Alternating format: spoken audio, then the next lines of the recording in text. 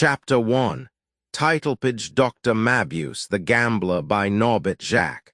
Translated by Lillian A. Claire. Imprint this ebook is the product of many hours of hard work by volunteers for standard ebooks and builds on the hard work of other literature lovers made possible by the public domain. The source text and artwork in this ebook are believed to be in the United States public domain. That is, they are believed to be free of copyright restrictions in the United States. They may still be copyrighted in other countries, so users located outside of the United States must check their local laws before using this ebook. The creators of and contributors to this ebook dedicate their contributions to the worldwide public domain via the terms in the CC01. 0 Universal Public Domain Dedication. For full license information, see the uncopyright at the end of this ebook. Standard eBooks is a volunteer-driven project that produces ebook editions of public domain literature using modern typography, technology, and editorial standards, and distributes them free of cost. You can download this and other ebooks carefully produced for true book lovers at Standard Books. Org. Translators note, since there is no actual equivalent of the position of Staatsanwalt, it is almost impossible to find an English rendering that conveys its full meaning. In part, the duties assimilate those of the public prosecutor. But in England, we can hardly conceive of an official of high judicial status personally identifying himself with his cases to the extent of disguising himself and playing the part of a detective. Wenck's position appears to combine some of the offices which would here be delegated to various individuals acting more or less independently as subordinates to a higher and single authority. He was a barrister and an LL.D. and a person of some influence, however, as his threat to the governor of the women's prison and his treatment of the night editor prove. In accordance with modern German usage, I have adhered to the original in dropping the von. When intimates of the same social class are speaking to or of each other, maintaining it in the more formal intercourse and the reports tended by social inferiors. Readers should note that in the currency now prevailing, the amount staked by Hull and his friends would be tens of thousands, and his total losses would run into many millions.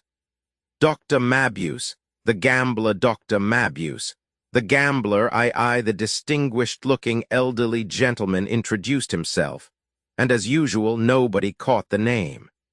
He wore a suit of fashionable and well-cut clothes, however, and his scarf pin was a single white pearl in a somewhat quaint setting, its dazzling purity recalling the whiteness of a lovely blonde's shoulders. As Carstens remarked, moreover, he at once placed a sum of 20,000 marks upon the table in front of him. He had been brought to the club by young Hull, the heir to an industrial concern worth millions, into which his father allowed him to dip freely.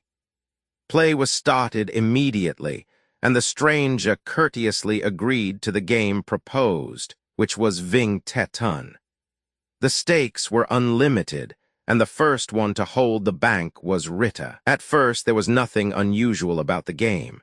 Gains and losses alternated, but soon it was noticed that Hull was losing, and this began just at the time when it was the elderly gentleman's turn to play banker.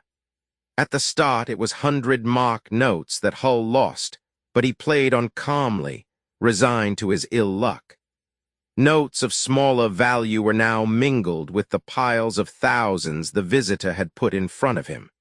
It was only outwardly, however, that Hull appeared undisturbed. He felt a good deal of excitement within, and a veil seemed to be obscuring his mental vision.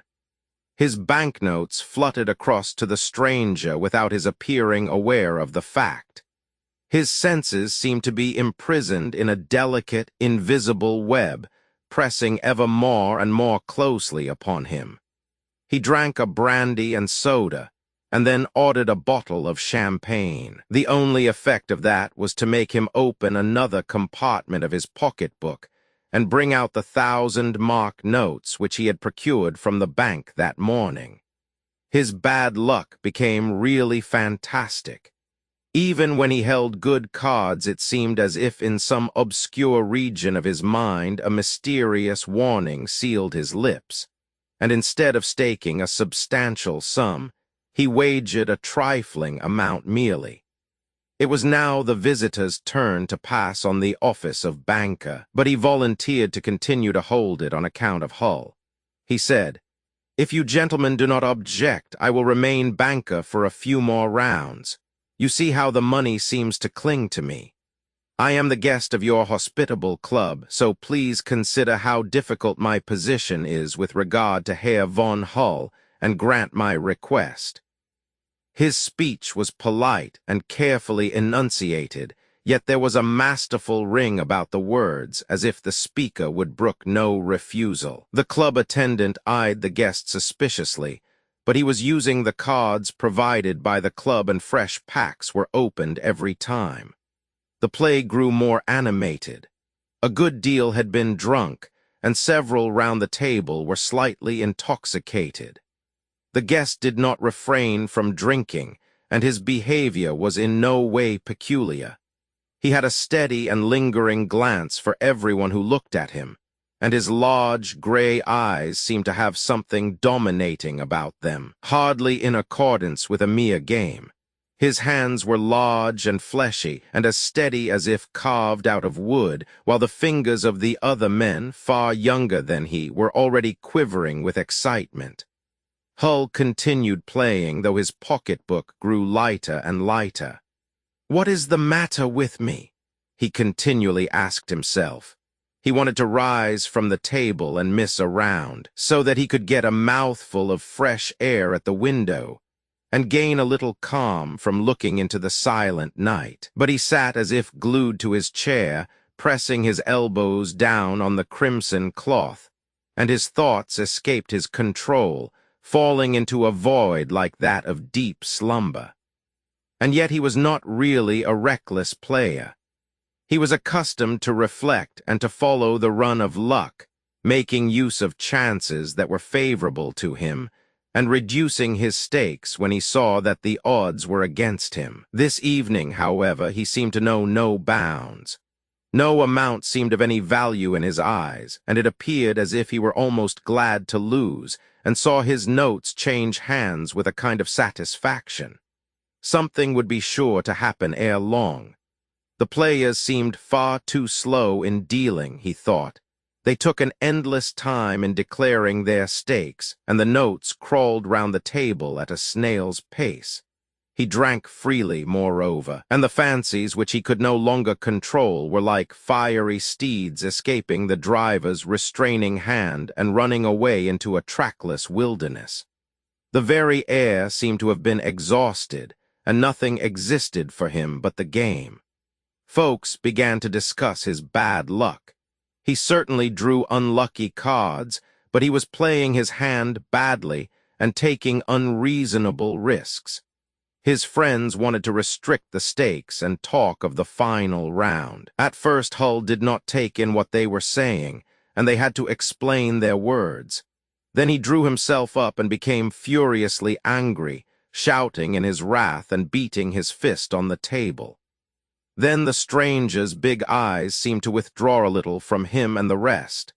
Their glance appeared to be directed inward, and some of their luster vanished. He laid down his cards and put his money into his pocket, doing it carelessly, however, as if it were merely a handkerchief. There was one more round to finish. Hull called out, "I'll play the bank," and the stranger dealt him the cards. He glanced at them quickly. His total was 21. Then something happened, something strange and inexplicable. He threw his cards face downwards upon the heap, saying, "I have lost again." The guest immediately showed his cards. His eyes regained their glitter. He counted his points, named the total, and threw his cards down on the table. It seemed to Hull as if he were falling from an unsteady foothold down into an abyss below. "What have I been doing?" he asked himself in stupefaction and despair. Now at last he began to see everything as clearly as if he had just come into the room. The three glowing electric globes under their protecting dome, the red-covered, lighted table, his friends, the elderly stranger, the scattered cards, and the piles of notes. "Where have I been? What have I been doing?" he stammered. His brain grew alert again, and the thoughts that had been so confused and obscure now became suddenly clear. It was as if he had drawn aside the curtains and let in the light of day. Then he felt a sudden distrust of himself, which made him uneasy. He held his head in his hands a while, striving to free it from the weight that seemed to encircle it, and then raising himself erect, he said, "What have I been doing?"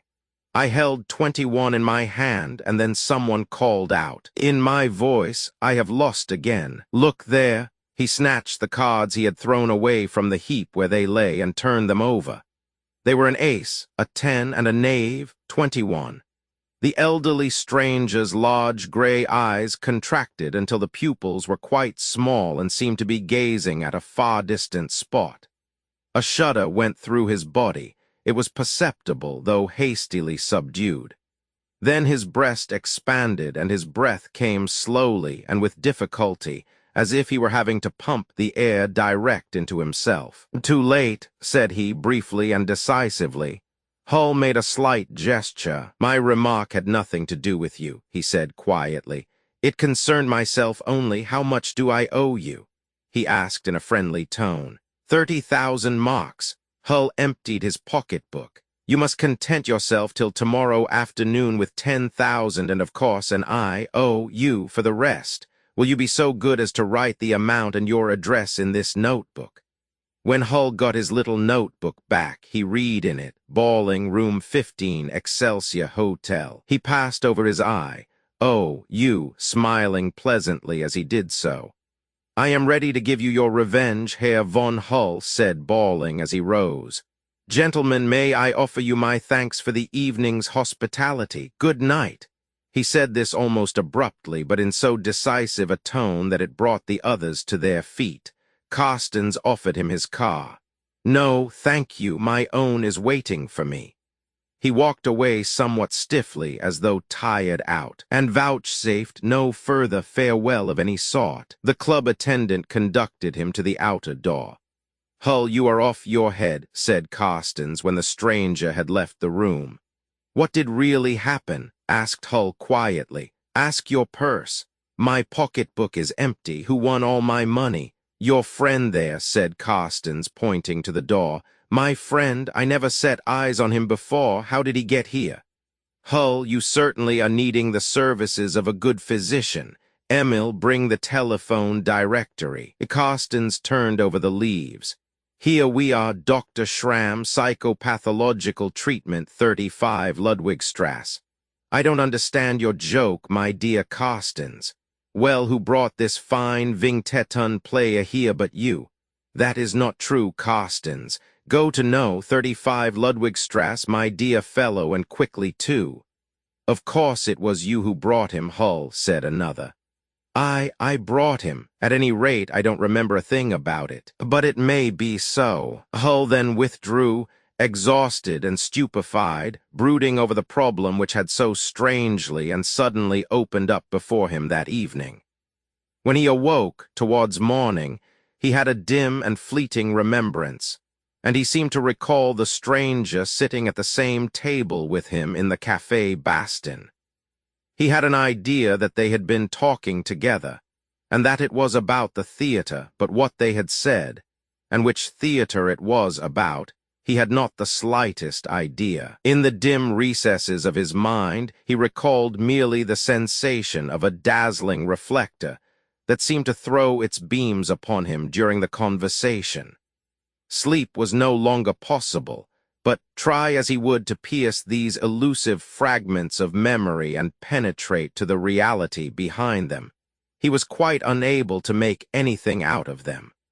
The next afternoon brought him no enlightenment either.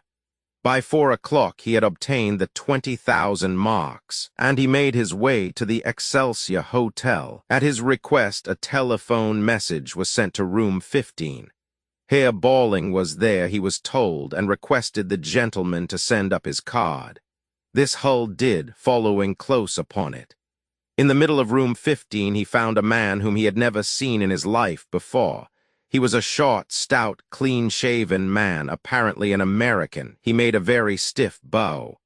"I beg your pardon," said Hull. "I must have been directed wrongly. I wanted room 15. "This is it," said the other. "Then Herr Balling must have given me the wrong number. My name is Balling. This time I am not dreaming. I am in full possession of my senses," said Hull to himself, and then aloud he continued. "But the mystery can soon be explained. Did you write this?"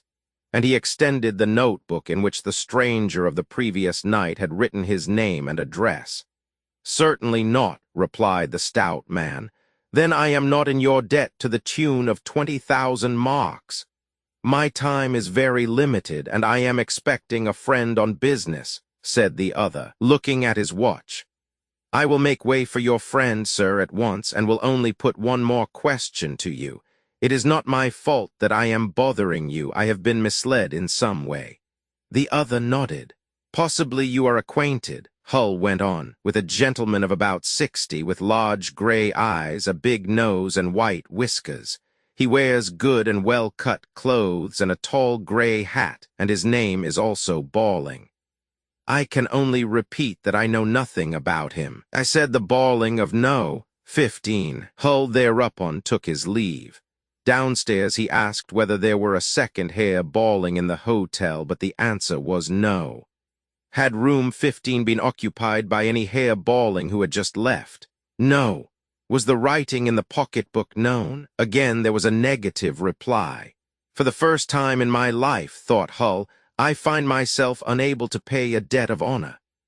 Gradually he became uneasy. What a mysterious affair this was. Nothing of the kind had ever occurred before. He had won money and lost it again, sometimes much and at other times little. He had been in financial straits. He had had some trouble about a girl he cared for. Once, indeed, he had been seriously wounded in a duel. Yet all that was comprehensible and straightforward, so to speak. But this tale of Herr Balling and the 20,000 marks had some mystery or other behind it. He had forgotten that it was he who introduced the stranger to the club. He had played as if he had lost his head. He had incurred a debt of 20,000 marks, and his creditor had furnished a name and address which did actually exist but were not his, and moreover, he would not have the money. If it had not happened that Hull had no mistress at the moment, he could have talked this affair over. He pondered over it alone while he walked along Lenbach Square and the promenade, looking everybody in the face in the hope that he might encounter the distinguished stranger among them. He went to the Café Baston and scanned all the faces there. He sat down at a table and waited to see whether the genius loci would be favorable to him and recall the vanished recollections. But nothing came of it, and he stood up again, a prey to increasing uneasiness. It seemed as if in the invisible depths behind him another power, extraneous to himself, was pursuing him, pressing down upon him, trying to jump on his back as a monkey might do, and lead him into unlucky adventures of some kind or another. Hull forced himself to return to his lonely bachelor chambers. There he met Carstens and greeted him with relief. But Carstens at once asked, "Well, has your memory returned? My dear fellow, there's something wrong with me. With the 20,000 marks. No, there they are." And he tapped his breast pocket. "Nobody wants them, it appears. There is a Herr Balling in room 15 at the Excelsior, but he isn't my man, and we've never met before. He has never played Vingt-Teton, and nobody owes him 20,000 marks. I can't get rid of the money, and it makes me feel creepy. Something is going to happen to me. Who is there near me whom I cannot see? There's certainly something wrong with me. Come to the club. Perhaps your Herr Balling will go there to fetch the money himself.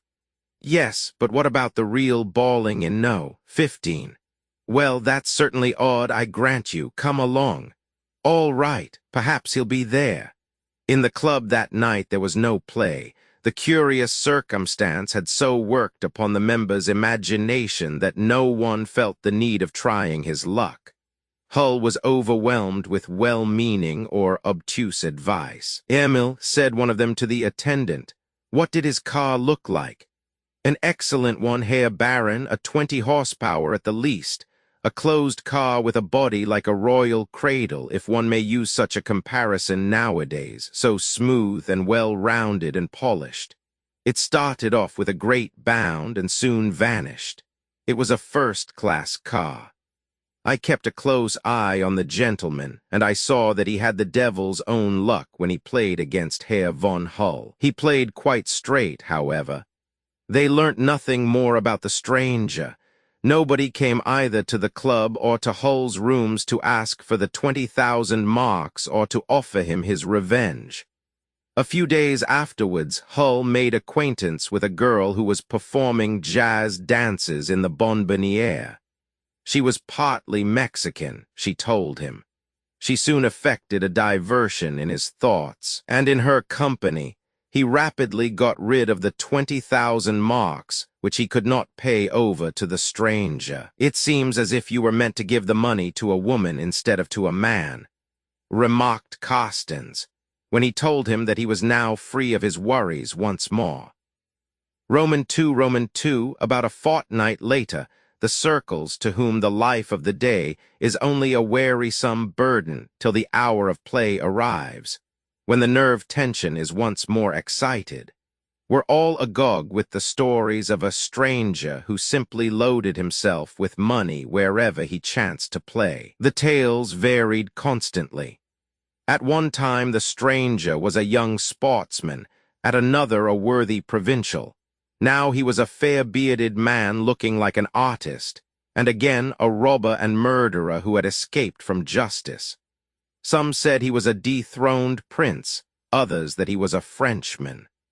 Another time they declared him to be a citizen of Leipzig, who was smuggling pit coal from the Saar into Bavaria by way of Switzerland, or profiteering on the money exchange with New York and Rio de Janeiro. There was endless variety in the descriptions, but the imagination put the various forms together and made one personality out of them.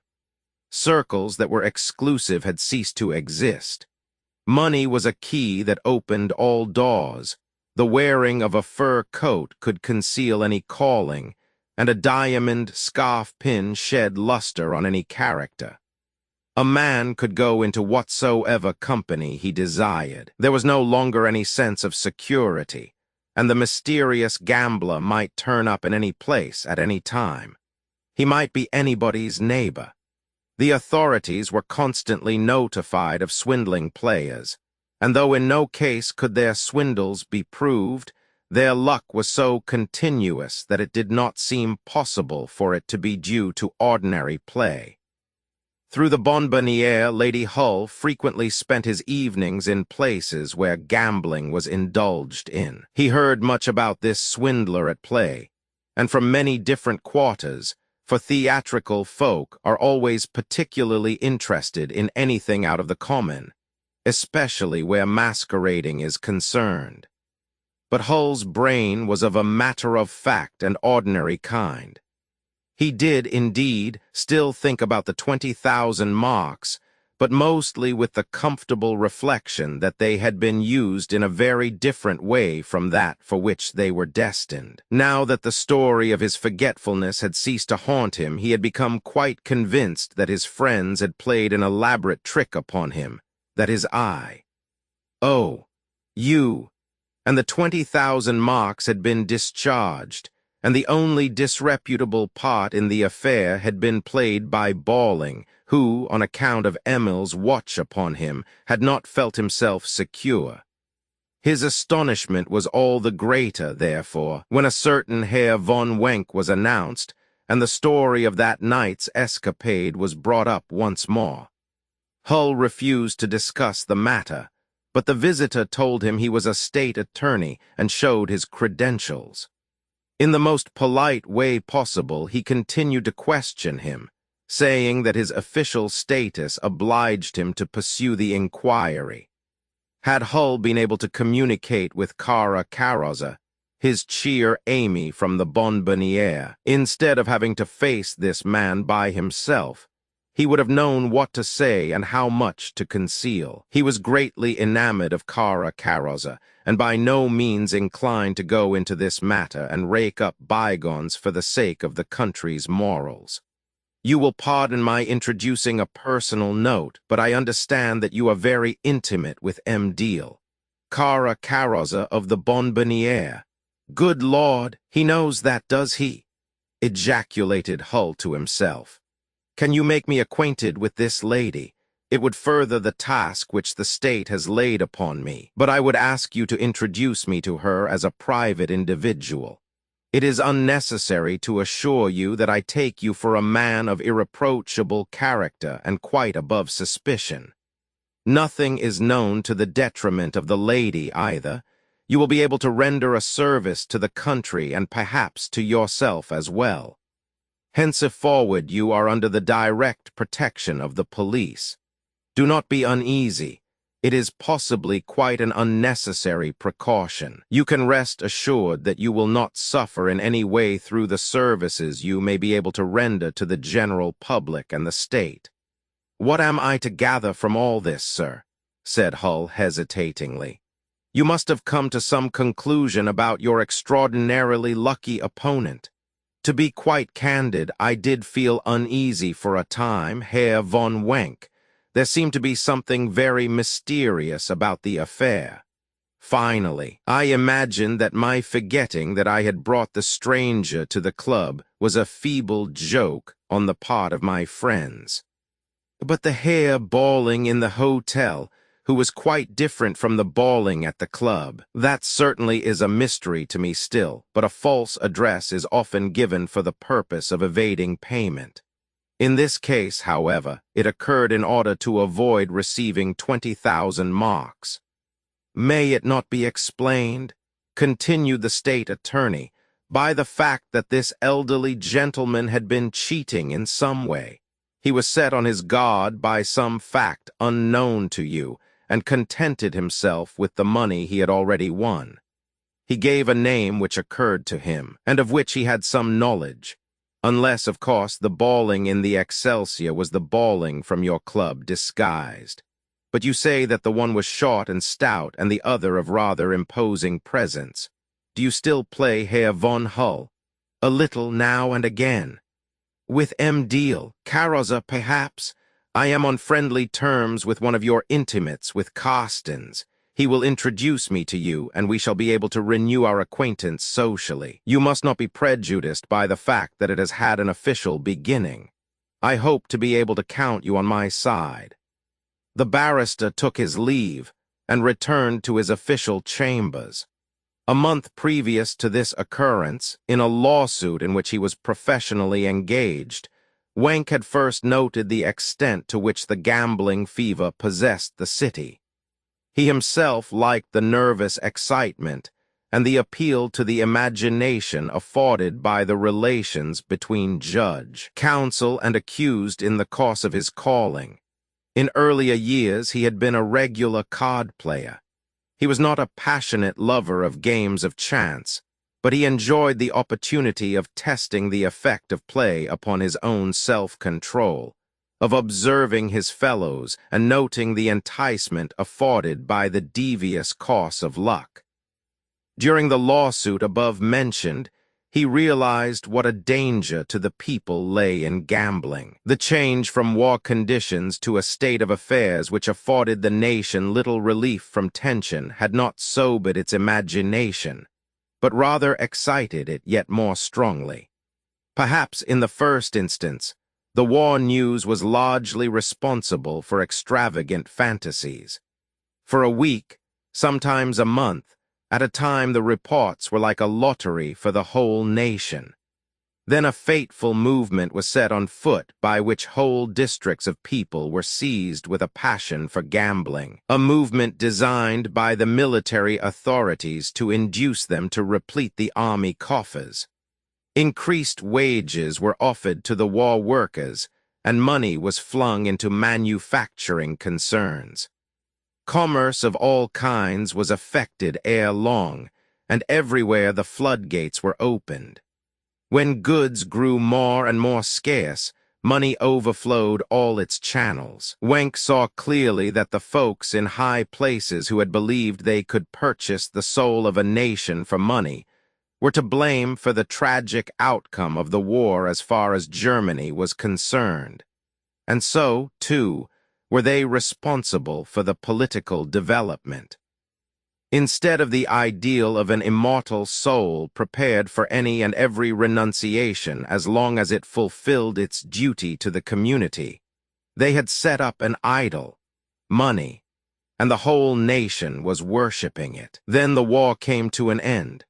Money decreased in value, and the idea of it played a yet more dominant part in the life of a nation now deprived of its success and brilliance in the world outside. Hundreds of thousands had become accustomed to a life of inaction, and for many years now it had been nothing but pure chance whether they lived or died. Their only preoccupation had been to exercise authority over others and to live entirely on their nerves. They brought with them to the more stable conditions of life the gambling spirit born of their war experience. They had grown accustomed to taking risks, and they continued to rely on luck. They resumed their former mode of life, but brought to it the atmosphere of their recent experiences, transferring the nerve-wracking and hazardous existence of those days to the conditions which now obtained. To some extent this was inevitable, but those who looked beyond the present and wanted to see a new era of prosperity dawn must strain every nerve and exercise the strictest self-denial. Thus only could there be hope of recovery.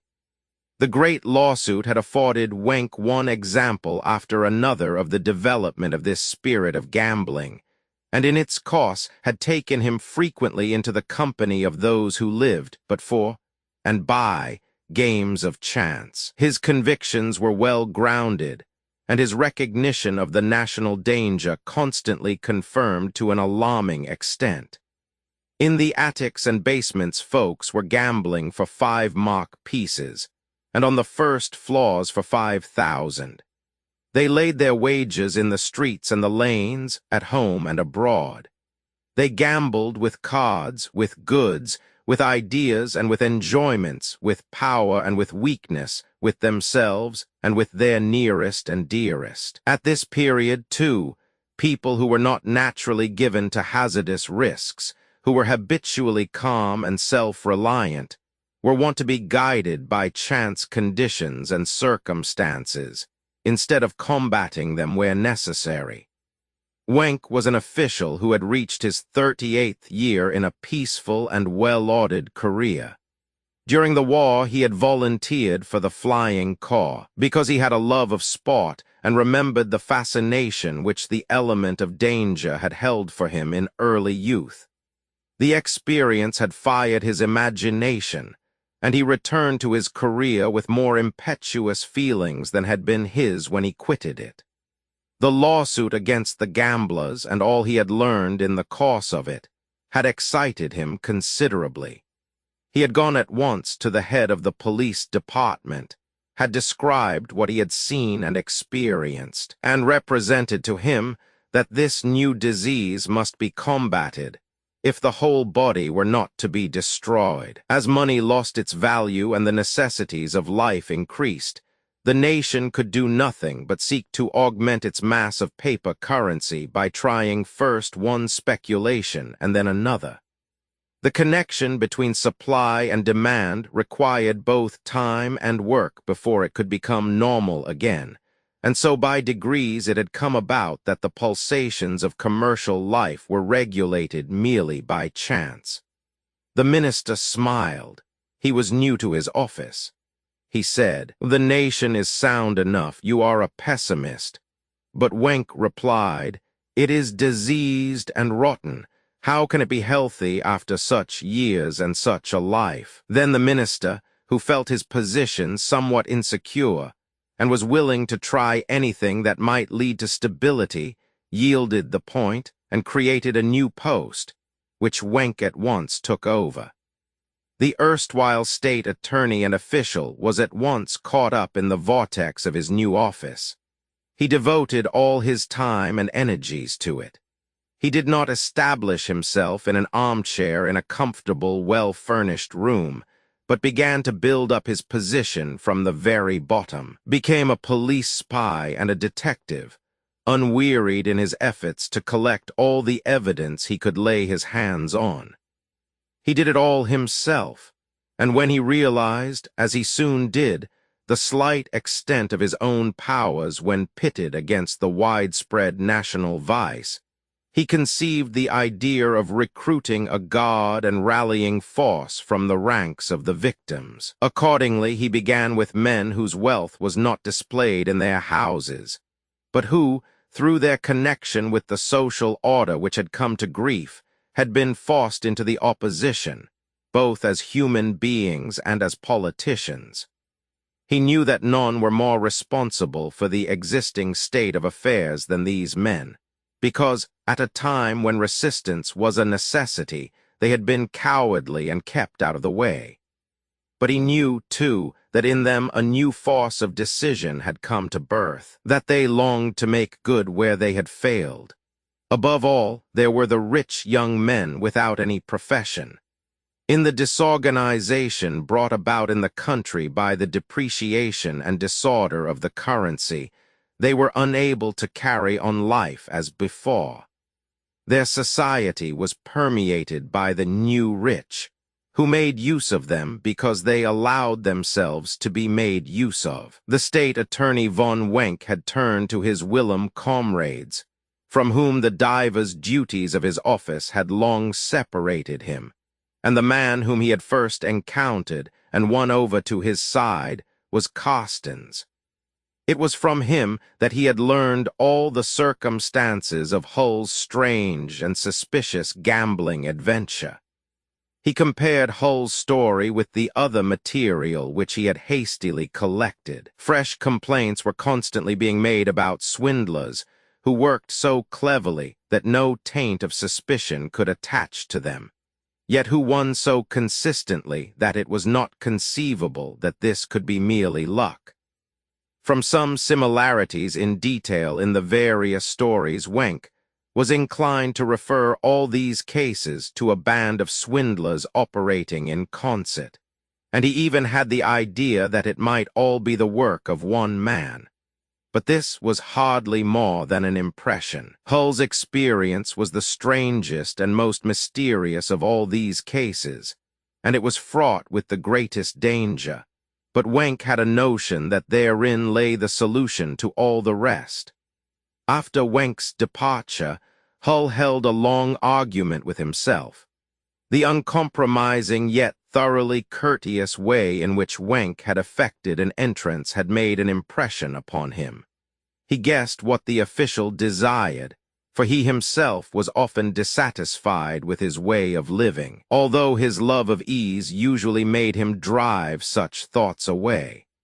Under ordinary circumstances, he would have pursued his usual search for enjoyment without restraint or reflection, either until considerations of health had set a limit to his dissipations, or until a marriage, either arranged or entered into voluntarily, had caused him to range himself. Hull by no means approved of the course of affairs in Germany which had led to the Treaty of Versailles. He at once asked himself, where were you in 1918 when the retreat began, and earlier still, when it first began to be planned? Are not you, Hull, and all your kind, responsible for it? That was what Herr von Wenck's words had implied. But Hull found in himself no trace of such individuality as might have saved the situation, and he dismissed these ideas from his mind. He drove to see Kara Carrozza and told her of Wenk's visit. "For God's sake, don't get us mixed up with your state attorney, dear Eddie," said she. But, do we cheat? Are we dishonest? Are we profiteers or climbers? We merely keep ourselves going. What are you thinking about, darling?" "Eddie, a game of cards in full swing, someone holding the bank, closed doors, and a state official looking on. That might prove a hanging matter. But I promised him I would bring you."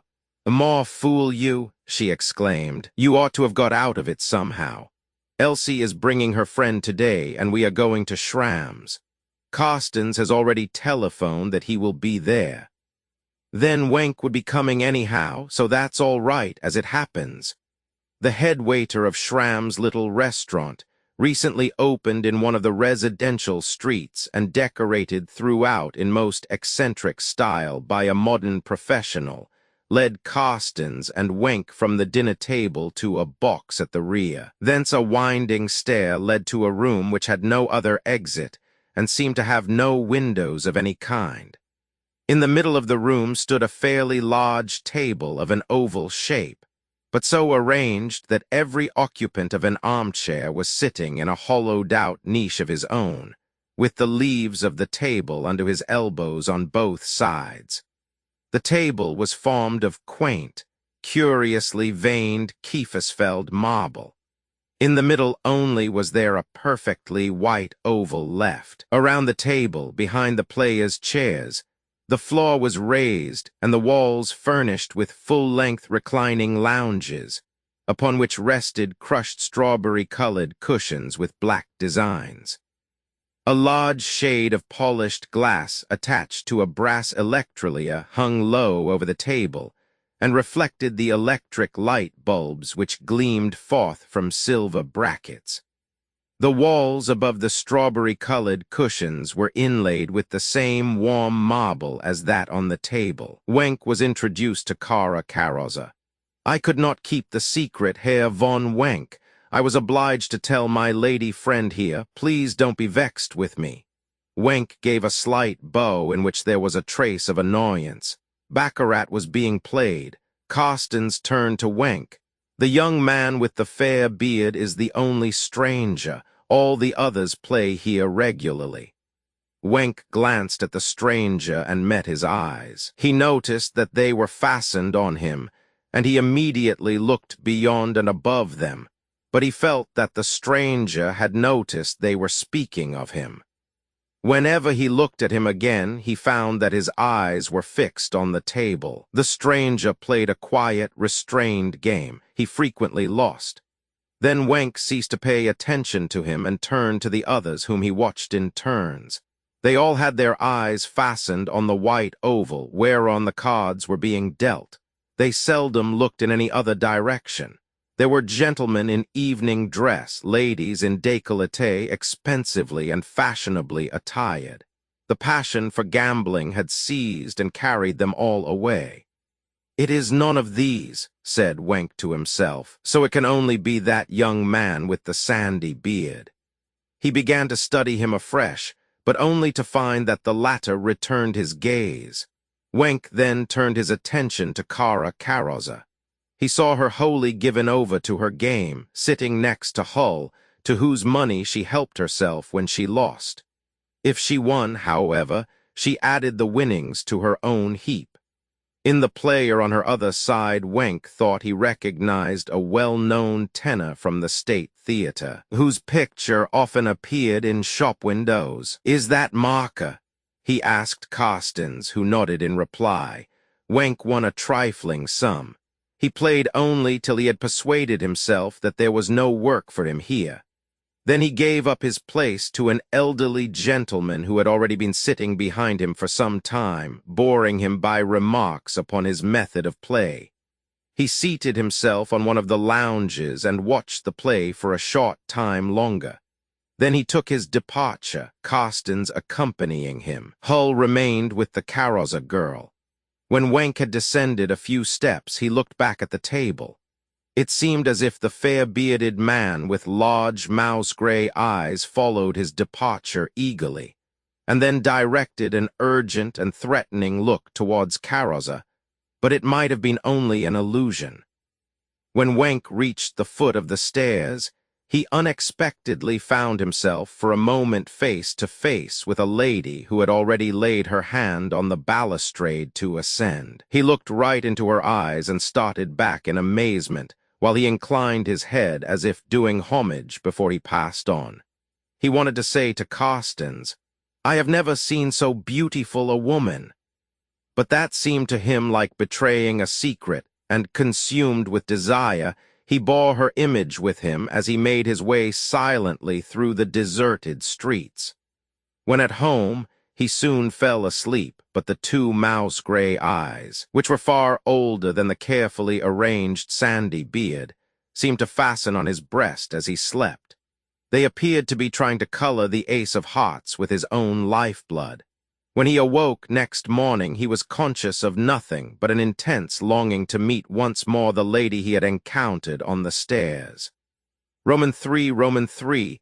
The next night, Wenk was invited to a soirée musicale in the neighborhood of Schramm's restaurant. A young pianist was performing modern fantasies. Wenk was bored, became fidgety, and was the prey to wandering thoughts. It seemed to him as if he were neglecting some special opportunity elsewhere. He grew so uneasy that he finally slipped away, merely leaving a card of apology for his hostess. He reached Schramm's and was about to pass quickly by. Then it occurred to him to look up at the first floor of the villa where the new restaurant and gaming house was established, and try to see the windows of the little room in which he had played the previous night. The ground-floor windows were large, and through their old gold curtains a faint light gleamed, but the 4 windows on the first floor showed no signs of occupation. Yet he said to himself, "Behind those unlighted windows there gleams light, her light," and he went in, full of hope that he might encounter the mysterious lady who had so bewitched him. The head waiter approached him at once, took hat and coat, whispering, "The marble table," and looking closely at the visitor as he did so. Wenk gave a nod of assent, and the head waiter rapidly preceded him to the back, Wenk following more leisurely. Then he was led up the winding stair. The first person he saw at the gaming table was the sandy-bearded man. He sat in his niche, his broad shoulders bent forward, with his eyes fixed in a steady gaze upon a player opposite. His attitude was that of a beast of prey who has already played his victim and is only waiting to pounce upon him. He seemed to be all sinews. At least that was the impression he made upon Wenk, who started back at his aspect. There was one empty seat. Wenk took it and drew out his pocketbook. An idea crossed his mind that something special had occurred at the table. He saw all the players cowering over the little heaps of money in front of them, and yet there was in them all a distinct, even if unintentional, glance given to one among their number. The sandy-bearded stranger was holding the bank, and now he looked up. Wenk noticed how, at first, annoyed at the disturbance, he raised his eyes towards him, and then it was clearly noticeable that his face quivered. At the same moment, however, he closed his jaws so firmly that his beard stood out round them. The rest was a mere impression, but this Wenk saw clearly. A shudder went through him as if at some sudden and dangerous encounter. At this moment the banker displayed the cards he held. Someone said, "Bash has lost again." All turned to look openly at the pale, thin man whom they had been furtively regarding when Wenk entered. With a quiet and drowsy movement, Bash pushed the notes lying on the oval in front of him over to the stranger. He grabbed at them like a bird of prey. The loser sank back in his seat, and in the same slow and dreamy way he brought out a fresh 1,000-mark note and laid it in front of him. "How much are you losing now?" said a lady from the divan behind Bash. "You will have a lucky life. When one loses to that extent, I regard you as a champion. You must establish a record. In losing, you know, then you will be so lucky in life that I shall want to." She broke off in embarrassment. Then Wenk, with a delicious tremor in his veins, recognized the speaker as the lady whom he had so abruptly encountered on the stairs on the previous evening. "Get ready to stake," said the sandy-bearded man in a harsh voice, drowning the speaker's concluding words. Bash had not answered her. As the banker called out, he merely made a movement of his hand over his 1,000-mark note, a movement as if he were secretly conjuring it to do his bidding. He looked at his cards. It was his turn, and no one else was punting. "Do you take one?" said the banker sharply. Bash shook his head dreamily. Wenk noticed Kara Caroz's auburn-tressed head behind one of the spectators, but his glance always returned to the other woman.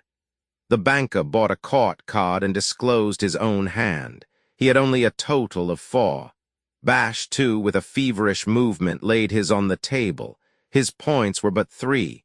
"He plays as if he were drugged," whispered Wenk's neighbor. "To hold 3 and yet not take a card, what folly!" As he raked in his gains, the sandy-bearded stranger gave a hasty glance at Wenk. The latter felt himself pitted against the winner. He increased his stakes, won, then lost for several rounds, and won again. Bash continued to lose every time. By degrees, Wenk ranged himself more and more on his side. He staked his money as if it were a weapon for Bash against the stranger, a weapon with which to strike him down. Wenk noticed that the latter looked at no one but himself and Bash. He therefore accepted the challenge and threw himself eagerly and wholeheartedly into the struggle, impelled by some mysterious power that incited him against the banker. He forgot himself altogether and no longer played for the purpose of observing and discovering. He abandoned himself to the game and played like all those whom he had come to rescue from the gaming table. He even forgot the lovely lady. When he first realized this, he was ashamed, and for the first time during the evening he glanced round the room to see whether Hull were there. But it was not Hull who now sat behind Kara Caroza. Wenk's search was vain. Hull was not present. Kara sat with a stranger behind a player with whom she was sharing the stakes.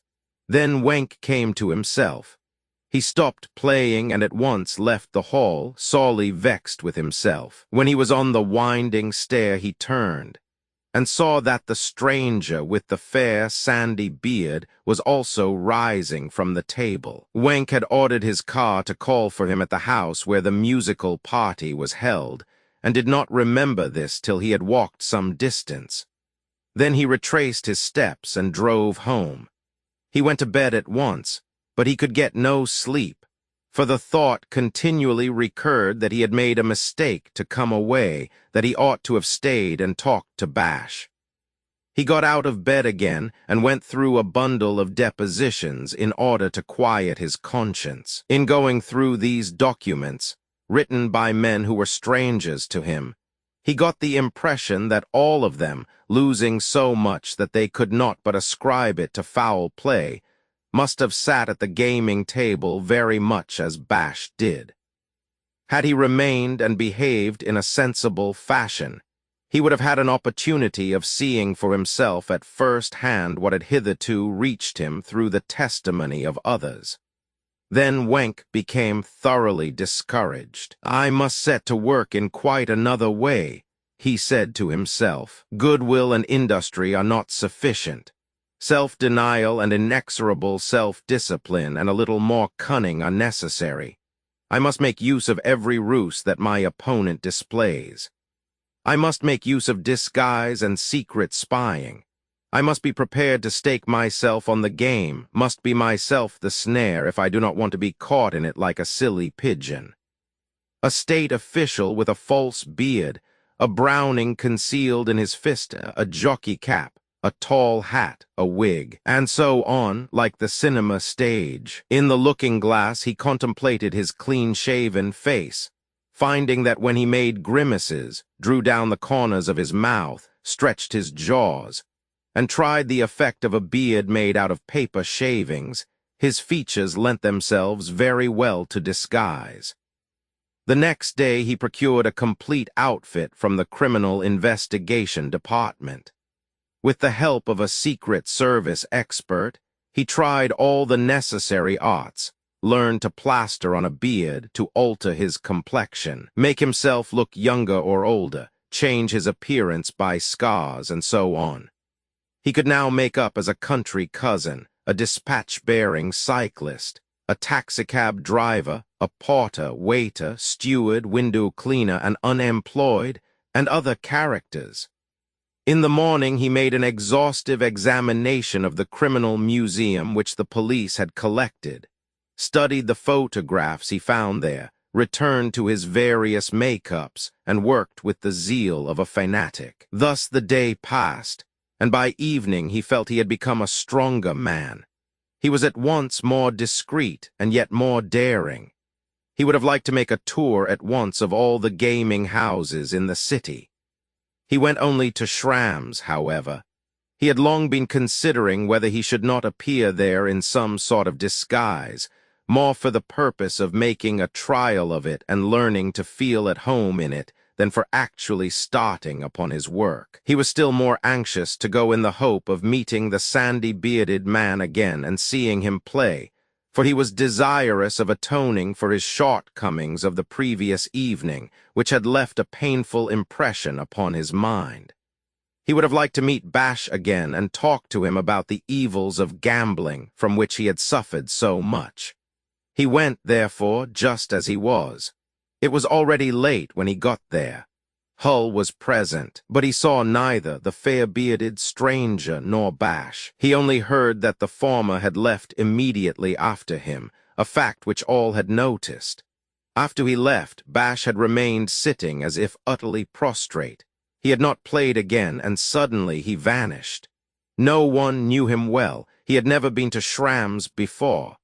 The lady who sat behind him estimated that his losses must have been 30 to 35,000 marks. The blonde stranger had won it all, but he did not win until he began to hold the bank. Everything had been absolutely in order. The attendant who furnished the cards was thoroughly reliable. While talking about the previous night's play, they stopped their game. Then Kara said, "There are people who are born players, and if they take only one card in their hands, it is sure to be an ace. They can do what they like.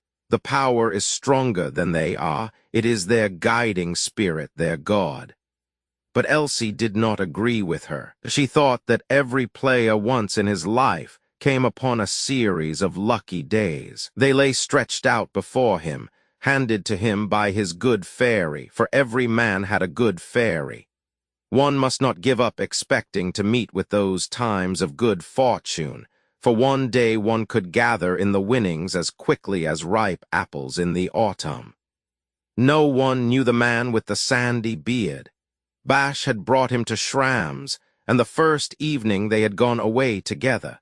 He might be a dethroned prince. He was so imperious and abrupt in his speech. A dethroned prince in want of money. No doubt. "I have a strange feeling," said Hull, "as if I had already played against him once." "Nonsense," said Kara. In his mind the fancy grew stronger. "It is not so much that I have played with him, but as if he had done me some very serious internal injury affecting my very blood. But how and when and where I have no idea. It must have been in a dream." "He has evil eyes," said a woman's voice, which Wenk seemed to recognize. He looked in that direction, but with the bright light on the table, the corner seemed as dark as a cave, and he could descry no one. Kara answered the voice in the darkness in a tone that seemed to have anger in it. "Evil eyes? What do you mean by that? Surely at the gaming table no one looks like a saint." From the corner there came the words. He seemed to look at Bash like a beast of prey eyeing his victim. "That was exactly the impression he gave me," exclaimed Wenk. He at once rose hastily and went to the corner, entered the dark niche and started back, for the speaker was the beautiful unknown. A glow suffused Wenk's features, and his heart began to beat violently, as if its strokes must be heard. Then he pulled himself together, saying, "I really must be mad. I am searching for a criminal and am about to fall in love with someone whom I may have to send to prison tomorrow. This is really idiotic."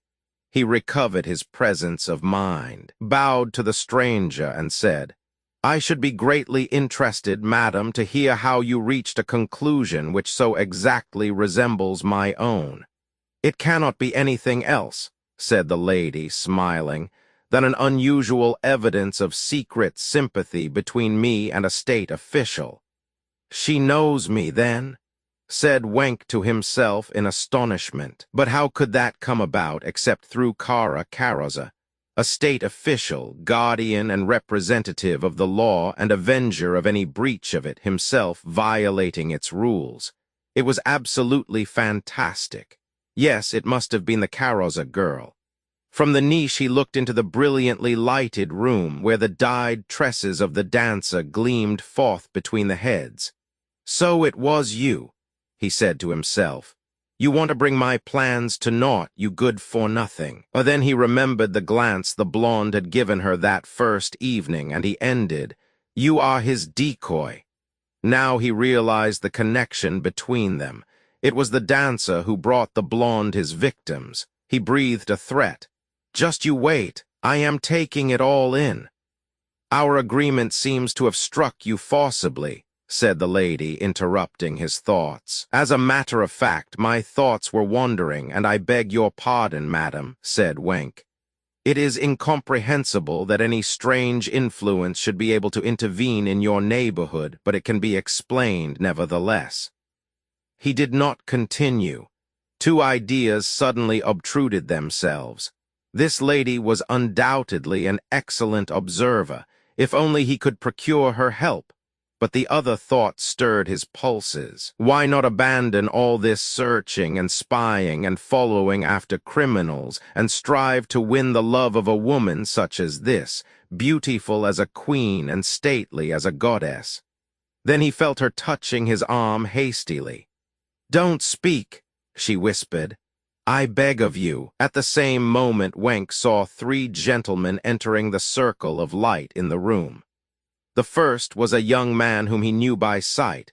For a few days previously he had noticed him at an exhibition of futurist paintings as the buyer of the most unusual and bizarre of these. He had asked the name of the purchaser, and the attendant had replied, "Graf Told bought them. There he is," pointing to the young man who had just now entered the room. "Herr von Wenk," said the lady in a whisper, "will you do me a great favor?" "With pleasure, madam. I am at your command. I am anxious to leave this room within the next few minutes without being seen. Can you help me to do this?" "Certainly," said Wenk. "How can I accomplish my purpose?" "That is quite simple. You see the entrance to that staircase. It is only a few steps to it. You must look at it well to be able to find it in the dark. I am certain that I know where the electric light switch is. It is just over the first section of the stairs. I will go there and turn it out, and you can make use of the darkness to gain the staircase.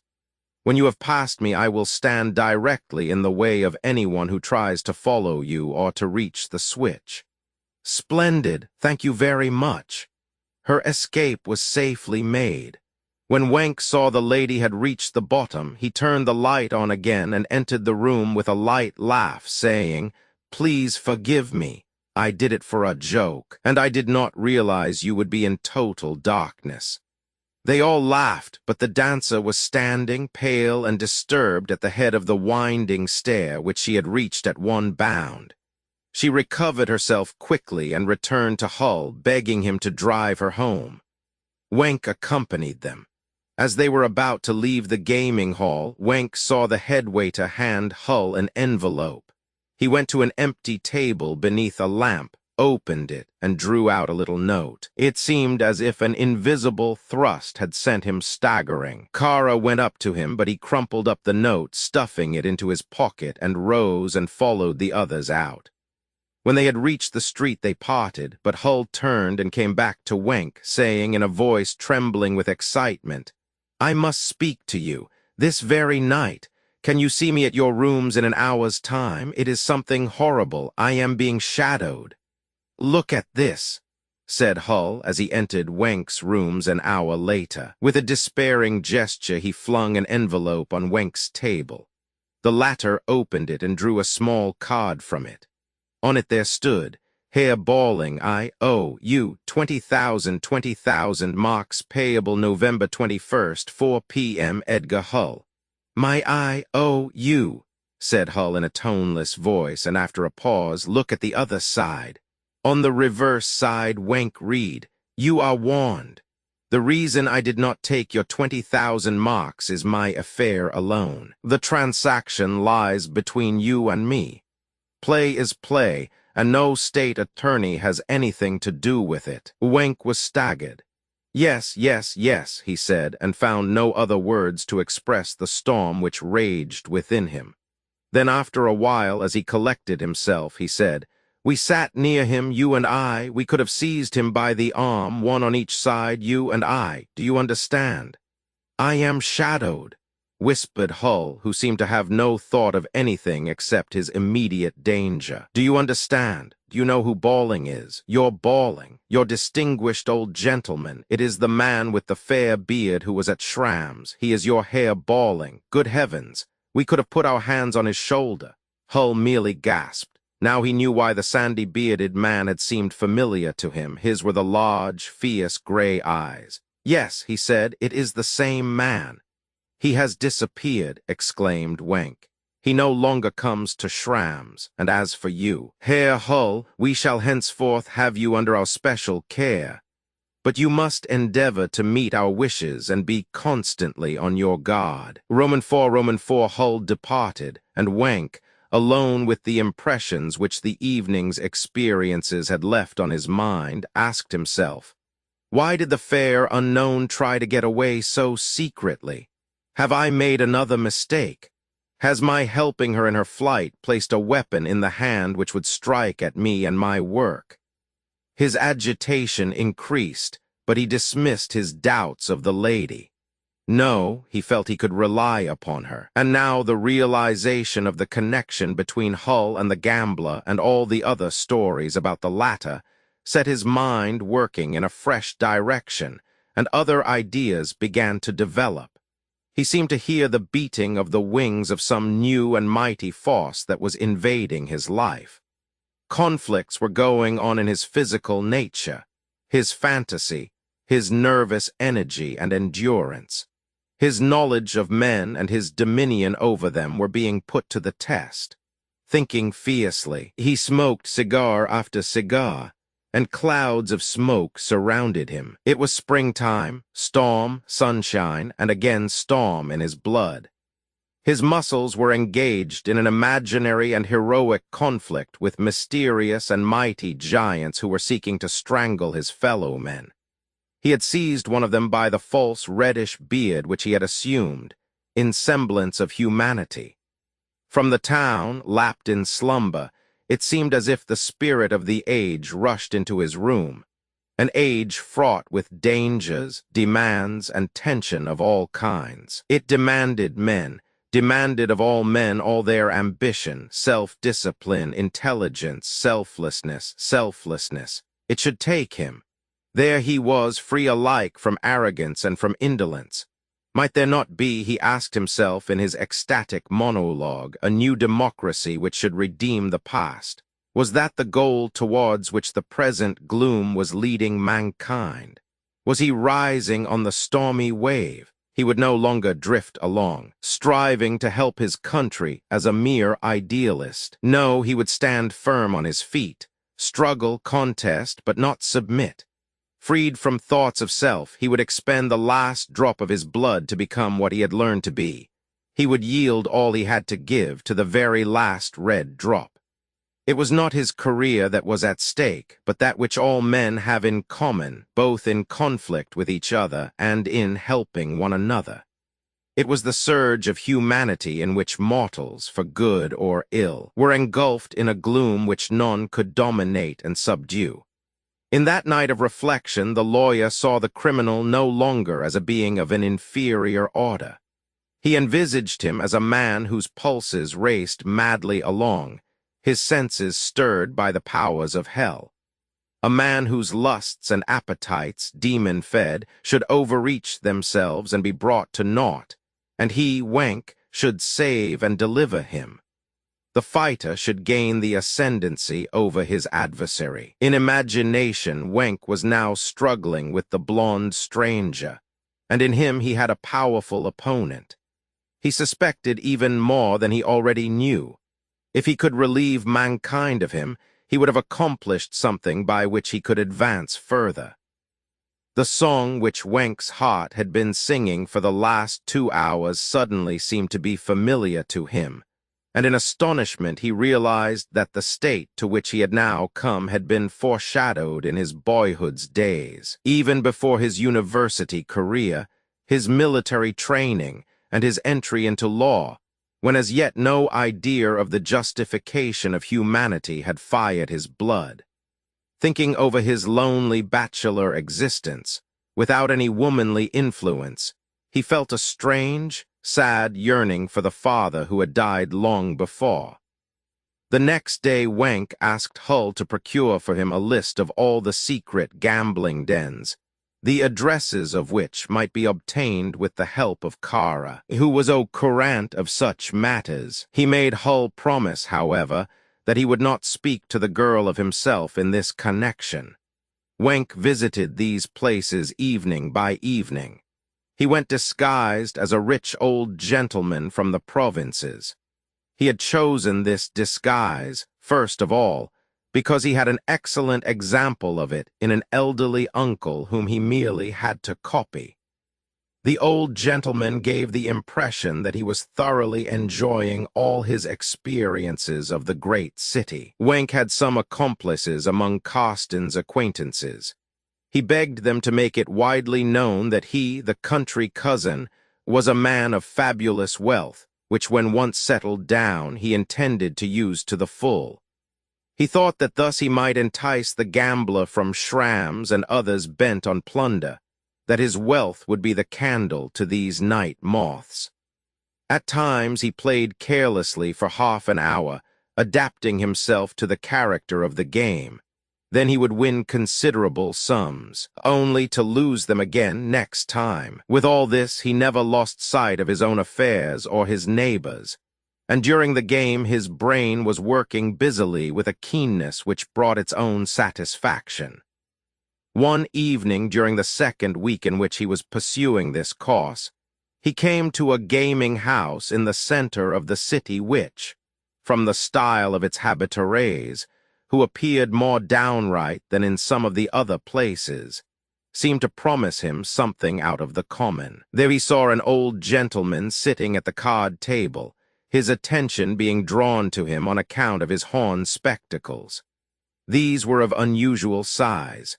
The old gentleman was addressed as Professor. When he took his cards in his hand, he removed his horn spectacles, exchanging them for eyeglasses of an uncommon shape. Then Wenk noticed that the spectacles now lying on the table were not the usual type of modern horn spectacles, but were of tortoiseshell, very artistically designed. The old gentleman slipped them into a large shagreen case, dotted over with green points. All his movements were very leisurely, so that Wenk had ample time for his observations. "Those are Chinese spectacles," he thought to himself, recalling his own journey to China, which he had made before the war. The recollection surged up so powerfully that he uttered aloud what he had really only intended to say to himself.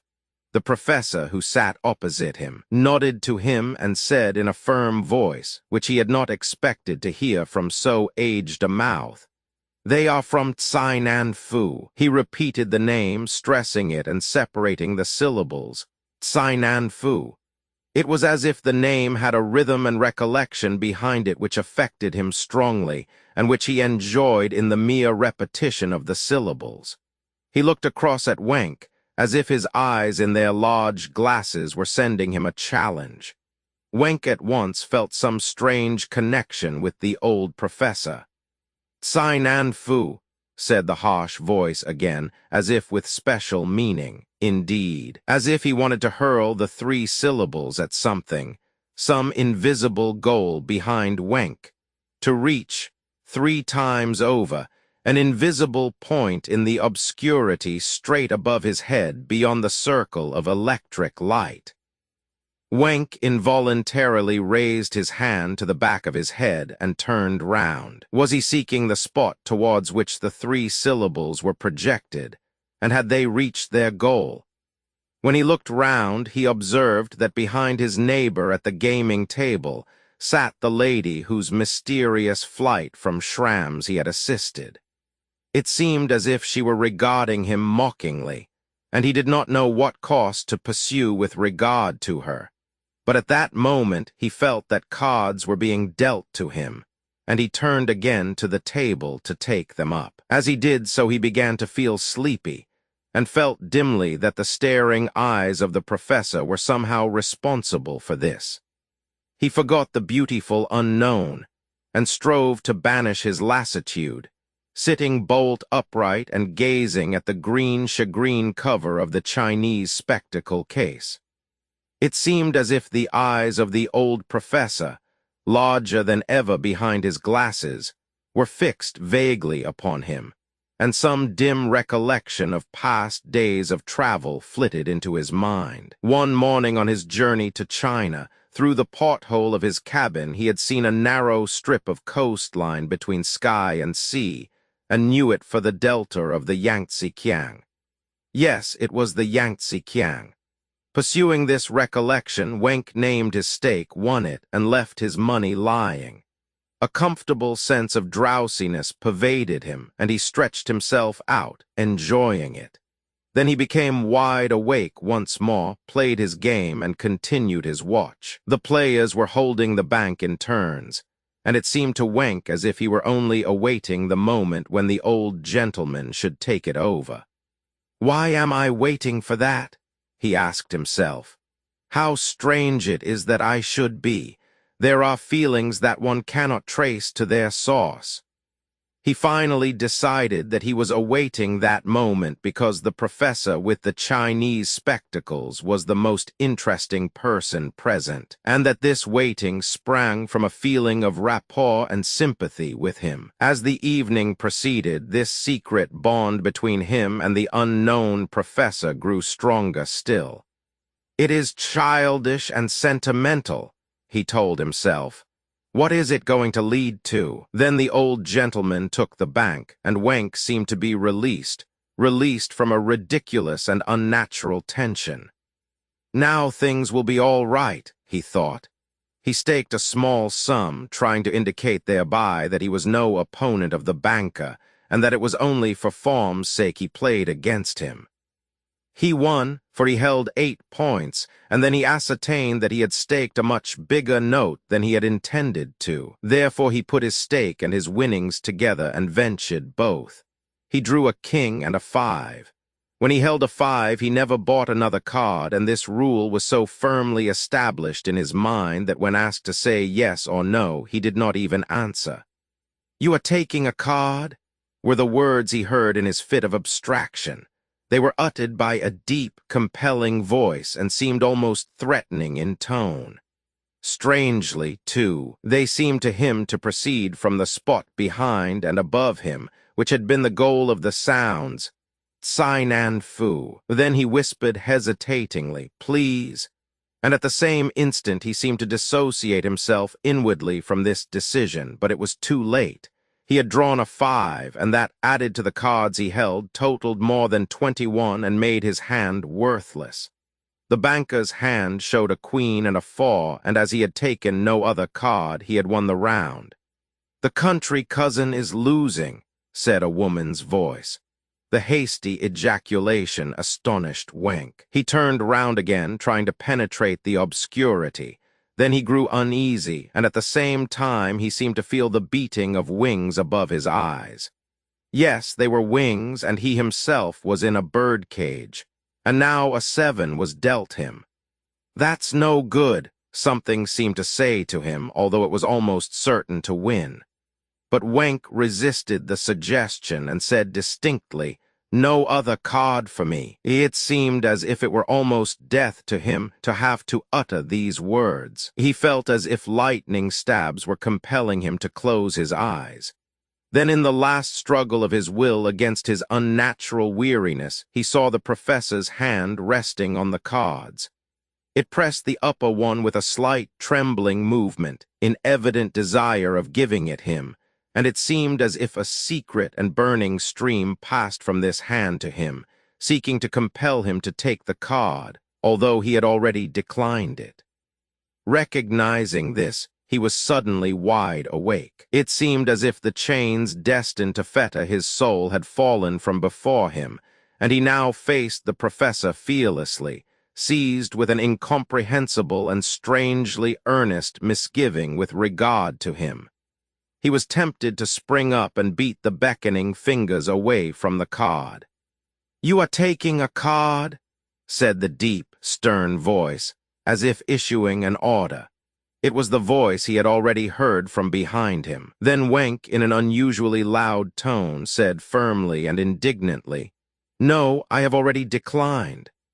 The large eyes behind the glasses remained fixed, gazing at him for the space of a second, then shrank back like hounds before a more powerful assailant. The old gentleman leaned slightly forward, asked for brandy and water, and shortly afterwards requested to be allowed to give up the bank and leave the game. He felt suddenly indisposed, he said. They all busied themselves with him, crowding round his seat, but Wank remained in his chair. He was struck by the connection between his little experience and the old gentleman's attack of faintness. Were they indeed connected? He felt as if he were responsible for the professor's collapse. It seemed as if he had subconsciously come into conflict with him, and that this fainting fit was the result of their struggle. He was considering how he could help him. Then he felt in his waistcoat pocket and brought out his little bottle of smelling salts. He took the stopper out and handed it across, saying, "Perhaps these salts may be of use. I have just—" But he was surprised to find that the old gentleman had already departed. His earlier misgivings returned. He rose quickly and pushed his way through the crowd. He wanted to follow the man and bring him back. Someone suddenly stopped him, saying something incomprehensible, as if he, Wank, were responsible for the professor's condition. But Wank's hand went to the revolver in his breast pocket. Kara Karrozer advanced towards him. He pushed her hastily aside, dragging the other with him. Then, with his disengaged hand, he violently wrenched himself free of his assailant's grip, and hurried to the corridor which formed the dimly lighted side entrance. He heard footsteps behind him as he entered it, hastened forward, closed the door behind him after passing through, and soon gained the side street where the motor cars were waiting. By the light of a lantern he saw the old gentleman, bent and bowed no longer, but with hasty and powerful stride about to enter a car. He saw his own chauffeur drawing up to the curb and called to him in a low voice, "Follow that car." They flew after it. It was a large and powerful car, but as it was still early in the evening, there was a good deal of traffic, and it could not travel at its full speed. Consequently, they were close behind it. They were soon caught up in a stream of cars and taxicabs coming from one of the theaters, so that Wank could follow quietly and without exciting suspicion right to the Palace Hotel.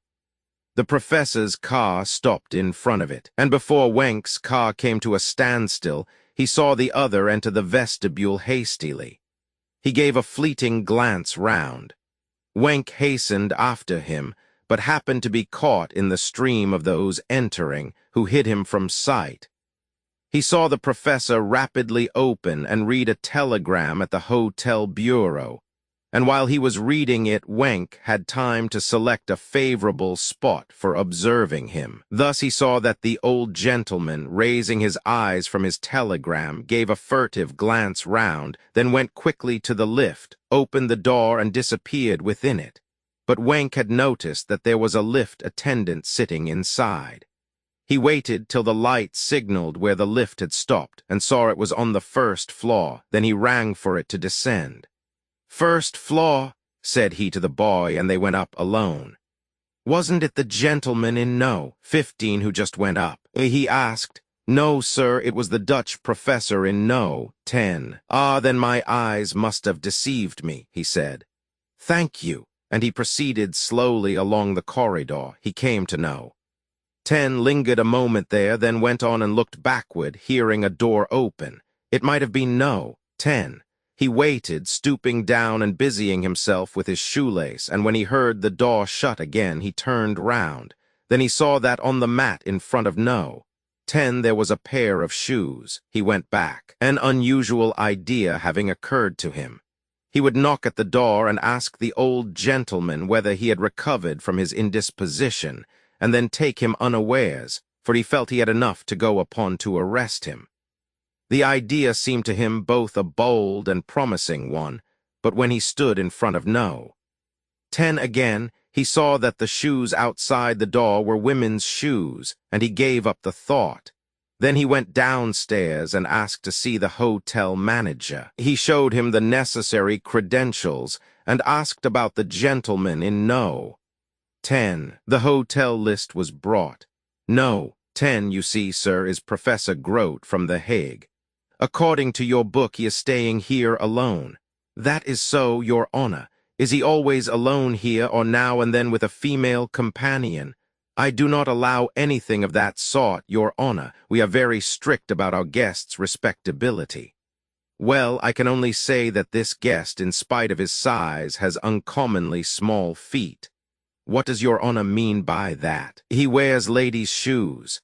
Ah, now, sir, you are joking. Well, come with me, my good fellow, and see for yourself. They went upstairs together, in front of No. 10, they saw a pair of elegant, high-heeled shoes of the latest fashion. Then Wenk cocked his revolver and went in without the formality of knocking. He entered the room quickly, the hotel manager following him. The light was on, but the room was empty. Both the windows were closed, and the bathroom adjoining had none. Wenk searched the cupboards, bed, and drawers, but nowhere was any clue to be found. He hurried down to the street, but the stranger's car had disappeared. He made the manager inquire who had left the hotel within the last 10 minutes. "Nobody but the secretary," said the commissionaire. At that moment, the secretary came from behind a partition, ready to leave the hotel. The man looked at him in amazement. "You here again? You only left a few minutes ago." "I did. I was in the bureau till this very minute," answered the employee. Then Wenk knew all he needed to know, and the circumstance was fully explained. For the purposes of disguise, the man who had disappeared had prepared the outfit of someone well known in the hotel. He had put a woman's shoes at his door, for he conjectured, and rightly too, that the pursuer, before he entered the room, would go back to the bureau and inquire about the mystery of the feminine footwear. And he had made good use of the time this took. It was evident to Wenk that he was dealing with a mastermind.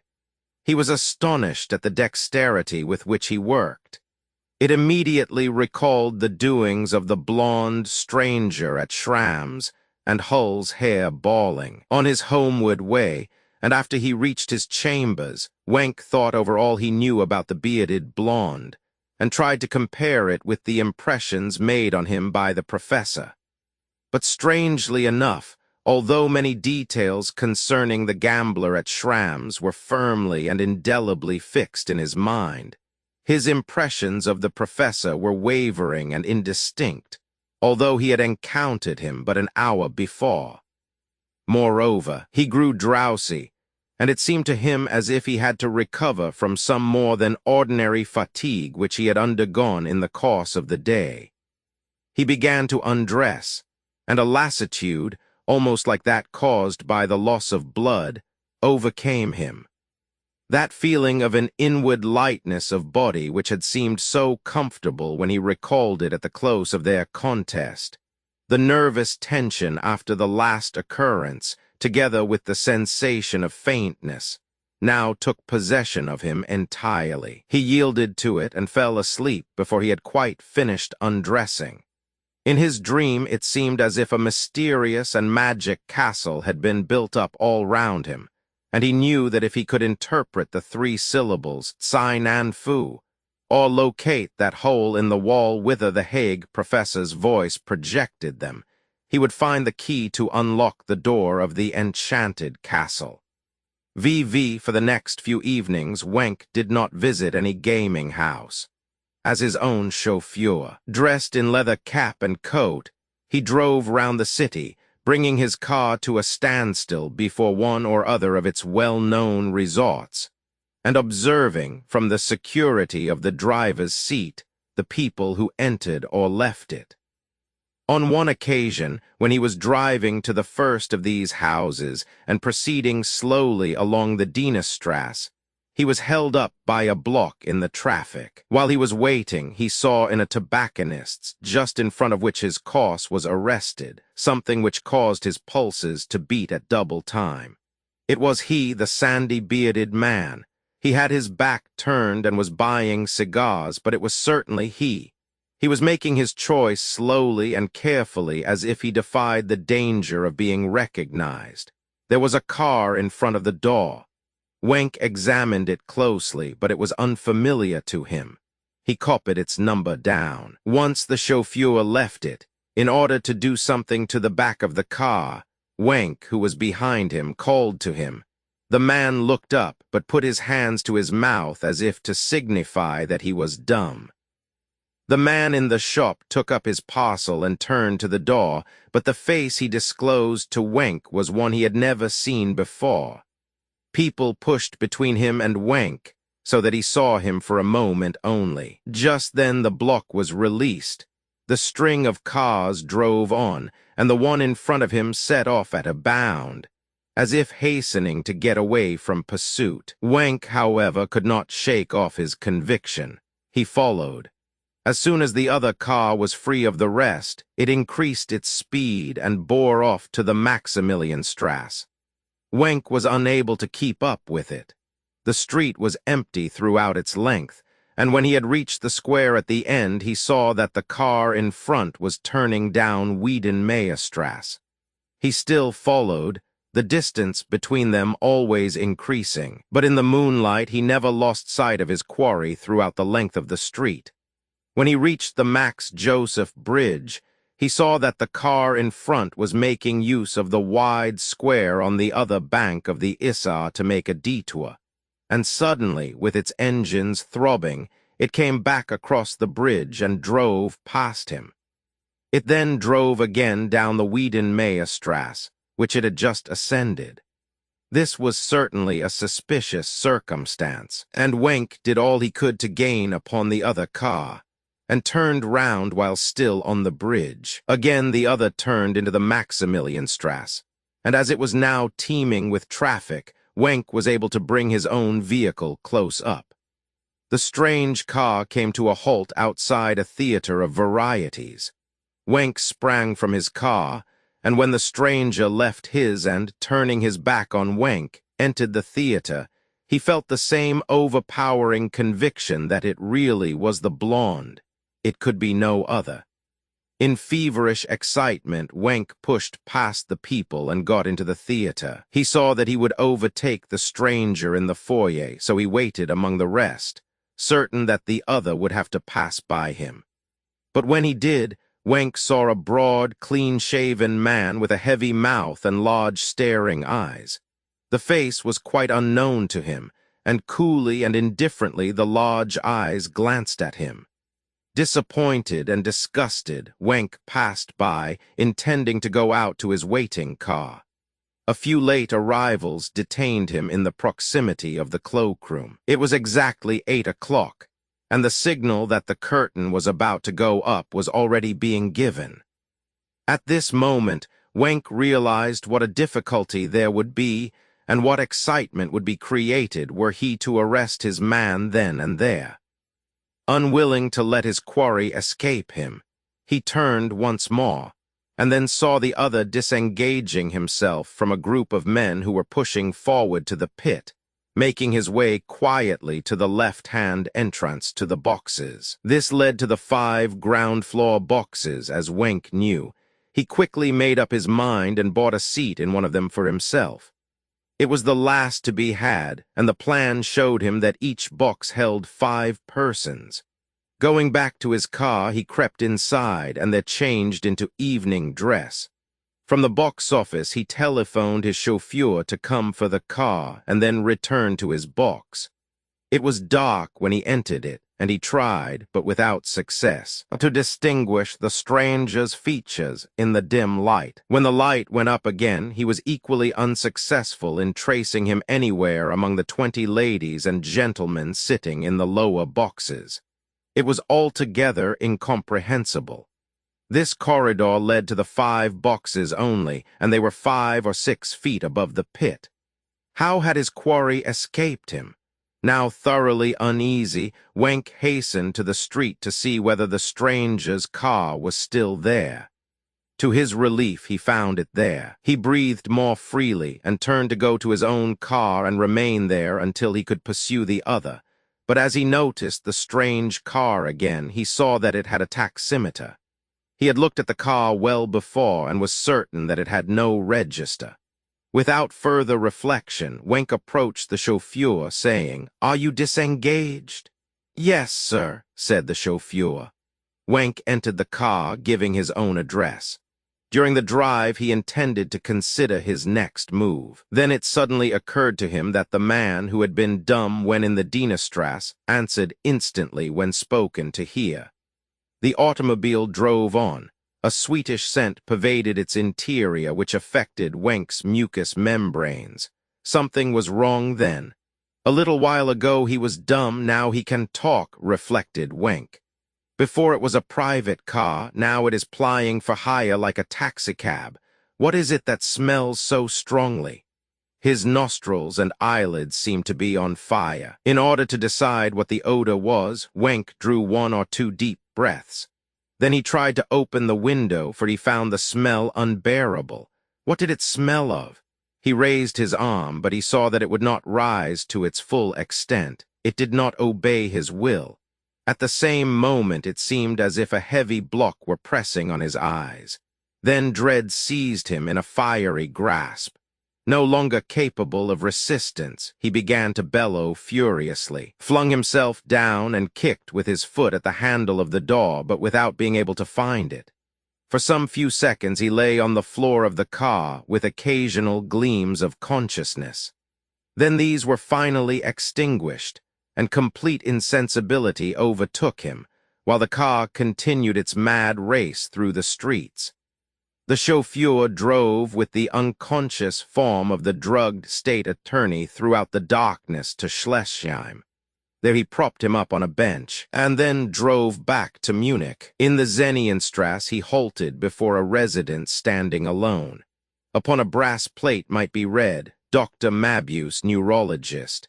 A man of massive build, covered by a fur coat, came rapidly out of the house and through the little front garden to the car. "He is lying in the Schlesheim Park," said the chauffeur. "Here is the notebook you wanted. Did you remove the gas flask from the car?" "Yes, doctor." "Drive on." But at this moment a woman, closely muffled up, came out of the darkness and stepped towards the car. She held onto the door, murmuring beseechingly, "Dearest." Mabuse turned in annoyance. "What do you want? Are you begging?" The woman answered him gently and sadly. "Yes, begging for love. You know my answer. But remember the past. Why should this be?" implored the voice. Mabuse in wrath exclaimed, "The past is past. Your part is to obey. My orders are clear, and there is nothing between yes and no. You have heard from George what my wishes are. Drive on, George." He was already in the car. The woman fell back to the garden railings, covered herself up again, and called after the retreating car, "But if I cannot stop loving you?" Then a second car pulled up close beside her. A man sprang out and advanced towards her, saying threateningly, "What do you want here?" Oh, it's you, Kara. Well, have you spoken to the doctor?" She nodded despairingly. "There's nothing to be done. His will is like a sledgehammer. Therefore don't oppose it. So long, I must go after him." And Kara Karoza gathered her disguising garments about her and went away in grief, downcast and heavy-hearted, to sacrifice herself for him. "Where are we?" inquired Mabuse through the speaking tube. "Past Landsberg," answered George. The plans in Mabuse's head succeeded one another as rapidly as the trees in a forest in which he wandered continually further. Ever more steps to climb, more gulfs to cross. Were they really plans after all? Were they not dreams? He asked himself, suddenly checking the thoughts that were racing through his mind. 5 million Swiss francs are now worth about 25 million lire, i.e., 5 million Italian 5-lire pieces. Each of these weighs 20 grams. 5 million, will that be enough? It's a good idea, for the gain on every 5-lire piece which I buy at today's rate with Swiss francs is 4 francs. Therefore the total gain will be 4 million Swiss francs. Against that the costs are 30%. Good. Each one, I said, weighs 20 grams. Now how many kilograms are there in 5 million times 20 grams?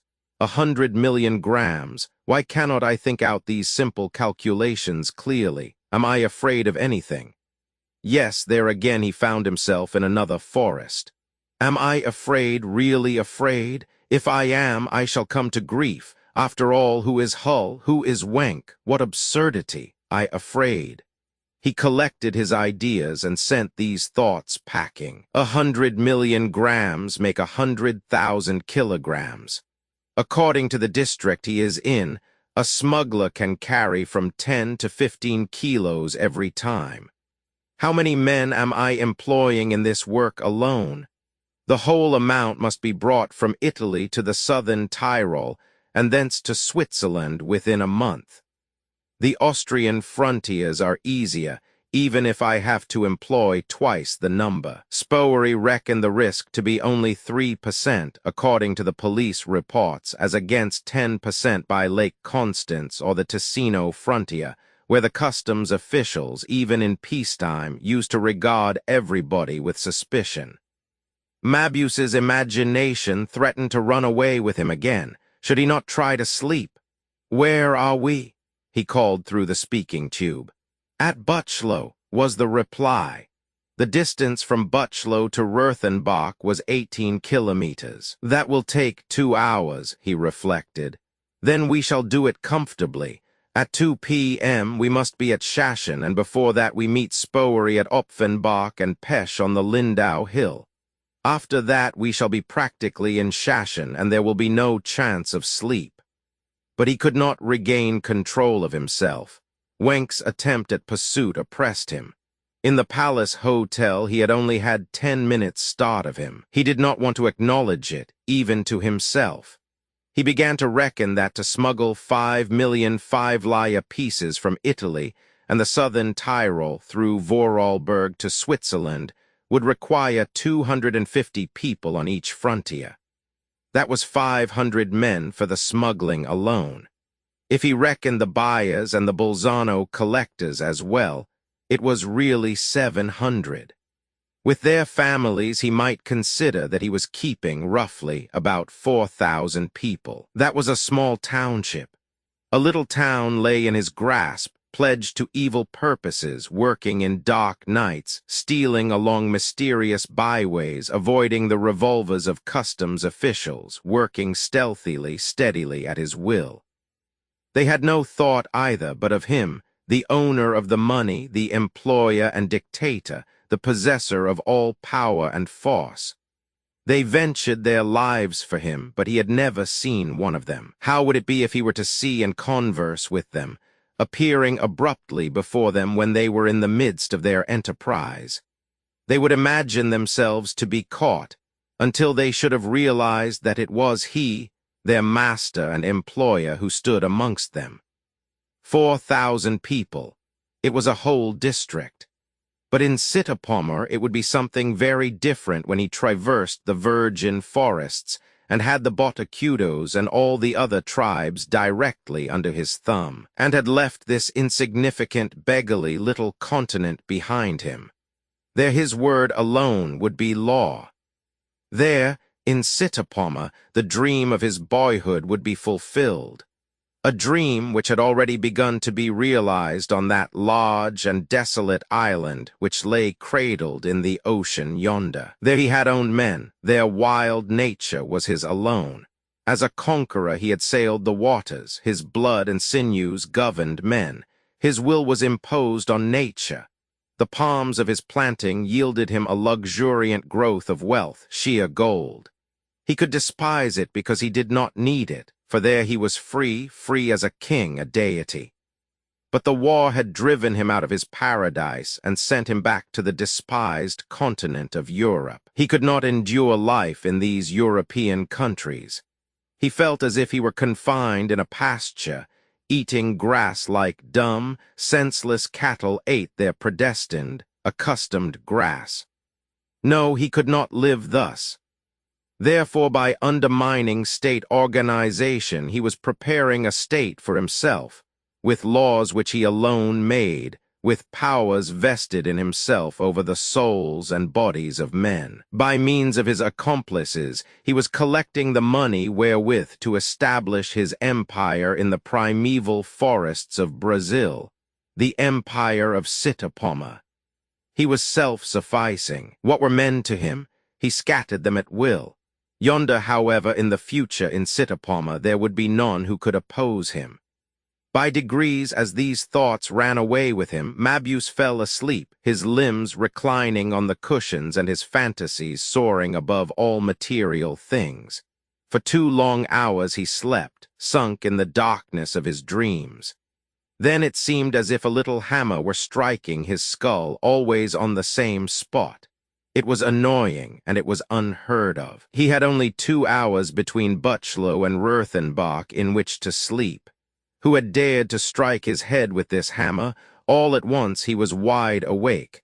The hammer was the whistle of the speaking tube. "Well," called out Mabuse, "there is a car behind us." "What are its marks?" "There is a gray patch on the right lamp." "What is the time?" 1:30. "And where are we?" 2 kilometers from Rothenbach. "Pull up, it is Spowery." The car stopped, and immediately its lights went out, and so did those of the car which followed. Then it drove close up and stopped. There was a cough heard. "Come here," said Mabuse. Someone came out of the darkness. Mabuse had drawn the revolver from his coat pocket. The car driver turned on a small electric lamp, and its gleam disclosed a man wrapped in a large cloak. "Spowery." "Yes, doctor." The pistol was returned to its place. "Spowery, wait here a quarter of an hour, or else drive to Shashin by another route. You must arrive shortly after me between 1:30 and 2 o'clock. I have decided on some great changes that I want to tell you of before we go to Switzerland. Anything else?" "Everything is in order. I have another 100 kilos of cerium in the car." "Good." Between 1:30 and 2 o'clock, they drove on. As their road approached the Austrian frontier, which was patrolled by officials, their lights were extinguished for a while, but in Schlachtas they shone out again, and the village was soon left behind them. Halfway to Lindau, where forest and hill meet, they stopped again. "Anybody there?" "No, doctor, not Pesh. I don't see anybody." Mabuse quitted the car impatiently. "I will punish him for this. I will have my people punctual." He waited on, and the minutes crept by. Mabuse slapped his thigh angrily to keep him waiting. That a smuggler should dare to do such a thing. He was consumed with impatience and felt as if his dignity were impeached. That a smuggler should keep him, the master, waiting. 5 minutes later, a car with faint lights issued from the junction road and stopped on the highway. "Pesh!" exclaimed Mabuse. A man turned from the open car. "Yes, doctor, here I am. It is Pesh. It is 1:45 a.m., and you were due at 1:35. "Oh, a matter of 10 minutes doesn't count. I've had to wait often enough," answered the voice in the darkness in a defiant tone. "If I had a horsewhip here, I'd cudgel you soundly. 10 minutes mean 15 kilometers advance upon a pursuer, you fool. You are earning 2,000 marks for me tonight." The other answered boldly, "And with my help you are earning 20,000.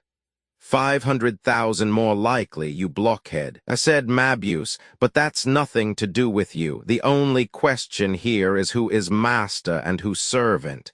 "You are not my master," said the other. "I am not." "You say so, do you?" he thundered. "Very well, you can get along home. I don't want you any more, never any more." He turned to his car and got in, then said hastily in a threatening tone, "If you feel inclined to send any anonymous information to the authorities, you'll remember that there is a fir tree growing in the wood, and there's room for you to hang there like your colleague Haim. Drive on, George." The car started off again. In the neighborhood of Shashan, where stately houses with upper stories made cars appear less striking, they found a park gate open, and without any difficulty, George found his way along the dark drive leading to the villa. The lights were extinguished. While Mabuse and George were still standing on the doorstep, Spowery arrived. When Mabuse opened the door and turned on the light, he saw that Spowery was dressed as a monk. "It is a mere accident," said Spowery. "I had to go to Switzerland in a hurry, and down there in the Rhine Valley a cowl is more useful than even a genuine frontier pass. The last pass I had is in St. Gallen, and you know that I had to leave there hastily. But I had left the list of securities with Schaffer, and he brought them to me at Altstetten today. It is not safe to send such things by post nowadays." When he said this, they were sitting in a large, well-furnished dining room. George served the supper brought ready prepared from Munich and warmed up on the electric stove. Still eating, Mabuse said, "We will liquidate on the lake itself, and thus we shall gain 5 points more than on land according to the lists. I have bought 5 million Italian 5-lire pieces. They are coming to the southern Tyrol and must be taken to Switzerland by way of the Vorarlberg. You must look after that, Spowery. The Italian agent is Dalbelli in Marin. You must go there tomorrow. I give you a month to do it in, and then we shall start a fresh district.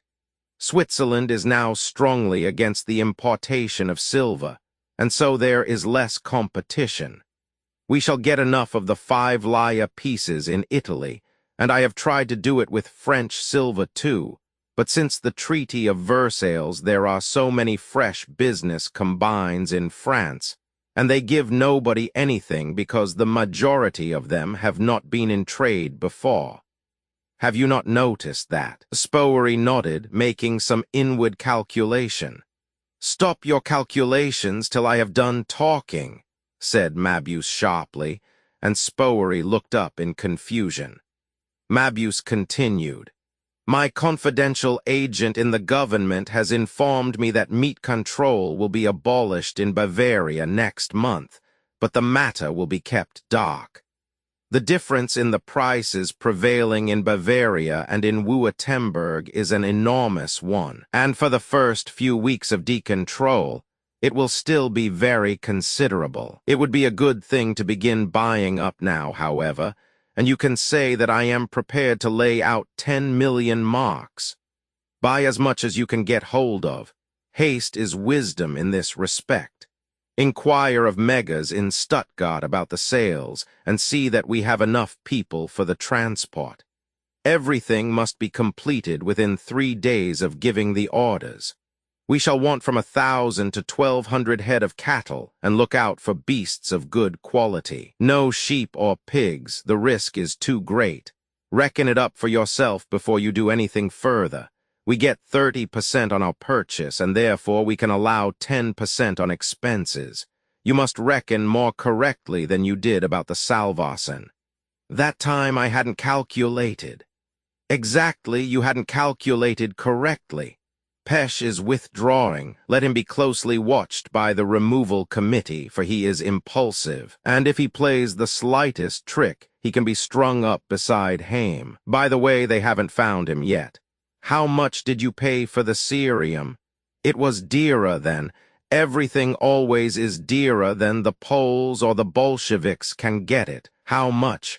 50 marks. 50 Swiss francs, then. They must have it, so don't yield a stiver. He whistled into the speaking tube under the table. George there? He called out. Everything in order. Good. The Rhine is waiting, Spowery. George, you are to be pilot. Don't forget the securities. That's all for the present. And turning again to Spowery. You'll be in no danger in going to Zurich, Spowery, will you? I am all right as soon as I've passed the customs, and then I go on as a priest. If you travel by the Rhine, you'll avoid the customs. You can take charge of the securities and put them in the bank, to the account of Salbaz de Mott, mining engineer. Here is the list. 1 million in German Luxembourg stock, 2 million German colonial loan, 500,000 mark notes. These are to be changed at once into milrays. That gives a better exchange than either dollars or Swiss francs. Inform Dr. Eben Hugel that fresh securities have been deposited, and that I want him to make use of the first favorable opportunity and sell for milrays. There is one rather difficult matter to settle, the disposal of the people who have been working for me in Constance, if they are unemployed. Many don't want to work any longer in any case, said Spowery. I know. Those are the folks who have all they want. There's nothing to fear from them. With my help, they have got their own houses and are free of debt. But sometimes I have been obliged to take any workers I could get, and those who don't own their houses should be carefully watched. The powder magazine is at Constance, for the young fellows live there, and if we suddenly withdraw these high wages from them, there is nothing for them to do but steal. And in a week's time they'll find themselves in prison and will be blabbing everything in their rage. Talk to George about this and see what is to be done. He's going there tomorrow. The safest thing would be to pack them off into the Foreign Legion. Go and see Magnard as soon as you have finished up in Zurich and Marin. Don't forget to claim the commission for them. Give it to George, who can divide it among those concerned. Authorize Burnham to sell the 3 motorboats that we have on the lake besides the Rhine.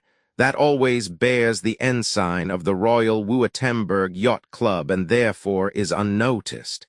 Keep the Rhine in this neighborhood for any emergency. The boat can do 60 kilometers if it is well handled. Let us go.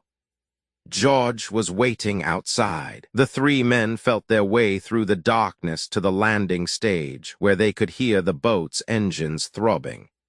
You have followed out my orders, and there's nothing on board, said Mabuse. Nothing but the cerium.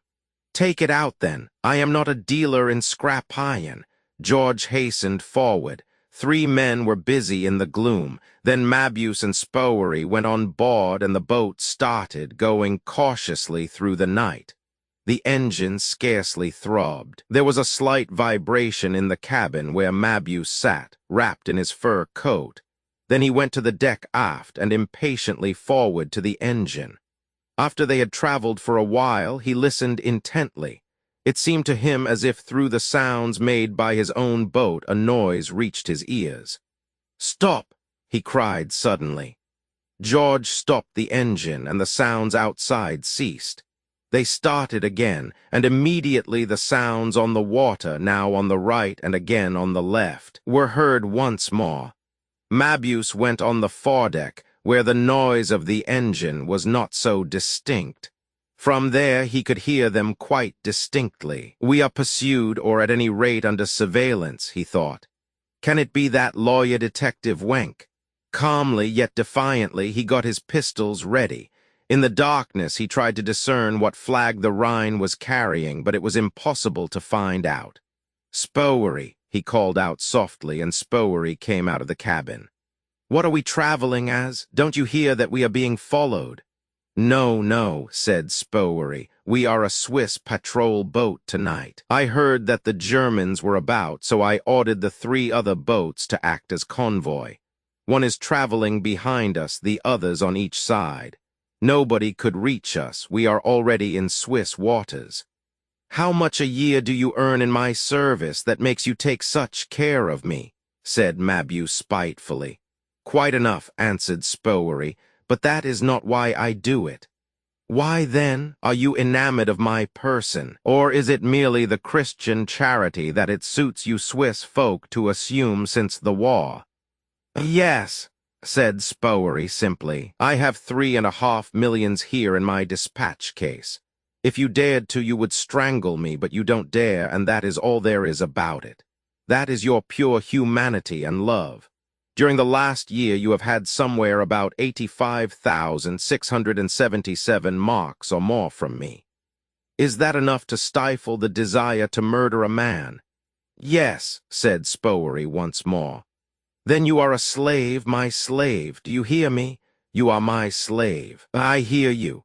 Shall I slap your face?" "No, I won't touch your slave skin with my own. I just spit in the air. Into the sea, you won't pick a quarrel with anybody. There is no point of honor on the Lake of Constance. Point of honor is an expression that doesn't exist.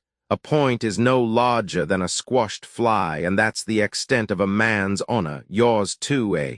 You have some honor even if the Lake of Constance has not. I have never measured it. Speak sense when you talk to me. I won't stand your tomfoolery. We are getting close to the shore.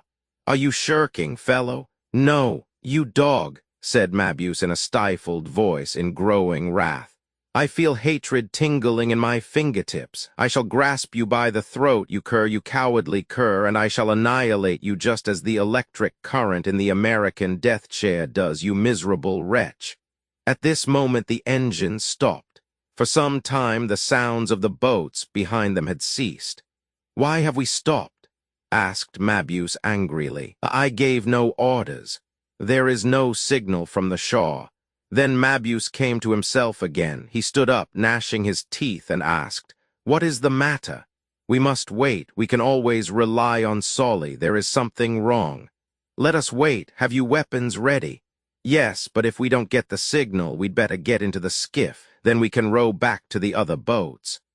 Behind Romenschon, a searchlight began to play, throwing a beam of light into the sky. It moved lower and peered about through the darkness, probing closely and lingering in places, then was directed towards the waters in the middle of the lake. It rose in the sky once more, and then fell pitilessly on the very spot where Mabuse's boat was lying. His knees trembled under the tension. Suddenly, however, the shaft of light was fixed on a house standing out prominently in Romenschon, just where the new church stood on a hill, and those in the boat perceived that the other craft must be far beyond on the other side of the point and did not signify any danger. Their boat remained in darkness. In the railway station, on the shore, lamps hung here and there at some distance from each other, and their reflections gleamed fitfully on the black waters. Then Mabuse said sternly, "No, we'll stay here. Tell George to get the pneumatic gun fastened to the engine." Spowery sprang to do his bidding. Under the cushions there was a poison gas installation. Mabuse opened the nozzle. The wind was from the southwest and therefore favorable to his purpose. He prepared masks for himself and his companions and tried their fastenings. Then he saw on shore a light which shone out brightly and was at once extinguished, then came again and flickered and was still. The engine started again, and the boat was soon in the channel, gliding under the trees, where it finally came to a standstill. The engine was silent, and a man ashore threw out a cable. Then Mabuse heard someone say, "Dr. Eben Hugel." "Yes," he ordered, "let him come on board." A dim form stepped across the gangway. "It is I, Eben Hugel, doctor. I have just come from Zurich. It is on account of my car that Solly did not give the signal punctually. The customs authorities are on the watch every night with their cars now. Did you get my wire? There is something wrong, for the clock has sent a warning." He could not tell us what was up, but from some reply to one of his superiors he gathered that it came to the consulate headquarters in Zurich from the Munich Criminal Investigation Department. "So," said Mabuse, closing his jaws firmly, "my Lord Wenk is on the track, is he? Just you wait a while, my fine official." Then, turning to Eben Hugel, he continued, "I am constantly in danger, but I've never come to grief yet. I meant to say that this danger can only be averted in Munich. If anything goes wrong, they must not be able to put the responsibility on us here in Zurich." Mabuse answered roughly, "What do you mean by that? This affair is of great importance for several people." "For whom, then?" "For myself, for example." Mabuse waved his hand with a threatening gesture of dismissal while the other stood breathless. "I have not been drinking," said Mabuse. "How came you to alter my plans for such a trifle?" "I thought it was necessary to warn you. The post is being watched and people are not reliable." "Who is to convince me that you are reliable? You are one of the people, too. Our common interests should convince you, doctor. I merely meant to tell you that it is from Munich that the danger threatens. You would be safe in Switzerland. You have accumulated wealth which allows you to live wherever you like. Stay here, you will be safe among us." "A lot you know about that. Your business is to look after my investments, nothing else. You are but my manager. Enough on that head. Is there anything else to tell me?" The lawyer described his latest financial operations to Mabuse, who took down the descriptions furnished him.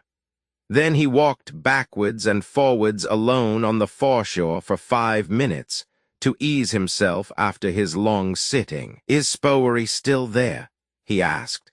"Spowery, you need not go to Zurich. Eben Hugel will take the portfolio with him. We will go back to Schachen together." Upon the return journey, Mabuse could not remain still in one place. He was constantly backwards and forwards on the small deck.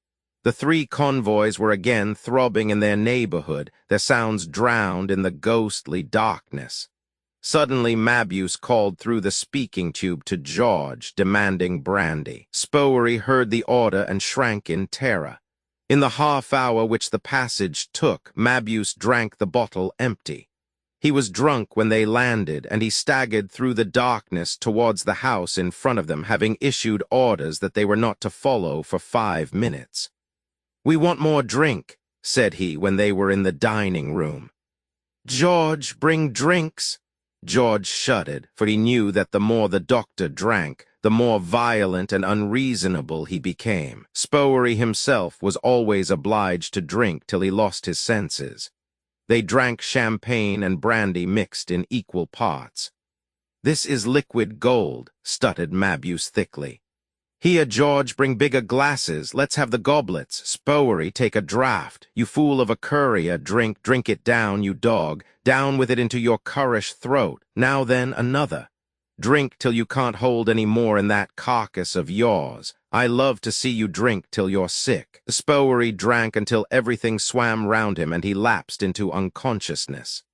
"And you, my Lord Wenk, a state attorney in Munich, your notebook, your orders to the Criminal Investigation Department, forsooth. Just wait a moment, my fine gentleman. We'll begin with Herr Hull, for he was the first.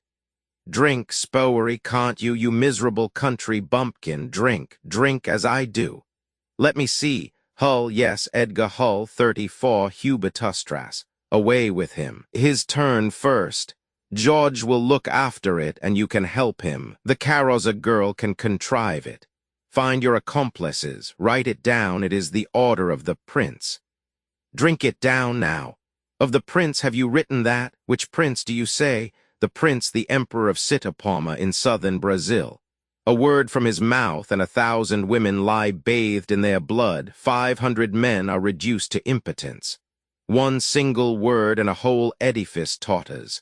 Don't simper, you fool, or I'll dash your brains out with this goblet. He flung the vessel down, shattering it in pieces, and with the fragments he threatened Spowery. I am writing it, stammered Spowery. 1,000 women and 500 men, shouted Mabuse. Doctor, said Spowery hesitatingly, struggling with the intoxication overcoming his senses. I did not hear, I do not know this Hull. What am I to do with him? 34 Hubertustras. Do you really mean me, doctor? Then Mabuse all at once stood upright, intoxicated as he was. Yes, you, he thundered, and then gave Spowery a heavy blow with his fist full on his forehead, knocking him senseless to the floor. I am going to bed, George, he shouted, overcome with rage. He left Spowery lying where he was and went out. When he came into the dining room again next morning, Spowery was sitting there. Mabuse had breakfasted in bed. Show me your notes, he ordered in a harsh voice. He ran through them quickly, found Hull's address traced in drunken characters, and returned the book to Spowery.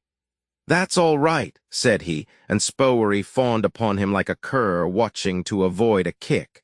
That attitude of his did Mabuse good. It soothed and reconciled him, and he became talkative.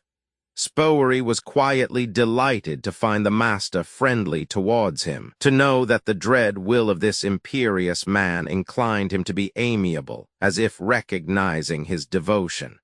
Spowery, said the doctor, I shall go to Constance with you. We mustn't let those young men do anything stupid. Spowery brightened up. Oh, when they once see you, doctor, there'll be no trouble at all. The two men remained all day long at the villa. Mabuse drank, but no longer compelled Spowery to do so. By midday he was already intoxicated. Spowery, tired out by the carousal of the previous night, watched over Mabuse devotedly. He tried many simple devices to persuade him to stop drinking, but Mabuse soon saw through them, and ordered full bottles to be brought and no tricks to be played. Alcohol was a necessity to him. It inflamed his wild and evil spirit, and in the fantasies of intoxication he found all his great ideas. There was no thwarting of his will from without, and when drunk he felt himself enclosed as in a castle of the Arabian Nights. Nobody could understand that to him alcohol was the bringer of magic, the stream which intensified life and gave him creative power. He bathed in it as he might do in the love of some fair woman, yielding himself to it, wholly bridging chasms, attempting new feats, working unrestrainedly and overcoming all obstacles. He became a law unto himself, a world of which he was the sun. Spowery, how do you like Europe? He stuttered. Oh, very much, doctor, answered Spowery unreflectingly. Then Mabuse broke out vehemently. You shall not go to Sitapoma, to my empire. Europe is a filthy, lousy country fit for none but grubs and earthworms. It is the home of parasites, of all creepy, crawly creatures, but when I am in Sitapoma, Spowery, I shan't take you with me. I am going to sleep now, and will see you later. He staggered out, and lying in his bedroom on his bed, fully dressed, he felt for a few moments as if he were himself the universe, beyond and above all bounds and limits, the power of his will surging over him as a stream of molten lava, bearing him with it towards the day when, in his distant kingdom, his power would be supreme over man and beast, and all nature be subjugated to his impulses. In the evening, when the twilight was descending, they drove to Constance. Mabuse was sober, silent, and morose. His imagination was already busy, and his nerves reacting to his stern resolves, as he thought of the crowds of young men in the town, which seemed but a mere speck on his horizon, men who had been working for him since the armistice. From this very town he himself had made a new start when the war had driven him from his own vast plantations in the Solomon Isles back into the European vortex, and he could find nothing better to do than work for medical examinations and exchange his career in the Pacific for that of a doctor in a town of southern Germany. Wenk was awakened by a feeling of chilliness which set him shivering. He pulled his cloak round him under the impression that the coverlet had slipped off his bed, but he soon became aware of his error. He sat up, feeling giddy and at first unable to recall anything. He came slowly to himself, and then he perceived where he was and saw the castle buildings gleaming through the darkness. He rose hastily and moved away, but he was still dazed, and had to jump about to get any warmth into his body. What could the time be? He felt for his watch, but it was not there, and then he went hastily through his pockets. His purse was missing, so too were his pocketbook and his official notebook. He had fallen into the hands of thieves. The strange thing was how it could have happened that he had escaped with his life. Then sudden dread seized upon him. He held his head in his hands, setting his jaws firmly, striving to subdue his feeling of despair. His notebook was missing, and in this were to be found addresses, reports, information, data, plans of all kinds. The very first thing he recalled about it was the opening page, on which the Hull affair was fully set forth. Wenk now hurried straight forward. If only he could recover his notebook. He rushed on till he was out of breath, then stopped and asked himself, "What shall I do? Go to the nearest railway station. But what is the time? It may be 1 o'clock, it may be 5. How am I to tell? And when would the first train start? It might mean waiting in front of a closed railway station for 4, even 5 hours. Then he reflected that if he were to wake anybody in the castle, he would have to submit to questioning. No, that would do no good. Should he make a fuss about it? It was clear that the chauffeur had acted in obedience to the blonde stranger's orders. Had the latter really penetrated his disguise and laid his plans so cautiously and cleverly beforehand? Or was it the usual thing that anyone who appeared in any way suspicious should at once be put to the test in this way? Could it be merely theft, and the book have been taken from him by accident? He realized that when he seated himself on the cushions, he must have set the gas current free, for there was no gas in the car when he got in. That had been arranged, then. No, it wasn't that way either. It was something both simpler and safer. The driver could open the gas valve from his seat. Of course, that was the way of it. Thinking thus, Wenk reached the high road, only half conscious of his resolve to proceed to Munich on foot. He went as fast as he could, but every now and then he had to stop and wait till a feeling of giddiness had passed. That must be the effect of the gas. What sort of gas could it be that operated so rapidly and yet did so little harm? His foes might just as easily have used a deadly gas. Then they would have got rid of him altogether. Why did they use a stupefying gas merely? Was it meant for a warning to him? Now, at any rate, his notebook was in their hands, and perhaps they wanted nothing more of him than that. It was but an attack on his little notebook. Whose names were to be found there? Carsten's, for one, and an account of all the occurrences in the gaming houses with the sandy-bearded man and the old professor, and in the Palace Hotel likewise. All the places where gambling was carried on were noted there too. It was clearly only his notebook that they wanted, and that they had succeeded in getting. But the book he had lost had meant a good deal to him. He went faster and faster by the sleeping houses, past the peaceful suburbs and into the quiet approaches of the town. The byways, in which traces of snow still lay, seemed like dragons creeping through the night, bent on spying in the ghostly light on those who went by, and Wenk shuddered at the thought. But when a tramcar drew near, he felt more at ease.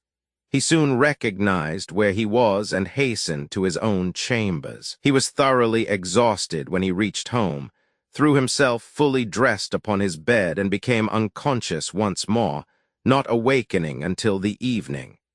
The first idea which occurred to him then was that henceforth his life was at stake. He accepted it calmly, for since he was combating evil, it was natural that it should be so. The conflict would be played out on the borderland between existence and annihilation, and for one moment he wondered whether it were worth while to go on. But only for a moment. He immediately told himself that there could be no question of hesitation here. Such men are like beasts escaped from a menagerie, and it was his task, his duty, the justification for his existence, to help to make them powerless for evil. There must be no fear of men, no fear of the body any more than he had had of the soul, since his mind had once succeeded in grasping the crisis through which his country was passing. Since he too had been a witness of its genesis, he must help to overcome its effects. Yet one more thought. Was he a match for his opponent? Must he not fortify himself if he were henceforward to pit his life and strength in such a struggle? His adversary seemed to have the advantage of him, for he worked in the dark. Were his own hands strong enough to seize and hold the evil powers advancing upon him and to crush them? Had he the strength to fight the age? For his opponent was more than a cheat, a criminal. He was the whole spirit of the age, a spirit torn through the catastrophe of the war from the hellish depths where it was created, to fall upon the world and the homes of men.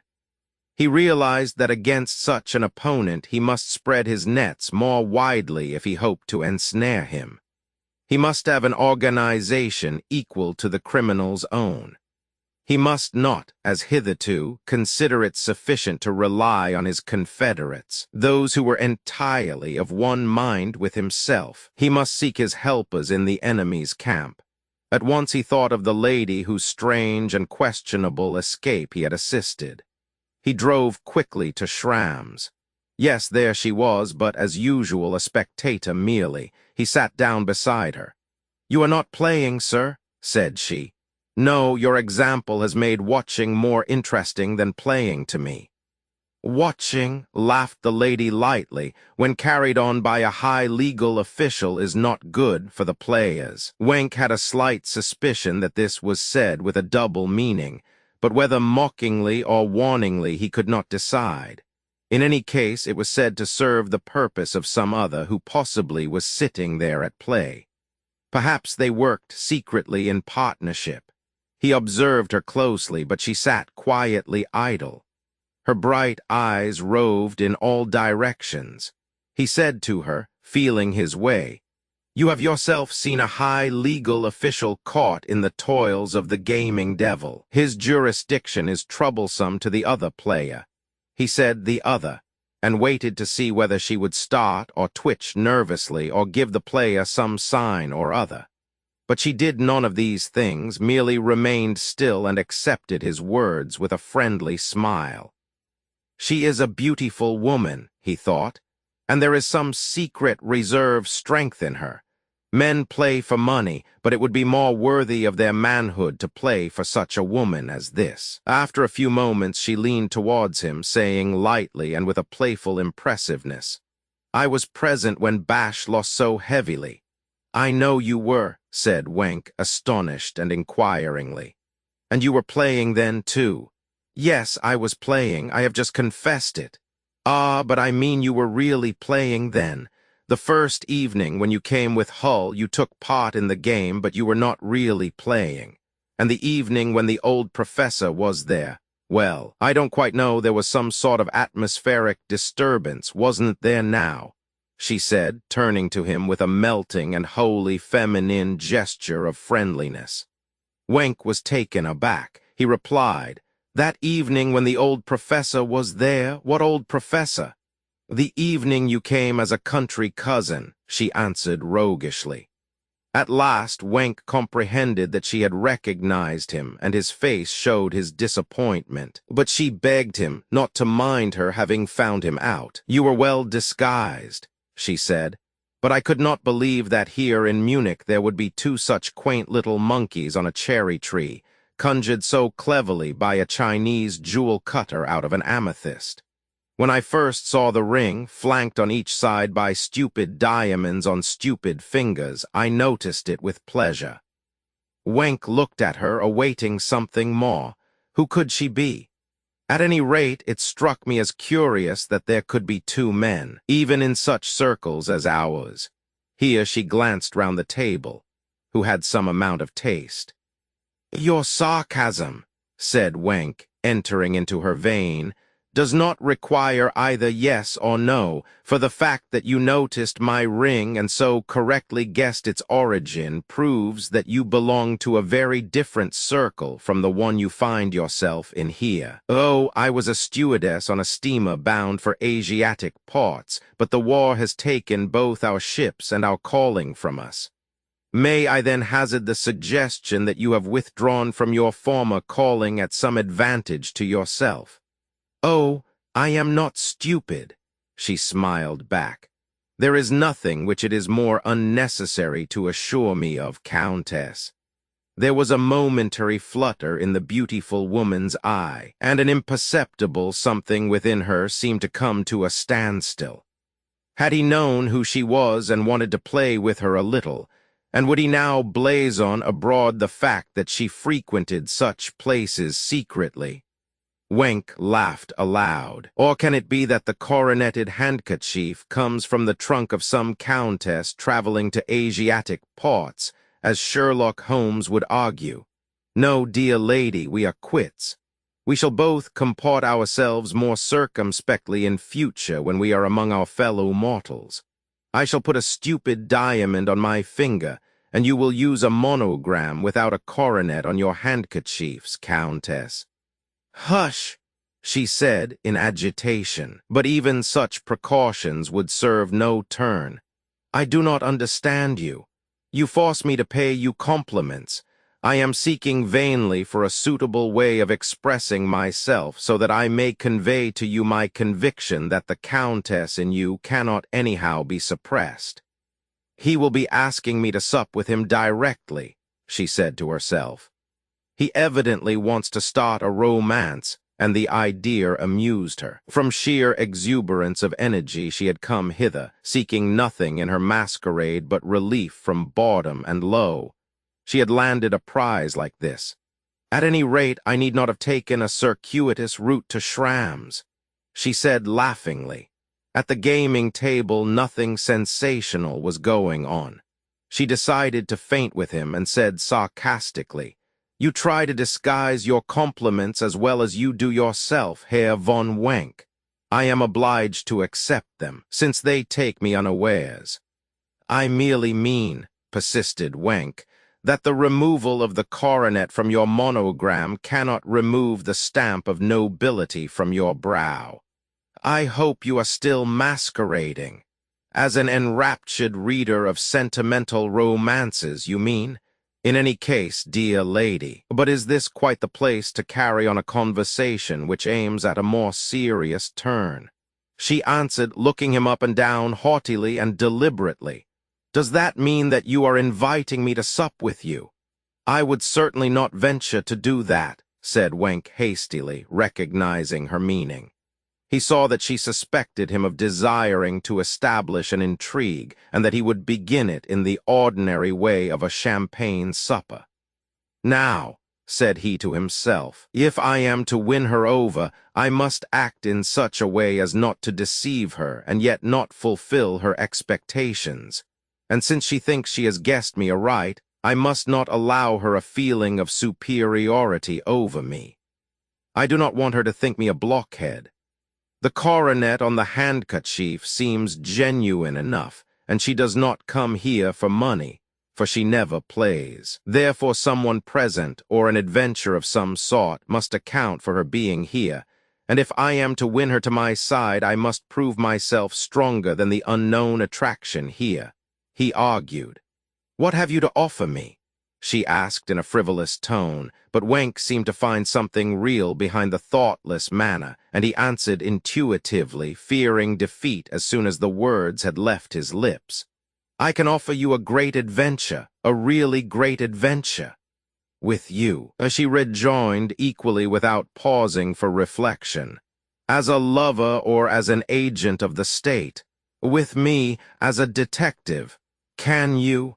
She asked disdainfully. Shall I give you proofs? Last night I was decoyed into a car and left in the freezing cold lying on a bench in the Schlesheim Park, stupefied by gas. Today, but 24 hours later, I am aware that the man who did this, or ordered it to be done, is the same whom you saw playing recently as the old professor, and that this same learned old fellow is also the sandy-bearded man to whom you saw Bash lose his money here. Is that true? She asked in a serious tone. Absolutely. The man with the reddish beard who sat there. The man who sat opposite Bash like a beast of prey. And what am I, what have I to do with it? To help me find this man from whom others must be rescued. I can't help admiring him. I do not minimize his powers, but there are powers which are evil in their influence, and yet more really human and greater than those that are called good.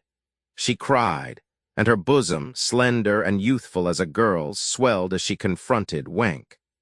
Ah, now I understand you, dear lady. Listen, not more really human or greater, for power is power. One display of it cannot be measured by another. It is only its essence we can judge. Everything is human, the good as well as the bad. Evil forces only reap their advantage through the destruction of good ones, and this advantage is for the destroyer alone.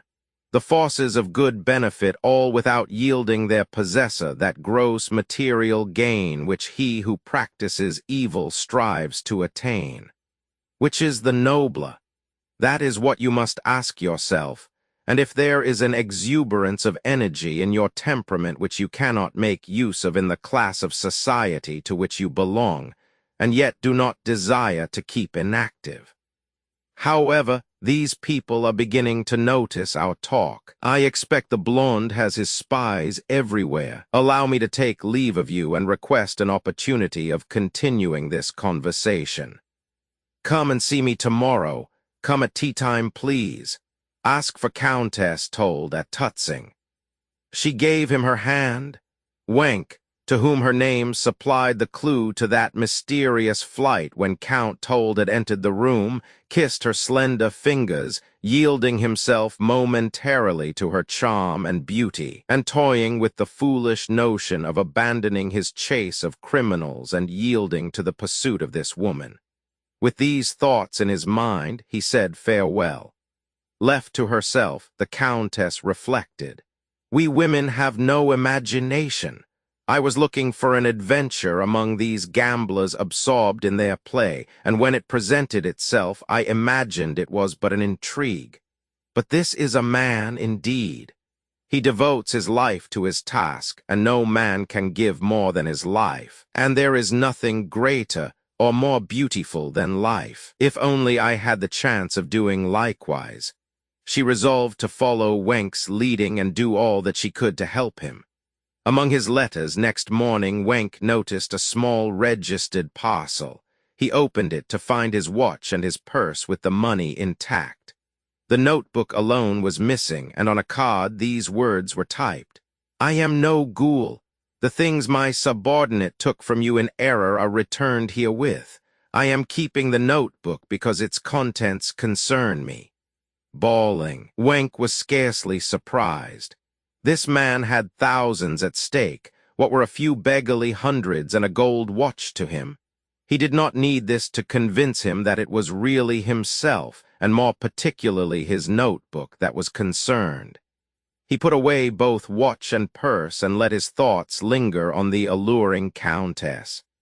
In the afternoon he was received at her house, a mansion sumptuously arranged, but in a style that offended Wenk, for since yesterday his ideas of the Countess had made considerable advance, and it would have been pleasant to find himself more in sympathy with her tastes than this home of hers evidenced.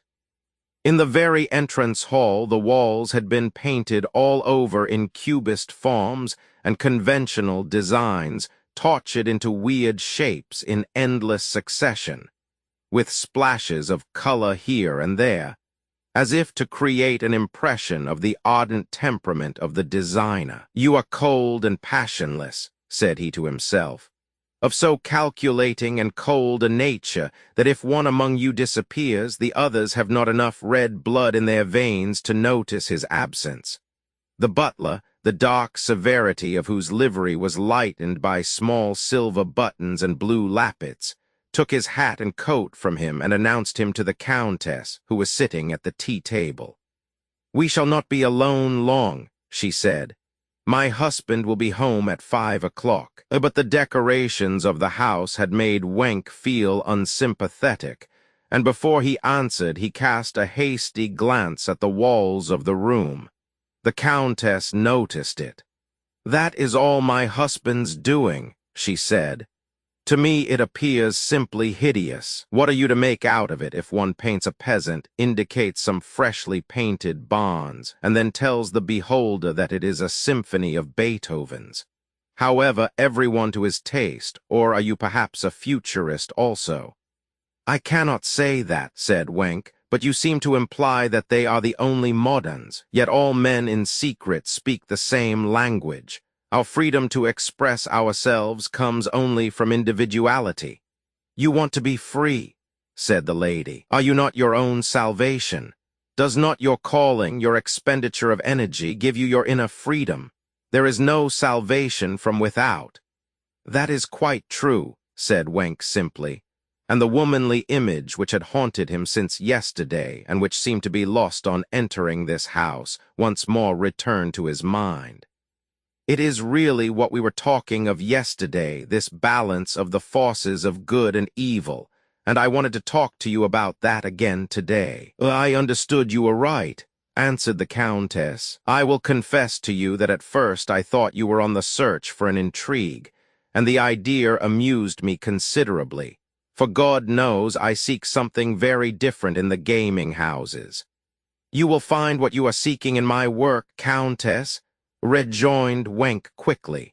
Suddenly the butler in his black livery with its blue lappets and silver buttons appeared noiselessly and bent down whispering something to his mistress.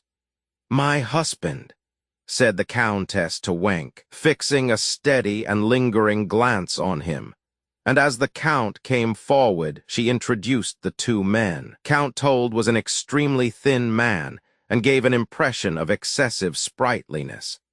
He was surprisingly young and very fashionably dressed. He gesticulated a good deal, and the movement of his hands gave prominence to a ring he wore, set with an unusual gem, such as Wenk had never before seen.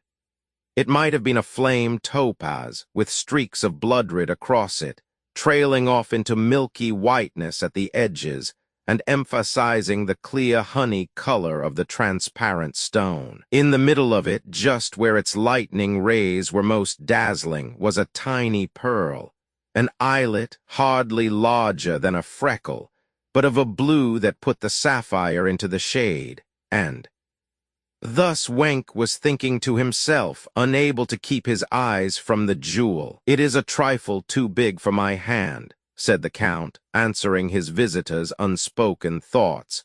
"But the stone is so, how shall I describe its originality? Well, I can only say that it is like a recital by Endymion, whom you doubtless know, and it was he who gave it to me. He brought it back from Penderapima." "Is he the fashionable jeweler nowadays?" asked Wenk, who seemed somewhat at sea. "Herr von Wenk," said the Countess gravely, "Endymion is the fashionable young Goth of this season." Then she laughed. "No, Endymion the poet received the jewel at the court of Artemyx's Roman II instead of the goblet from the poem of his spiritual father, you know it, 'Give me no golden chain.' And when he returned, he announced in Germany, much as the Pope announces the golden rose, that his greatest admirer should have it. The choice fell upon my husband. It would have been better if he had given it me." "Why don't you enthuse about him as I do?"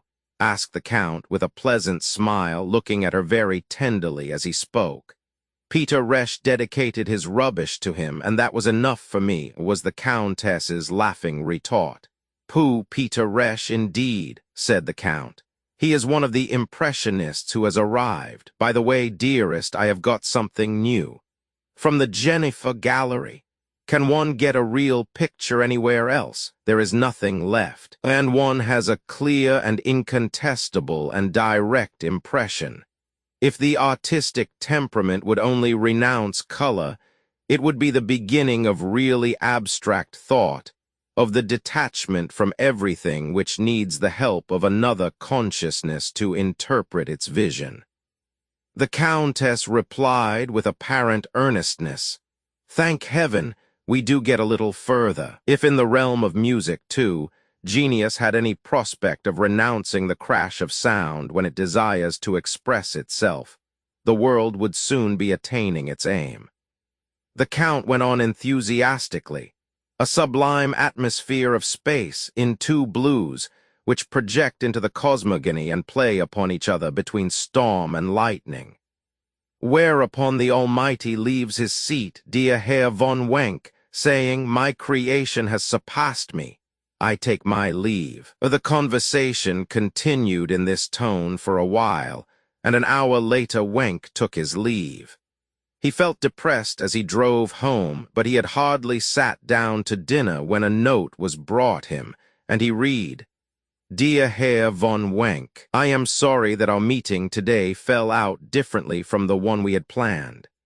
That is not why I am writing to you, however, for we can continue our conversation in another place and at another time.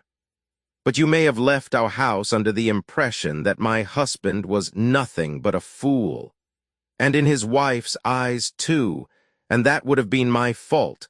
So I want to entreat you not to allow yourself to take up a depreciatory attitude. It is true that the Count buys futurist pictures, but that must be understood more or less symbolically.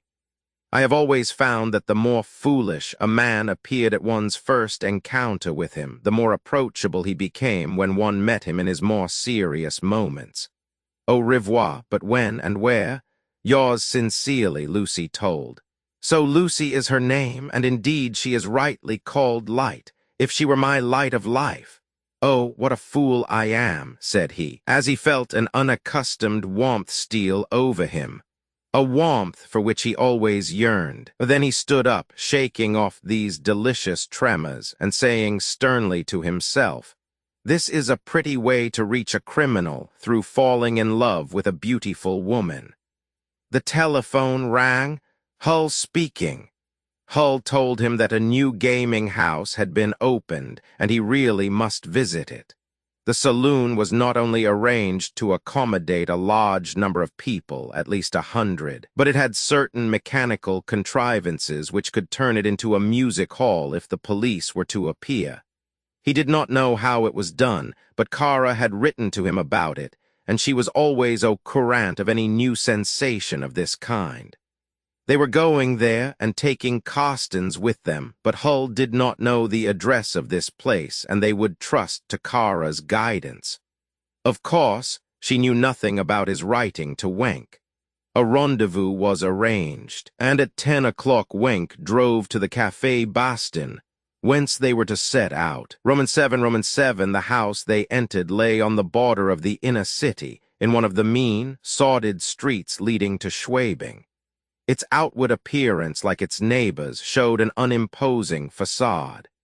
It was one of those shops having lodgings above, and the sliding shutters over the shop were drawn to the ground. It was too dark to read the name, but Wenck noticed the number, that of his birth year, 76. They entered a dirty stairway in which hung a dusty globe, which gave an indifferent light to the changing population who inhabited such houses as these, and then ascended 2 flights of stairs. A heavy door opened before them, and in a corridor at the side a light shone out over the miserable staircase. The corridor ran alongside the staircase. It was completely empty. A cheap and shabby black and white drugget ran throughout its length, and its walls were covered with faded paper hangings. "This is lively," said Kara, "but just wait a moment. Then a small door opened from the corridor, and a light streamed forth into the gloomy darkness. They looked upon a swelter of luxury. There was a little foyer with cushions and curtains, cloakroom accommodation, little restaurant tables, etc. There was the odor of prepared foods and the popping of champagne corks. People they did not know were sitting there. The visitors laid aside hats and coats and went through into the restaurant. Yes, their things looked different. On entry, the place recalled the promenade of a well-known Théâtre de Variétés in Paris. Through little peepholes or from the boxes, one could see a smooth surface gleaming with light. This was the gaming table, and it was of immense size. In the middle there was a circular opening in which was placed a large revolving chair. It was the seat for the croupier. Around the table, the places for the players were arranged like boxes. Every box, there were some single ones, some for 2 and some for 4 persons, lay shut off from the rest and in darkness, and all were furnished with comfortable seats. People could be entirely separated from each other by a curtain, and a grating like those of the Parisian theaters could be drawn at will.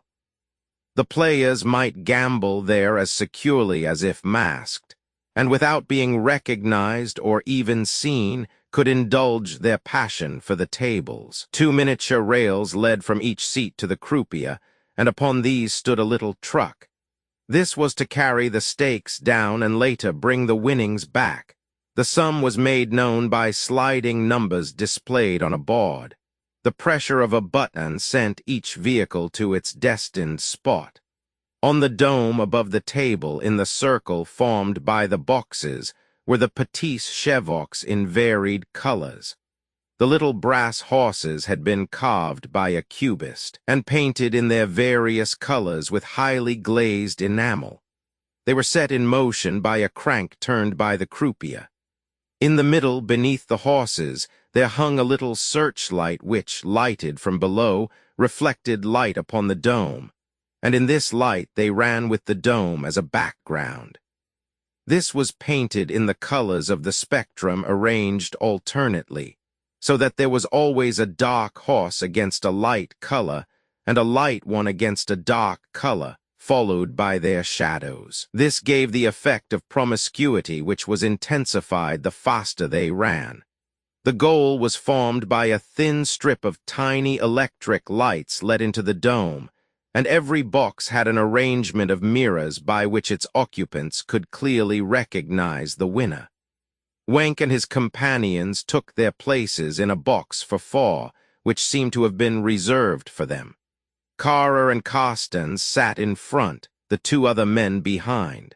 When the boxes were all filled, the croupier gathered his elegant evening dress about him, and slowly began to revolve in his seat, as if on a mechanical rotating disc, while he delivered the following oration. Ladies and gentlemen, this is the Go-Ahead Institute. The Go-Ahead has in itself the roots of vigor and success. We live in times of change, and our undertaking is designed to suit all comers. Here you can play alone, or as a pair, or in company. You can play alone because you can have a box for 1 person only, like the charming lady of whom I can see no more than the red heron's feathers in her coiffure. If you think that for good luck 2 heads are better than 1, you can seclude yourself from your fellows like yonder elegant cavalier and his lady. And if you choose to play in company, you are equally invisible from my point of view. In the dome, ladies and gentlemen, you will find our game, the game of the house, I may venture to call it, although every other game is equally at your service.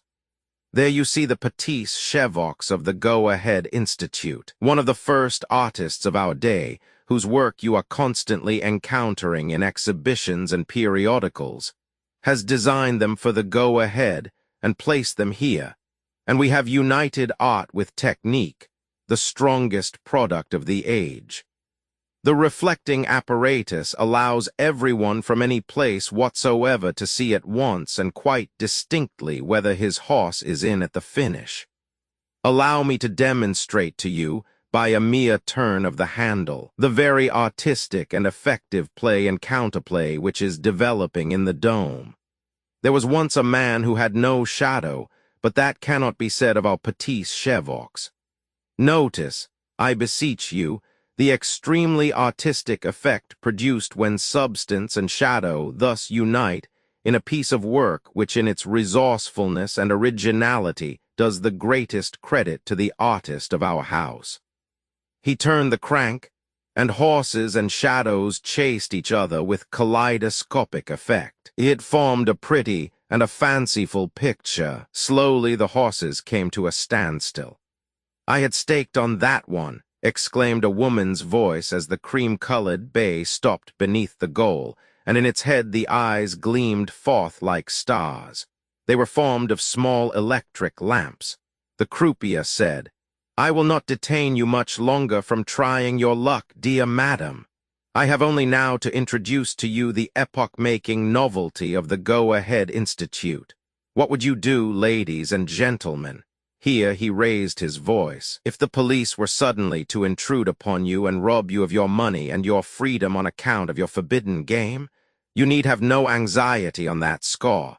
We have hit upon an arrangement which might be called a God police. The Go-Ahead Institute may await the police quite calmly. They may be surrounded and inundated by the police. With a pressure of my little finger, I can turn the whole police force of the city away from you and let them go ahead elsewhere. Look here." He raised his hand, then lowered it with affected impressiveness, pressing his forefinger down upon the black knob near him. A moment later, the surface of the table was set in motion, and it began to sink. It moved rapidly and noiselessly, and the speaker sank down with it. The boxes remained stationary, but from the dome the little horses and the colored circles descended, came past the boxes. The dome followed, and a few minutes later a quartet of nude 12-year-old children were to be seen dancing upon a new stage to the strains of fiddles and harps, which began to resound from some invisible quarter. A body of men, dressed in the uniform of the city police, trooped into the boxes, exclaiming, "We were told they were gambling here. Where are the gamblers?" Everybody in the boxes roared with laughter.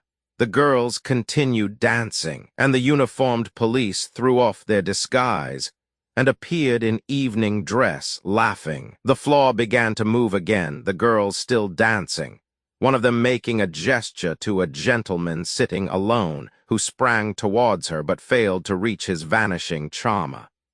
The floor once more became the ceiling, the petits chevaux reappeared, and in the center of the gaming table sat the croupier once again. "You see, ladies and gentlemen, we do give the police something for their pains, the nude girls, and if the case were really serious, they would soon have a scrap of clothing on.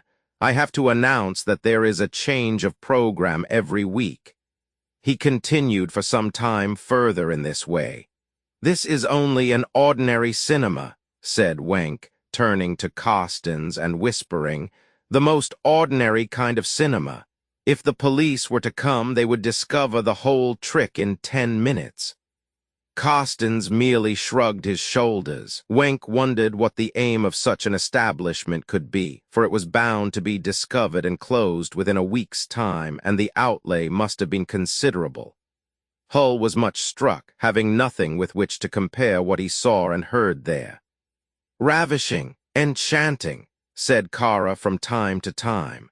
"We live in ingenious times, don't we? We must come here often, mustn't we, Eddie? Which are you going to stake on? I am choosing the black Arab. Black for me, please, Eddie. Because you are so fair." Carstens cast an amused glance at Wenk. A supper of the most varied and recherche dainties was provided.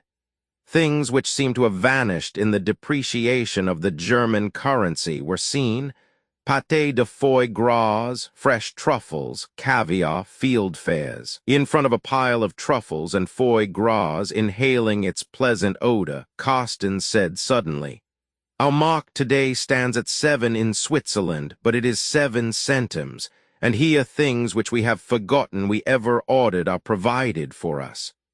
Here a mark is worth less than 7 centimes, said Wenk, downcast and depressed.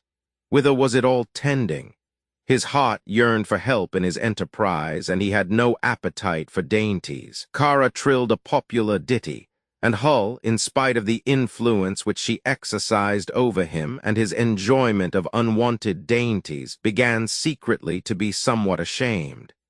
He resolved to send her a parting present on the morrow, and it should be the parure of Australian opals she so ardently desired, which a Russian princess, anxious to get on the stage by Kara's help, was willing to sell. This should end it all, said Hull to himself. He was disenchanted, and yet at the same time melancholy. What would become of her? For himself, he almost thought he would prefer the cloister to. Just then he savored a delicious mouthful of truffle, and as he smacked his lips over it, Hull thought, well, there's something to be said for this sort of thing after all. I should not get any more aspic, and I've not broken with her yet anyhow. Suddenly Wenk got up to go. Where are you off to? Cried Kara, excited in a moment. Carstens turned to her at this instant, separating her from Wenk, who left the hall undisturbed. He took his overcoat quickly from the vestibule and was conducted downstairs. The concierge opened the door for him, looking first through the peephole into the street. Then he exclaimed in great excitement, "Sir, there is a policeman standing there." He opened the door, however, and Wenk went out. The policeman saluted. Wenk saw the uniformed official smiling and looking back, found the concierge smiling too. The policeman belonged to the Go-Ahead Institute. If a real policeman were to enter the street, as the concierge hastily informed the departing guest, he would see that there was already someone on guard and move off. Wenk soon reached the spot where he had ordered his chauffeur to wait. He was resolved to have this place closed, but he did not want the affair to get into the papers, and on his drive homeward, he was considering how best to formulate the charge. If possible, the place should not be described, but the cause should be given as that of disturbance of the peace, misleading of the public, swindling performances, or something of that kind.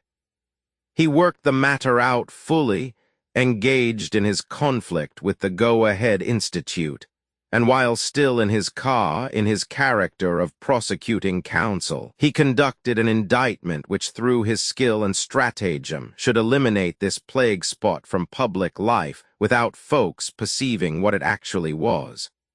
Before he slept, his thoughts, without any apparent connection to guide them, reverted to Hull, who stood suddenly revealed to him as typical of the young men of the age. Bound by a liaison with a vulgar, good-for-nothing girl whose only talent was to exhibit herself on the stage, elegantly dressed without being elegant, spending his restless evenings between gaming houses, nightclubs, and the arms of a courtesan. This was Hull's life, yet if he had taken the right turn, he might have put his intelligence and all his available energies into administering an estate or pursuing a well-ordered, peaceful life as an official of some kind. He might have been the head of a happy household and the father of legitimate children.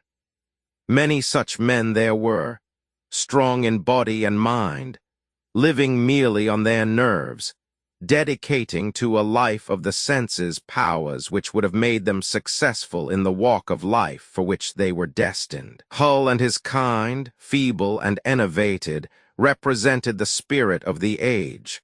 What would the dawn of such a midnight yield? Wenk went to the telephone and gave the address of the new gaming house.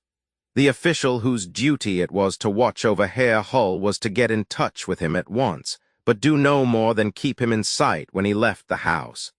In the middle of a deep sleep, the telephone at Wenk's bedside began ringing. It was just 2 hours since he had returned home, and he was wide awake at once. "Wenk speaking," said he, and he felt certain in some subconscious region of his mind, which was in tune with his last waking thoughts, that the news awaiting him on the telephone was in some dread, mysterious fashion concerned with Hull. Wenk speaking. He called again, and his whole body was trembling with excitement. "Here, sir, the police sergeant on duty." "Be quick," said Wenk, his imagination running riot. What was there to report? The voice at the other end spoke hastily. "The gentleman named Edgar Hull, who was under police protection, has been murdered this night. In the open street, too, about 2 a.m., another gentleman named of Carstens has been seriously wounded. The constable who was detailed to watch over him is also wounded, and both have been taken to the hospital. A lady who was with these gentlemen was arrested at the order of the wounded man. I have ordered the body to be left lying exactly as it was found until you have seen it yourself. The service car is on its way to your honor. Please ring off." "Ring off," echoed Wenk's voice agitatedly. He hastened to dress, for the car was already to be heard throbbing outside. He went down the dark staircase, forgetting to turn a light on. Then, when he perceived the car in the street, his profile revealed the jaws drawn firmly together, in the necessity of meeting calmly the tragic circumstances in which he was involved, and entering into every detail of this deed of blood perpetrated in the darkness of the night, so that he might be enabled to act to the best advantage. During the drive, something within him compelled him to take himself to task. "I had no business to tremble," he thought, "when this news reached me. I must be prepared to face even my own death unflinchingly. I must school myself further. I must develop all my tastes and interests and use them in the service of my life's goal. Then only shall I be equal to my task." Hull's body lay in the darkness. 4 men in somber clothing were silhouetted around him, and they stepped back as their chief descended from the car. Wenk ordered them, they were constables, to watch the entrances to the street and allow no one to approach the scene of the murder, which was in a gloomy street turning behind the Wittelsbach Palace. Not a soul was to be seen in any of the houses. One of the constables said that none of the public had been near the place since the occurrence. It was now 3 o'clock in the morning. By the light of an electric torch, Wenk gazed upon the corpse. There was a gaping wound from the neck down the back, and the body lay with its face to the earth. Thus the police had found Hull when their colleague, blinded with pepper and bleeding from a wound, whistled for help. The body lay motionless, curled up like the gnarled root of a tree. The blood which had flowed from its wounds shone like black marble under the searching light. Wenk was convulsed with horror at the mental images he sought to overcome. He tried to photograph the details of the scene upon his memory, getting the exact position of the corpse. He wrote down the number of the house, tried to ascertain whether all the doors and windows in the neighborhood were closed, whether any footprints could be seen, or any objects connected with the crime found in the immediate vicinity. But nothing was to be discovered. Its perpetrators had escaped into the palace grounds. One of the policemen had told him, and at one bound they had disappeared. Wenk examined the walls. There, too, there was nothing to be learnt. He sent a constable to fetch a car to remove the body, and ordered that nobody was to come into the street on any account. Those who tried to force their way in should be arrested, but people were to be treated with politeness, he said. He then drove to the hospital where the wounded men were lying. He found Carstens unconscious, and the doctor informed him that he had had a severe wound in the back from a narrow and apparently four-edged dagger, and a blow from some blunt object had probably been aimed at his head. The constable had not been so severely handled, and his were mainly flesh wounds. His shoulder and upper arm were bandaged, but he could scarcely open his eyes even yet. He related his story thus: Just before 2 a.m., the deceased, with a lady and another gentleman, came out of the house which had been pointed out to me. In front of it a constable was standing, and that seemed odd, for I thought to myself, why is he standing there instead of being on his beat? He stood there for at least an hour. Then I thought I would speak to him, but he said roughly, "What do you want?"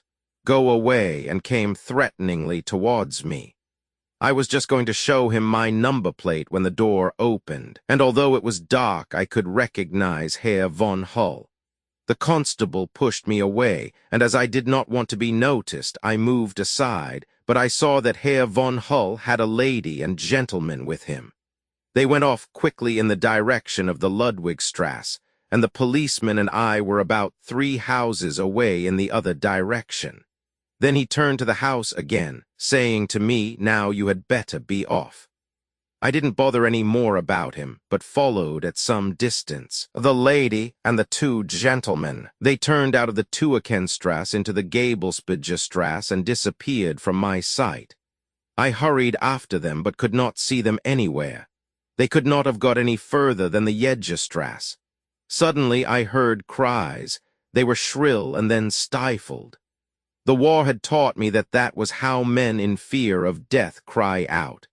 Before I could even see anybody, I whistled for help and ran to the street as hard as I could, drawing my revolver. I hadn't gone far when I was suddenly seized from behind. My eyes smarted terribly, and I felt a thrust in my shoulder. I wanted to pull the trigger, but my revolver was no longer in my hand and my arm hung quite limp. Then I thought I had better do as our major used to advise us, fall down and lie as if I were dead. So I fell down and someone sat on me and shoved something at me, holding my mouth. There may have been 2 of them, I can't tell, for I closed my eyes. They must have rushed at me from a doorway, and I was half insensible by that time. What happened after that I do not distinctly remember, but I heard footsteps running and I was lifted up. It was another constable, and I quickly told him what had happened, and he ran on into the street. Then a second one came running up. "Police," I shouted to him. "Yes," he called back. "What is the matter?" "Run round the corner, quick," I told him. I forced myself to rise, and then found I was not so badly wounded after all, though I couldn't open my eyes. They had thrown pepper at them. I groped my way round the corner, but I could not see anything. It was the noise that guided me to the spot. I heard someone speaking and a woman's voice answering. "What is the matter?" I said, and a voice answered. He said we were to take the female into custody. "Who are you?" I asked the woman, and she answered, "I am an actress, the friend of Herr Hull." "What do you want with me?" I said if the gentleman said so, arrest her. She protested and said she wanted to speak to Dr. Wenck, the state agent, at once, but the constable said she could do that later. Then she tried to run away, and there was a good deal of confusion and bother, and finally the constable had to handcuff her. She was so defiant, and I heard her call out, "George." So I told them to arrest her, and I don't know what happened after that, for I fainted, and when I came to again, I was in the ambulance. I am badly wounded. Will your honor please tell me the truth? Am I going to die? Then the doctor laughed in his face. "No, please, I want his honor to tell me. It's the doctor's job to tell people they are not going to die." "But my good Voss, how can you imagine you are going to die? You have some flesh wounds and some nasty bumps. But a man like you doesn't die of those things." "Indeed, your honor, I have done my duty," said the injured man. His voice began to falter, then the tension relaxed, and he began to weep quietly and unrestrainedly. "I know no more. I have done my duty," he stammered. "You don't need to tell me that," said Wenck reassuringly. "He who stakes his life upon it certainly does his duty, for no one can offer anything he values more. But now, Voss, I want you to promise me something, and shake hands upon it. You won't tell anyone else what you have seen or gone through this night, and I beg the same thing of you, doctor. A great deal depends upon it for the public at large. I beg you to lay this very much to heart. It is not the pursuit of one crime, but of a generation of crime." From the constable who had been first on the spot, Wenk learnt that he had seen several figures near the wall of the park, but darkness prevented his counting their number, nor could he describe them. He was stopped by one of the gentlemen who tried to stand up and then clutched hold of him, saying 2 or 3 times over, "Arrest the woman! Arrest the woman!" Then at last he fell back and let me go, went on the man. Then I could run a few steps, and I saw those figures close to the wall going round the park, but when I reached it, there was no one there. They must have had accomplices on the other side of the wall. I wanted to go after them, but I couldn't manage it. It was far too high to climb, so I came back to the spot. "And the woman?" asked Wenk. "What about her?" I had the impression. "Now, Stam, I don't want to hear your impressions. I only want to know what you saw with your eyes and heard with your ears. You will be scrupulously exact, won't you?" "Yes, indeed, Your Honor. When I came back, one of our men was holding the woman fast. I said to him, 'Arrest her.' The gentleman there said so. 'Arrest her at all costs. Hold her fast. Don't let her escape.' We were all a bit excited, and she shouted out that she wanted to see Herr von Wenk, and no one was going to arrest her. She made a good deal of resistance, sir, and finally we had to tie her hands. There were only 2 of us, and we had to help the wounded and our own colleague. We did not know in the least what had happened, for we had only just. Tell me only what you yourself have seen." Then I began to try and find out what had happened. There was a man lying on the ground, bathed in blood. He seemed to be dead, for he was quite still. The other was groaning. Then a 3rd constable came up, and we sent him to telephone for the ambulance and make a report to the criminal division and let Your Honor know. That was what Voss had told us to do first of all. What was the woman doing all this time? The 2nd of our men took her to the guardroom. Don't go on with your story, Stam, till I have spoken to him. What is his name? Keep yourself in readiness to report again, do you hear? And remember, not a word of this outside the official circle, not even to your wife. Give me your word of honor." "Yes, indeed, sir. The other man's name is Wasserschmidt." Wasserschmidt duly appeared. "You arrested a woman tonight who was present when the 2 gentlemen were attacked," said Wenk. "Why did you do that?" "I did it because Constable Stam said that one of the gentlemen, before he became insensible, called out to him to do so, and my colleague Voss gave me the order too." At this moment the telephone rang in the bureau of the Criminal Investigation Department, where Wenk was conducting these inquiries. "Who is speaking?" he asked. "This is the night editor's office of the Central News Agency. We have just been informed of a murder." "One moment, please," said Wenk angrily. "Who gave you that information?" "I can tell you that without betraying any editorial secrets, for it was given anonymously, so to speak." Our night bell rang, and as I went to the window, I saw a man going away. When I opened it and asked what was the matter, he called out, "Look in the letter box." Then I went down and found a letter in the box. "Can you read me what was in the letter? The state agent for prosecutions is speaking." "Yes, certainly, sir. One moment. The letter runs, Edgar Hull, Esquire, was attacked and murdered in the Jedgestrasse in the early hours of this morning. The criminals have escaped. It appears to have been an act of revenge, for the murdered man frequented gambling circles. That's all there is. Does anybody in the newspaper staff know about this letter?" "No. Can you bring this letter to me yourself immediately? I will send a service car for you." "But, sir, that would be a very difficult matter.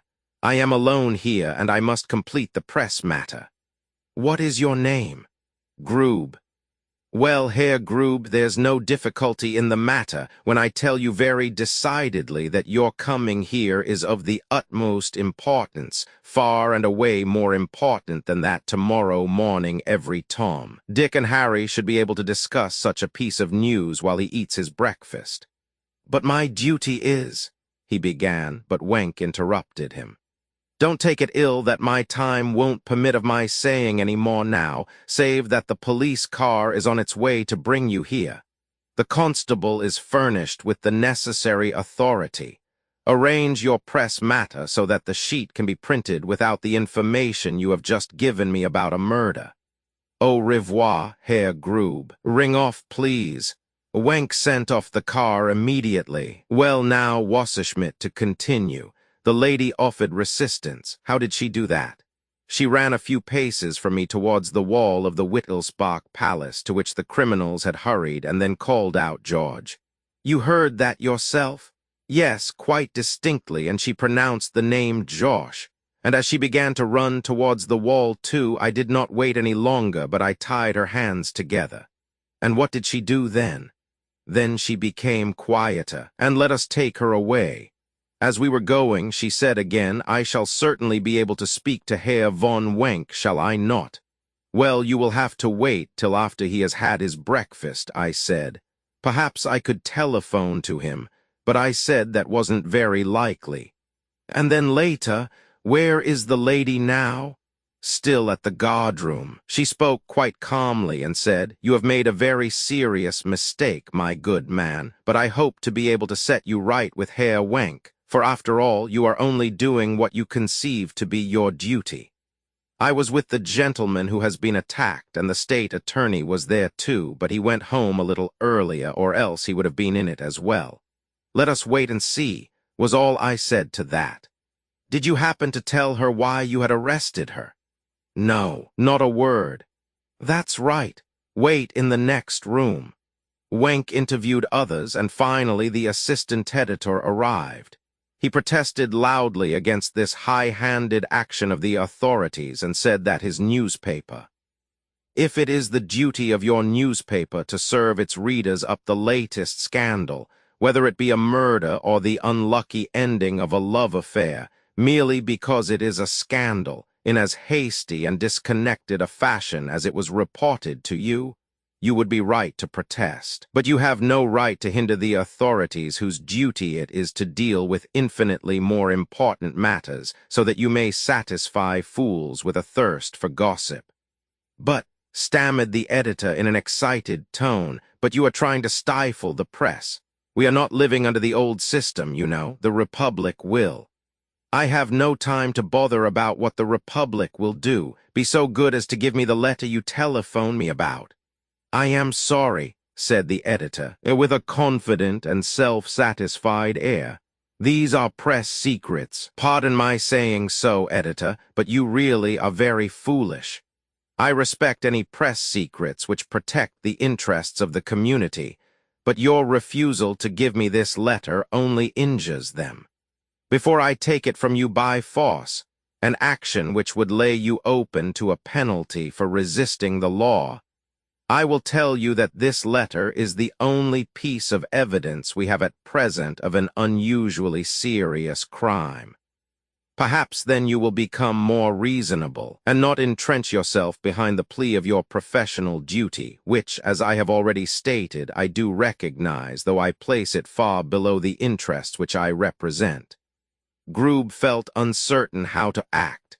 Finally, he brought out the document, saying, I deliver it under protest, and, did you see anything of the man who brought it? Could you recognize him?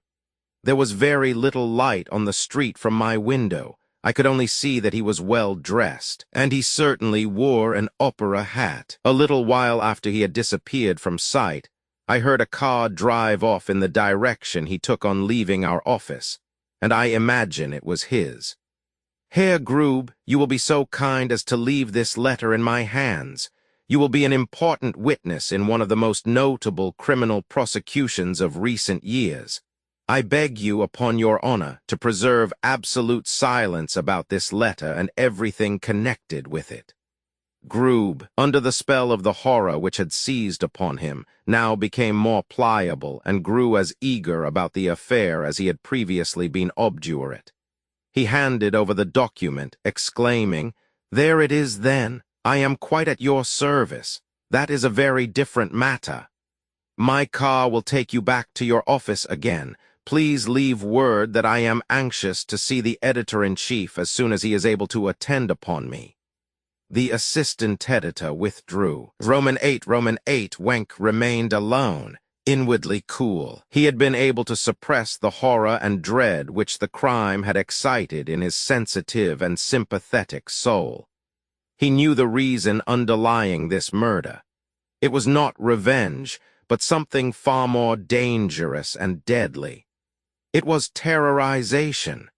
That was revealed to him by the letter to the news agency, designed to give information about the murder other than the police reports. It was the terrorizing of all who felt themselves victims of that fair-bearded stranger who had appeared among them. How much this gambler must have at stake, he thought, that he could thus personally announce his crime, to give the affair the turn he wanted it to have. How many people were in his pay that he was able to carry out his criminal deeds in this fashion? What sort of people were they, and what was the example such conduct would afford to those who were still hovering undecidedly between good and evil? How many adherents might not the announcement of this deed yet secure for him? Hull had met his fate because he had revealed to the authorities, in the person of Wenk, the history of the eye, and because the pseudo-hair bawling desired thus to give an example of what would occur to those who stood in his way. Possibly, even probably, the attack had also been directed at himself, and he had only escaped because his indignation had driven him from the place. Now perhaps it would be impossible, for strategical reasons, to close down the Go-Ahead Institute, or like so many similar places, it might serve as a trap. And what about Kara Karoza? He said to himself. Shall I be able to get her to confess for whom she was acting as a decoy? What can she confess, and whose name would she reveal? Even if a name and possibly an address be furnished me, do I know the man's secrets and what precautions he has taken against me? No, I will not go to see this girl. I will leave her in custody and let her wait. Then she will realize that there's trouble ahead of her. She is weak and vicious. Perhaps she will give in of her own accord. Finally, however, Wenk decided otherwise. He would take the exactly opposite course. He would lull her suspicions by a friendly and sympathetic bearing. She was crafty, but she belonged to the theatrical world, and by his assumed friendliness and sympathy with her in the circumstances leading to her arrest, he might make her more ready to confide in him. He therefore went at once to the guardroom, where he found her seated in a small compartment. Wenk hastened towards her. "But my dear young lady," he exclaimed, "how came you here? What have they been doing to you? They have just rung up to tell me what has happened. What a good thing you thought of me." "Oh, Herr Wenk, you come as an angel of light to me in my dungeon. Let us get away from this place at once. Don't lose an instant. I am stifling here. I can't breathe in these horrible surroundings." She hastened towards the door. "Ah, but now I must prepare you for disappointment, which is unavoidable. You see, my dear young lady, we live under the state, and every state has supreme power. It appoints officials, each of whom carries on his own peculiar office, and they cannot encroach upon the domains of others. The state has appointed me one of its attorneys, but I am only there to prosecute offenders, not to set innocent people free."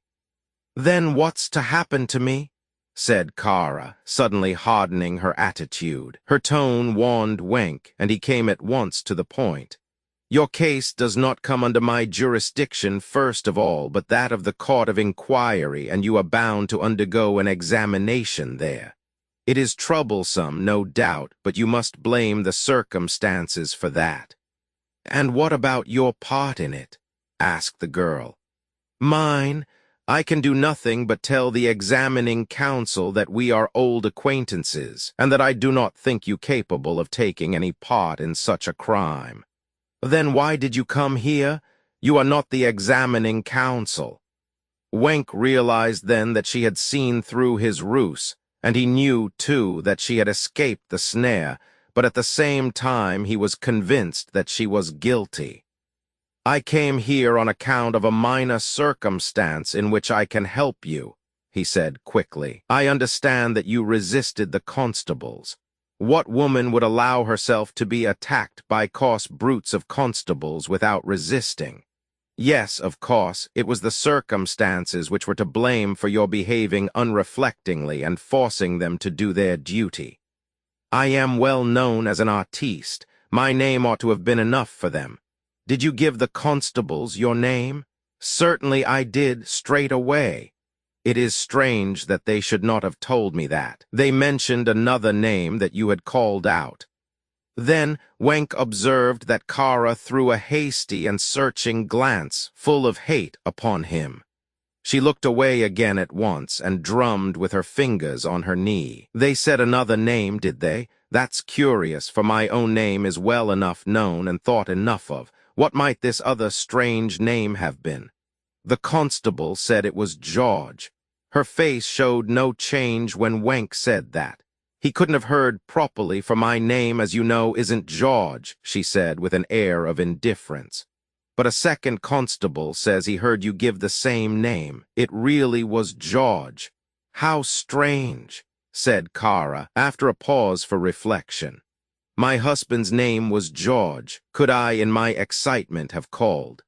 Ah, now everything is perfectly clear. That is quite comprehensible, but of course nobody knew you had been married.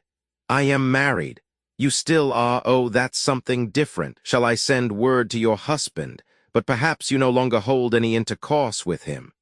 Indeed, I do. His address is 234 Eschenheimer Strasse, Frankfurt am Main. His name is George Strumpfli. This will be painful news for him. Are you not afraid that there may be some difficulty when he hears your name connected with the circumstance of Hull's murder? Then Kara spoke at last, falling back on her chair. Hull murdered, she exclaimed, and she sank fainting from the chair to the ground. For the moment Wenk was taken aback. Then he decided that this fainting fit was assumed. He raised her onto the couch, then went away without attending to her further. Going out, he ordered the constables to keep a sharp eye on the lady and not let anyone at all go into the anteroom. They were to keep their weapons fixed. He drove back to the central police station and informed the divisional surgeon, requesting him to drive to the guardroom and to search the girl's clothing without exciting suspicion. He then wrote out the order for her arrest and handed it over. He gave orders at the Police Information Bureau that any journalist who came seeking for news was to be sent to him direct. By this time it was daylight. Wenk had a bath and then drove to the office of the Central News Agency, the editor-in-chief of which had rung him up on the telephone. When Wenk had told him all that had occurred, he said, "The reason that emboldened me to lay claim to some of your time was this. If it were an isolated murder, I would, although unwillingly, let the reporting of it proceed in the usual manner. But behind this assault, we are confronted by a gang having at their head a man of apparently enormous and comprehensive powers. He must have secured to himself an organized set of followers whose only aim is to guard him while he carries out his crimes. The letter, which he himself may have handed into your office, discloses the fact that he desires the affair to be made known in the way that suits his ends. He means it as a warning. The victim himself told me not long ago that he had come across him in very peculiar circumstances, and this he knew. It is his aim to surround his dark deeds by a wall of dread. Folks are to realize that no one who makes any attempt against him can escape with his life. You can readily see how great a danger such a man is. At a time when the war has left folks weak and emotional on the one hand, and more readily incited to evil on the other. We cannot altogether suppress such an occurrence as this, but I desire that it should be announced apart from the connecting circumstances known to me, so that the imagination may not make popular heroes out of murderers. In this, I am counting on the assistance of yourself and your colleagues. May I beg you most earnestly not to make known anything concerning the Hull affair which has not first been seen by me. We are living in an age of mental and spiritual epidemics, and those who would help to bring healing must be prepared to sacrifice themselves. I will certainly act as you desire, said the editor-in-chief. At the same time, Wenck went on, I wouldn't on any account allow the impression to get about that such a course is due to more complete knowledge of the circumstances, or the exercise of authority on the part of the law, you understand. I quite follow you there, said the sympathetic editor. Then I am grateful to you and can only hope for good results from our combined efforts. Our nation is in evil case. When he got home, Wenck was anxious to go to bed and enjoy a few hours of much-needed rest. It was already 10 o'clock, but just then his chauffeur, who acted as his personal attendant, brought him a visiting card bearing the name of Countess Told. I am quite disengaged, said Wenck immediately, and the Countess was ushered in. Is there any possibility of our being interrupted here by an anxious wife who is not au courant of the matter which is engaging our attention? She asked, as she gave Wenck her slender hand cordially. The happiness of possessing a partner for life has never been mine, answered Wenck, feeling a delicious sweetness in the proximity of this woman.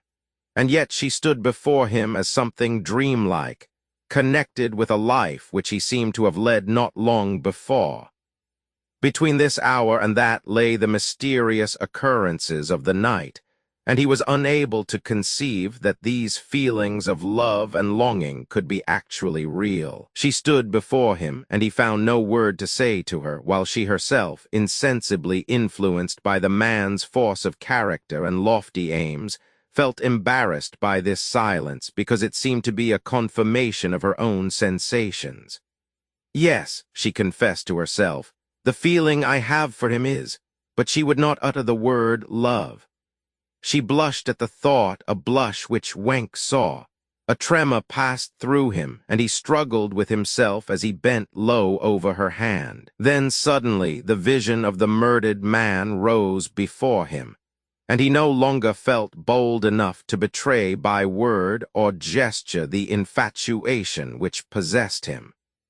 He offered the Countess a chair, and while he fetched another for himself, his imagination was fired by an idea which afforded a solution of the conflict waging within him. This woman whom he loved and to whom he was evidently not wholly indifferent should be associated with him in his undertaking, and their common endeavor might bring about their own harvest. Then he said to her seriously, During this last night an acquaintance known to both of us, Edgar von Hull, has been murdered. His friend Carstens is severely wounded, and I only escaped because I had happened to leave, 2 hours earlier, the locality into which we had been enticed. I believe I know the instigator of this crime. It is once more the sandy-bearded man and the old professor. Its actual perpetrators have escaped, but we have made one arrest, of a person who is also known to you. I mean Kara Karoza, the dancer, whose liaison with Hull you are aware of. At present I have hardly more than a profound conviction that she has had some share in the crime, but I have thought of a way by which we might loosen her tongue. If you, Countess, would undertake the unpleasant enterprise of allowing yourself to be arrested, I would take care to arrange for your being put into the same cell as Karoza. She does not know you as Countess Told, but as a lady who frequents her own circles. Represent your offense as a very trifling one, and say that you will soon be set free, even if you are found guilty of taking part in an illicit game. Promise to help her, perhaps by flight, and you must previously have informed her that her situation is a very serious one, and one never can tell what may happen to persons arrested in such circumstances as hers. She will then probably tell you who would be able to arrange for her escape, and you understand the rest, Countess. Are you willing to play the part? I will carry out your wishes, said the Countess, without stopping an instant for reflection, and her voice sounded eager. Wenk was sensibly touched by the haste, the ready zeal with which this gracious and beautiful woman accepted his suggestion. Up to now, she said lightly, there has never been a chance for me to do anything really useful, to engage in a bold enterprise with life at stake, to study life at first hand. And that is what you have been seeking in the gambling dens? He asked. I do not rightly know. I felt at home in those places because there seemed to be no barriers. In my own circle, I could perceive the horizon everywhere, and I could not endure that. I feel I owe you much. There was a smarting in Wenk's eyes. He was overcome with a sensation of longing. It took possession of him and tormented him, and he asked, almost roughly, "And your husband?" She answered calmly, "In every marriage, although you cannot know it by experience, there is something of what the heart has sought left unfulfilled. I rob my husband of nothing if I try to find what I am seeking without him." "I honor and esteem you," cried Wenk, his voice trembling slightly. "It is nothing but the natural law," she countered. "And now tell me what I am to do. On a certain day which you shall appoint, I will take you in my car to the governor of the prison, and we will arrange everything with him. When would it suit you?" "Next Saturday at this time." She rose. "The gray prison walls will begin to shine," said Wenk. "Because of such odd proceedings," laughed she.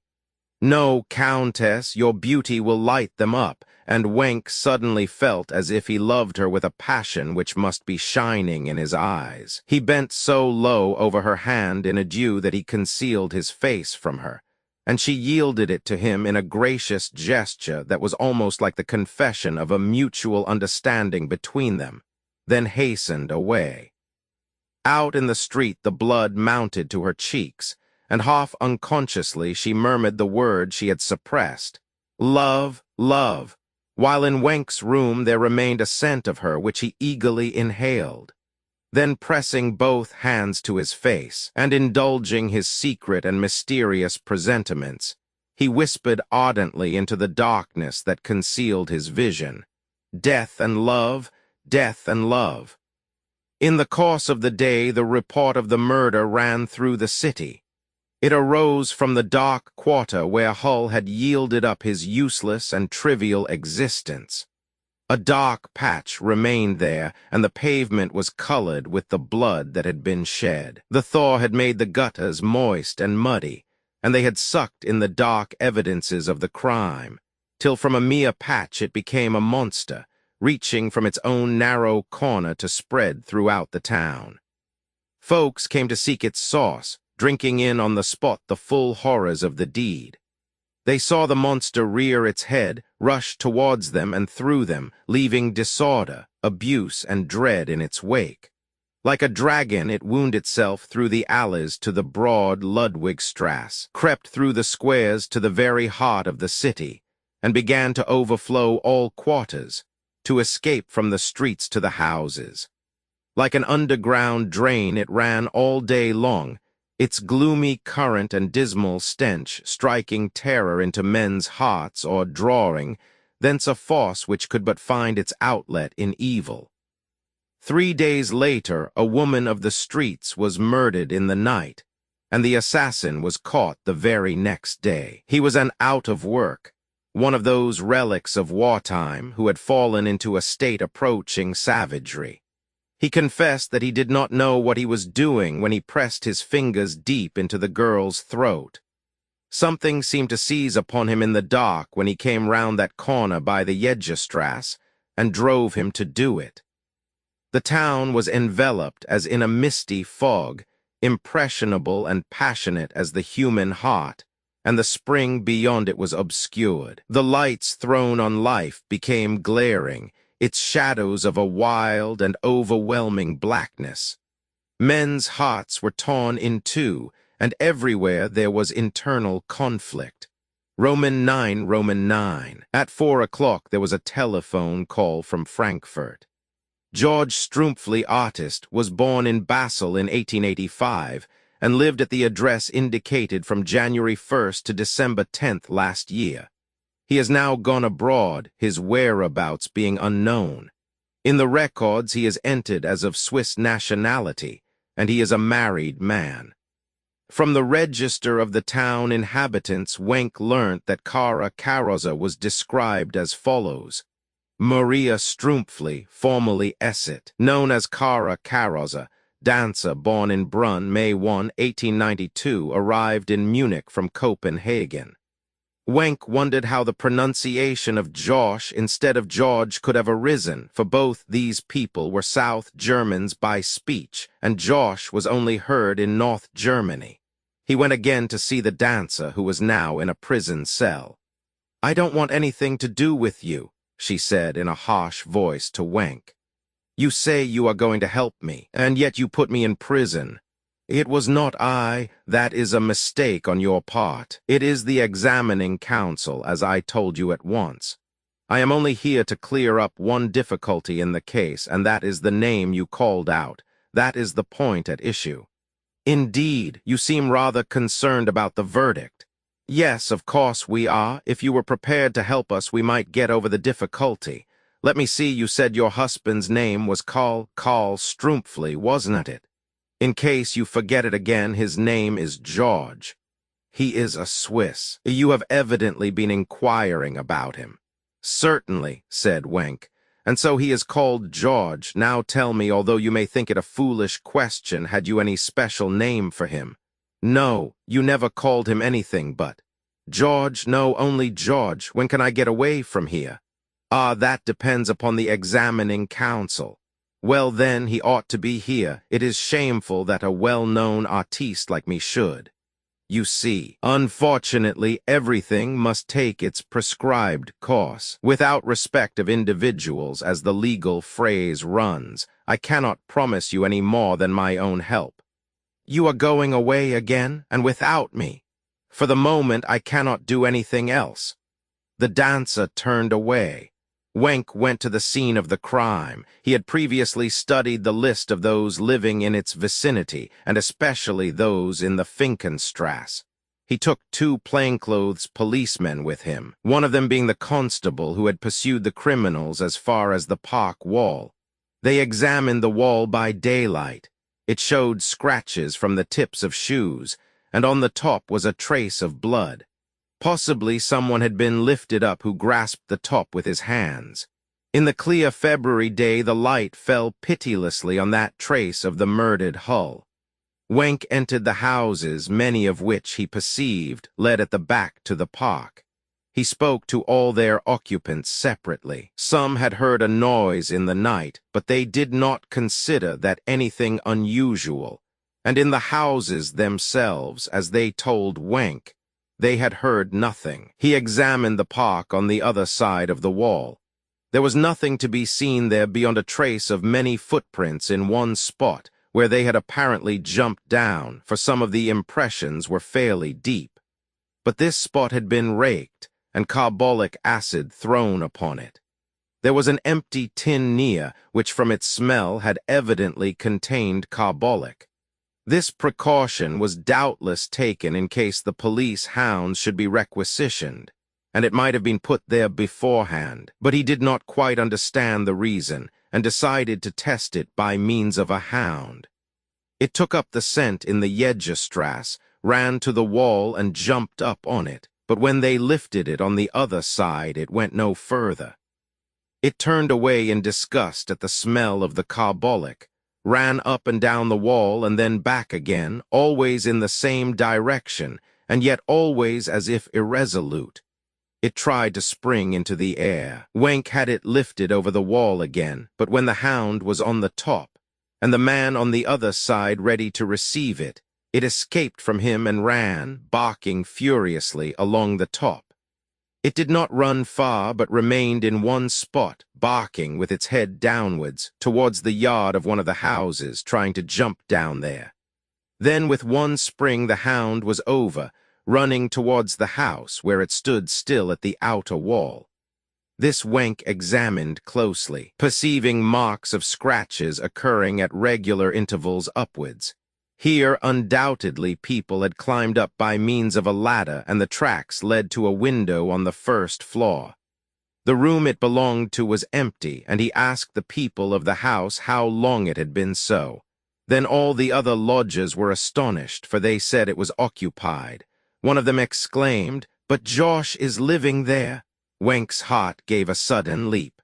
"Who?" he said quickly. "What was his name?" Again the answer was Josh. "Did you know him?" he asked of one woman. "Certainly I knew Josh," she replied. "Was that his surname?" "I don't know. Who used to call him that?" "The fellows who were always coming to see him." "So his name was George," went on Wenk, desirous of being quite certain.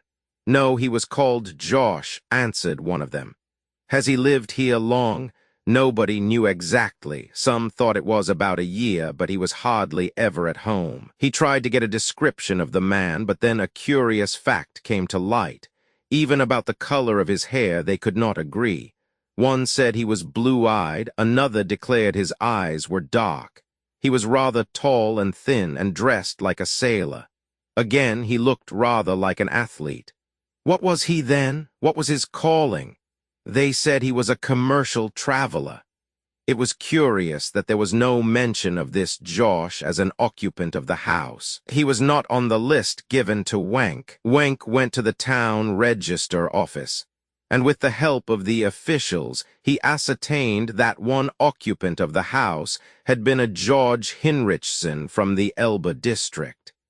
He had left the place about a month before, and said he was going to Ravensburg, and after that the room had been taken by a commercial traveler named Poldringer. It was quite clear to Wenk that Hinrichsen and Poldringer, the traveler, were one and the same person. It was just a month ago that Hull had had that memorable conversation with Wenk, and Hinrichsen and Poldringer were the same individual as the murderer of Hull, or at least the person who directed the murder, and it was his name that the dancer had called out. Possibly the direction Hinrichsen had taken in departure also agreed with this, for Constance lay near Ravensburg, and Switzerland could be reached from there. Wenk telegraphed to the Constance head office with special reference to the passport stations. A few hours later, the police officials there telegraphed back that a man named Poldringer had notified his arrival there. He gave Bavaria as his native state, and this had struck the registering official as curious, because the man used a dialect that was unmistakably North German. On that account, the police kept him under surveillance. They ascertained that he frequented the society of people who were suspected of smuggling goods across the Swiss frontier. He often traveled by the steamer to Lindau. "Expect me today in Constance," telephoned Wenk finally. Wenk immediately prepared for a journey. He could reach Constance before night if the little monoplane belonging to a friend of his, which was always at his service, were ready for a flight. He telephoned to him and ascertained that it was. At 4 o'clock he departed, and in the deepening twilight he descended at the Peterschau's aerodrome near Constance. The police described the locality in which these profiteers and smugglers were to be found. He disguised himself as a chauffeur and went to one of their inns to get some supper. He addressed one man whom he thought to be of their party, saying that he could get hold of 2 cars and also some sort of export license, as long as it wasn't looked at too closely. But if he had the help of one, or, better still, of 2 bold fellows, it could be done quite easily. There would be a profit of about 10,000 in it, for the cars were bought in the autumn of 1918 and had been kept hidden ever since. They were first-class cars that had belonged to 2 generals. The other did not take long to consider. He would broach the matter to a friend of his, and the 3 of them would soon pull it off. They went together later to another tavern, which the friend often frequented, but he did not appear. "What is his name?" asked Wenk. "Perhaps I know him." He is called Ball, but you may have known him under some other name. Most of us find it convenient to have one or two different names here. You know all about that, don't you?" "Of course I do," said Wenk. Then he grew suddenly pale, for just then a man entered, in whom he thought he recognized the chauffeur who had driven him to Schlesheim in the car filled with poison gas. Everything was at stake.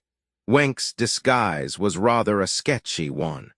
Supposing this man were the Ball they were expecting, if he came to their table and sat down, he would probably recognize Wenk, and the whole story would come out. He employed all his powers to regain his self-control, and tried to disguise his features by contracting his facial muscles. He had already taken the precaution of seating himself in a dark corner, but the newcomer sat down at some distance from him at a large table where several young fellows were already sitting. He had his back to Wenk, but the lawyer felt he must not venture any further, and promising a rendezvous for the next evening, he hastily took his leave. He went to the police station, stated where he had been, and described the suspected man. The sergeant of police sent for a constable, who said that according to the description the man must be Poldringer. "Could we be certain of that? I should like the fact established during the night, but I beg of you to proceed cautiously in the matter, for this man is armed at all points," urged Wenk. Then he thought it would be better not to go there, said the constable. It was but a small town, and all the police officials, even the plainclothes men, knew these profiteers. His sudden appearance might give the alarm. "Well, then, I must manage without that. Do you know where he lives?" "Certainly." "Then take me there at once." The sergeant took Wenk to a byway where stood a shabby old inn, which was divided into many courtyards at the back. Wenk at once recognized that it would be extremely difficult to carry through any arrest here without a large body of police, and so many constables could not be quickly and easily procured in a small town like this. Opposite the house was an iron foundry.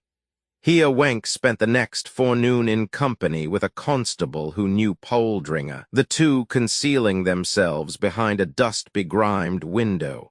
When about 11 o'clock the man whom Wenk knew as the sandy-bearded man's chauffeur came out of the house, the constable nudged him, saying, "That is Poldringer."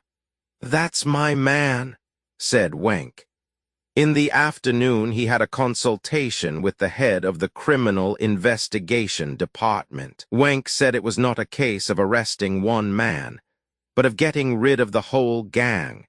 For here in Constance, as one might say, there was but one division of the army whose general headquarters was in Munich, and until one could lay hold of the leader it was not worth while to secure a dozen or so of his accomplices. Wenk advised their not making use of the announcement of a reward of 5,000 marks for information, which had been drawn up contrary to his wish, but rather that they should keep a close watch upon what they now knew to be one of the haunts of the gang. That would be the safest way of entrapping their leader, for if they seized the chauffeur now, his master would receive emphatic warning. And this man, Wenk told them, was undoubtedly one of the most daring criminals to be met within the last 10 years. It was not only a money reward, but fame that might be looked for, and the constables all promised to do what they could. In the evening, Wenk met the young man who was going to help him get rid of the cars at a big profit. His friend had left the town, he said, for things had gone badly of late. Switzerland was overdone with German goods, and the German authorities seemed to be regaining their control of the lake. They might soon be starving, he said. But he knew what to do. He wasn't going to starve, and sooner than be driven out of the place by hunger, he would join the Foreign Legion. Then at least he would be safe from the German authorities. He could fill his belly in peace, and if he were shot down it would be as a free man, whereas if he stayed here he was bound to end in quod. Wenk asked what he had to do to get into the Foreign Legion. "Oh, that's easier than ever it was," answered the man. "Before the war you had to go to Belfort, but now that's not necessary. You can join up here." "Well, that's a good thing to know. What's the address of their headquarters?" "Oh, you only need go to the Black Bull and ask for Poldringer, or else come in the evening to the tavern we went to yesterday, for he was sitting there. He had got a lot of them at his table, and I told him I'd think it over. If our Hong Kong business comes off, I shan't need to, though, but we can't get hold of that D-Ball. He'd want to stand in with us, but I expect he's got something good on somewhere else. By the way, Poldringer was asking after you last night. You must belong to his part of the country, eh? He said he thought he knew you, but I told him you were from Basel and wanted to get 2 cars across, and he said, oh, then it can't be the man from Munich, but I thought to myself a man might have been in Munich and yet be in Basel now, eh, mate? I've never been in Munich, said Wank. He must have mistaken me for someone else. Well, it's all the same thing anyhow. We'll get those cars through, eh? By the way, can you stand me a trifle of ready on the job? A 50, asked Wank. Oh, well, if it's not inconvenient, I'd like 2 50s. One's all I can spare at the moment, said Wank, pulling a 50-mark note out of his waistcoat pocket. You needn't be afraid of showing your purse, even if it has a hole in it, remarked the man. You wouldn't buy any more with 50 out of my purse than you can with that one. Well, all right, no offense. Where are you staying? In Barbarossa, said Wank at a venture. Oh, if the folks there get hold of you, you won't get out of their clutches, I can tell you. You go to the Black Bull. They'll look after you properly there, and everything is arranged so that you can fly off as easily as these greenbacks will. Not a trace left behind. Next morning, Wank flew back to Munich. His trip had been successful, and the journey in the pure, clean air, cold though it was in the upper regions, invigorated him. He felt as if he were gathering the threads together in his hand, and they were about to form a vast and invisible net. And he, the fisherman, felt himself ready and able to drag it in. An hour before Wank took up his stand at the grimy window of the iron foundry opposite the Black Bull, the following conversation was carried on between Constance and Munich. "Hulloa, Dr. Dringer speaking. Who is there?" "Hulloa, this is Dr. Mabuse. What is it, please? The invalid seems to be staying here. I am not quite certain yet that it is he, but I thought I recognized him. I am anxious for instructions." "That's very strange. He was in Munich to my certain knowledge just about 4 o'clock yesterday. What time did you think you saw him, Doctor?" "At 7:30, but the express does not leave until 7 p.m. and only reaches Lindau at 11 p.m. Even if he had used a car, he could not possibly have reached Constance by 7:30. It is possible that I may have been mistaken, but hardly likely. I can't at once abandon the idea that it was the lunatic we are searching for." "Well, in any case, my dear colleague, prosecute your inquiries, and if you are convinced, use the safest means at your command." "You mean the strait waistcoat, Doctor. Certainly, for you know he is dangerous to the community. Have you any other news? What about those neurotic patients?" "They are quite ready to go to the sanatorium, and they start tomorrow." "Good. That's all, thank you. My best wishes to you, Doctor." Mabuse went up and down his room in considerable excitement. How could it be possible that the state attorney, who was still in Munich at 4 p.m., should have been seen in Constance at 7:30 p.m.? Might not George be mistaken? He dressed himself as a messenger and repaired to the Amandastrasse, where Wank had his chambers. He rang his doorbell, and a servant opened to him. "Can I see the state attorney?" he asked. "He is not at home. Give me the letter." "I was to give it to him personally." "When will he be back?" "I do not know. Has he gone away for long, or shall I be able to hand him the letter this afternoon?" "His honor did not leave word." "Ah, then I must rely on you," said the messenger. "You will be sure to deliver the letter, won't you?"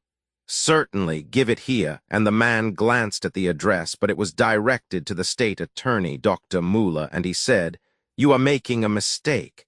Herr von Wenck is the barrister who lives here." Good heavens, so they've given me the wrong number. I always say, write it down, gentlemen, and so I've made a mistake here. Where does the gentleman I want live? I don't know him at all. Well, there's nothing for it but to go back. Good morning. The pseudo messenger went off, knowing only half he wanted to know.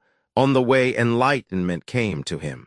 Of course, he said to himself, he must have gone by aeroplane, and I can guess why. For an instant a mist swam before his eyes, so acutely did he feel this discovery of his. For the first time he measured his adversary's powers. No one had ever used such means against him before. George had not yet sent off the discharged smugglers. Were they the reason of this hasty visit to Constance? Had his, Mabuse's, band of watchers failed him?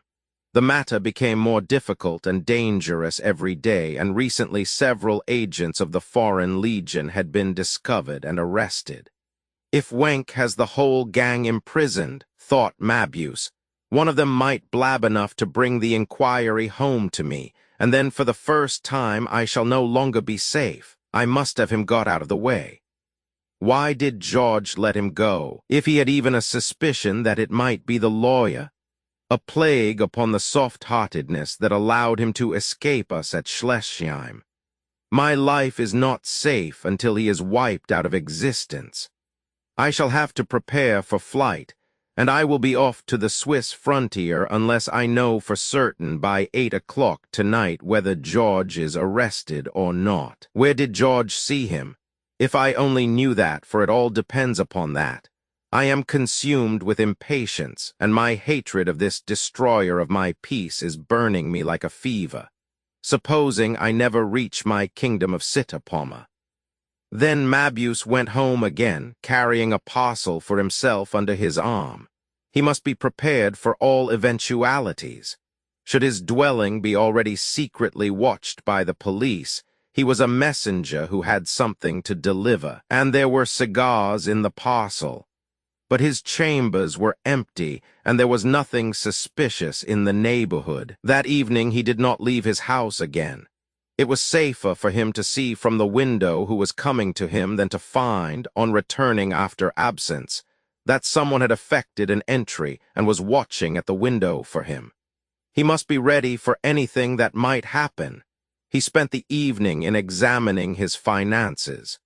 There was yet 6 months' work to be accomplished in Germany before he had the amount he had decided would be necessary. There he knew the ground well, and anywhere else it would take at least a year to accomplish the same result. The languages he was conversant with necessitated his being in countries where German and English were known. 6 months. The words throbbed in his brain and the blood mounted to his heart. "I shall stay," he said aloud in his lonely room, and it seemed as if the defiance these words awoke rang through him like the blow of the hammer on the anvil. Next morning at 7:30, there was an urgent telephone call from Constance. "Dr. Dringer speaking. I am sorry, but I fear I have misled my esteemed colleague. There is no further trace to be seen. Everything is in readiness for departure, and the other patients are prepared for their journey." "It was a pity, doctor. Ring up again this evening." "You swine." Mabuse growled between his teeth at his window, looking in the direction of Wenck's chambers. "If it were only for this half-hour of uncertainty, you should pay for it with your life. The first attempt failed through a mere accident. There shall be no accident the next time." Mabuse left his house on foot, went to one of the fashionable hotels, and asked for the general manager, Herr Hungebuchler. Yes, he was there and would be found in room 115, he was told. When Mabuse entered the room unannounced, it was empty. "Spowery," he called softly. Then a cupboard door opened and Spowery came out. "Wenck seems to be in Constance. George has just telephoned to me. Look after the matter. How is Kara getting on in prison?" It would be safer if she were out of the way altogether. Dead men tell no tales. No, I have already told you once she is safer alive than dead, answered Mabuse quickly. In any case, I have got one of the warders under my control. Why? To contrive her escape if she's to be allowed to live. Fool! Cried Mabuse angrily. I tell you she is safer where she is. If they were to break open her mouth with a crowbar, she would never say anything. Stop talking such d nonsense. She is to come out when I leave Europe, not before. I came to tell you that I give you a month to get rid of Wank. I make it so long so that it may be safely undertaken. Make a note of the date, for he's not to live a day longer than that. And Mabuse went off without a word of farewell. Next evening, Dr. Mabuse was invited to spend the evening at the house of Privy Councillor Wendell, who was interested in hypnotism. After an early supper, an interesting medium would appear. In her trances, memories were awakened within her which referred to her very earliest days, to a time when the mind was not developed enough to be able to record or describe the physical existence of the moment. Mabuse had made the Privy Councillor's acquaintance through a patient of his, an aristocratic and wealthy dame who had suffered from severe neurosis, and whom Mabuse had very successfully treated by hypnotic suggestion. In the company were to be found not only professors, but also authors, artists, and the reputed friends of art, such as frequent the society of the wealthy and fashionable nowadays. Mabuse's neighbor at the supper table was a lady whom he recognized with astonishment and perplexity. In the gambling dens, she was known to his accomplices by the nickname of the Dummy. The lady was Countess Told. Throughout the meal he devoted himself to her, paying her every possible attention, and relating to her eager ears tales of strange and wonderful experiences in hazardous places, of the chase of wild animals, or of human beings in parts of the world that are little frequented. He spoke with a grim earnestness, a savage unrestraint, enjoying once more in recollection the powers he had exercised in such circumstances. He realized what it was that drove this woman to the gambling dens, and it seemed as if this sudden disclosure gave him a pang, as if there opened up within him a chasm and a gulf so deep that only a palpitating human heart could fill it. With his imagination and with his bold recital he was pursuing such a heart. As in the jungle he had pursued the tiger. The hope of conquest inflamed his blood. He felt he must make it his own. It was this woman's heart he wished to subjugate. He was consumed with passionate desire as he read in her eyes how his recital fired her blood. That was the kind of life she craved, and her nature understood and responded to it. He painted wild scenes for her. He showed himself struggling for conquest with body, soul, and spirit pitted against unrestrained nature, and he desired her to believe that this wild and unrestrained nature was within her. She trembled at his words, and swayed by his ardor, a longing for support and tenderness overcame her. The recitals by which he sought to enchain her interest aroused so forceful an impression of human power that it seemed, in tearing herself away from them, she was actually tearing a fragment of living, bleeding flesh when she sought out her husband with an almost supplicating gesture, as if desirous of protection from a force too powerful to endure. Mabuse saw her gesture, and the blood mounted to his forehead. He was flushed with passionate desire, and could no longer bear to see the glances of others rest upon her. Other strangers address her, the lips of other men press to her hand, or the thought that any other will should impose itself on her. His was the call of blood that should reach her, and inflamed with passion and desire, he left the house and drove home. All his thoughts were centered on her, however, and as he rapidly increased the distance between them, and as it were tore the bleeding flesh from his body, he called out to the image which filled the yearning gulf within him, "Death and desire! Death and desire!" At home he drank until all around him had dissolved in the mists of intoxication, and he no longer saw anything but her heart. Her bleeding heart, snatched by his hand from her lovely body, held in his grasp, enticing and inflaming his passion. At length came the day when Countess Told should enter upon her prison experiences. She repaired to Wenk's chambers, and he took her to the building, making the governor au courant of the whole story. Before being led to the cell, she asked, "How long am I to stay there?" "As long as you like, Countess," replied Wenk. "It all depends upon your skill, but of course you have but to say the word and you are free in an instant, even if you have not achieved your object." "I have plenty of time," she answered, "but I should like to ask for leave next Monday so that I can keep an appointment." "Most certainly we can easily arrange that. With your permission I will come and fetch you. Besides, you are sure to have something to report by then." "Finally, Dr. Wenk," said the Countess, "I want you to know that my husband is in the secret, and you will go and see him, won't you? Promise me."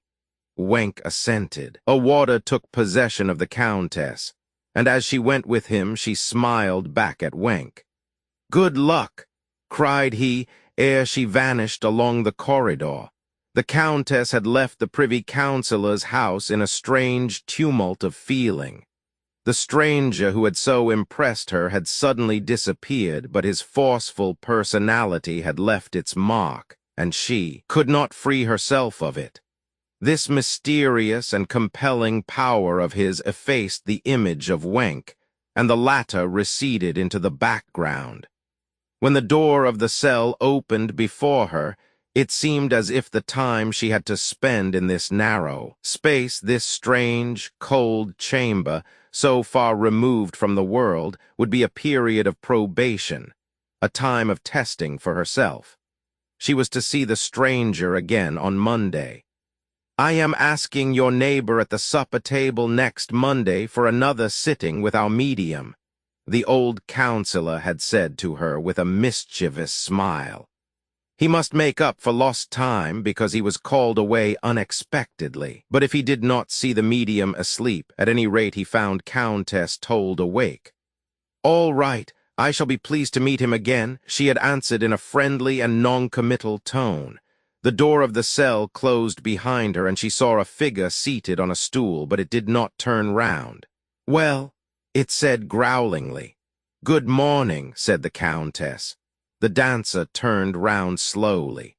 When she at length faced the Countess, the latter uttered a little cry, and with well-feigned astonishment hastened to Kara, exclaiming, "What you hear, my dear, but we know each other. What a strange coincidence."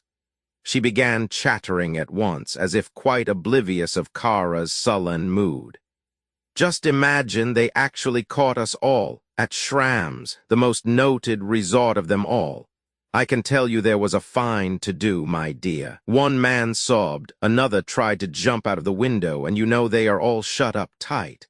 Somebody sat down and wailed, 'Oh, my wife, my 4 children, I am disgraced forever.' There was a tremendous fluttering in the dovecot. I could not slip away in time, and so they got me too. Tell me what is the best thing for me to do. There's nothing wrong in entering a gaming house, and I have never once played." But Kara only eyed her gloomily. "Do say something. Is there anything the matter?" pleaded the Countess. "The matter is that I want you to leave me alone," answered the other. "Was the young gentleman with the fair sandy beard there? The one who played against Bash, you mean?" "No, he wasn't there. I have never seen him since that night." "Was the old professor there?" "No, I didn't see him either."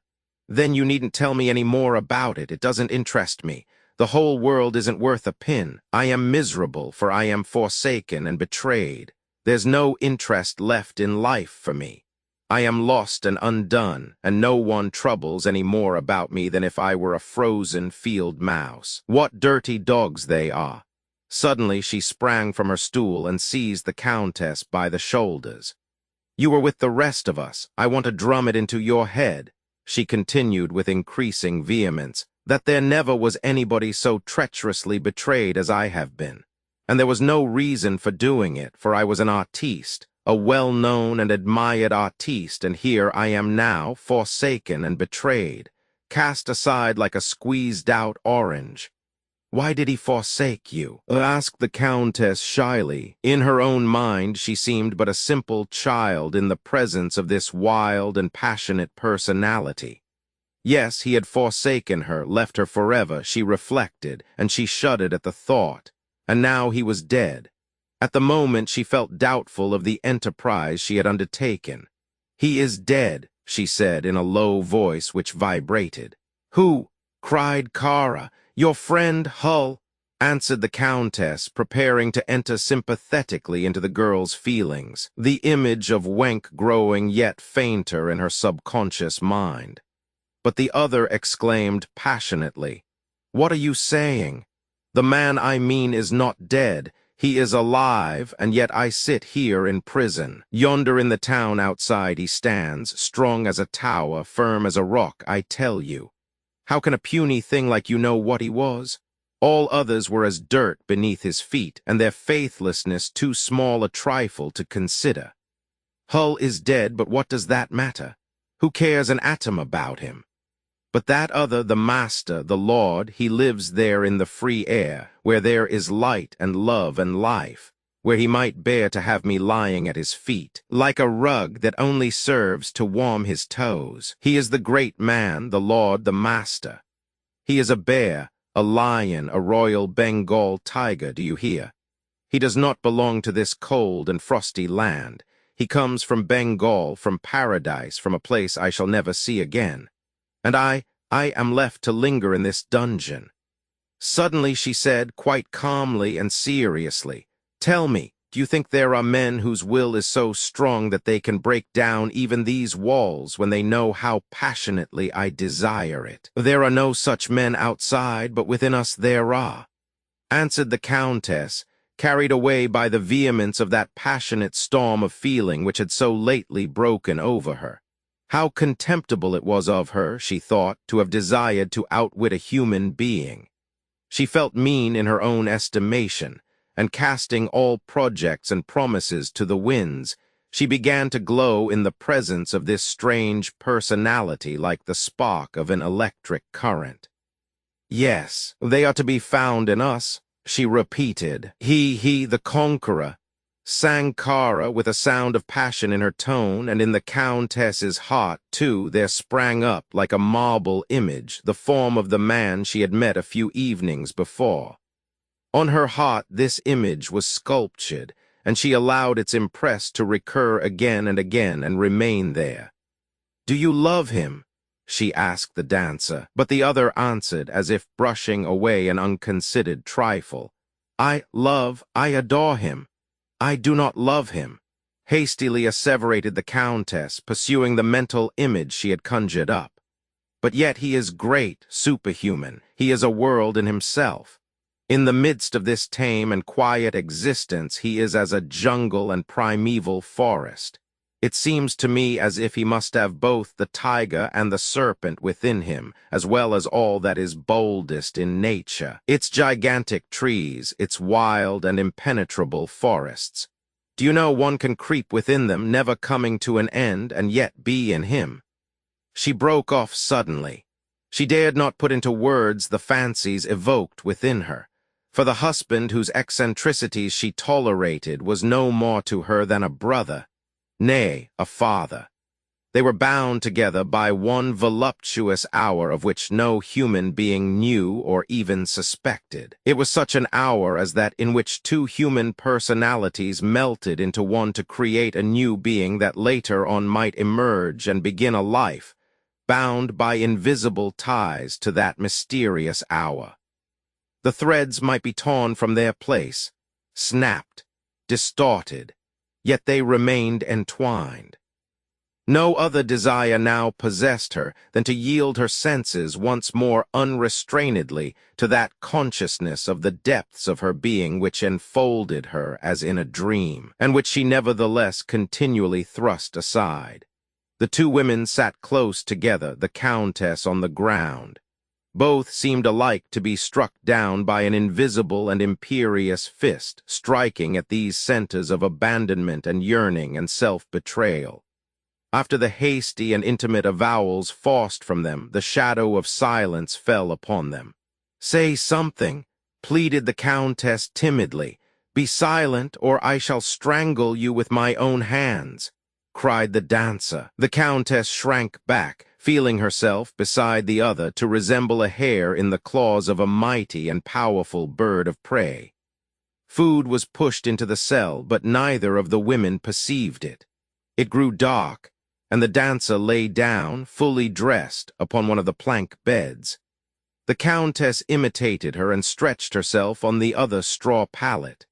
The night passed by, and in the long sleepless hours their fancies flowed into a dark and turgid stream. Suddenly in the gloom Kara's voice was heard. "Are you asleep?" "No. Why are you here?" The Countess had not the courage to repeat her tissue of lies, and she remained silent. Kara, too, kept silent for a while, then she said suddenly, "You were sent here to pump me. Have I told you anything?" "Yes." "About him?" "Yes." "Did I tell you his name?" "No." "That's all right then, otherwise you would never leave this place alive. But if you are lying and I had told it you, I tell you now, he has no name. He is 1,000 men, a whole nation, a part of the universe. Just like the man I have been thinking of," reflected the Countess, but an instant later she did not know whether she had not spoken her thought aloud. "When are you going away again?" "When you want me to." "Then go at once and tell everything I have told you." "No," answered the Countess resolutely. "Why don't you, when that is what you came here for? Things are different now." "Nothing is different," asserted the dancer vehemently. "Everything is as it was and will ever be. He is out there, free as the air. I am here like a carcass rotting on the ground. Tell everything you know." "I shall say nothing." "Why not you, you cursed hussy?" she shrieked. "Because you love him so?" Then the dancer grew calm again, but a few moments later she burst into tears and sobbed wildly and unrestrainedly. The Countess lay still on her pallet. She felt as if a naked soul with claws, whence the skin and tissues had been withdrawn, were clutching at her heart and holding it within its grasp. She felt her own blood shudder and leap up beneath the claws and mingle with that of the other. This naked soul that clutched at her was her sister. She was akin in blood to the criminal yonder, but neither of the women knew that he who had thus caused their hearts to beat in unison during this night in prison was one and the same mysterious being.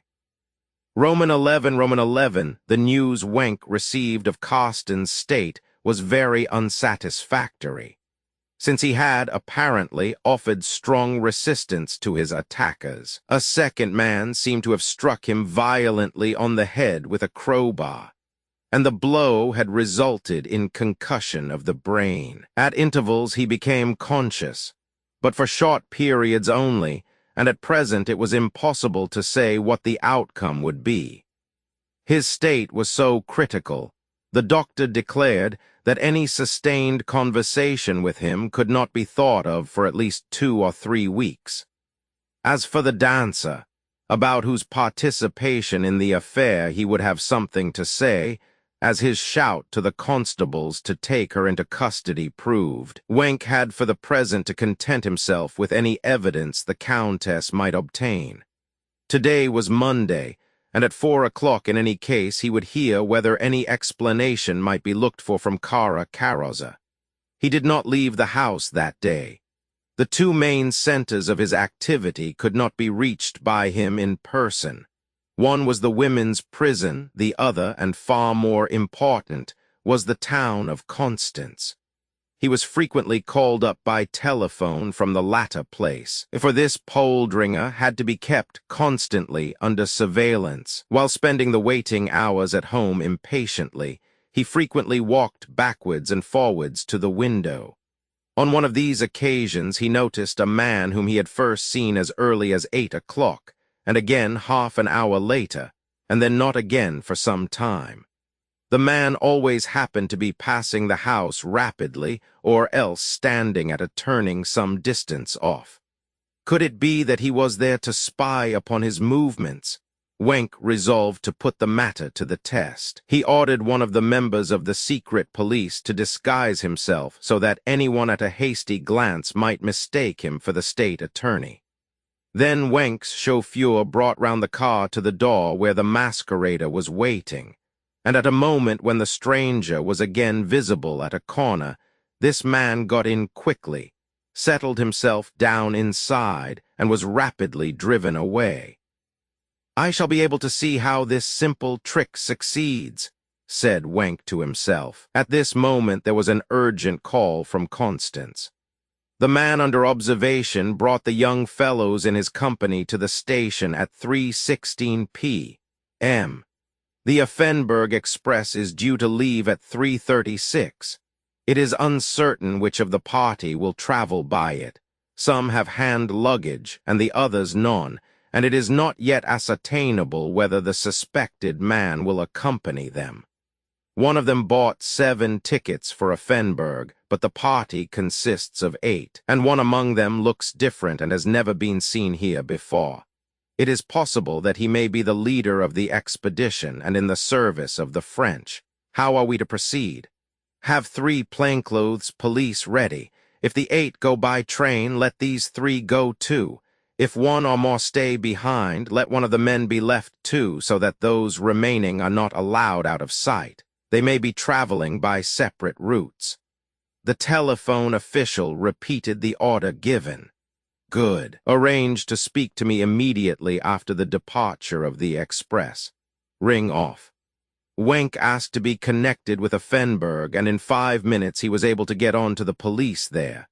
7 or possibly 8 men are arriving by the express from Constance. Plainclothes men are in the same train. See that 16 armed police are in readiness at the station. It is probable that the travelers will have passes to Alsace. They are forged. When you arrest the men, be careful to avoid observation, and the only information to be given to the press is that it was a case of Germans having been enticed into the Foreign Legion. And mind you state expressly that they will be at once set free and returned to their homes. You will know nothing about the forged passports.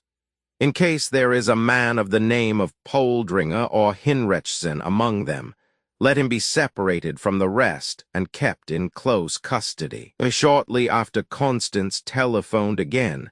7 men have left. It is Poldringer who stayed behind. He went to the Black Bull and is under observation there. Good, thank you. Please ring up here again at 7 o'clock, and should anything important occur in the meantime, notify the Criminal Investigation Department. Then Wenck had to hurry so that he might call for the Countess at the prison at 4 o'clock. It was then 3:30, and he was alone in the house. He telephoned for his car, and just as he was going downstairs, he heard a knock at the front door. He opened it. An elderly man was standing there. His figure was bent, and he had a bushy snow-white beard, red cheeks, and blue eyes. "Herr von Wenck," he inquired courteously. "Please come in," answered the lawyer, "but I am sorry to say that I am just going out on urgent official business." "I will not detain you a moment," said the other. "My name is Hull, and I am the father of the murdered man." Wenck bowed and led the way to his office. "Herr von Wenck, I have been told that you are conducting this inquiry. Edgar was my only son, and I brought him up badly, for my whole time was given to my business, and I had vast interests. My wife died when he was but a child. I think many sons in our days have had a similar experience." He spoke evenly, almost harshly. "But that does not free me from blame. Our sons were our pleasure, our business, our duty. It would have been better had it been the other way about. I cannot desire such a life as his to be restored, for what I have heard from various sides about the circumstances of the case is sufficient, and I do not wish to know more, but I have allowed myself the liberty of calling upon you for other reasons. My son used to receive an income of 10,000 marks from me each month, and the only wish left me in this unhappy affair is to be able to spend these 10,000 marks as if he were still living, and add another 10,000 to them. I want the money to be used to help men to make good, and how am I to set about this? Can you advise me, sir? Wenck answered in a hesitating tone, I must first of all confess, Herr von Hull, that your words have taken me aback. This man's bearing moved him deeply. Restrained force of character, suppressed paternal grief, unutterable sympathy, everything that had thus unexpectedly been laid bare to him, threw him for the moment somewhat off his balance. Yes, I don't know, Herr von Hull, why did you come to me above all men? I can tell you that at once, sir. It is your task to bring the murderers to justice, and I should like to replace with something that is beneficial the harm that has been done by one of my house. I should like the recollection of my son to bear good fruit. I have had nothing of his life, but perchance his death may yield something that may plead for me in eternity. His voice remained firm until the last word had been uttered. But I must not forget that you are in a hurry, he continued. Perhaps it is this same unhappy affair which prevents your giving me any more time now. You are right, said the lawyer. Can I see you tomorrow or some other day when we can talk quietly when you are free? I shall be free tomorrow, my dear sir. Come when most convenient to you, preferably in the morning. You are not obliged to fix an exact time, for I shall be at home all day. I thank you for your suggestion. We shall be enabled to do a splendid piece of work together, I believe. Nay, it is I who must thank you for being willing to help me raise a memorial to my unhappy boy that shall redeem his name among his fellow men. They left the house together, and Wenck drove rapidly to the prison. The lady left here long before 4 o'clock, said the governor. Indeed, said Wenck, disappointed. What did she leave for me? Nothing. And you yourself know nothing either about the matter she had in hand. Did she get any results? I did not inquire. Why not? Said Wenck, annoyed by his manner. I was not instructed to do so, answered the governor morosely. It is not a question of your exact instructions, but of attempting to track to earth one of the most dangerous bands of criminals Germany has ever known. You don't seem to realize that. What you and your instructions maybe counts for nothing. So much the better. Perhaps another time I may be spared such innovations. You do not seem to feel yourself thoroughly comfortable in your post, Governor. I will say a word for you to the Home Secretary. Good morning. What has happened? Said Wenck to himself. What is up? He felt disappointed and angry as he took his seat in the car again. At 7 o'clock that evening, the Countess drove to the Privy Councillor's mansion. She found the same company assembled there as on the last occasion, and this time, too, she saw as little of them. Around her and Dr. Mabuse, her partner at the supper table, the conversation rose and fell, isolating them from the rest.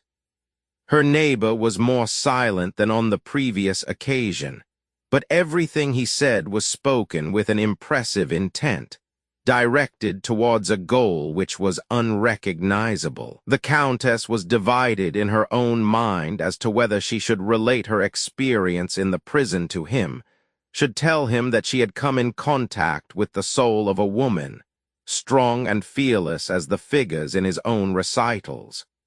Yeah, even stronger, since it was a woman, experienced in renunciation, and carrying on her conflict in resistance and defense.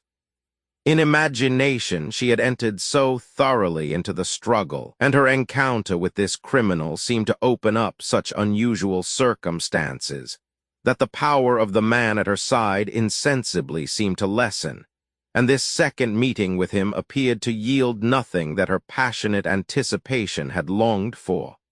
The man seemed to decline before her. She noticed that while he uttered his imperious sentences, both at their first meeting and on this occasion, he kept his eyes fixed on her with a compelling look. They were gray eyes, and their glance was a steely one. She grew somewhat frightened, and in her anxiety yearned for some human being who could warm her breast with his sympathy and afford her troubled spirit peace. She looked across at her husband. He was sitting near the medium, engaging her in talk, and it seemed as if his words were the mere play of his graceful fingers, on one of which the ring was flashing, as if dominating the whole. Then the woman's heart was overcome with a strange, sad feeling, stilling the fever in her breast, a feeling of lofty, womanly sympathy. He seemed such a child, she said to herself. Without me, he would be defenseless. He is like a hoop rolling down the street, its course determined by the obstacles and unevennesses in its path. With this feeling upon her, she experienced a renewed glow as she thought of her encounter with the dancer. She was lifted out of her everyday existence, borne onward as in a mighty rush of passion, then again becoming cool and collected as at the contact with something cold and forbidding. It seemed to her then that she was struggling to reach her husband, and ever as she approached him she was driven back, encountering the inflexible and steely glance of the man beside her. Mabuse grew more and more silent. He ate nothing, and he took no pains to conceal his taciturnity. On the contrary, he seemed, as it were, to strive to impress it upon the whole company, just as a mighty African potentate might exercise his tyranny on his patient and long-suffering followers, and the very actions of the others served to accentuate this attitude of adoration of a superior force. Count Told alone seemed to trifle with graceful gestures about the medium, who, black-haired and deadly pale, kept her unwieldy form pressed close to his side, seeming to have eyes for no other.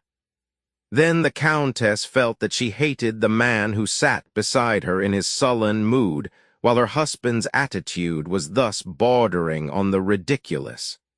And yet it was not hate she felt, but the inward conflict between the desire to yield herself to the domination of a self-sufficing and stronger heart and brain and resistance to the impulse of subjugation. The supper table was cleared, and the company stood around talking for a while. Mabuse had left his table companion and sought the society of Count Told. He engaged him in a discourse on the psychological aspect of gambling. "I am a born gambler," said the Count. "When I am losing, I remain as cold as ice, but when I am winning, my brain lights up, and my fantasies are redoubled." Then Mabuse said, "Games of chance are the oldest form, the strongest and most widespread form in which a man who is not gifted with artistic expression may yet feel himself an artist." "That is an interesting idea," said the Count. "Pray follow it up a little further." "It is because in a game of chance every man feels that he can force himself to a creative act. Creation, through the principle which underlies all life, draws its force from the parallel powers of volition and accident. By accident we must understand all that is untried, immeasurable, strange, and impossible of expression in itself. This is, too, the mental process of creative work, to which nature has lent a portion of primal force, the work of the artist. Between the poles of volition and accident this power is wielded as in a state of trance. Goethe confessed that to be the case with himself when he was composing his poems. In games of chance there is a like synthesis. Accident gives the player his material. It may be trifling and insignificant, or it may be of dominating power. The player sets his will to work to accomplish a creation of his own from his material. "You are a poet yourself, Doctor?" "Oh, no, I am a physician practicing psychotherapy." Such people are our most modern poets, for they give our knowledge of the unconscious, or rather the subconscious, its perceptible form, and the subconscious world, which is now firmly established, produces our psychic existence. We will have a game of baccarat afterwards, shall we not? Agreed. The hypnotic subject was about to begin her test. A doctor led her forward and threw her into a hypnosis in which she would recall her wonderful recollections. On the first evening, as Count told informed Mabuse in an awestruck whisper, she had related her mental experiences during her first attempts to walk. While the Count was speaking, he felt an unnatural warmth stealing over the back of his head. He turned round, but there was nothing behind him save the tapestried wall, upon which pictures of the old school, to which he was quite indifferent, were hanging. The patient did not respond to the hypnotist's suggestions.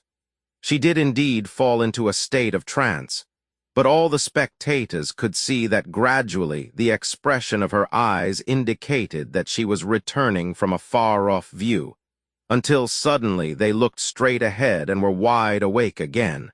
Awake and indignant. "Someone is tormenting me," she said. "No one is tormenting you," said the hypnotist in a monotonous and measured tone.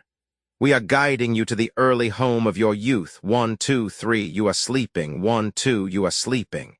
He passed his hand slowly and lightly over her forehead, continuing to count. 3, 1, 2, where are you now? How old are you?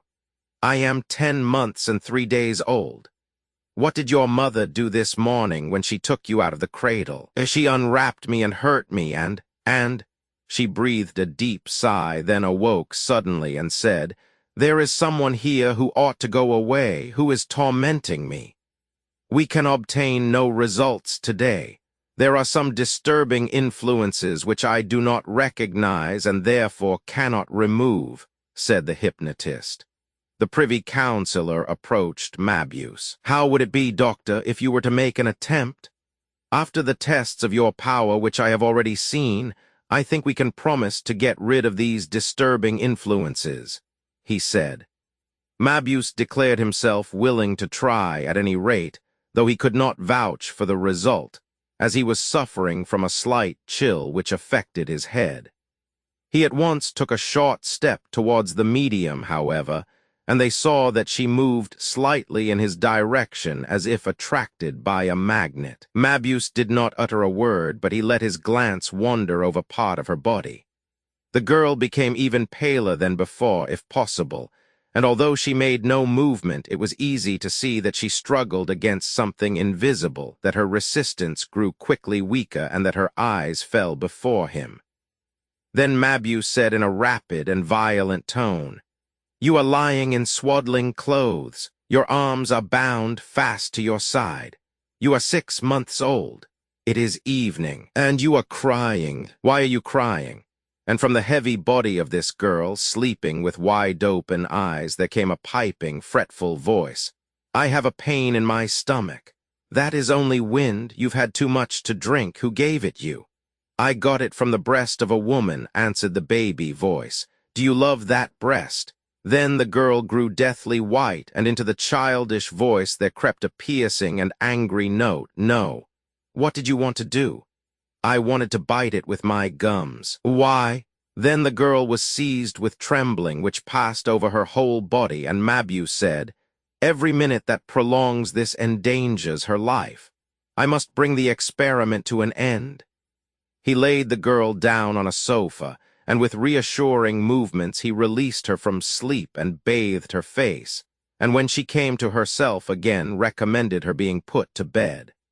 The conversation now turned upon Mabuse's experiment, and everyone was asking questions, speculating on what she would have said. "That was a fairy tale," said Told. "A fable of the preconscious existence. Doctor, you are a genius, but what did she want to say that made her tremble so?" A lady came forward with the same question on her lips, but Mabuse's eyes sought the Countess, and she too came forward to ask. Then Mabuse answered, "She wanted to say because I hated her so." The Countess shrank back, and the others were silent, painfully affected. Then the Countess leaned forward, saying coldly, "A baby cannot hate." "How do you know that?" asked Mabuse roughly. "I know it of myself," she replied. "Then you can rejoice over yourself, for you are not only a genius at recollection, but also an angel in disposition," retorted Mabuse sarcastically. Conversation broke the company up into little groups. Count Told alone remained silent. There was still that unnatural warmth at the back of his head. He looked behind him, and he felt. His head, there was nothing there. He went to a mirror, but nothing was to be seen. He sat down again, and it seemed as if he were falling asleep, yet he saw them all and heard everything. He wanted to say something, but it seemed as if the words were plucked from his mouth like ripened fruit ready to fall. After a short time had passed thus, he rose and went to the group wherein Dr. Mabuse was standing, saying, "We were going to play baccarat." "So we were," answered Mabuse. "Shall we be likely to find enough players?" Then Told grew wide awake and eager. "It will be fine playing baccarat with you. Herr Wendell, will you join us, eh?" "I must attend to my social duties among the ladies," answered the Privy Councillor, "but you will soon be able to find partners." 6 gentlemen quickly gathered round the card table, which stood in a part of the room leading to the conservatory. The lamp with its enormous shade hung low over the table, leaving the rest of the room in the half-light. In the conservatory, to which a glass door led, the ghostly branches of foreign palms could be seen outlined against the glass, and in the moonlight they looked like stiff forms stretching their dark limbs heavenwards. They cut the cards to see who should be the first to hold the stakes. The visitors crowded round the card table, and Countess Told stood in the dim light, looking down upon it. Mabuse saw her smooth white skin gleaming from the rich dark red dress she wore. His bearing was cold and gloomy, and scarcely a word escaped his lips. The feelings that arose within him were sternly suppressed, and his thoughts were busy with Count Told alone. When anyone addressed him, he answered abruptly. He seemed to pay great attention to the game, but he played by leaps and bounds. Soon the gentlemen who had begun their game with modest stakes began to imitate his example, and there was no unanimity in the value of the stakes. Beside a stake of a mark or two there stood a 50-mark note, and then one for 200. The small stake seemed to feel ashamed. It rapidly became 20, and still faster it grew to 100 to 200. Very soon there was no player who ventured less than 100 marks. When they began, they found time for conversation between the end of the hand and the fresh deal, but after a time the talk grew less and then ceased. The onlookers, too, became silent. The contest between the players grew more pronounced, the game feverish, and this excitement spread to the spectators. The Countess noted the high stakes her husband wagered. "He has never played before," she thought. "What is the matter with him?"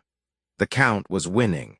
He let his winnings accumulate. It seemed as if he were a horse, urged and threatened onward by an eager rider. He threw his money down. It was now his turn to hold the stakes.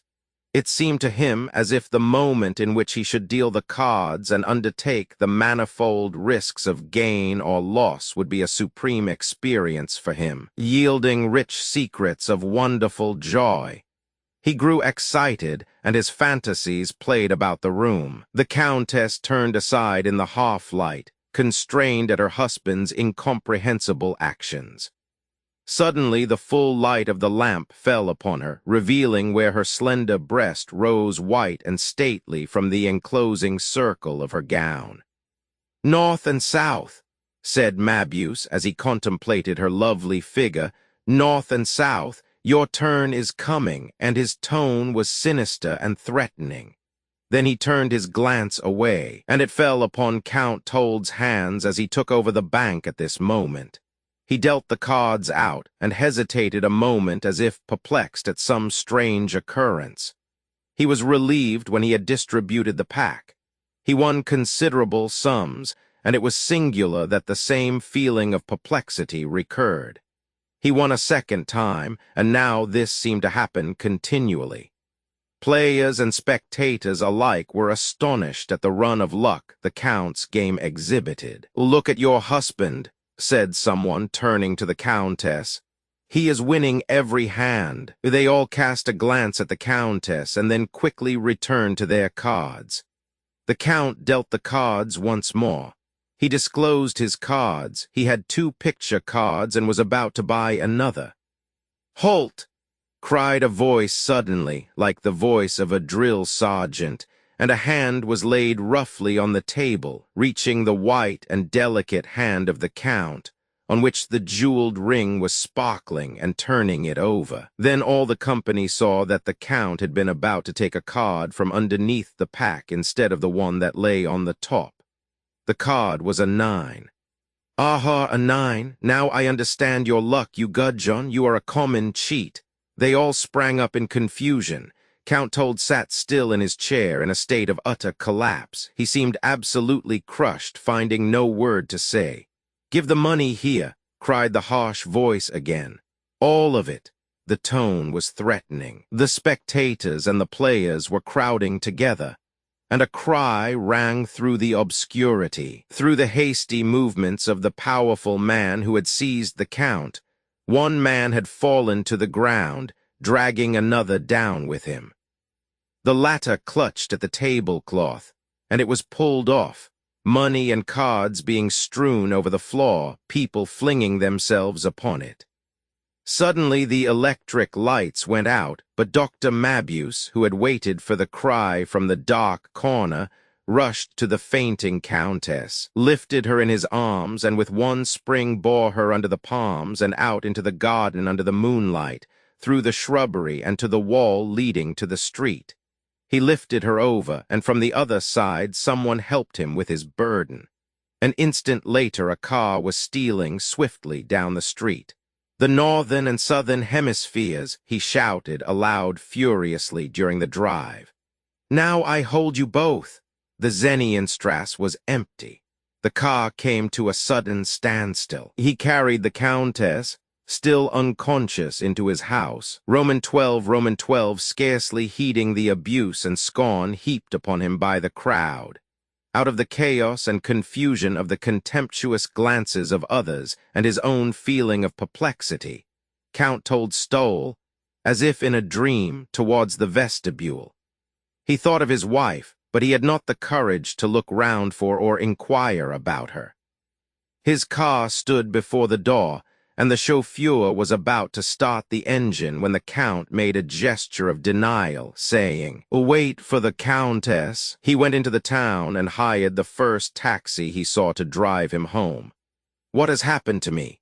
was the question that he perpetually put to himself. "What was it that overcame me? Who moved my hand? What is it that has happened? I know nothing about it. Can it be merely a bad dream?" But it was no dream. He reached his house and had to descend. He went down the length of the garden and into the house. The footman took his coat, and the Count went to the room where he and his wife, whenever they had been out together, were wont to spend a short time before going to bed, in exchanging the experiences the evening had afforded. He always looked forward eagerly to these moments. Tonight he was alone there. "Where can my wife be?" he asked himself, astonished and yet unconscious. So many tender memories clung to this room, and he felt disappointed that in this dreadful hour she was not by his side. It was the first painful experience of his existence, but all at once it became clear to him that she must have sundered herself from him, and he realized that by that inexpressibly strange occurrence at the gaming table in the Wendell mansion he had covered himself with Maya. It clung fast to him, and he thought, "Lucy must leave me. She must remain away until I have purified myself." But how was he to accomplish the task? And suddenly there came over him, like an icy blast in all its pitiless severity, the full meaning of what he had done. He had done it. He really had put cards at the bottom of the pack and then drawn them when he wanted them, and with these he had won money. Yet he had not desired to win money. What could have happened? Was there no help anywhere? He had done something against his will. His act had thrust him out of decent society, and to the end of his days he would be known as a cheat. Was there no help to be found? I know now, he said to himself, what it is I have done, but I do not know how I came to do it, neither the why nor the wherefore. I am growing crazy, losing my self-confidence, and I shall henceforth be unable to feel safe, whatever I do. Horrible, monstrous thought. I am absolutely afraid of myself. How can I ever have reached such a point? Yonder is a sculpture by Archipenko, and the picture hanging there is one of Kokoschka's. I am quite certain of that, but what proceeds from my own brain and is my own creation of that I can never more feel certain again. I retain my sight, hearing, and feelings, but my brain is rotting. I shall end in a lunatic asylum. My body moves in the light of day while my mental powers are wrapped in a dim twilight. Is there no one that can help me? He struggled with his tears, but he could not even allow himself to weep, for he thought, perhaps I shall lose all consciousness of what I am doing. If I weep, may I not possibly destroy a picture that I have hitherto loved and worshipped, or abuse my man, or act improperly to Lucy's maid. And suddenly, at the utterance of his wife's name, he collapsed entirely. Ah, Lucy, light of my life, can you not help me? He cried. Will you not come? Have you no longer faith in me? Why am I left alone? He rang, and then, hastening to meet the footman, inquired for the Countess. The Countess has not yet returned, he was told, nor telephoned, has she not? No, my lord, but an hour ago, Herr Doctor. Von Wenck rang up, asking if he might have the honor of waiting on her ladyship tomorrow morning. His telephone number has been written down. Go, said the Count. I will go to Dr. Wenck, yes, to Dr. Wenck, he thought, and then a prey to 1,000 nameless fears, he cried aloud, or else I shall hang myself. I must be able to tell some human being what I feel. He hurried to the telephone, giving the number written down. Yes, this is the State Attorney, Dr. Wenck, answered a strange voice in the distance, and Told began to tremble, but he rallied all his energy and self-control, saying, Can I speak to you at once? He was terribly afraid that the fever of his desire might melt the connecting wire and that he might get no answer. He breathed freely again when he heard the words, With pleasure, I shall expect you. Fritz, he shouted. Get the two-seater ready. And he drove back to Munich. Wenck believed he had come on the Countess's errand, and that something had happened in the prison to put an end to the enterprise they had in hand. I think Count Told that after all it was too risky an experiment, the Countess. No, no, cried Told, interrupting him. It is on my own account that I've come here, and then he began his story. He told, too, what an extraordinary sensation of heat he had felt at the back of his head, and this must have been the forerunner of misfortune. Do not be vexed, Dr. Wenck, that I, a stranger, should come to you thus, but I should have had to put an end to myself if I had not been able to confide in someone tonight. May I go on? Well, these powerful rays, that were like red-hot iron at the back of my head, changed gradually to a feeling of well-being throughout my whole body. They seemed to bathe me in pleasant warmth, and I had a feeling that I was somehow saved from something that lay before me, and in this very moment of relief it happened.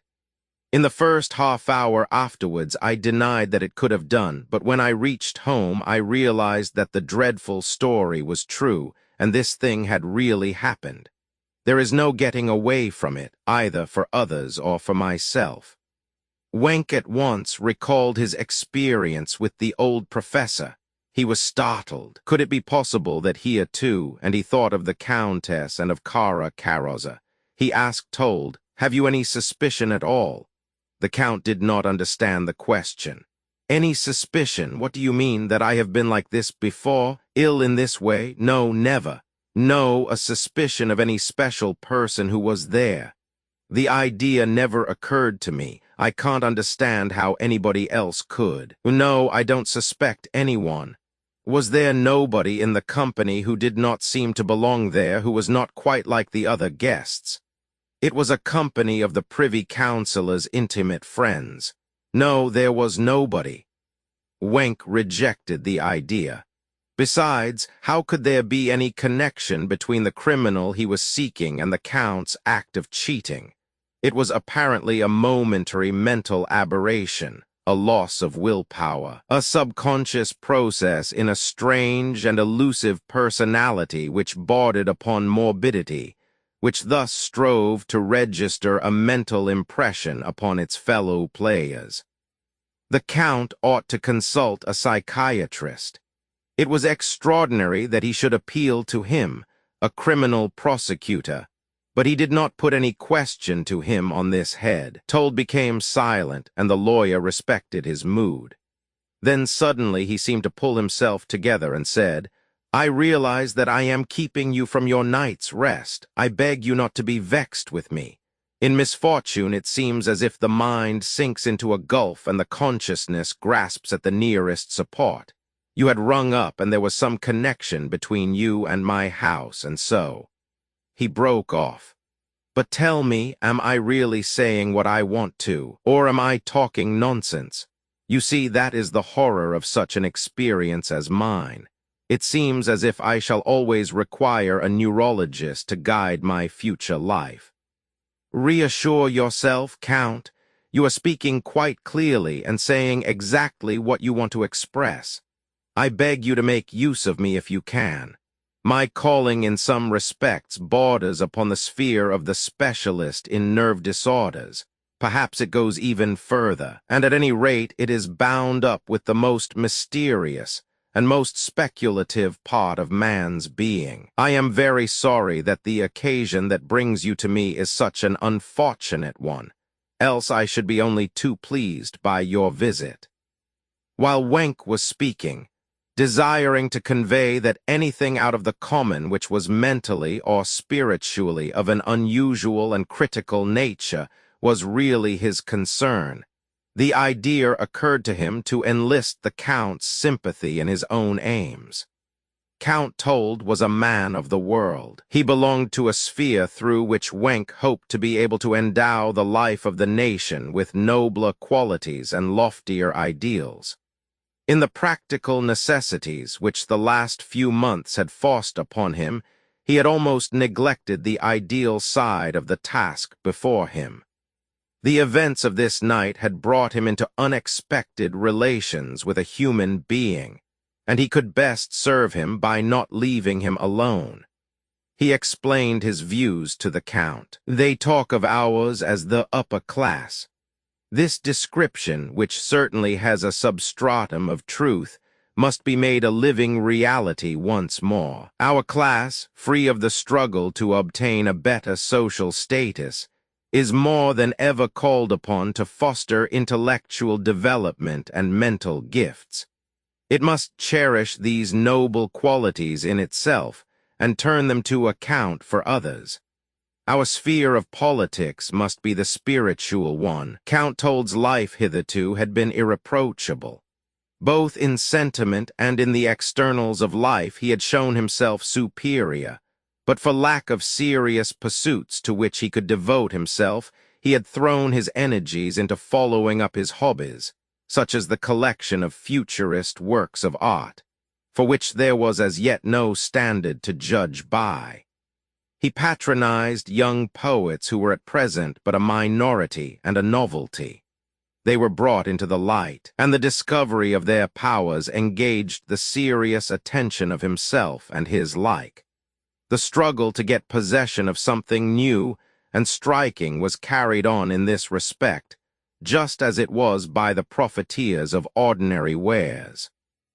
It was not the uneducated rich who devoted themselves to it, but those who sought for their wealth a channel which should return their gold stamped with the impress of beauty and of intellectual superiority. But these fell victims to the age, and their ideas dissolved in hysteria akin to that of a weeping woman whose whole consciousness can hold but one idea. The value of money declined, and in so doing its power over men became all the greater. It seized upon them with ever-growing force, till at last it was like a disease. Such was the connection between the hobbies of the Count and his like, and the age they lived in. The age made use of what was valuable in them. The propagandists of the new art were merely stock jobbers, uniting their intellectual ambitions with their speculations. The celebrated blue horses were to be had for a couple of 100 marks at first. X bought them for 800, and now it was impossible to obtain them for 200,000. It was such anecdotes as these that spurred them on. For a long time, Wenck and Count discussed these things. The Count opposed Wenck's view, having learnt some of the terminology of the artists whose pictures he bought. "Folks even begin to say," said Wenck to him on one occasion, "that he speaks as well as a futurist, and this school begins to affiliate itself with another intellectual movement of our day, which stands on much the same foundations, with the so-called Theosophy. You will notice that the futurist eo ipso is also a theosophist or an anthropologist. But it is not because these ideas are really inwardly connected, but because the pursuance of them is united. You will always find nowadays that those who most freely deplore the materialism of our age are those who in private life are most devoted to it. Moreover, in the one case as in the other, it is not always a question of money. Mental and spiritual greed is also an aspect of this age, which exchanges the dominion of one for that of another. Everywhere folks are seeking eagerly to escape from the misery of the present, and for us mortals there remains but warfare, war against those near us, against those among us, and against ourselves, and it is our class especially which must wage war against ourselves. Wenck then asked the Count whether he would not spend the night with him, as it was now so late. The Count answered involuntarily, "Yes, but my wife." Then he stopped, looking at Wenck, and his face showed the return of his tormenting thoughts. After a time he began again. "You had caused me to forget my trouble, Dr. Wenck. For this night I have robbed you of which you have devoted to me so sympathetically. I shall eternally be in your debt. I cannot think how I should have lived through it. Alone. Now it seems to be behind me, and I gratefully accept your offer of a bed." "How would you like," said Wenck to Count next morning, "for me to see the Privy Councillor and relate your story to him?" "I should be extremely glad if you would." He hesitated as if he wanted to say something more. Wenck noticed it and waited. Then he said, anticipating the other, "I am absolutely at your service if you have any other wish." The Count answered quickly, reddening as he spoke, "Yes, I want to speak to my wife. When I think of her, I feel so ashamed." "You need not be ashamed. My wife has such a strong and forceful idea of life. It always seemed as if she found our life together a somewhat feeble thing. I wonder whether it will be possible for her to go on living with a husband who henceforth is but an invalid." "I will see her too," said Wenck. The Privy Councillor received Wenck at once, as amiably as he could, and in the pleasantly sarcastic tone which distinguished him on all occasions. He told Wenck that his opinion was that the Count had been anxious to adventure something that might raise him in his wife's esteem. The force of her personality stood far above his own, and he hoped to attain to it by undertaking so hazardous a scheme as to pack the cards and win the game. It was not on account of the money. He was convinced of that. He merely wanted to exercise his imagination in adventure as his wife did. But her strength of character always ensured a safe way of escape. For the more feeble personality, the first attempt had ended in misfortune. His fantasies had been excited by the current stories of the thieving band of gambling cheats, and the whole affair was mainly due to his neighbor at the table, whose own desire for gain influenced a weaker character, and thus paved the way to a society scandal. "May I inquire, sir, who this neighbor was?" "Ah, now that I have been so unamiable as to speak of him thus, I cannot possibly betray him. Moreover, he is the blameless head of a household, a professor of physiology. The matter is a great deal more serious than you can have any idea of, sir. The Count spent last night with me, driven to get away from himself. He told me the story, down to the most trifling detail, and I have no reason whatever to suspect that he was misrepresenting the facts. He was absolutely confounded and crushed by the affair. It seemed as if it had been a failure of intellectual force, a sudden inhibition of brain control. May there not have been someone among your guests who exercised some special influence on the Count?" "No, there was no futurist poet or painter among them," laughed the Privy Councillor. "I beg you not to consider my questions importunate, Councillor. You really are convinced that no such person was present?" "I do not believe there could have been any. All my guests have been personally known to me for some time. You know what the occasion of our meeting was, don't you? We were studying the effect of hypnosis on a medium. There were experts, professors, artists of repute, and some personal friends in the company. Then there was a Dr. Mabuse, whom I have not known very long, but whose extraordinary success as a practitioner I respect very highly. He practices psychotherapy, and that reminds me. If Count Told's state is such as you describe it to be, we might see what he can do for the Count, who is the son of one of my very oldest friends, for I feel a great deal of sympathy for him in his present position. Tell him from me that I strongly advise his seeing Dr. Mabuse, to whom I will give him a letter, for I know his telephone number only." Wenk said farewell and drove from the house to Count Told's villa at Tutzing, hoping that he might find the Countess there, but he was told by the footman that neither his master nor his mistress had spent the night at home. Then he returned to his own chambers, where the Count, pale and haggard, waited eagerly for him. "I felt sure of it," he said disconsolately, when Wenk told him that the Countess had not returned home. "But one always hopes for the impossible. And what about the Privy Councillor?" "I told him exactly what you told me. He had regarded the matter in another light, but not a very serious one. He advises you to consult a neurologist whom he knows, and has given me this letter to him for you." "Dr. Mabuse," read the Count. "Why, he was at the party last night. Shall I go to him?" suggested Wenk. "No, Doctor, I really must not rely on your kindness any longer. I must pull myself together and deal with this crisis in my life. I will call up Dr. Mabuse on the telephone, as we have his number there. I will do it from here if I may."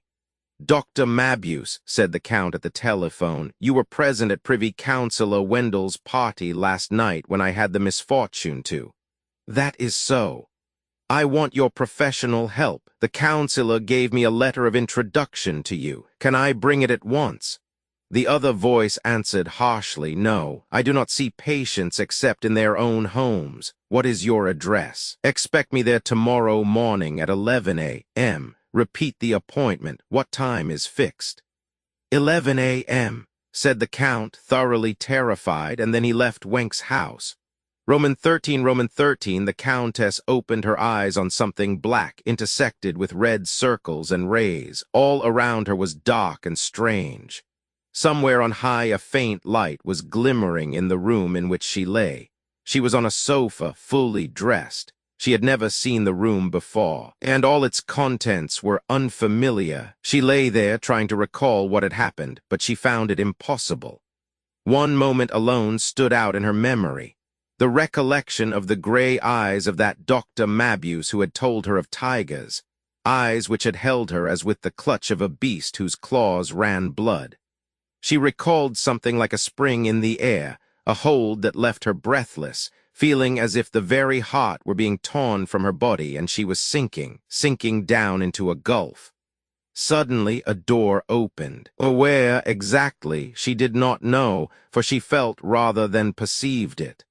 She was expecting something, but her imagination flowed back upon herself, and she waited. After a time, a voice spoke out of the semi-darkness. "You are awake. Would you like the light?" It was a voice which seemed to the Countess at the first moment like the trump of doom, but in an instant this sensation left her and she felt incredulous. How came that voice into this mysterious obscurity? It was the very last she could have expected to hear. She shrank terrified within herself, and it seemed as if her whole body gradually stiffened. There was a sound in her throat, but she was not conscious of it. She stretched her hands in front of her as if warding off a danger. Then suddenly the room was flooded with light. Dr. Mabuse closed the door and approached the sofa. He said, "The situation is exactly what I desired. I have brought you home." At these words, the Countess regained control of herself. She rose from the sofa, though she felt faintness stealing over her. What did this man want with her? But indeed she knew what he wanted. He was a tiger, intent on his prey. Nevertheless, she asked him, "What do you want?" "I have just told you," he answered curtly. "And now, you will remain with me." "I will not," cried the Countess. "I will go and help my husband." And at that moment she recollected clearly what had happened. Her husband had cheated at cards. Oh, merciful heaven, she thought, how could such a thing have happened? She knew so well how utterly foreign to his nature such a thing would be. What misery, what despair, what depths of misfortune. And she herself had been with the woman who was an accomplice in Hull's murder and had succumbed to her power. Everything seemed to swim before her eyes, and she saw her husband's unconscious act through a mist of blood. She heard the voice of the man beside her, stern and threatening. "You will not. Have I asked you whether you will?" He had not asked the tiger or the buffalo. Was he to ask a weak woman? Was he to ask her? She, too, was his prey. This idea filled her with a sort of voluptuous dread. She was the prey of the strongest man whom she had ever known. How could she defend herself? He had simply taken her. Were there men whose will was strong enough to give them possession of a woman if they never even touched her? "How did I come here?" she asked. "We have something more important than that to talk about," he answered in a cold, harsh voice that made her tremble. "How are you going to adapt yourself to the situation?" "I will never adapt myself to it," she cried, and it seemed as if instruments of torture were engraven on her brain. "That is not the question," answered the voice, falling like a stone, lying for thousands of years. "The question is, are you going to remain with me of your own free will or as my prisoner?" The Countess, now fully alive to the force and compulsion which threatened her, strove to collect her wits. She looked, listened, considered, and slowly began to ask herself, shall it be cunning or resistance? After a time she answered, "You cannot keep me as your prisoner in Munich." Mabuse replied roughly, "How do you know that you are in Munich?" "Have you run away with me?" she cried. "I am not a gorilla. Who are you? What is your name?" "Whatever you like to call me." "Then I shall call you a gorilla." She was about to retort angrily, but it seemed as if her tongue refused to utter the hateful name. It would not be expressed, and something within her appeared to change and soften the situation, to promise allurement in the distance and play around her fancy like busy little elves of night. Yet something in her conscience seemed to tell her that there could be no ease for her while her husband was cast down by misfortune and her own future was so uncertain. And she spoke defiantly, "What do you want with me?" But the man looked at her long and steadily, and she felt as if her question floated away, minute and unconsidered as a trifle on the mighty ocean. The ocean was the breast of the man before her. There was no breast more mighty or powerful. It represented what her inmost being and her secret desires had yearned after. To rest upon it, to rest, as in the jungle. Then, after he had looked at her in a silence fraught with meaning, the man spoke. The human race is too contemptible and inferior to give its men and women such force as nature has provided for its other creations, that the one sex should see, know, and belong to the other as naturally and inevitably as light belongs to day. "You mean to say," said the Countess hesitatingly, "that you love me, and that is why you have brought me here?" "I desire you, and that, for me, is stronger than love. You are here because there is no resisting my desires. You may reign as a queen in this breast, and in my kingdom of Sitapommer in southern Brazil. A queen ruling the virgin forest, its savage beasts, savage and civilized human beings, valleys, rocks, and heights. Who in this miserable continent can offer you more?" "No one," said the Countess, under the secret dominion of the dream which had so rapidly begun its twofold play in her spirit. "You have decided, then, to remain of your own free will?" asked Mabuse. The Countess once more realized her position. She shrank from him and tried to shelter herself behind the ottoman. She closed her lips firmly, but at the same time she was torn by a conflict within. She desired to go, and at the same time she felt a yearning in some part of her being to remain and to submit. He continued, "If it were like this, a man and a woman see each other for the first time, and in the first glance that they exchange they say to themselves, 'There is nothing left to me of what I was. Everything has vanished like a dissolving view, and thou, the only one, thou alone remainest.' It is inconceivable that there should be a single heartbeat that does not belong to thee. It is as if all the races in all the ages had united their powers in these two beings, instead of giving each individual a beggarly portion of it. What a puny creature is man, but if it were the other way with the race, he would be the image of God and of creation." The Countess felt as if a sudden force was stretching her between two poles. She knew that she herself resembled both of them, and yet they were unlike each other. "Must I proceed from the one extreme to the other?" she asked herself, feeling very weary. "Or can I remain hovering between them, calm and comfortable, in the warm rays of a sunshine that steals over me so pleasantly?" There was always the inclination to follow the extraordinary and unusual, that she might feel wherein she was most akin to humanity, and yet most herself when surrounded by what did not belong to or affect her. And over her spirit there stole again a feeling as of paradise, the scent of the Elysian fields, the songs of enchanting sirens, and it seemed as if the limits of her physical nature were dissolved, and leaving her narrow horizon behind her, she floated as if in ether. "What is happening to me?" she thought, as struggling with herself, she advanced yet nearer to the vision of paradise which swam before her eyes. The eyes of this strange, compelling being flooded her like a spring season of sunshine. He stood high as the clouds above her. The sunshine overpowered the earth, but the earth yielded itself gladly to its rays.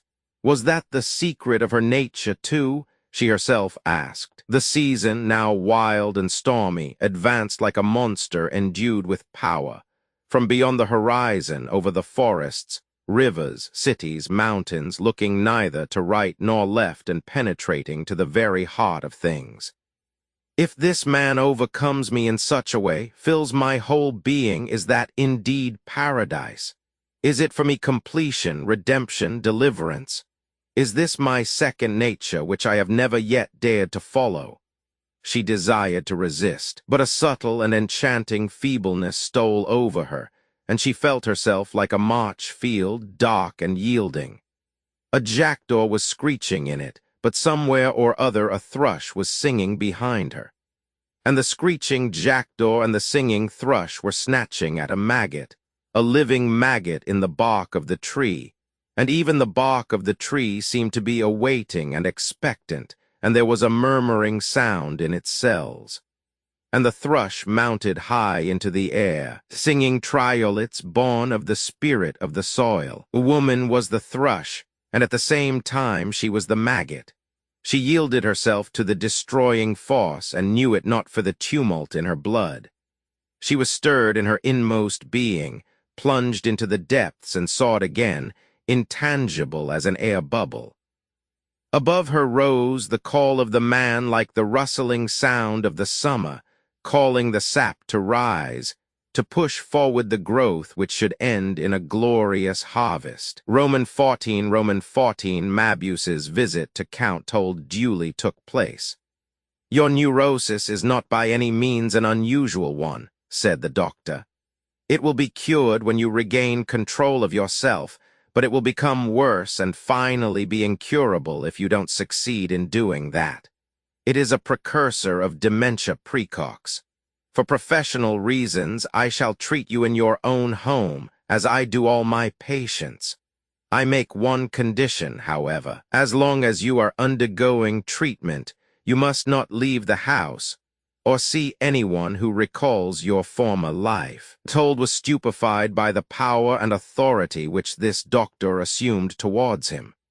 Timid and shrinking by nature, downcast by what had occurred, he did not venture to make any objection, and from the very first moment he stood in absolute awe of him.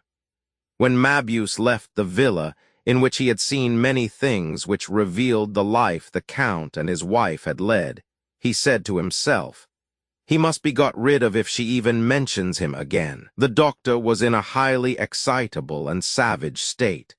The meeting with this man who had so long called her his own had fired his blood and inflamed him as if he had been a bull in the arena transfixed by a javelin. He unconsciously lowered his head as if for attack, and his imagination ran riot, thirsting to satisfy his hate and revenge. It seemed to him as if a tumor had suddenly burst within him, scattering its evil and offensive discharge everywhere, and he allowed himself to bathe in its stream. When he re-entered his house, he went straight to the room in which the Countess was confined. It was in a secluded corner of the villa. The only light there was came from a round window in its arched and richly decorated dome. The Countess arose as he came in. She was white as the sheets upon her bed. She went towards him, saying, "Something happened to me in the night, something of which I was wholly unconscious. What have you been doing to me?" "Nothing but what you allowed me to do." Then the woman trembled so that she sank down to the ground, raising her glance to his like an animal that has been shot down, and crying in horror, "You devil! Oh, you devil!" "That name pleases me," said Mabuse. "I consider it flattering. It is, without your realizing it, a caress. Next time you will call me Lucifer, for I shall bring you light." The Countess, lying in a heap on the floor, broke into passionate sobs, crying in the midst of her anguish, "Where is my husband?" Then she saw that at the question Mabuse made a gesture, so indifferent and trivial that she felt her painful, anguished appeal was no more than a drop of dew vanishing in the sand, and as hopeless to look for. And her downcast, broken heart asked itself whether this man could indeed be so powerful that everything went down before his will, that what she and others before her had been must be brought to naught. Once again she must yield herself to the twofold stream within. It bore the most secret and hitherto unsuspected currents along with it, and her tortured imagination gave them full play. Must not that which her blood sought to reveal to her be true? She could not separate herself from this new world of feeling. Resist and inveigh against it as she might, she could yet not tear it from her. The man stood silent before her, and his silence seemed to threaten her. She thought that by a word of her own she could destroy this threatening attitude of his, but she found no power to say anything more than to repeat helplessly, "Where is my husband?" Then Mabuse, silently and roughly, turned away. When he had left her, leaving behind nothing but the impression of his dominating will, she felt as if she missed something in the room. She would have preferred him to stand there still, and her sense of isolation passed all bounds, overwhelming her. A bottomless abyss opened before her, and phantom figures made appealing gestures. But she could not cast herself down. She hung on to one slender rootlet. She knew it to be the tiny remnant that remained to her of her former life. She wished, too, that even this rootlet might be torn adrift, for she would rather have faced death in its entirety than hover over the void. Mabuse went backwards and forwards in his room. He was like a caged beast, caught between his rage for vengeance and lust of domination on the one hand, and the resistance raised to the attainment of his goal on the other. That which baffled him was such a trifle, merely the memories binding a wife to the hours she has passed with her husband, either alone or in company. And because it was so slight an obstacle, the desire to remove and destroy it utterly possessed him with fury such as he had not known till now. Spowery entered. He was dressed as a soldier. "What is that for?" asked Mabuse morosely, but he did not wait for an answer and asked about George's movements. "He is at the villa in Shashan. He is very cautious and does not go out." "What is he doing there?" "At night he helps to bring the store of cocaine under the summer house into Switzerland. I have found something fresh which they are ready to take there. Ether." "What is the ether for?" "Folks are beginning to take it." "Who, what folks, where?" "Our folks in Switzerland." "Your folks, how many have you? We can get it to the others." "That reminds me of the girls you were sending to Switzerland to speed up the smuggling of Salvarsan. I don't want to hear anything about business matters. You understand nothing." "I won't say any more about it." "Perhaps, Spowery, there'll be no need for that sort of thing any more." Then a hoarse cry was uttered by Spowery. "Oh, Doctor, sit upon me. Is it to be soon now?" "We'll drink to it, Spowery, we'll drink to it. I don't know. Let's drink to the shepherd boy with 86,000 marks yearly income." "Oh, what have I out of it? Do I not always invest it again in one or other of your enterprises, Doctor?" "Because it brings you in 10% more there than it would in an insurance society. Shall I have to use force, shepherd? Drink, I say." Spowery was the first to fall from his chair. He lay on the floor, disorder all around him, gazing sadly at his master. He lay there like a dog about to die, knowing that he could no longer protect his master's life. Mabuse, tottering so that he was obliged to hold on to the edge of the table to save himself from falling, stuttered. "Spowery, do you think there is anyone whose will is strong enough for him to kill someone else without even touching him?" But Spowery did not understand him. He looked up at his master with glassy eyes, stupid yet faithful, troubled and sick. "I can, and I shall do it too." "Sleep," he said suddenly, and rising, he spurned the other with his foot. He took a few steps forward, having to seek support. Then he pulled himself together, and his willpower was held as it were within an iron vice. Rigidly upright, without a sign of swaying, inflamed with drink and in a state of exaltation, he went into the room the Countess occupied, and remained with her without saying a word. And from that hour of humiliation, this woman, too, acknowledged his supremacy. She forgot her past, forgot her very self, and submitted willingly to her master. During the night, Mabuse started for Lake Constance. Just as he was approaching the villa at Shashan, having extinguished his lights, he narrowly missed a collision with the engine of the steamroller which was standing in the road a few yards from the garden entrance. It was directly in front of him when he applied his brakes, and he therefore did not drive up to the house, but continued along the road for another kilometer, then left the car standing and went back to the house by the shore path. "Why did you not tell me the steamroller was here?" he asked George imperiously. Even a matchbox lying out in the street might betray us. Go and fetch the car quickly. It is on the high road near Wasserburg. Put it away and come straight back here." Next morning the telephone bell woke Wenk from his sleep.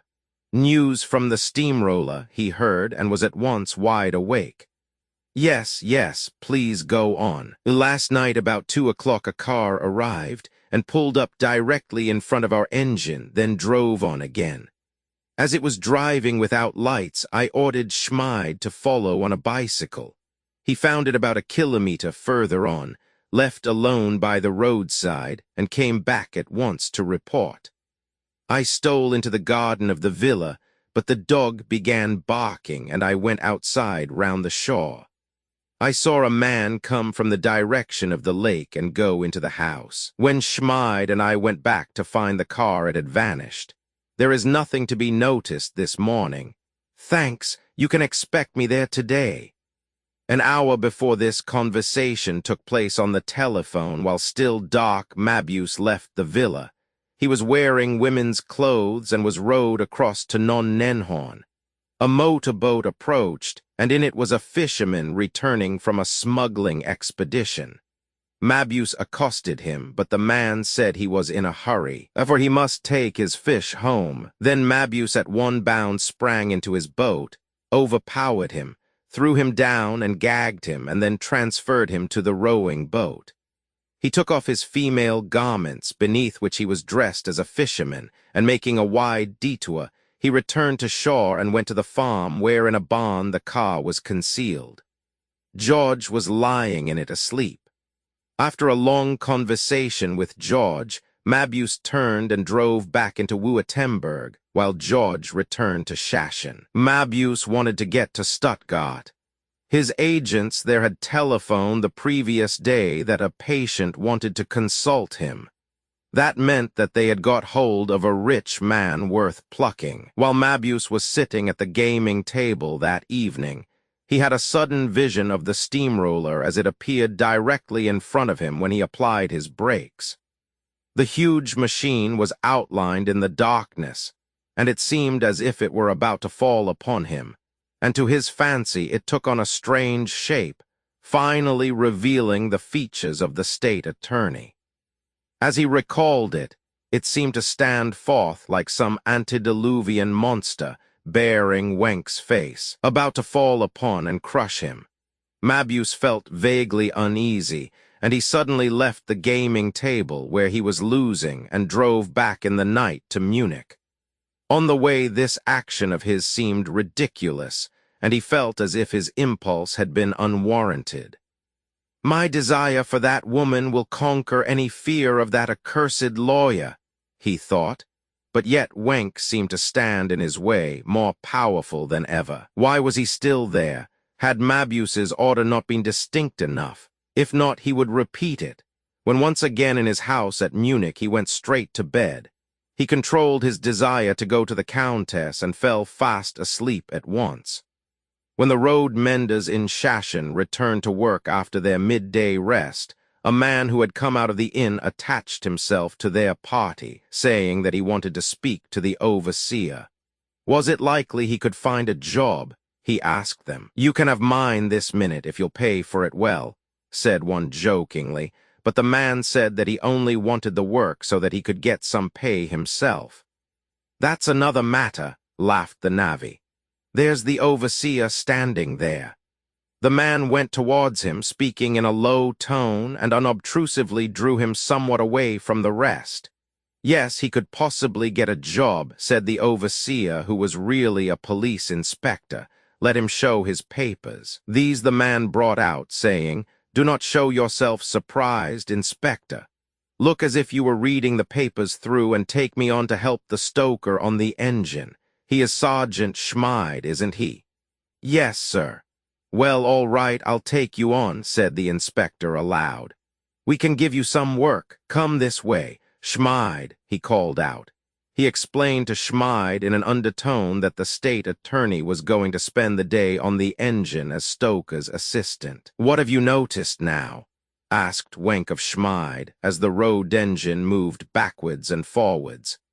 While you were on the way, the inspector telephoned to you, but you had already started. Things seem very strange here.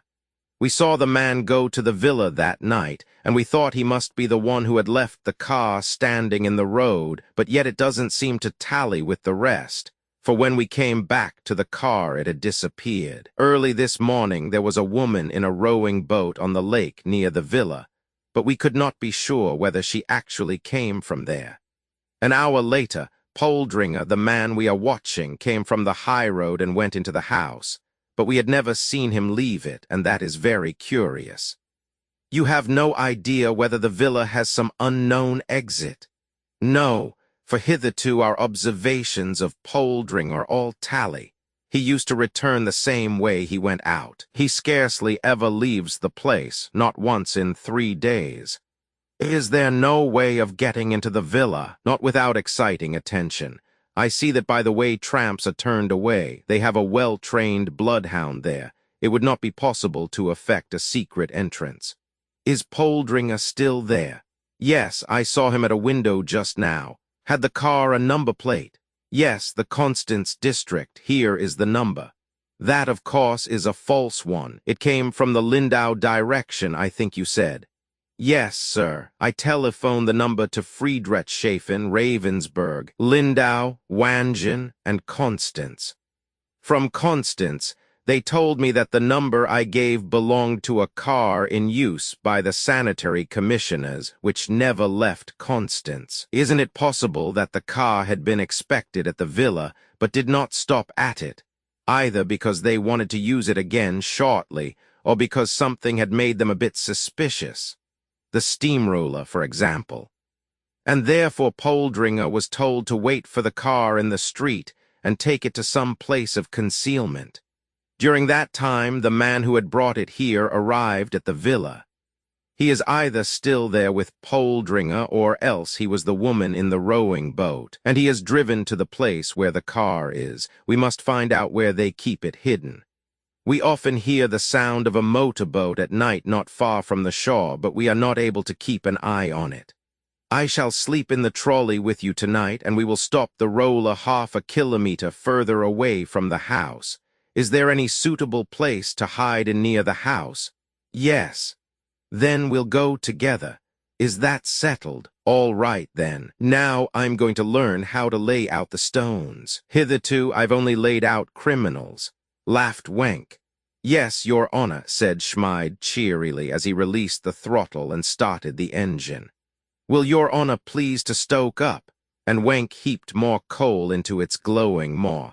Up to now, Your Honor has never fired an engine, only criminals. He continued, carrying on Wenk's joke. Yes, but not enough of those, as you see at the villa, my good Schmid, answered the lawyer. However, I hope with your help, we shall catch them all right, said Schmid eagerly. If we don't overreach ourselves, for I think we are dealing at the moment with the most dangerous and daring gang in Europe. You know that we have ascertained so far that it is a case of card shopping, murder, terrorization, and all of it done by the help of a gang. Yes, indeed, said Schmid. As they were leaving the trolley that evening, Schmid whispered, I should like to draw your attention to something, sir. Every evening I go by as if I were taking a little rest after the day's work, and I light up my pipe. Just at the side there, you see, we are getting to a little door. Whenever anyone goes by, the dog begins barking, and I couldn't help thinking there was some reason for it, but one can't find it out from the street. You see now, I am just close to it, and while I am going by I fasten. Just listen to the dog now. A thread across the door. Anybody who opens it would break the thread, but he would not notice it when going through. In this way I can keep watch over the door even when it is not actually in view. Then I can tell whether anyone has gone through the gate in the dark. In the morning I go and look at it first thing and take the thread away. Is it there already? I have just fastened it there. Then you did it very smartly, for I did not notice anything, said Wenk, praising him. Let us go back. It really is a side entrance to the other villa. Do you know who is living there? For the last 30 years an old maid has been living there. There certainly is no connection between the two villas. They strolled back along the road. If you would like to go to sleep, Schmide, I have no objection. I know what I've to look out for now. Well, I really should be glad to. Sir, for last night I got no sleep, and I must be out there again before 4 o'clock. I understand.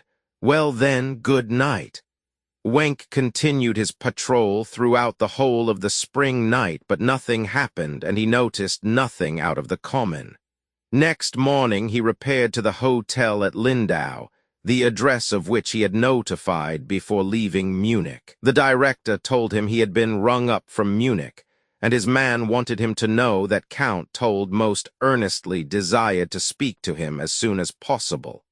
The call had come from his home at Munich. He seemed to be greatly agitated and begged the man to telephone the message on. Wenk returned to Munich and rang up the Count, but an unfamiliar voice informed him that the Count had started on a journey. "Did he leave no message for me?" said Wenk. "No. Where has he gone?" "He left no address. Please ring off." Wenk was thoroughly perplexed. Roman 15, that same morning Mabuse had visited, told. "You are not so well, I can see," said he to him. "Your pupils are very much dilated." "Is that a sign?" said Told hesitatingly. "Yes, don't talk about your state. Put it entirely out of your head. Where is your wife?" The startled Count could not venture on an answer. "Your wife did not want to live with you any more, never any more," went on the doctor harshly. "That is so, isn't it? You must destroy the past, break off all relation to it. Call your man here." Told rang, and the man came. The Count, with a gesture, referred him to the doctor. "Has anybody telephoned?" "No, doctor. Has anyone rung up from here?" "I did," answered Told. "Whom?" "Dr. von Wenk." "Why?" "I wanted to speak to him." "What did you want to say?" The embarrassed Count answered. "Only to speak to some human being or other." "Is your servant a bullock, then, or am I one?" asked Mabuse harshly. "You can talk to me if you want to. What crazy idea has got into your head?" The Count turned his head away. He no longer had the courage to face his doctor. "Is he going to cure me?" he asked himself. Then he looked up at him timidly and irresolutely. "You are no human being, you are a devil," was the secret cry of his heart, but these fierce thoughts soon left him, and he felt suddenly sleepy. "I am always so tired," he exclaimed. "Tell your man now in my presence to refuse all visitors or anyone who telephones. He must say the Count has gone on a journey. He left no address. Please ring off." Slowly and mechanically Told repeated the order, and the man bowed and withdrew. "I am really not sure whether I shall go on with your case," said Mabuse, but Told hardly heeded him. He seemed to feel a slow poison stealing into his veins. "You are thirsty," said Mabuse suddenly. "Yes, I am," whispered the Count. "You are to drink a mixture of brandy and Tokay as much as you like. Take good long draughts. The brandy will do you good. You must forget everything in your past, your wife as well. When you are convinced that you have succeeded in doing that, you are on the road to recovery. You must destroy the past, you understand. The alcohol will help you there." "Destroy the past," stammered the Count, as if sinking into a bog that threatened to engulf him. "Destroy the past. In 2 years' time you can think about resuming your ordinary life again. In what time?" He broke off suddenly. "What time did I say?" he thundered. The Count aroused himself from his lethargy. Horrified at the length of time involved, he answered in a low tone, 2 years. "Do you know that your wife wants to put you into a lunatic asylum? She is getting the state attorney, Wenk, to help her. Was not that the man who rang you up? I am coming again tomorrow." The Count remained alone, dejected and humiliated. It seemed as if elephants were trampling out his brains, that his spirit was a prey to crocodiles, and he was covered with mud and slime. "The whole world has forsaken me," he murmured. The pictures he had collected around him seemed to be celebrating orgies on the walls. He could no longer understand how it was they could ever have pleased him, nor why he had endured them so long. He took a hunting knife and slit every one of them from top to bottom, hacking at their frames. When he had done it, he sprang back in horror. He held his head in his hands, groaning, "Oh God, am I really mad?" He began drinking brandy, and he drank it out of a claret tumbler. When he had had 3 glasses, he was intoxicated. Then it seemed as if the doctor had left something behind him and that this lay in front of him. He did not know what it was, but he tried to grasp it, and then suddenly it had jumped to his head. It seemed like a wedge fastened there, fitting tightly between the 2 halves of the brain. Fear seized upon him and tore his courage to shreds. "Doctor, doctor," he shouted, and he heard his voice reach you in the empty rooms. The world was so wide, yet he was alone, and then he became unconscious. Carstens succumbed to his wounds, and again the public imagination busied itself with the death of a second victim. Wenck found himself in a difficulty and decided one day to make a final appeal to the dancer. He went to her cell. "I am not going to speak to you," said Kara when she perceived him. Wenck took no notice and said in a troubled tone, his hopes disappearing, "Do you know that the beautiful lady who was always looking on at the play at Schramm's has disappeared?" "Not the one you sent to me in prison," answered the dancer instantly. "Yes," said Wenck, and it was not till he had uttered the word that he perceived the significance of this admission. It was all very mysterious. Had the Countess revealed her errand to Kara, and was she in league with the gamblers? It seemed incredible, but yet how strange it was that Kara, who would not at first speak to him, at once gave him her attention when he mentioned the Countess. Wenck did not want Kara to think that he was astonished at this, and went on talking, while he was trying to consider how he could best arrive at the secret. But he did not stop to reflect upon the ideas that came uppermost. In the course of the conversation, he hazarded a conjecture that had often occurred to him when he thought of Kara's connection with the criminal, but which he had never mentioned till now. He said, "You are sacrificing yourself for this criminal because you could not make up your mind to part from him." Then Kara sprang up, staring at Wenck as if convulsed. He looked her right in the eyes and noticed that an expression of overwhelming horror stood in them and was clearly written upon her distorted features. "Well?" he asked, encouraged and hopeful, but Kara remained as if frozen in her stony attitude. Then he ventured further. "If we came to some agreement, I could make proposals that would be to your advantage." Slowly the dancer recovered from the horror that had seized upon her. For the last 3 years, ever since Mabuse had repulsed her, her life had been a story of self-sacrificing martyrdom and devoted adherence to the man who had wrought her ruin and driven her to crime. Not for a single instant had she thought of betraying him, of refusing her allegiance. Indelibly stamped upon her whole nature like the brand of a slave was the feeling that mastery and might such as his could never be contested. And now, through Wenck's words, she beheld this man whom she adored threatened with danger. What did the state attorney know, and how had he obtained his knowledge? Had the Countess betrayed her after all? Slowly she evolved a plan by which to discover how much the lawyer knew. She might possibly convey a warning to Dr. Mabuse, and at the thought her blood was fired and the delicious sensation of feeling herself his deliverer, and perhaps, too, regaining the ascendancy she had lost, stole over her. No, it could not be. She dared not even conceive of it. To save him from danger would be enough for her. To know him secure would be bliss. Finally, she said, "Since you seem to be better informed than I imagined, I will speak, but you must give me 2 days to think it over." The dancer had learnt from the warder that someone had been inquiring about her, and from the description given she believed it to be Spowery. She would therefore have an opportunity of telling him about her interview with Wenck and warning him of what might occur. "Very well," said Wenck, relieved. Then he thought he would clinch the matter, and as his previous supposition seemed to have hit the mark, He imagined it a favorable opportunity to inflame her imagination still further, so he said, "I am trying to get on the track of the Countess. She seems to be in hiding with your friend." He was so ashamed of these words, however, that he blushed as he uttered them, recalling with painful intensity his few meetings with the missing lady, meetings which had bound him so closely to her. But the effect of his words on the dancer was wholly unexpected. She fell back on her pallet, sobbed aloud, tried to speak, but could utter no word, and then she clenched her fists and raised them despairingly to her brow. Wenk went off quickly, thinking it best not to disturb this attitude of mind, but to let her yield wholly to its influence.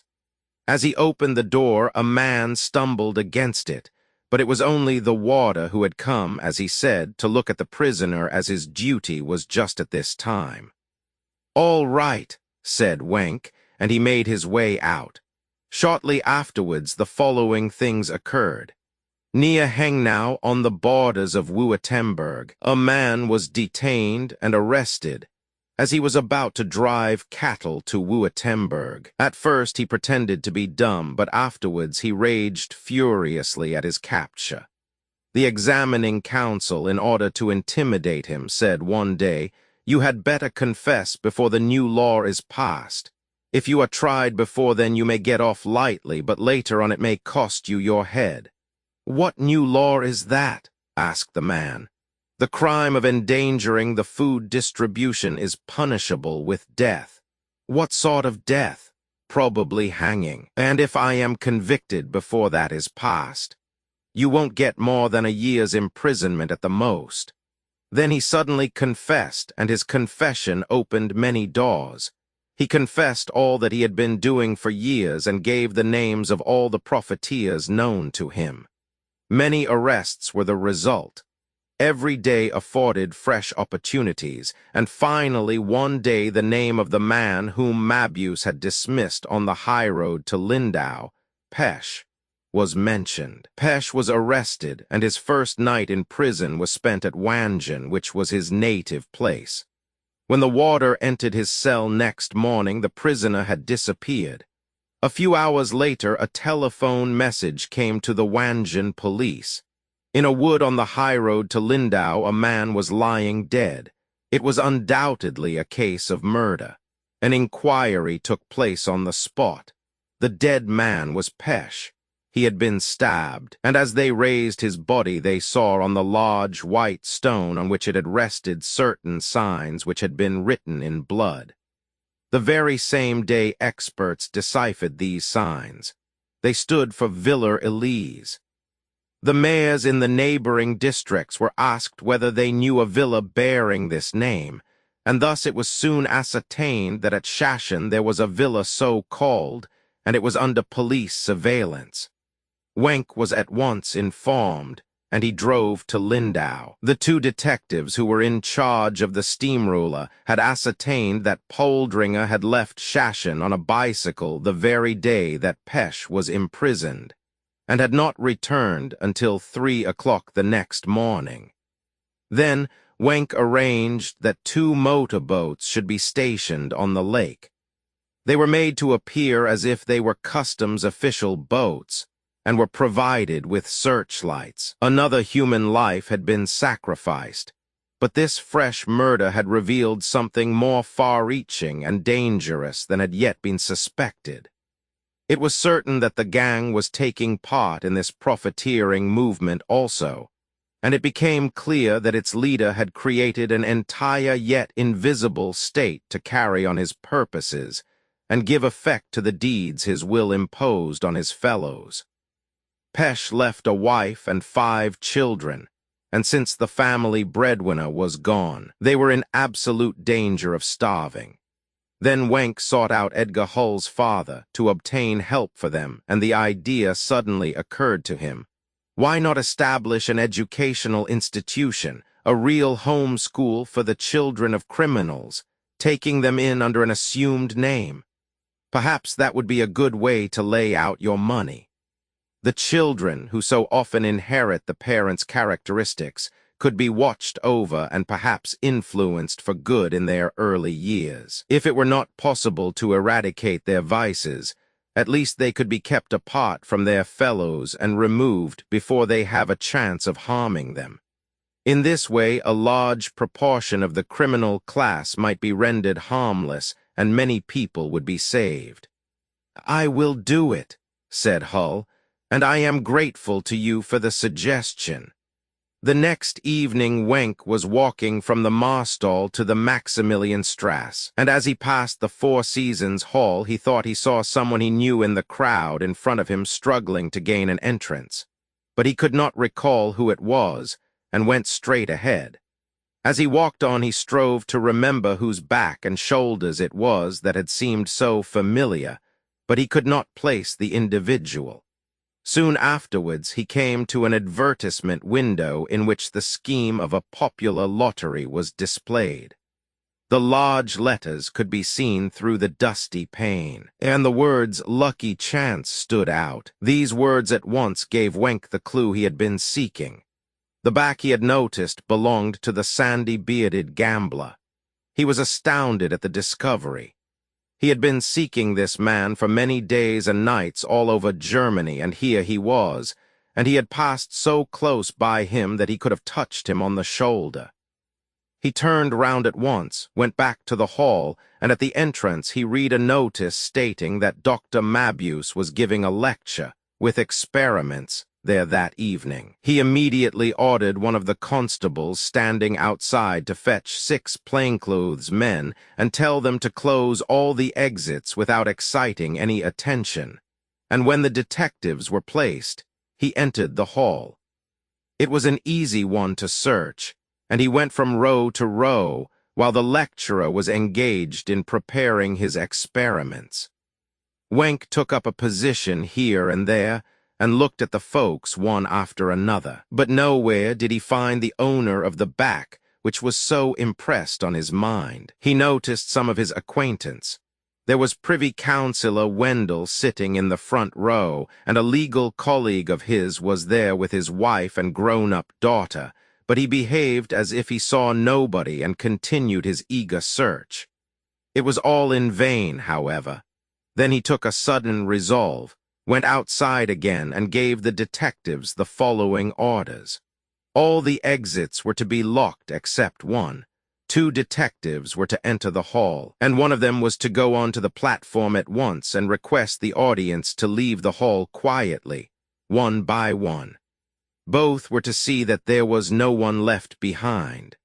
The 4 others were to stand at the folding doors and let the people pass through singly, only one half of the door being opened. Wenck himself would stand by the door, and if he gave any order for arrest, 2 of the detectives would at once take the man aside and handcuff him. The 2 others would then only have to take care that no one got near the man arrested. All were to have their service revolvers ready for use. There was great excitement in the hall when the announcement was made, and several cries of disapproval of the order were heard. The detective strove to pacify the disappointed audience. Mabuse's first thought when he heard the Secret Service agent's announcement was a doubt whether he should have ventured on this public appearance, but he soon dismissed the troublesome idea. Yes, he had been right, for it provided him, in concentrated form, with the nourishment upon which his mind battened. With such hypnotic powers as he possessed, he must always be in relation with a larger and unknown public. To feel his power over the narrow circle to which his professional duties bound him, the members of which were known to him, was not enough for his insatiable ambition. His sphere must know no limits, and with these weird and mysterious gifts of his, he could exploit the triviality and credulity of his fellows, and at the same time give full play to his hatred and his lust for domination. Upon such a stage as this, he felt as if born anew. It was here that he had inaugurated his reign of power, when the war sent him from his South Sea plantations back to his home, a ruined man, and this domination of his he could not renounce. While these thoughts were passing through his mind, he went to the detective and asked what had happened. "You must inquire of the state attorney, sir," said the man. "Doctor, von Wenk is just outside." Mabuse turned pale and walked away, going rapidly towards the privy councillor, whom he saw still sitting in the front row. As he went, he felt in his pocket to make sure that his revolver was safe, and sensations of hatred and defiance went through his whole body, fastening, as it were like a brand, upon his mental image of Wenk. "First of all you and then," he said to himself, but he was already smiling in the councillor's face. "Your hypnotic powers," said the latter, "seem to be giving the state attorney some trouble." "Is that Dr. Wenk?" said Mabuse, drawing back as if astonished. "I saw him just now going from seat to seat and fixing an eagle eye on everybody here, as if to pierce through coat, waistcoat, and shirt to reach a guilt-burdened conscience. He does not seem to have found his man, however." Mabuse's breast heaved, inflated at the thought of his success. He felt like a horse in sight of its manger after a long and weary road. Although he clearly understood what the words implied, he nevertheless asked the councillor, "How do you know that?" "It is quite simple, for if he had found his man, he would have let one of the detectives take him out without disturbing your lecture." "That is true," said Mabuse. "Let us go." He pressed towards the door, taking the councillor with him.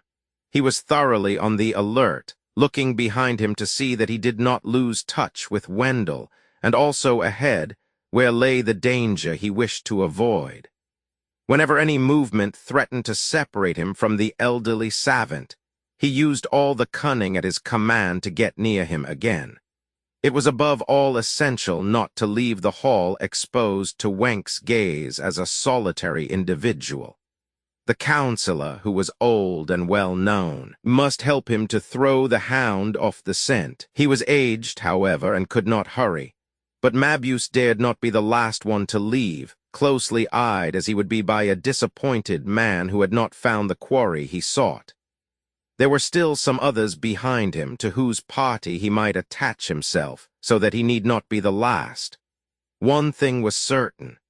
It was he, and none other, whom the state attorney was seeking, but Wenk did not know that Mabuse was his quarry, or he would have had him arrested on the platform. How had he got upon the track? Was it a mere guess that had started him off? Was there treachery in it? No, he would never be betrayed. Could Wenk have recognized him one of those evenings at the gaming table? No, it was impossible. His disguises were too perfect for that, so.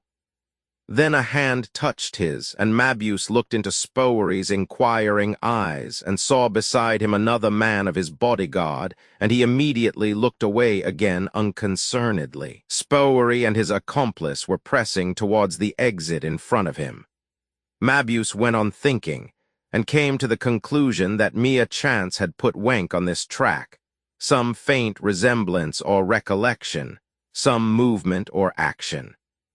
In any case, Wenk must see as little of him as possible, and since his back would be exposed to him longer than any other part, he put his arms through the sleeves of his overcoat and thus altered his appearance. And now he had reached the exit with the privy councillor. He quickly pushed him in front, following closely on his heels. At the moment when Wendell stepped to the door, Wenk was ordering a detective to tell two men who were lingering on the stairs to move on. Mabuse heard the man say, "Shall I arrest them?" Then he looked ahead and saw that the order referred to Spowery and his subordinate. Mabuse sought to catch his eye. He took his pocket handkerchief out with a flourish and blew his nose loudly. Spowery saw it and understood, and at once withdrew with his companion. Mabuse saw Wenk shaking hands with the councillor. Then it was his turn to come forward, and Wendell introduced Dr. Mabuse. Without taking his eyes off the door, through which the light from the hall was now streaming, Wenk shook hands with Mabuse, saying courteously, "You won't be annoyed with me for carrying out my duty, I hope, Doctor," Mabuse answered with affected friendliness, his hand on the revolver in his pocket. "Certainly not. I must naturally take the second place when it is a question of the good of the community, whom you are endeavoring to rid of a criminal." He had already passed on. Wenk nodded to him, but did not look round again, as his gaze was still fastened on the door. The Privy Councillor took Mabuse's arm going downstairs. Mabuse accompanied him to the gentleman's cloakroom and then took his leave. One of his cars was waiting in the Maximilianstrasse, and right and left of him at the entrance to the foyer, his people were standing in readiness for anything that might happen. Spowery had taken up his position at the main door of the hall to keep watch upon the stairs. Then he went out behind Mabuse, and the others, who were in small detached groups, always ready to close up at a word, followed them. It was not until Mabuse had taken his seat in the car and driven off that they dispersed, each going a separate way. Driving homeward, Mabuse reflected that he had committed one act of folly. He ought at any rate to have asked when he would be allowed to give his experiments. This fact depressed him, and he felt that he had failed in some way. He would never have done anything so foolish formerly, and the idea occurred to him that perhaps his power was on the decline, and that it was now time for sit-a-pommer. Then suddenly he shouted aloud, "No, this is due to that woman. Wenk wants to hang me. The woman makes me feel old, and she is delivering me over to the gallows." Why should this woman, young and beautiful as she was, who had abandoned herself to her lot with despairing fatalism, make him feel old? Her abandonment of herself was like wine to him, and this idea started another train of thought. He was in conflict with himself. There was no enjoyment in the thought that he had escaped a great danger, and in the midst of his uneasy reflections, he had a sudden breathless conviction that she made him feel old because he loved her. Then he felt a hatred of himself, gathering into one mighty heap all the fierce and bitter hatred he had cherished for others, and pouring it out on himself. So strongly did he suffer from the burden of these chaotic feelings that his brain grew giddy. But now he had reached his house. All the wrinkles in his face were deepened and intensified, but it was his eyes that looked most dreadful, and the Countess trembled as he entered her room. No longer were they of the steely gray of an agate, but rather seemed shot with rays of copper color. "What has happened?" she asked. Then he told her something quite different from that which he had meant to tell her. "Do you know who I am?" he asked, and his tone was one of frenzied delirium. "I am a werewolf. I suck man's blood. Every day my hatred burns up all the blood in my veins, and every night I fill them again by sucking the blood of some human being. If men caught me, they would tear me into little bits. I will bite through your white throat, you tormenting witch." The Countess started as if stung, and mad with pain and torture, cried aloud, "Kill me then. What could be better than death?" "But I love you," cried the voice of the man beside her, who seemed to be possessed by devils. The woman hid her face in her hands. It was the first time she had heard such a confession from that imperious mouth, and it stirred her to the depths of her nature. Her free spirit had been snatched from the world and confined in a fortress whence there was no escape. Her life was a dead thing, but the blood within her raged in, dread and mysterious tumult, inflamed and excited by the power of this man. Her dead soul was afire, and there was nothing left to consume. Whence then came this flame? Mabuse left the Countess without saying another word. "I have told her enough," he said to himself. He threw himself down on his bed, but could not sleep. He felt as if something new had come into his life, till then so steady and changeless, as if the danger which he had always been able to grasp and bring to naught had eluded him, and were sinking into the icy black gulf in whose depths his life and actions were grounded. For hours he tried to grapple with this new force and subordinate it to his will, but evermore it seemed to evade him. Then he returned to the Countess, lying fully dressed and sleepless on her bed, and he said, "We must talk matters out. Our fates are entwined, and we must go through life together. From some source or other of my existence, my blood has received something which revolts against a peaceful and well-ordered life, and will not permit to others a power above its own. Thus it is that I have become, as it were, the chief of a robber horde. I have known but two states, the desire to dominate and the necessity to hate. But now you have come upon the scene. At first I thought that your spirit would be consumed in the twin flames that inspire mine, but it is not so. Hundreds have been consumed by them, but you seem to feed upon them, and they nourish you. When I am intoxicated, not forgetting my hatred, but putting it on one side for the time being, because there are more beautiful things, I often name to you one name, Sitapoma. Sitapoma is not the outcome of a disordered fancy, the result of a fit of intoxication. It is a virgin forest in Brazil, far in the interior. It is being cultivated for me. All the money I can wring from this petty community of miserable wretches on this side of the world is being employed there. There is my country, the land in which I shall end my days. First of all, I thought of myself there with my harem. Now I know it is there I shall be with you. It is a 40 days' journey to the nearest human dwelling, and the human beings there could not endure life here, but they cannot be reached, for the Botacudos would not let anyone pass.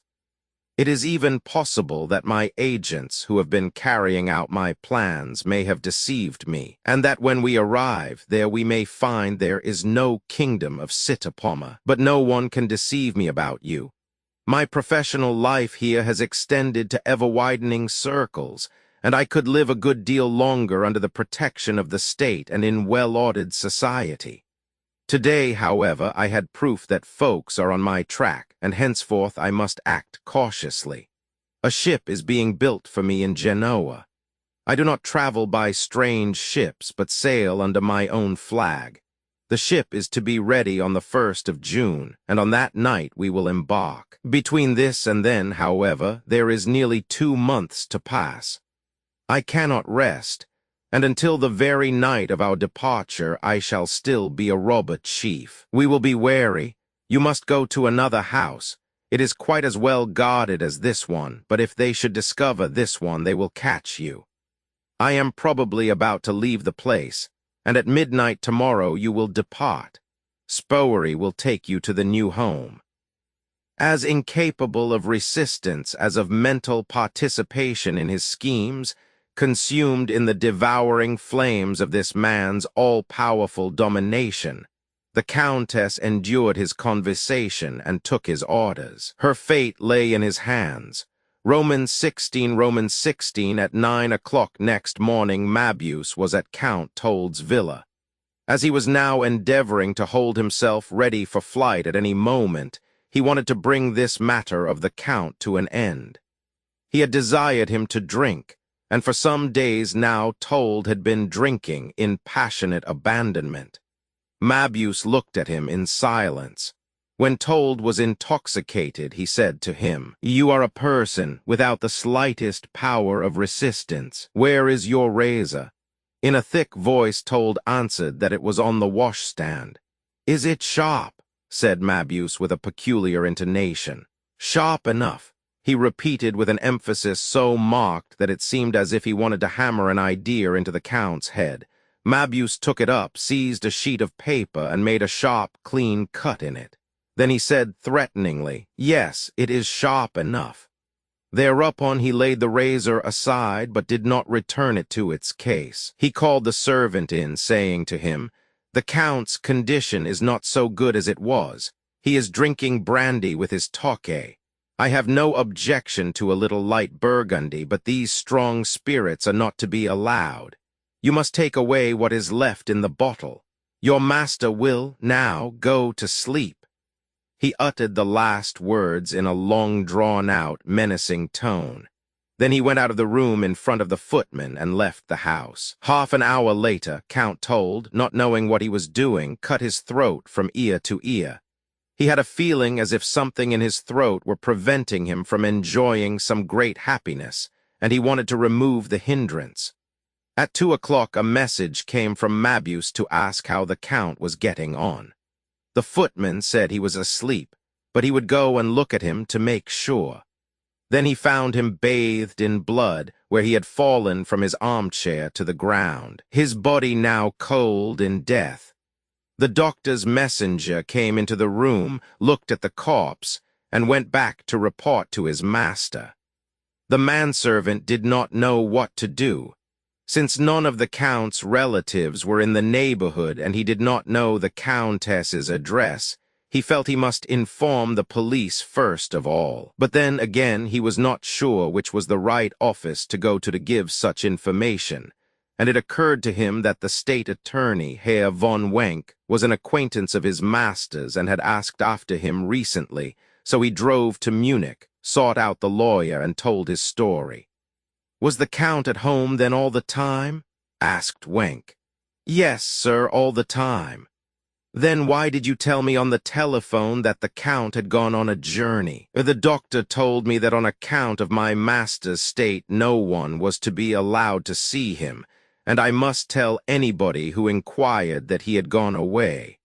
My master saw nobody but his doctor." "What was the doctor's name?" "I never heard his name, sir. I don't know it." Then Wenck remembered that Privy Councillor Wendell had given him a letter to Dr. Mabuse, and that the Count had used Wenck's own telephone to make an appointment with this doctor. Wenck trembled as, struck by the horror of a strange suspicion. He described to the footman the figure of Dr. Mabuse as he had seen it recently at the Four Seasons Hall. He spoke of him as a tall man, stooping slightly, without beard or mustache, with a broad face and big nose and large gray eyes. When the man said, "Yes, he looked exactly like that," Wenck grew pale as death. In a moment all the disconnected impressions, hazy ideas, vague recollections, half-defined thoughts and images which had been partially obliterated, but not altogether lost, gathered together in his mind. When Wenck had the hall emptied, why had Dr. Mabuse not asked the reason for this measure? Why had he not inquired whether he could continue his experiments at another time?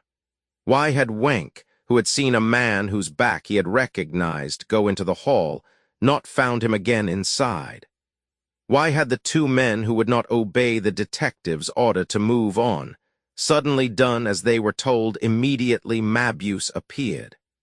Why had Mabuse's eyes, in the brief moment he had looked into them, affected him so powerfully, as if they sought to read something that lay hidden in his very soul and was now almost forgotten?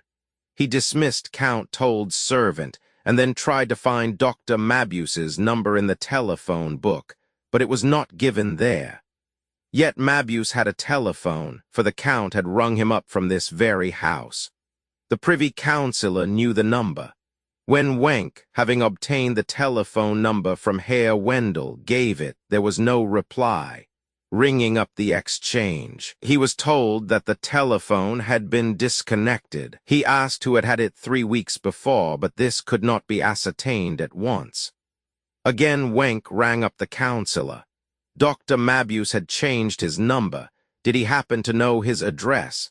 Wendell could give no information.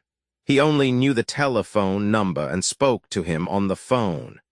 Wenck then asked at the police registry office for Dr. Mabuse's address, but the name was not to be found anywhere among the arrivals in Munich. And when, at the municipal registry, all the old telephone books were searched to find Mabuse, he was again unsuccessful. Thereupon Wenck repaired to the manager of the telephone exchange in order to make a more thorough search. The manager took him to the inquiry room, where 2 young women were employed, and he asked them to look again for the number he had telephoned about. "What were you wanting?" asked the elder of the 2, and Wenk explained that he was seeking the address of a doctor, Mabuse, who 3 weeks before had a telephone number that did not appear in the directory. The girl said she could not find it anywhere, whereupon Wenk returned to the manager with this information. He declared this was something quite unheard of, and himself accompanied Wenk to the inquiry office. He, too, made a search with the clerks, but could find nothing. While the manager was looking through the lists without success, an idea occurred to Wenk, and when he was informed that no one of the name of Mabuse had been entered on the list at all for the last year, he asked the manager for the telephone number and address of a man named Poldringer.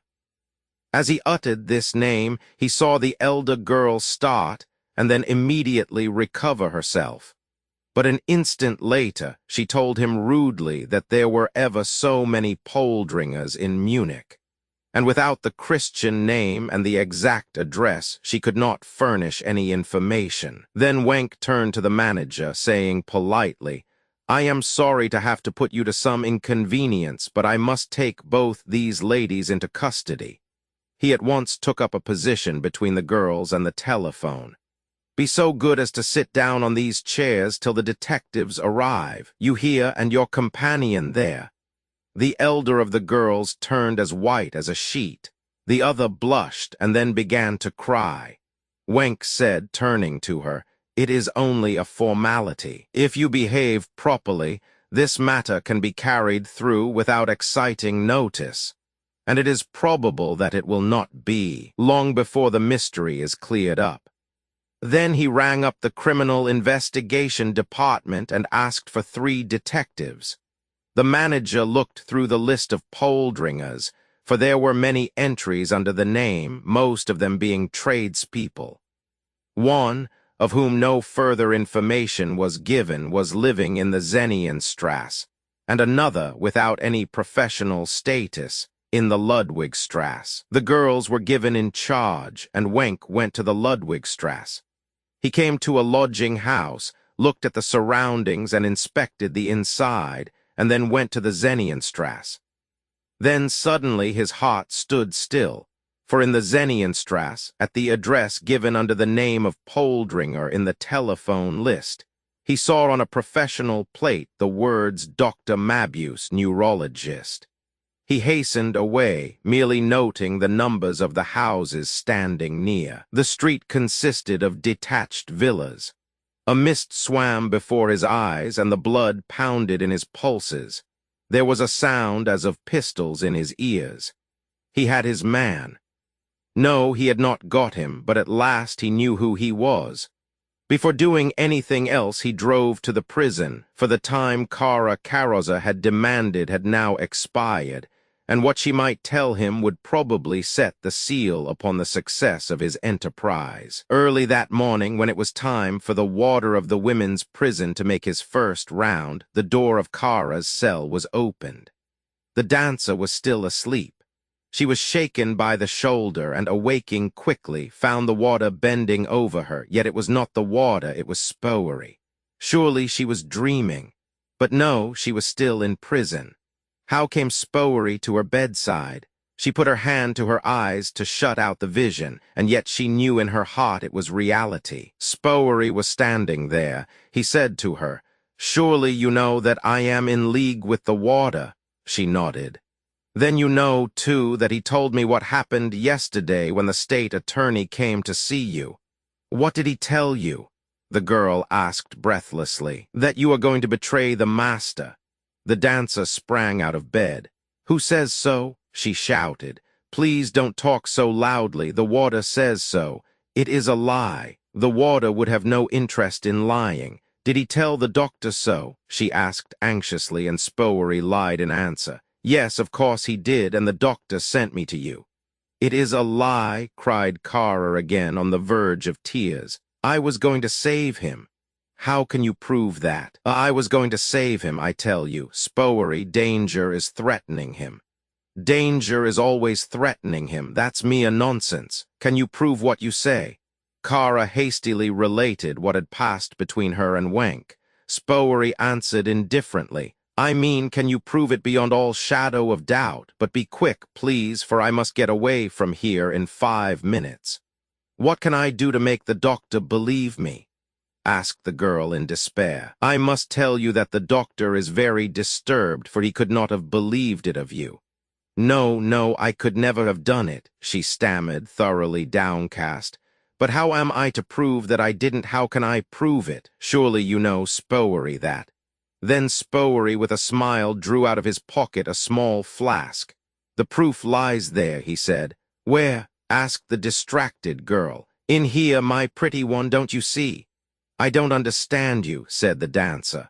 Oh, you don't need to understand, my child, only to drink. Just one little mouthful to swallow, and then the doctor will know your word was to be relied on. Kara looked horror-struck at the little flask. What is it? She asked. A heavenly drink, my pretty one, nothing that hurts one in the least. The doctor himself made it up.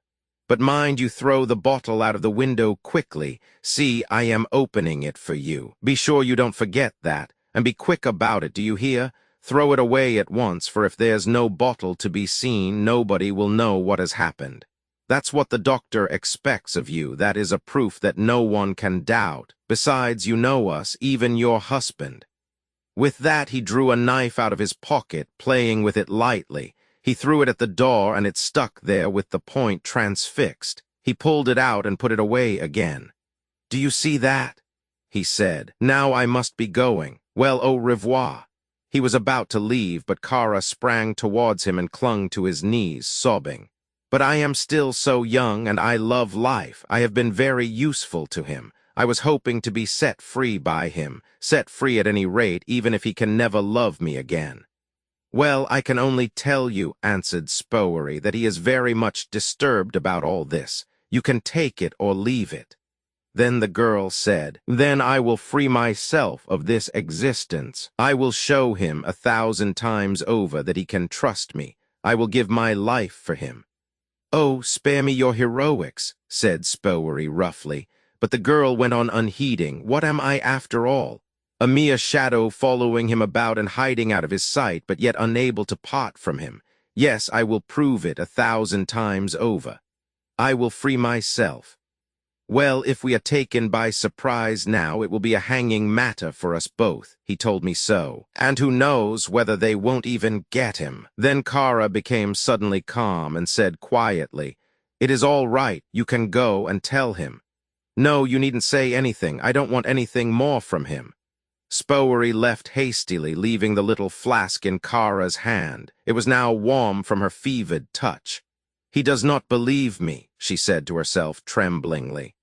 The doctor will never believe me again. Strange, and yet can there be any greater proof to offer that I was always faithful to him? O life, base, incomprehensible, disturbing life, this terrible life of mine, come, she said, apostrophizing the flask. We will show him there is nothing to fear from me. We will prove it to you, you king of men, you enchanting murderer, you sublime destroyer, my horror and my bliss. She shouted aloud, then she grew fearful lest her cries might endanger the beloved life, and she snatched the stopper out of the bottle. Standing upright in the middle of the cell, she drank, a moment later throwing the bottle out of the window, where the sun streaming in proclaimed the morning of a new day. Wenk faced the curator of the women's prison. Yes, sir, we were sorry to be unable to inform you, but it was not possible to communicate with you. The doctor says it must have been a heart stroke, for she was found lying dead in her cell this morning. Amazed and horrified, Wenk entered the cell. It was empty, the straw pallet bare. Kara's clothing lay on a stool. Wenk looked round and was about to leave when he saw something shining on the window ledge. He went back and examined it and found it was a small piece of glass, rounded in shape, with a very strong odor clinging to it. Wenk jumped on a chair and found another piece of glass outside. Then he went down into the courtyard and very soon had collected all the other pieces of the bottle. It had broken against one of the window bars. He had the glass tested, and there were evidences of poison upon it. He walked back to his chambers, pondering over this new occurrence. "Another victim," he said to himself repeatedly. One more sacrifice, a real sacrifice, for this one had sacrificed herself. This light of love had offered her life as a sacrifice to her love. She had not meant to tell him anything, he realized that now. She merely wanted to put him on the wrong track that she might have a chance to warn the criminal. "I have no success with my women helpers," he thought sadly, asking how it was that these steadfast souls should be found on the side of evil rather than good. Always on the side of evil, it seemed to him. When the dancer was buried next day, he was the only outsider present, and he returned to his chambers slowly and sadly. There, however, plenty of work was awaiting him. His idea was to seize Dr. Mabuse in his own home, and first of all he must ascertain when he was sure to be found at home. And the two confederates must be secured at the same time, the one at the Zenienstrasse and the other in the Schaschen villa. There must be no time for one of them to inform the other. His preparations must be complete, down to the very last detail, and then a surprise attack which must not last more than 3 minutes could be made. It was clear that a man who could boldly carry through such crimes as these in the very heart of the city and in the teeth of the highest civil powers would have secured himself against all possible emergencies in his own quarters. That was undoubtedly the case, and all these careful preparations of Wenck's required time. First of all, he must be able to secure one of the neighboring villas as his post of observation. It was here that he laid claim to Herr von Hull's help. He drove straight to him, asking, "Can you do me a very great service? Will you employ a confidential agent to lease a floor of one of the houses? No. 26 or 28 in the Zenienstrasse, or, better still, the whole villa. I want it just as it is, and to be able to go in the day after tomorrow. The question of expense need not be considered. I shall want the house for 2 or 3 weeks. Spring is approaching, and there may be someone who wants money for a little trip out of town."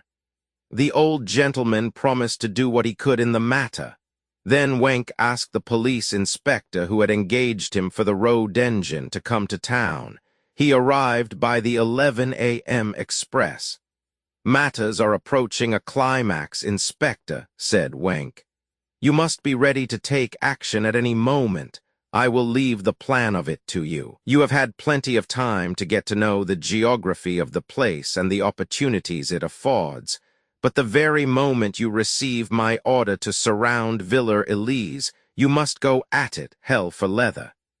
You must get your man, alive or dead. We shall put another motorboat on the lake, and you can double your force on shore. The road engine can be moved away now. The spring season is just beginning in Schaschen, so you and 6 or 8 of your men can be visitors to the lakeside." At 7 o'clock next morning, the inspector returned to his post, and at 11 o'clock old Hull came with the lease of Villa 26 in the Zenienstrasse. "There is a young couple living there," he said, "whom my suggestion exactly suited. They wanted to go to Switzerland to visit their parents, but were frightened at the cost of the railway fare. I offered them 5,000 marks for a month's rent of the villa, and they will change them in France. I am afraid I am causing a loss to our exchange. But you are benefiting your country in another way, Herr Hull, and that you will very soon find out," said Wenck. "You can take possession of the villa at 6 o'clock tonight." At 6 o'clock, Wenck, disguised as a cyclist messenger, went into the empty villa, leaving his bicycle outside. He was quite alone in the house, and at once sought for a window which would afford him vantage ground. He concealed himself behind a lace curtain and began to watch the street. The first thing he noticed was that after he had been there about a quarter of an hour, someone stole his bicycle and made off with it. He had never seen a thief actually at work before. This side of his calling was presented to him for the first time today. He regarded it as a favorable omen, being much amused by the comic haste with which the thief had looked round him on all sides, although he was even then straddling the machine. For 2 hours he kept watch on the front door, side door, window, and roof of Mabuse's villa. No one went out or in, and though Wenk remained on the watch till midnight, nothing was to be seen. He fell asleep at the window, woke and watched again, and then slept once more, finally awaking in broad daylight.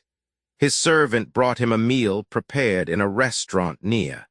It was a long vigil, and Wenk, bringing the telephone to the window, held conversations with acquaintances and with some members of the police force. At last, towards 6 o'clock in the evening, a car drew up and immediately drove away again. A gentleman went up to the front door. Was it Mabuse? No, this was an old gentleman with the feeble and uncertain step of a paralytic. Possibly he was a patient. Soon after that, Wenk saw a chimney sweep leave the house. He went along quickly and cheerfully, puffing away at a cigarette. Wenk had not seen the sweep go in. That must have been mere chance, though. The old invalid seemed to be there a long time. Could he be waiting for the doctor? Perhaps, though, he was one of his assistants. It seemed hardly likely. However, he must do nothing rash. Twilight was already advanced when a man with a parcel rang at the front door, which was opened with surprising promptness. Half an hour later, this man came out again, and so it went on. Even through the night, people kept coming and going, and next day it was the same story. On the third day, Wenk was called up early by his man. The Criminal Investigation Department had some important information for him. Something had happened during the night at a gaming den. Would he like an official to bring him a report? Yes, he replied, but the detective should come in some sort of uniform. Half an hour later, the detective, got up as a telephone repairer, appeared and told his story. Last night, a young man had come to the guardroom and said that he and others had been playing baccarat in a secret gaming house. An old gentleman who seemed to be partially paralyzed was playing too, and he always lost his money. When it was just upon 3 o'clock in the morning, the old gentleman had a sudden fit of rage, shouted out something, and immediately 3 men who had also been playing leaped on the table. They drew out revolvers, shouting, "Hands up!" Then a 4th man went from one visitor to another, searching their pockets and taking all their money away, as well as that lying on the table. They had taken 12,000 marks from the man who was telling the story. When they came to the old gentleman, they left him alone, and he suddenly stood up and walked out as if there was nothing the matter with him. 2 of the thieves accompanied him, and the others protected him from behind, and outside there were 2 cars waiting. This story excited Wenk greatly. It did not interfere with his scheme, but on the contrary, it showed that Mabuse felt himself secure. Yet while Wenk was here in a strange house behind a curtain like a sleepy bat, the criminal was going his accustomed way, calmly, boldly, as if he had nothing and nobody to fear. After all, it was quite natural. Why should he not go free when the man who had sworn to bring him to justice was in hiding here behind a window curtain? Taking a sudden resolve, Wenk left his post and did not return till evening. He had given an order to extinguish the street lamp in front of Mabuse's house by breaking the glass and damaging the electric light bulb. It was a dark night, and as soon as Mabuse's windows showed no light, Wenk entered the garden. He was carrying a canister filled with fine meal, and he clambered over the fence into Mabuse's grounds and went cautiously along the garden path, scattering the meal in a thin layer over part of the short walk between the garden gate and the house. Then he hurried back over the fence to his own garden and into No. 26 again. Half an hour later, someone left Mabuse's house, but Wenk could not see who. After an hour and a half, he heard steps in the street passing beneath his window. He saw a man wearing military dress who went quickly to Mabuse's door and disappeared within the house. Wenk went downstairs again and hid behind a shrub in the garden. After a long time, he heard Mabuse's front door open, and in the starlight he could see that a stout, elderly lady was leaving the house. She went into the street, where a car seemed to spring up from nowhere. She got into it and drove rapidly away. Wenk clambered over the hedge between his and Mabuse's garden, crept on all fours over the grass to the garden path, and examined the ground by the help of his electric torch. Then he saw that the footsteps of all three persons were exactly the same. Therefore, whoever it was who came out first, and the soldier and the elderly lady were one and the same person.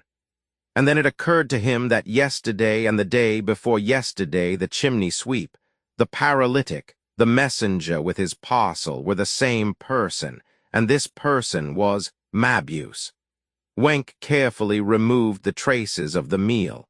Tonight must lead to some conclusion or other. In both the nearest guardrooms, special police were ready, fully armed, prepared to break in at any moment. When Wenk knew Mabuse to be safe at home, he would hasten to know. 26 send a telephone call, and 3 minutes later Mabuse's house would be surrounded by police. To burst the door would be the work of 30 seconds. 6 men would remain outside and surround the house. The other 6 would join him in a rush on the place. When Mabuse was secured, the order to Shashin would go through. Wenk stole rapidly back to his own garden, stretched himself flat on the ground, and waited. The earth radiated the warmth of this day of late spring, and he felt the power that lay in the soil. And in an attitude of tense expectancy, 2 hours, 1 hour, perhaps even minutes only before his work would be crowned with success, it seemed to Wenk as if music, a music betraying the secrets of all hearts, stole over his senses. Tears filled his eyes, and his bare fingers caressed the fragrant ground. He felt as if it were the very essence of manhood laid bare, the manhood for which he was risking his life. He had decided to lie here waiting until Mabuse, in some disguise or other, should return to the house. Nothing could go wrong now. When the other was once more inside, like a mouse caught in a trap, Wenk would hasten back and breathe his order into the telephone. But before this could happen, he was to undergo a strange experience, something which made his heart stand still, and a cry by which he had almost betrayed himself pass his lips. A car came up the street and stopped with a noisy shriek in front of the house. But no one got out. No, it was Mabuse's door which opened, and in the person descending the steps and pausing in the glow of the headlights, Wenk recognized the Countess. If he had not pressed his lips to the ground that very instant, his cry must have betrayed him. The car hastened back whence it had come. "Why, Frobber, husband murderer!" raged Wenk. So this was the secret of Count Told's death. "The man is a devil and a werewolf," he cried. Suddenly he felt the cold night penetrating his clothing, and he found himself trembling. Was he going to have an attack of ague now at the very last minute? He struggled to subdue the feelings that threatened to overcome him. In the still night, he heard the hammering of the pulses in his brain, and he bent all his energies to the task of listening for what was to happen.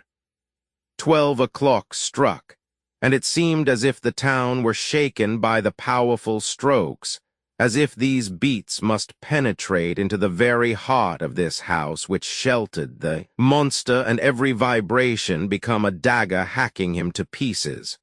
The clock had ceased striking, and a footstep sounded, but whether near or far off Wenk could not at first determine for the throbbing in his ears. Suddenly the garden gate creaked, and in the starlight he saw a broad expanse of white shirt front. A man advanced rapidly to Mabuse's door, and in the instant that he stood on the doorstep, waiting for it to open, the starlight revealed to Wenk that the figure was that of the man he was seeking. And now the net was closing around the victim. Wenk waited 3 minutes, 4 minutes. Would not the world come to an end during these moments? Might not the skies fall and the last judgment begin? Then he pulled himself together and climbed stiffly over the fence to return to No. 26. He rushed upstairs in the darkness, seized the telephone, called for the number, and gave the guardroom the orders he had arranged. He had but to name the street and give the number of the house, which till now he had kept a secret. A motorcyclist was to go to the second guardroom directly the telephone message was received. The car containing the first relay of police was to follow him immediately, and at the second guardroom those aroused by the cyclist's warning were to be ready to get in the car and proceed with the others at full speed to the villa. Thus it had been arranged. After Wenk had telephoned, he hastened downstairs again. He stood in the dark entrance, waiting for the first sound of the approaching car. Was he not consumed with fever? No, he bit his lips firmly, made his muscles taut, and commanded himself to keep cool. He must be cold and hard as steel. Steel it should be. He had not long to wait. Romans 17, Romans 17. The house was surrounded by the police who had been detailed for that duty, while Wenk with the others hastened to the front door and rang the bell loudly. But the explosive was already prepared. Mabuse had not yet gone to bed. The unusual noise in the street had sent him to the spy hole in the shutters, whence he could see what was happening, and the first glance revealed the police. While he was still looking through his peephole and letting nothing of the happenings outside escape his eye, since the searchlights illuminated everything in the street, he was taking down from the cupboard close by, where it hung in readiness, a police uniform. He heard the ringing at the door. He had a telephone concealed in the wall, and this George had connected with a villa at the back of his garden. He pressed the connection and called, "Spowery." "Yes, doctor. The police are about to break in. Make your escape as arranged. Fetch the Countess. Get the new car ready for me. Burn all papers. Send pigeon post to Shashin. That's all."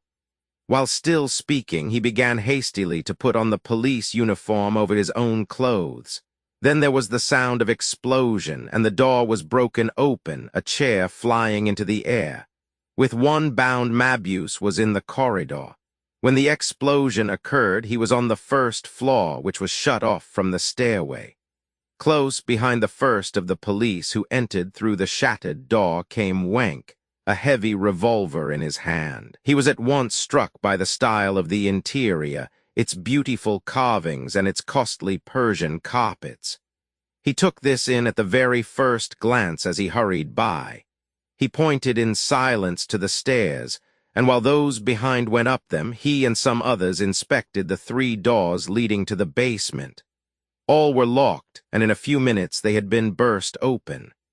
The police rushed through all the rooms. One, trying to turn on the electric light, found that it was cut off. 6 policemen had stormed the stairs. The door in the paneled wall of the first floor leading from the stairs was open. The men advanced beyond it into a dark corridor, holding their revolvers cocked, and touching all the objects they encountered in the darkness. Nowhere was there any electric light to be had, and it was some time before they had enough electric torches to suffice them.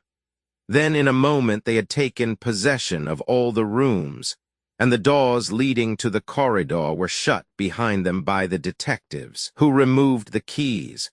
Wherever they found the rooms empty, they hacked upon the chests and cupboards. Mabuse heard the sounds, which made his usually silent house as noisy as a factory. When furnishing the house, he had had a little secret chamber made near the doorway leading to the first floor. A carpenter belonging to his band of accomplices had done the work. This chamber was so cunningly concealed in the cleverly contrived decoration of the walls as to be invisible from the corridor outside, and on the inner side, the existence of a door would never have been suspected. It was here that Mabuse had concealed himself when he heard the explosion that wrecked his front door. In this hiding place, he had a second telephone connecting him with the other villa. While the noise of the men storming the stairs covered his movements, he tried to make use of this connection, but there was no answer from the other end. Therefore, Spowery must already have got away. Now came the moment when everything must be risked, and the chances of escape or of death were equal. The little chamber had a second door, and this, concealed like the other by the decoration of the paneling, opened directly onto the stairs. It was here that Mabuse stood to listen. He subdued all his senses with the supernatural powers at his command, subordinating them to his hearing. Rustlings, voices, hackings, cries, abuse, orders, the clicking of electric torches, even the spitting sound of the acetylene searchlights were inscribed on his eardrum as on a microphone. His powers of hearing must be concentrated on one single moment, and that was the first second or fraction of a second in which there should be neither step, nor sound, nor even breathing upon the stairs. If this instant occurred before the systematic search of the house, room by room, had begun, it would give him a favorable opportunity, his only opportunity for flight. It seemed as if the very blood in his veins stood still, the better to help him discover the fateful moment. All the other senses were in abeyance, and his will concentrated on his hearing alone. He felt as if his ear were as large as the Lake of Constance, and his hearing as fine as the vibration of a filament in an electric light. Everything else within him was cold as ice and anesthetized, but his ear bore a volcanic life within it. And at last he reached that single heartbeat of time which should prove his salvation. He pushed open the narrow door onto the stairs. Until he had reconnoitred, he ran a risk that his ear might have deceived him, but he saw at once that all was well. In the corridor below, a constable was standing. As he passed him, Mabuse cried, "He has shut himself into the bathroom." Then he saw them all running from the rooms downstairs and pressing to the staircase. 2 men stood at the entrance, in the midst of the fragments of the shattered door. "I am going for reinforcements," said Mabuse as he approached them. "He has entrenched himself in the bathroom." They let him pass, and he ran, using one hand to brush others aside, the other grasping his Browning pistol. Yes, he was getting away now. The night was bright with the searchlights, and their rays spoke to him of freedom and good luck. Dazzling, enchanting visions floated before his spirit. He drank in deep draughts of the light outside. "What's up?" asked one of the men outside as he rushed out. "His Honor's orders, reinforcements wanted. He's entrenched himself in the bathroom," called Mabuse in reply. "Take the motorcycle," shouted the other. What luck! Mabuse already had it between his legs. He fell upon it, mounted, feeling as if he had fallen from a tower onto a bed of down, and the night, like a friendly monster, swallowed him up, protecting him alike from the searchlights and from the violence with which the search party would have seized him. A quarter of an hour later, he threw the motorcycle into the canal and rode away on his little racing car as if sailing upon a cloud. The car stretched its nozzle towards the southwest, and away it bounded in delight along the boulevard. It was an armored car. "What is the matter?" Wenk asked the police as they rushed past him. "He is in the bathroom and has entrenched himself," one of them called back. Wenk ran up the stairs. "Where is he?" he cried. "In the bathroom," they shouted on all sides. "All hands to the bathroom," ordered Wenk. They ran hither and thither, and their pocket torches could be seen gleaming on the walls in all directions. "Where are they all going?" "To the bathroom. 15 men are hastening to the bathroom." "But where is the bathroom?"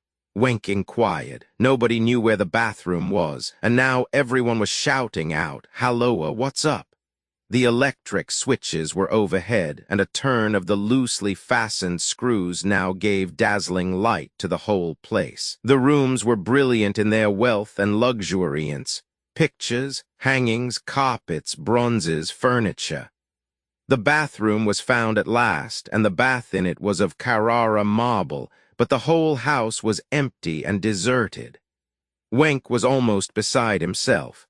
He felt like an empty shaft, down which everything good and beautiful, and all that was lofty and successful had fallen into a bottomless abyss. They tapped the walls with their hatchets, suspecting some hidden space, and soon the secret nook was discovered and the riddle solved. Wenk pulled himself together. There was yet another mouse hole, and it was in Shashin at the Villa Elise. The state attorney made rapid arrangements at the telephone headquarters.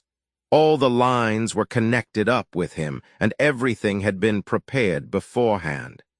The highroads from Munich in all directions were guarded by police. The stretch of country between Munich and Lindau had 8 posting stations, and at every one there was a telephone ready at any moment throughout the night to inform Munich of anything that had happened there.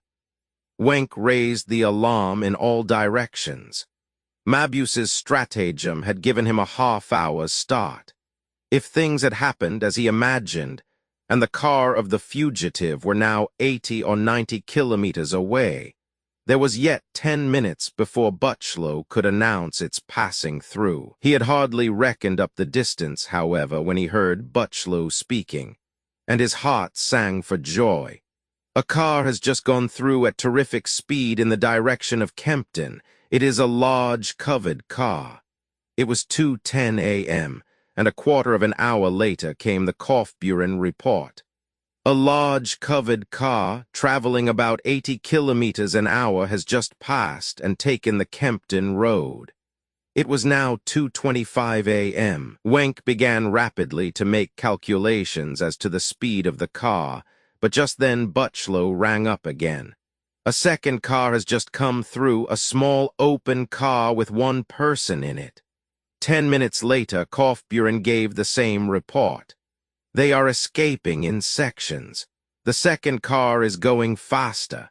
Mabuse must be in that one and his accomplices in the first, thought Wenk. From Obergunsberg he had the announcement of both cars in the one communication. If the second went through just as the official had informed him about the first. Butchenberg told him the same. Then Wenk thought it time to call up Shashin.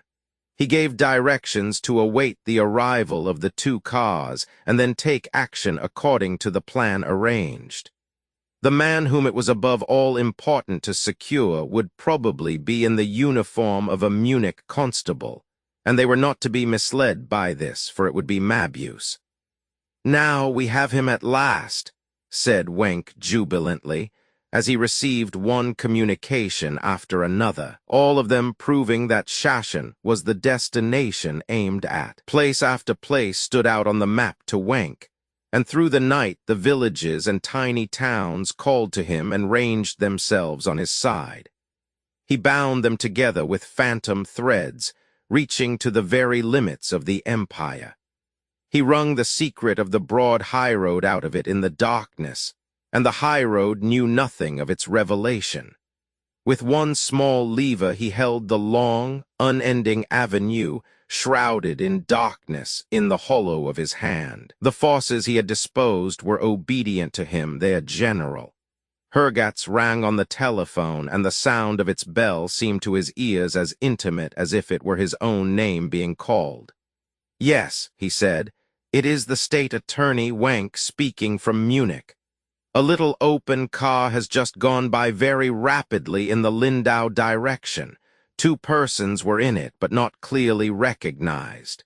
Thank you. Hold on a minute. There will be a second car through." Wenk waited, hearing in the suspended lines all the sounds occurring through the night between Munich and a little place like Hergatz, which he had never yet visited.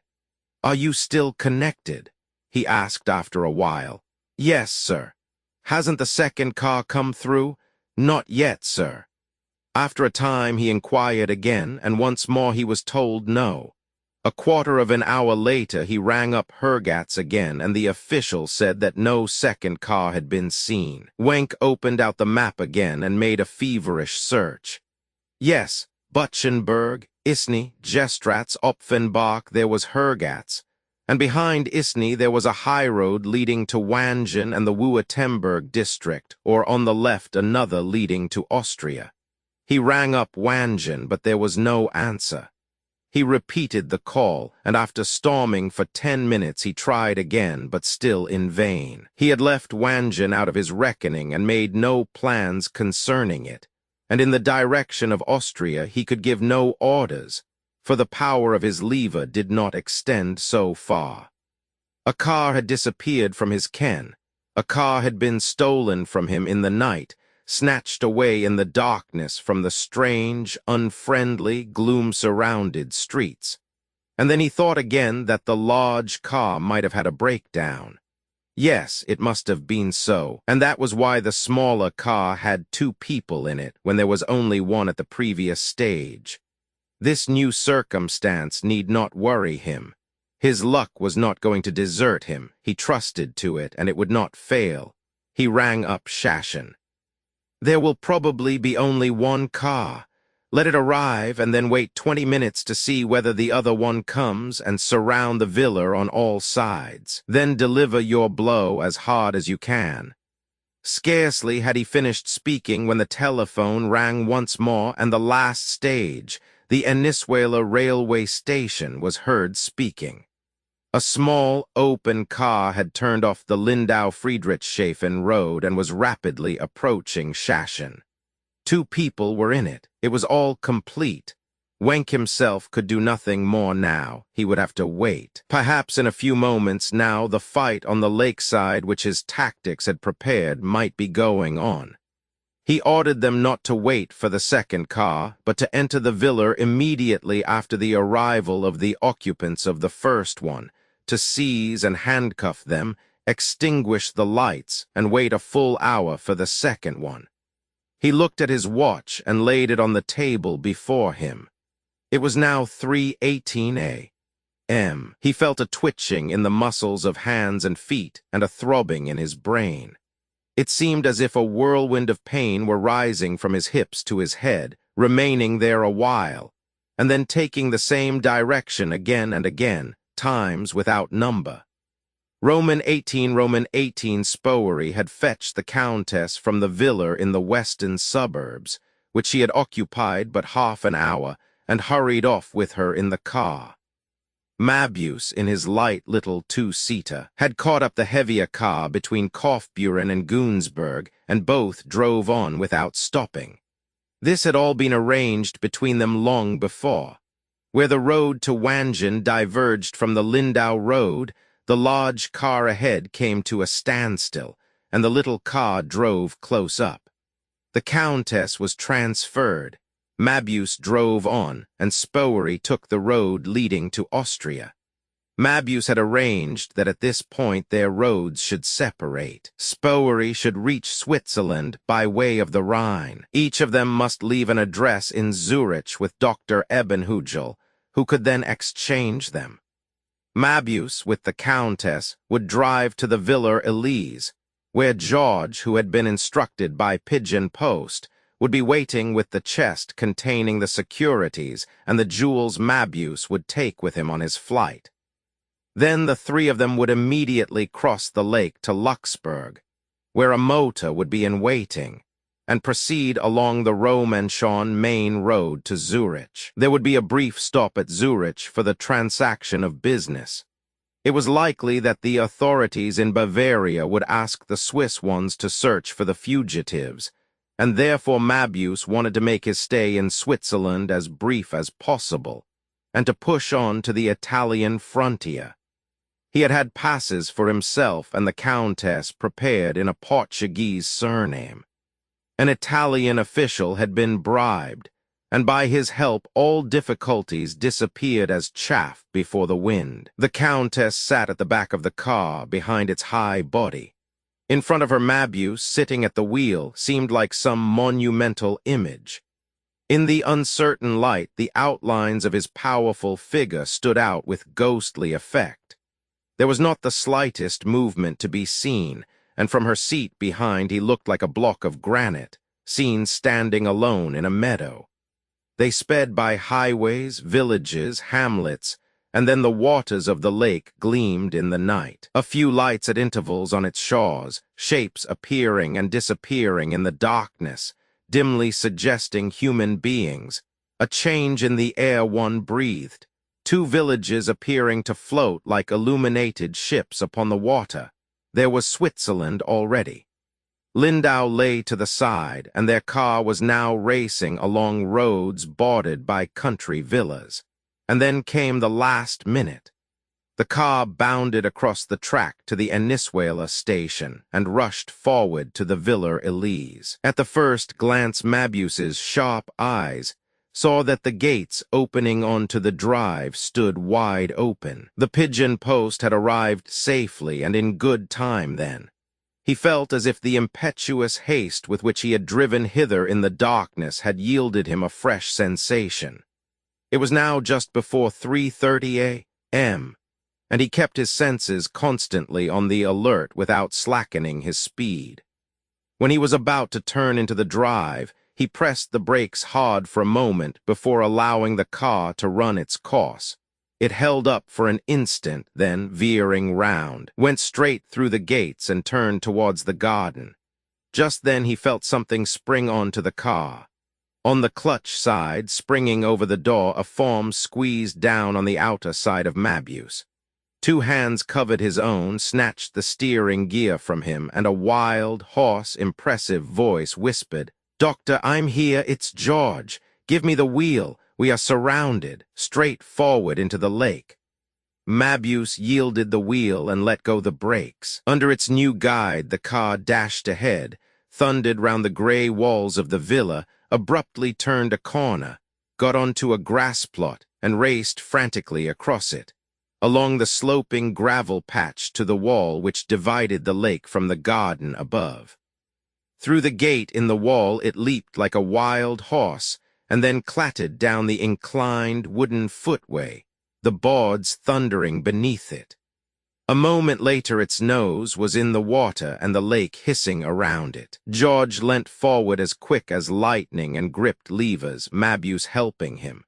The night reached the Countess's cry, and then the vehicle, tottering slightly at first but slowly righting itself, went onward over the surface of the water. "Splendid!" cried George. "It is working like magic." This car was an invention of his own. It could be driven straight from the high road into the water without stopping, and a couple of levers turned it at once into a motorboat. "It is the pigeons that have done the mischief," said George, when he had gained thorough control of his vessel. "After they arrived in the dock about an hour ago, I seemed to hear whispering voices behind a shrubbery. I looked very carefully round and thought I noticed a movement going all round the park. In one place, and then 20 paces further on, and then 20 paces beyond that again, in a circle the whole way round, so then I knew we were surrounded. However, I managed to get to the gate leading to the garden without being seen. It took me 50 minutes to do the 100 yards. If we had not had this car, we should now be sitting handcuffed inside the Villa Elise. The constables, who had distributed themselves with all possible precautions about the villa, and had taken 4 hours to complete the ring around it, one after another taking up his position, had heard the car thundering along through the silent night. They lay in tense expectation at their posts, awaiting the whistle which should summon them to the house to fall upon the criminals. Just an hour before there had been a slight interruption. A bird had suddenly flown through a tree and disappeared beneath the eaves. One of the constables close to the house had noticed it.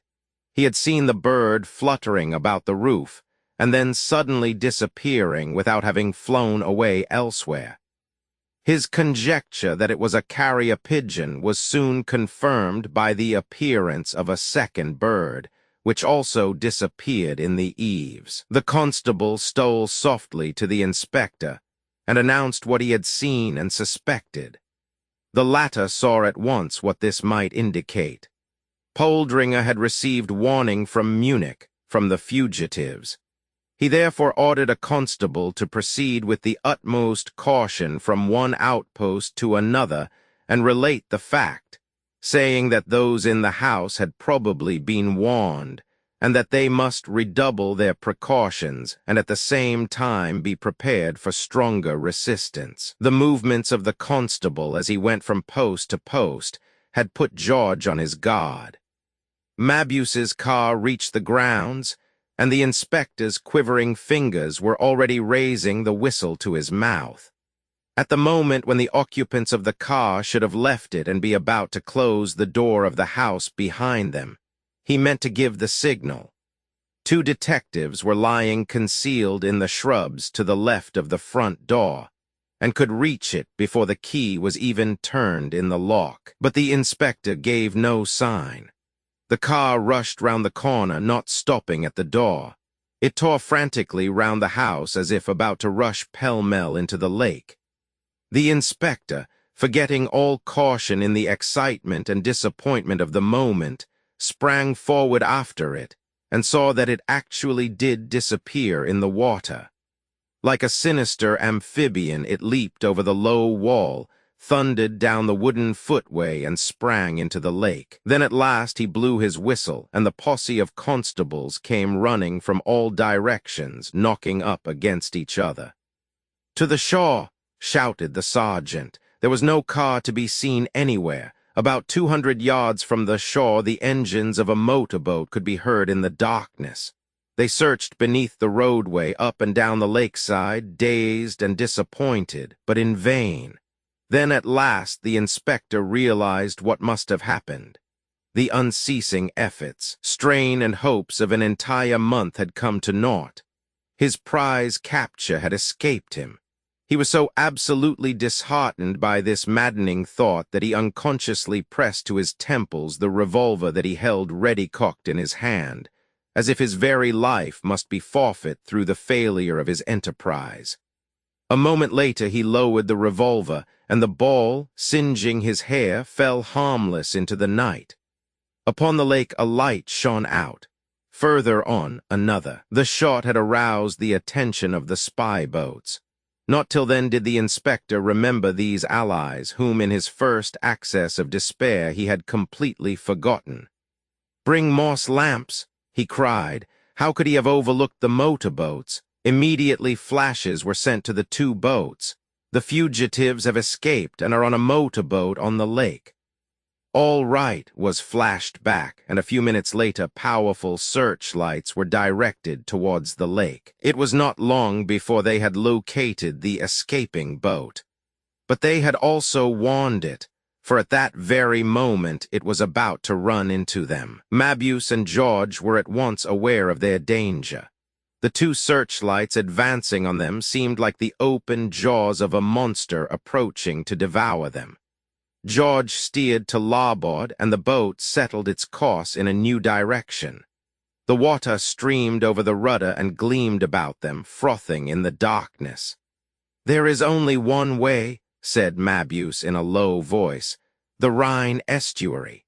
He considered the matter coolly and boldly. He was once more in a situation quite familiar to him, because he had lived through and overcome it countless times in imagination.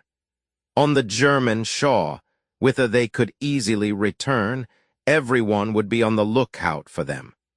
On the Austrian shore there was only Bregenz, shown up clearly by the searchlights. Between these two regions there was a large and very sparsely inhabited territory around the Rhine estuary. In 20 minutes they could reach land, and then make their choice between Switzerland and Austria. If they were lucky enough to run their vehicle on to land again as easily as they had run it into the water, they would have sufficient start to make their escape certain. One of the pursuing boats, however, lay right out in the lake. It seemed to guess at the fugitives' intentions, for it did not follow them in a direct line, but remained to starboard, keeping abreast of them near the Swiss shore. as if awaiting a favorable opportunity to intercept them. Perhaps it only wanted to keep between them and Switzerland. The searchlights from both boats met above Mabuse's. The first faint traces of daylight were already appearing. Firing was heard behind them. One of the boats now followed in their wake, but at a little distance to the rear. The two pursuing boats exchanged Morse signals with each other. For a time, George steered a zigzag course, the vehicle swaying hither and thither with the constantly changing displacement of the rudder. George wanted to make it appear that he was trying to break through to the Swiss shore, but he, too, was excited by the searchlights. He did not succeed in getting out of their glare for more than a few moments at a time. The boat, which was astern, only went so slowly now because it was solely concerned with keeping them under view and cutting off their retreat to the German shore. The Morse signals used were secret ones, and neither Mabuse nor George could make them out, although, through their frequent trips by water, they were fairly well acquainted with such things. Suddenly, the boat to the starboard side of them extinguished its searchlight.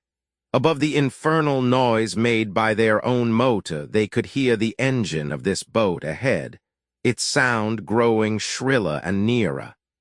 Their own motor was exerting its utmost pressure. The shooting had now ceased, and above the sounds made by their boat, another noise could be heard. Mabuse bent forward towards it, listening with all his ears, the searchlight falling full upon him. He still wore the police uniform which had made his escape possible. At first, the Countess had lain in the boat half-conscious. The shots, the droning of the engines, the haste and excitement of the men beside her had gradually awakened her, and she began to grasp what was happening. She, too, heard above the throbbing of the engines a second sound. She sat up, holding her head over the side whence it came, and listened intently. "What is that?" she asked Mabuse, who was standing near, planted firmly on the deck with his back to the engine and appearing entirely at ease. He could be clearly seen in the searchlight with his hand on the gunwale, listening intently. "Nothing," he hissed. "Be quiet. What is it?" she asked again in a sharper tone, and there was something in the sound of her voice that had not been heard for a long time. It seemed as if a stone that had long lain at her heart were now being dissolved into a mass of pulp. To this feeling, still but half-conscious, she yielded herself more and more. By degrees she appeared to realize what was happening within her. Then, rising and standing in front of Mabuse, she suddenly cried out, "Now, at last!" The sounds of the water and the night stole over her like a joy beyond bound or measure. Eagerly she absorbed with heart and mind the light. Sweet rustle they made, and she perceived that every moment they became more pronounced. At last she understood. The pursuer was advancing rapidly upon them and came ever nearer. "What do you mean by that at last?" asked Mabuse roughly. "Sit down and keep quiet. What is that sound we hear?" she said in a ringing voice. "Death, perhaps," answered Mabuse calmly. "For you," cried the woman facing him above the swirling of the waters. "I shall be able to shake you off at last. I shall be saved from you. The werewolf will be caught, and your power over me and over others be at an end." "I will soon show you that," said Mabuse, advancing and bending over her. And then what happened came so quickly that she could scarcely distinguish the movements. "George!" called Mabuse, the one word only, and then he unfastened the police uniform which concealed his clothing and threw it towards George, who at once donned it and stood near the Countess, exposing himself to the searchlight, while Mabuse took his place at the wheel. They heard a shout close to them. "Halt!" cried a voice from out the sounds her eager ears had been absorbing. "Halt!" A shot whizzed in the air and an echo resounded. George fired in return. The boat gave an upward lurch, and then suddenly two high dams enclosed it. Where was the lake? Where was the wide expanse of night? There was a rustling sound and a beating against the spring tides of the Rhine.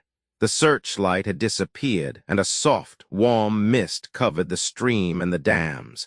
They were smooth as railway lines, and a bridge lay diagonally above them. The throbbing of the engine resounded from its arched vault. Then a sudden movement flung the Countess to the ground. The boat sprang up into the air with a loud report, but the woman was caught as she fell. She could feel herself lifted. Someone held her and ran swiftly with her. Her cries were stifled, and a red mist swam before her eyes. George lay on the shore, one arm broken. With the sound one he felt for the police helmet and crammed it down on his head. The fall had stunned him slightly, but he could have escaped. Nevertheless, he lay still. It was not long before he saw 2 revolvers leveled at him. 2 electric torches glared before his eyes. "We've got the one in uniform," said a voice. George kept quite quiet. He was carried from the land into a boat and fettered to a thwart. The engine started, and the boat drove across the lake back to Shashin. The day was dawning when George reached the wooden landing stage once more. They took him into the villa and locked him into a room with barred windows out of which he could not escape, even had 2 men not been in charge of him. The inspector said to himself, "Thank God, we have caught him at last, and in his police uniform too, thank God." At 5 o'clock that morning, Wenck left Munich in a hydroplane, landing 2 hours later at Shashin. He flew up the stairs of the Villa Elise to reach the room where the imprisoned robber king was waiting for him, the conqueror. "Here is Dr. Mabuse," called out the inspector, advancing towards him. "We have him safe at last, thank God." Wenck, jubilant, victorious, and intoxicated with success, entered the room and saw the man in police uniform fast bound to his chair. "Where is he?" he asked. "There on that chair." Wenck looked at the man more closely. He knew it already. His quarry had escaped. Back into the endless, the dark and empty night, everything fell once more, and at first he could neither hear nor speak a word. Suddenly the inspector said, "But that is Poldringer, the man we've been watching all these weeks." "Yes, that is Poldringer," answered Wenck heavily. Mabuse had escaped. Roman 19, Mabuse hastily carried the insensible woman from the bank of the Rhine Channel to the nearest house. It was that of an Audiobook. "We have had an accident," said Mabuse, and then seated himself at the window to watch the approach. When an hour had gone by thus, and the Countess opened her eyes again, Mabuse noticed that she started on recognizing him and turned away, overcome with dread. He went hastily towards her, and stooping down, he whispered, "We are saved. We are irrevocably bound together." The whispered words impressed her with a certain sense of comfort and security. She no longer withstood him, and soon sat up, the peasant's wife promising to look after her. Mabuse sought for the nearest village on the map. Then he went thither in security, knowing that he was not being followed. George had remained as the victim of the pursuer's vengeance, and he was saved. The other's fate was due to the little trick of the police uniform. The village was not more than 20 minutes' distance, and in an inn he found a telephone. He ordered coffee, and then rang up Zurich. In half an hour's time the call came through, and asking who was there, he was answered, "Dr. Eben Hugel, Zurich." "Has Spowery arrived?" he inquired. "Spowery has just come, he is still here," and Spowery rushed to the telephone. "Spowery, I've had a misfortune. George is taken, but we have escaped. Bring the car here at once, and put in a traveling dress and coat for my wife. I shall expect you at 2 p.m. at the O railway station in the Rhine Valley." "Very good, sir," replied Spowery. "I called her my wife and said it quite coolly and intentionally," mused Mabuse, dallying with the thought, which yet seemed to imply something like a fetter. But he dismissed the idea, saying, "She is my wife, my own property. It is true she is mine." Spowery arrived punctually. "I shall drive you through the Engadine direct to the Italian frontier," he said when Mabuse had told him all that had occurred. But to that proposal Mabuse merely uttered one word. No. But Dr. Spowery pleaded, you can't remain in Switzerland. The Munich police have informed the authorities here of your movements. We shouldn't get even as far as Togberg. It would be almost better to return to Germany. And that's exactly what I mean to do. Spowery, from this day forward the state attorney's life stands under my protection. You are to revoke my earlier orders to the removal committee at once. You are going in for a remarkable friendship, Doctor, hitted Spowery. He is to remain absolutely under my protection, repeated Mabuse, and they drove through the flat marshland back to the peasant's hut.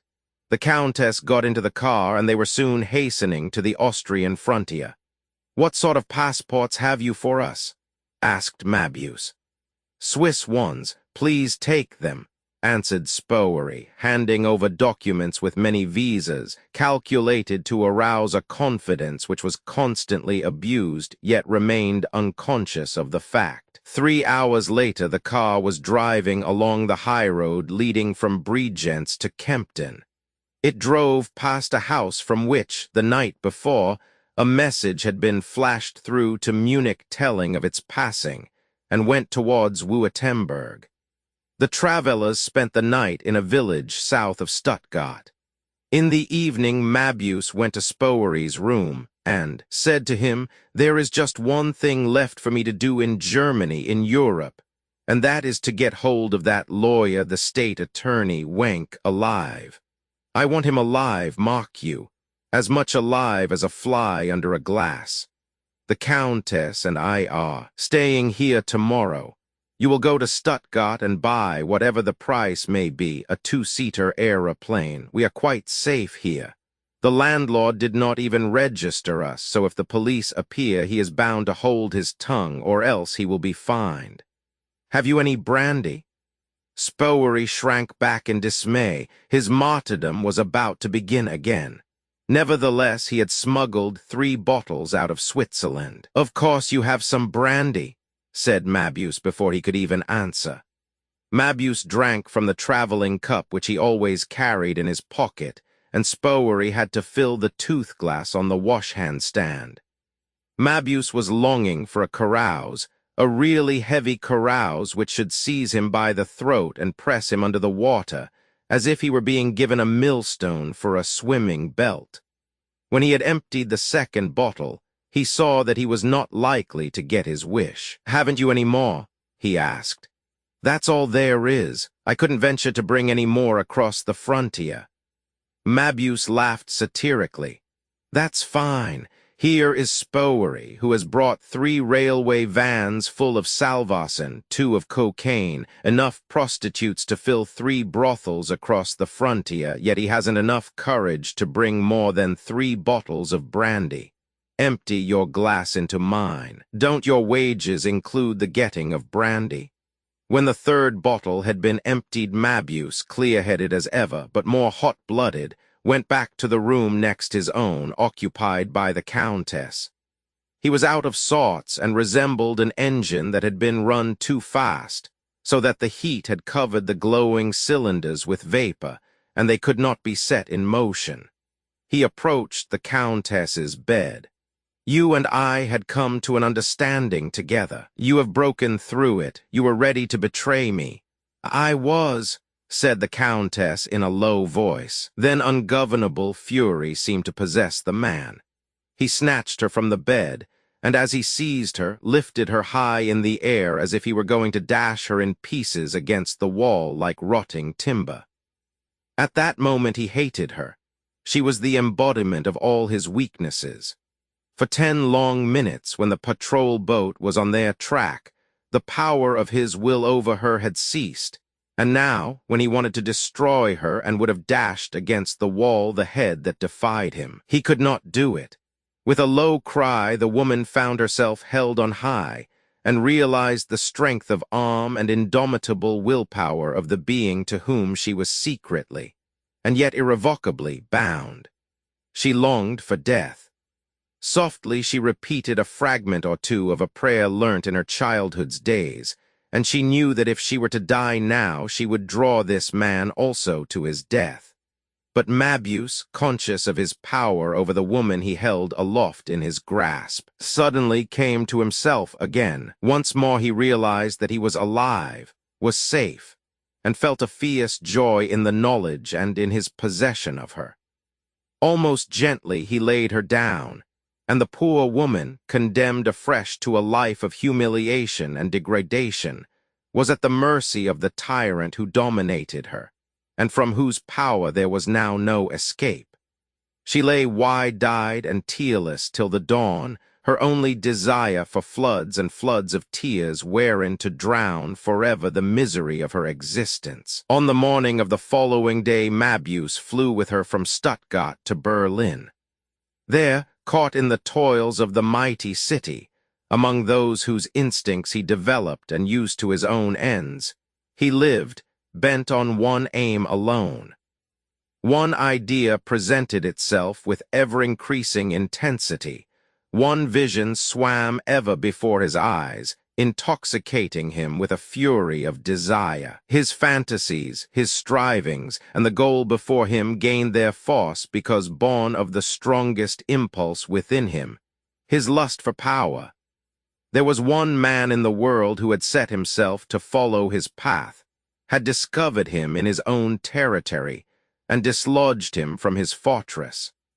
There was one alone who had dared to disturb his plans, to oblige him to undertake a flight in which his life had been in danger. It was due to this man's efforts that the state had interfered with his schemes, for getting rid of those whom his imperious will desired to remove from his path. From the woman who had first moved him to the very depths of his being, he had wrested all the power of will with which her personality resisted him. It was his pride to know that.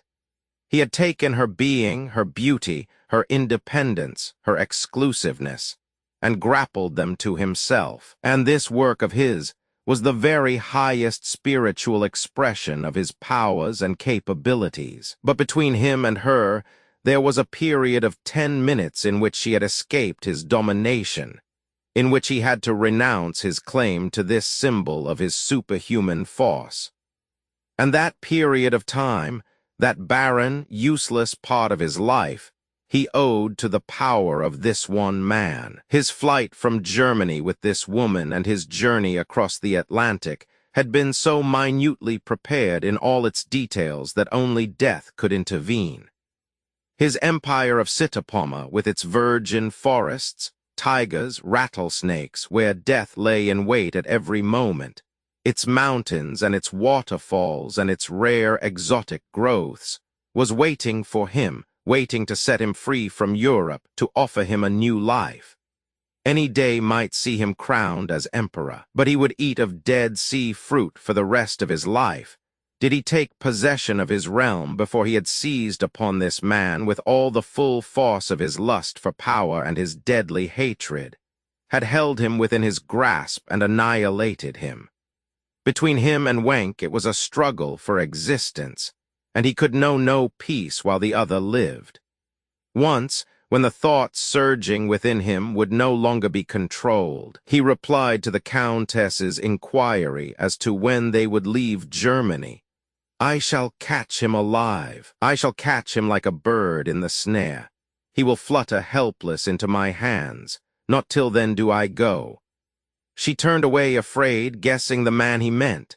Since that moment of her resistance and hope of escape, she seemed to have become more subdued than ever, falling deeper under his demon spell. She did not venture to oppose or question more. Mabuse's enterprise with regard to Wenck developed slowly.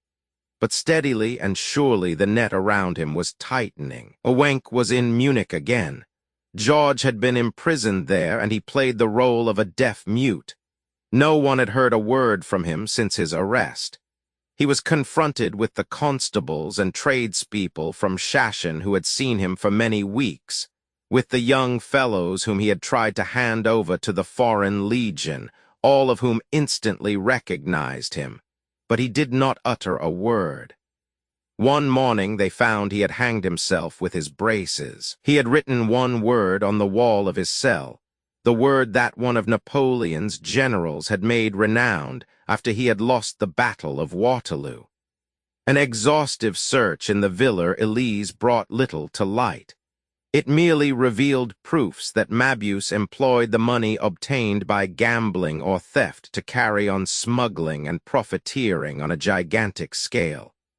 The police worked side by side with the Swiss authorities, for it was believed that Mabuse must be in Switzerland, or at any rate that he had passed through. Wenck went once a fortnight to Zurich. Now and then one of Mabuse's gang was caught, but all were so thoroughly schooled that no word of betrayal escaped them. News reached Wenck from Frankfurt that a gambler was at work there, whose description so closely resembled Mabuse that Wenck traveled thither at once. But when he arrived, there was no trace of the man to be found. 3 days later, there was a report of a similar kind from Cologne, then from Dusseldorf, and later both from Essen and Hanover. Wenck went hither and thither, not doubting in his own mind that he was indeed on the track of Mabuse. The latter must have spies in Munich who watched and reported Wenck's movements. Knowing that he was followed, he took every possible precaution and employed all the cunning at his command. On his journeys, he made use of trains, cars, aeroplanes indiscriminately, since he could not help suspecting that Mabuse had accomplices among his own subordinates. Wenck watched these very closely. He changed his chauffeur and his housekeeper, altered his address and his telephone number, took rooms in a hotel, or lodged with friends in the suburbs.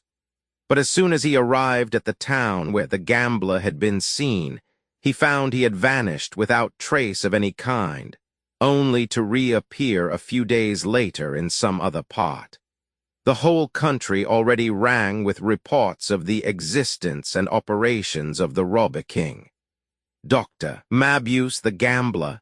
It was like a ballad, expressing the devilry and defiance of all who offered resistance to existing law and order, and it spread from place to place. In all the towns, the police arrested men in gangs, but when the criminals were sorted out, this man, whose capture was worth more to them than all the rest, was never to be found. Suddenly it struck Wenck that Mabuse must be making his way by a circuitous route to Berlin. From his superior officers, Wenck obtained permission to leave Bavaria and got in touch with the Prussian courts of justice, and these appointed him to Berlin on special duty. He at once traveled thither and took lodgings in the central district.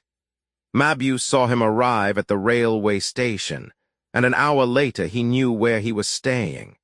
At last he had him within reach, in the place where he desired to accomplish his scheme of revenge and towards which he had been working. For Mabuse, in reality, had never left Berlin. In all the towns to which Wenck had traveled in search of the gambler, Mabuse had doubles, persons of his own gang, instructed by him.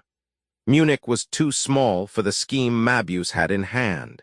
The abysses of Berlin would be a safer hunting ground, and the hunt began on the very next day. That day Wenck had been describing to a junior colleague in the Berlin police his course of action in the Mabuse case. They had talked about it together, discussing a plan of operation, but the only conclusion they had come to was that the gambler should be allowed to show his own hand first. To aim at him in the dark would be likely to reveal to him prematurely the whereabouts of his pursuers. In the evening, when Wenck had taken a meal in the Traub restaurant, he visited a café, and then, tired out by his long discussion, he sought his lodgings. There a man accosted him, standing in a doorway removed from the light. "If you please, sir," said he. "What do you want?" asked Wenck reluctantly. "Would some cocaine be useful to you, sir?" Wenck went on without vouchsafing a reply, and he noticed that the man followed him, but when he came to the busy Friedrichstrasse, he lost sight of him. Wenk soon took himself to task for having let the man escape him thus. He ought to have got into touch with this peddler of illicit wares, for he belonged to the same stock as Mabuse. He was half inclined to go back, but the feeling of weariness was too strong for him, and he went home. The next night he took the same way home from the restaurant, but the man was not there. Wenk lingered here and there, and then, as he approached his lodgings near the police market, a man came out of an entry towards him, saying in a whisper, "Do you want to see some new dances?" Wenk stopped still, saying, "You have come just at the right time. I don't belong to Berlin, and I should like to see the real nightlife of this city just for once." "Where are your dances?" "Go ahead." "Follow me, then. I'll go in front, and when you see me go in somewhere, you come quick, governor, 'cause of the peelers." Wenk promised to follow his lead. The man went round the corner, listened to see if he were following, and then went on again. Suddenly he disappeared. Wenk went a few steps straight on. The man must have gone into one of the entries near, and he walked slowly, expecting to find him and looking round about. Suddenly he heard the man's voice behind him, speaking low and reproachfully. "I don't call that quick, governor. You'll have the bobbies after you if you can't be more spry. Come on here, then." And the man pulled him into a house standing far back. The door opened onto a dark corridor, and silently and unawares it closed behind him, while the corridor was lighted up in the same instant. This corridor led into a little living room, and that again into a hall crowded with people. Two gentlemen sitting near the door made room for Wenk beside them. His guide had disappeared. What Wenk saw was a simple performance, deriving its interest only from the secrecy with which it was performed. He heard the conversation of the two men at his table. One of them said, "The only thing that interests me is how this entertainer manages to get 100 or more persons here, year in and year out, without the police finding it out. Now, as an expert, you just tell me that." The other answered in German that sounded unfamiliar, "Well, you can't really tell whether it is known to the police or not. There are such places winked at by the police because they are traps for criminals. Yes, really traps set for them, now in Budapest." Wenk listened eagerly. The gentlemen went on talking, drawing him naturally into their conversation. They disclosed their calling and then gave their names. One of the gentlemen was, as Wenk had conjectured, a highly placed police official. They frequently met each other. The Hungarian told of various interesting and complicated cases occurring during the practice of his profession. He described the Budapest haunts of crime, touched on the many secret gaming houses which had sprung up so quickly everywhere since the war, and waxed eloquent against the ever-increasing boldness displayed by criminals and the mob generally. Wenk, with a certain unconfessed distrust, talked very warily, saying that he was only on leave in Berlin, for the scene of his activities lay in Munich. But Berlin, as the hotbed of crime, afforded a good field of study for a Munich criminal prosecutor. He touched lightly on the existence of Mabuse, though without naming him, and related some of his bold and shameless crimes. "Just lately," said the man from Budapest, interrupting him, "we took into custody a similar adventurer, and we did it by curious and not exactly legal methods, but we got no further in any other way. With us in Hungary, as it is with you here, the assistance of hypnotism in the detection of crime is forbidden. We had the man of whom we were almost certain. But, my dear sir, you won't betray me, I am sure, for the professional interest you feel in putting an end to such aberrations is just as strong in me. Well, we were practically certain that he was the leader of a gang which had several murders to their account. He was in prison, as I have told you. He made himself out a deaf mute, and we could glean nothing from his papers. No one knew him, yet we felt almost sure of our man, and that kind of thing is almost unbearable to an expert, isn't it? For when he appeared before their worships, There was the risk of his being acquitted for lack of sufficient evidence. That was a most disagreeable idea to me, for I had spent about 6 months in tracking him down, and if he were discharged, the mistake would be due to me. I therefore took a very bold step. A friend of mine had hypnotic powers. He was a barrister and had often displayed these gifts of his in private. I wanted him to go to the jail with me, but he said, I can operate on him from outside, and indeed, a quarter of an hour later I knew that we had the leader of the gang at last, and various disclosures were made which shortly after sent him to the gallows. While the Hungarian was telling this story, Wenk experienced an aversion to him. He had a sensation of profound mental resistance to the man, although he could not explain what had caused such a reversal of feeling. Are you also interested in persons who possess this gift of suggestion? Asked the police superintendent. Uncommonly so, answered Wenk. Perhaps you would like to meet my friend and see something of his gifts. Is he in Berlin, then? Yes, that I certainly should. Yes, he's here now. He has given up practicing law and now exercises his gifts openly. He has very quickly become celebrated. You must have heard the name of Weltman. Wenk did not like to say no, so he answered with a subdued certainly. Well, he is the celebrated Weltman. You know he is noticeable on account of his having only one hand. He lost the other in the Carpathians in 1915. Well, we'll arrange a meeting then. I will see him in the morning. Are you on the telephone by any chance? Wenk mentioned his telephone number. Both the gentlemen then left to go to a house where ether, cocaine, and opium were procurable, and other more obvious vices were pandered to. On the very next day, Wenk was summoned to the telephone. Police Superintendent Verers speaking. Things have fallen out most favorably for you, my dear sir. In the home of one of our countrymen, about whom I will tell you a few things in confidence, Weltman is giving an entertainment this very evening. It is quite enough for you to have expressed the wish.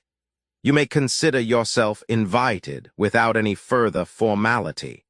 It is a most hospitable house, and you won't feel yourself in any way a stranger. There are between 60 and 70 people invited. I'll undertake all the arrangements, and if it suits you, I'll come in a car for you at 9 o'clock. The villa is some distance out behind Nicholas Lake. Thank you very much. Your kindness overwhelms me, answered Wenk, and I do not know how to requite it. Oh, that's all right, answered the other heartily. We Hungarians are only too pleased to have such a chance. Then we can regard that as settled. Quite, thank you.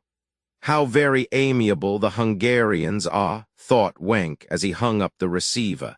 He felt quite ashamed of himself for having had a doubt of the police superintendent's good faith. He spent the afternoon among the archives of the Criminal Investigation Department, where he and the colleague with whom he had talked concerning the Mabuse crimes looked through the collection of photographs of criminals. Face after face drew his attention.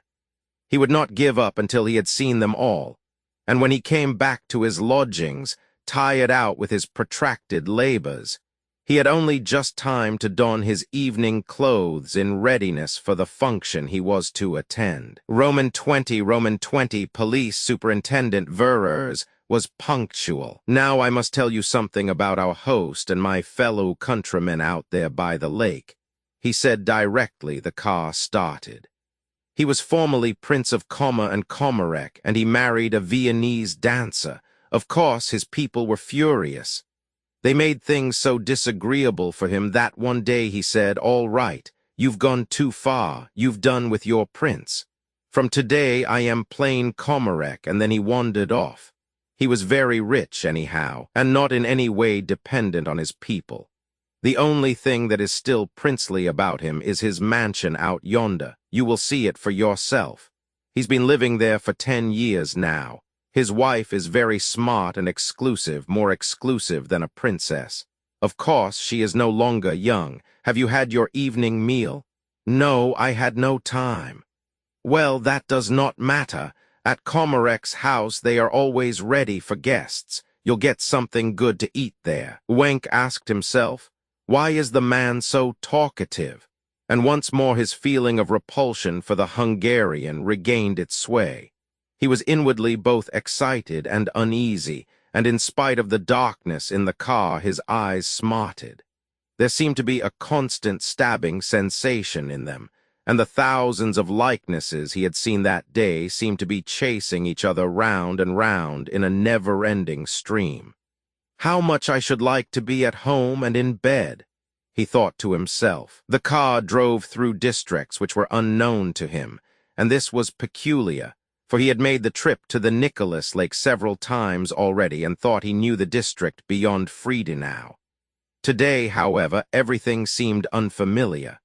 Was it the thick darkness of the night and the very sparse illuminations allowed since the war, or was it his own mood which was responsible?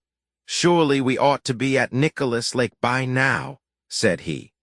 I am not familiar with this neighborhood. I said Verers. I used to have friends out there, and I often drove there by motor car, but of course that was before the war. Ah, yes, before the war, everything was different then, and they both became silent.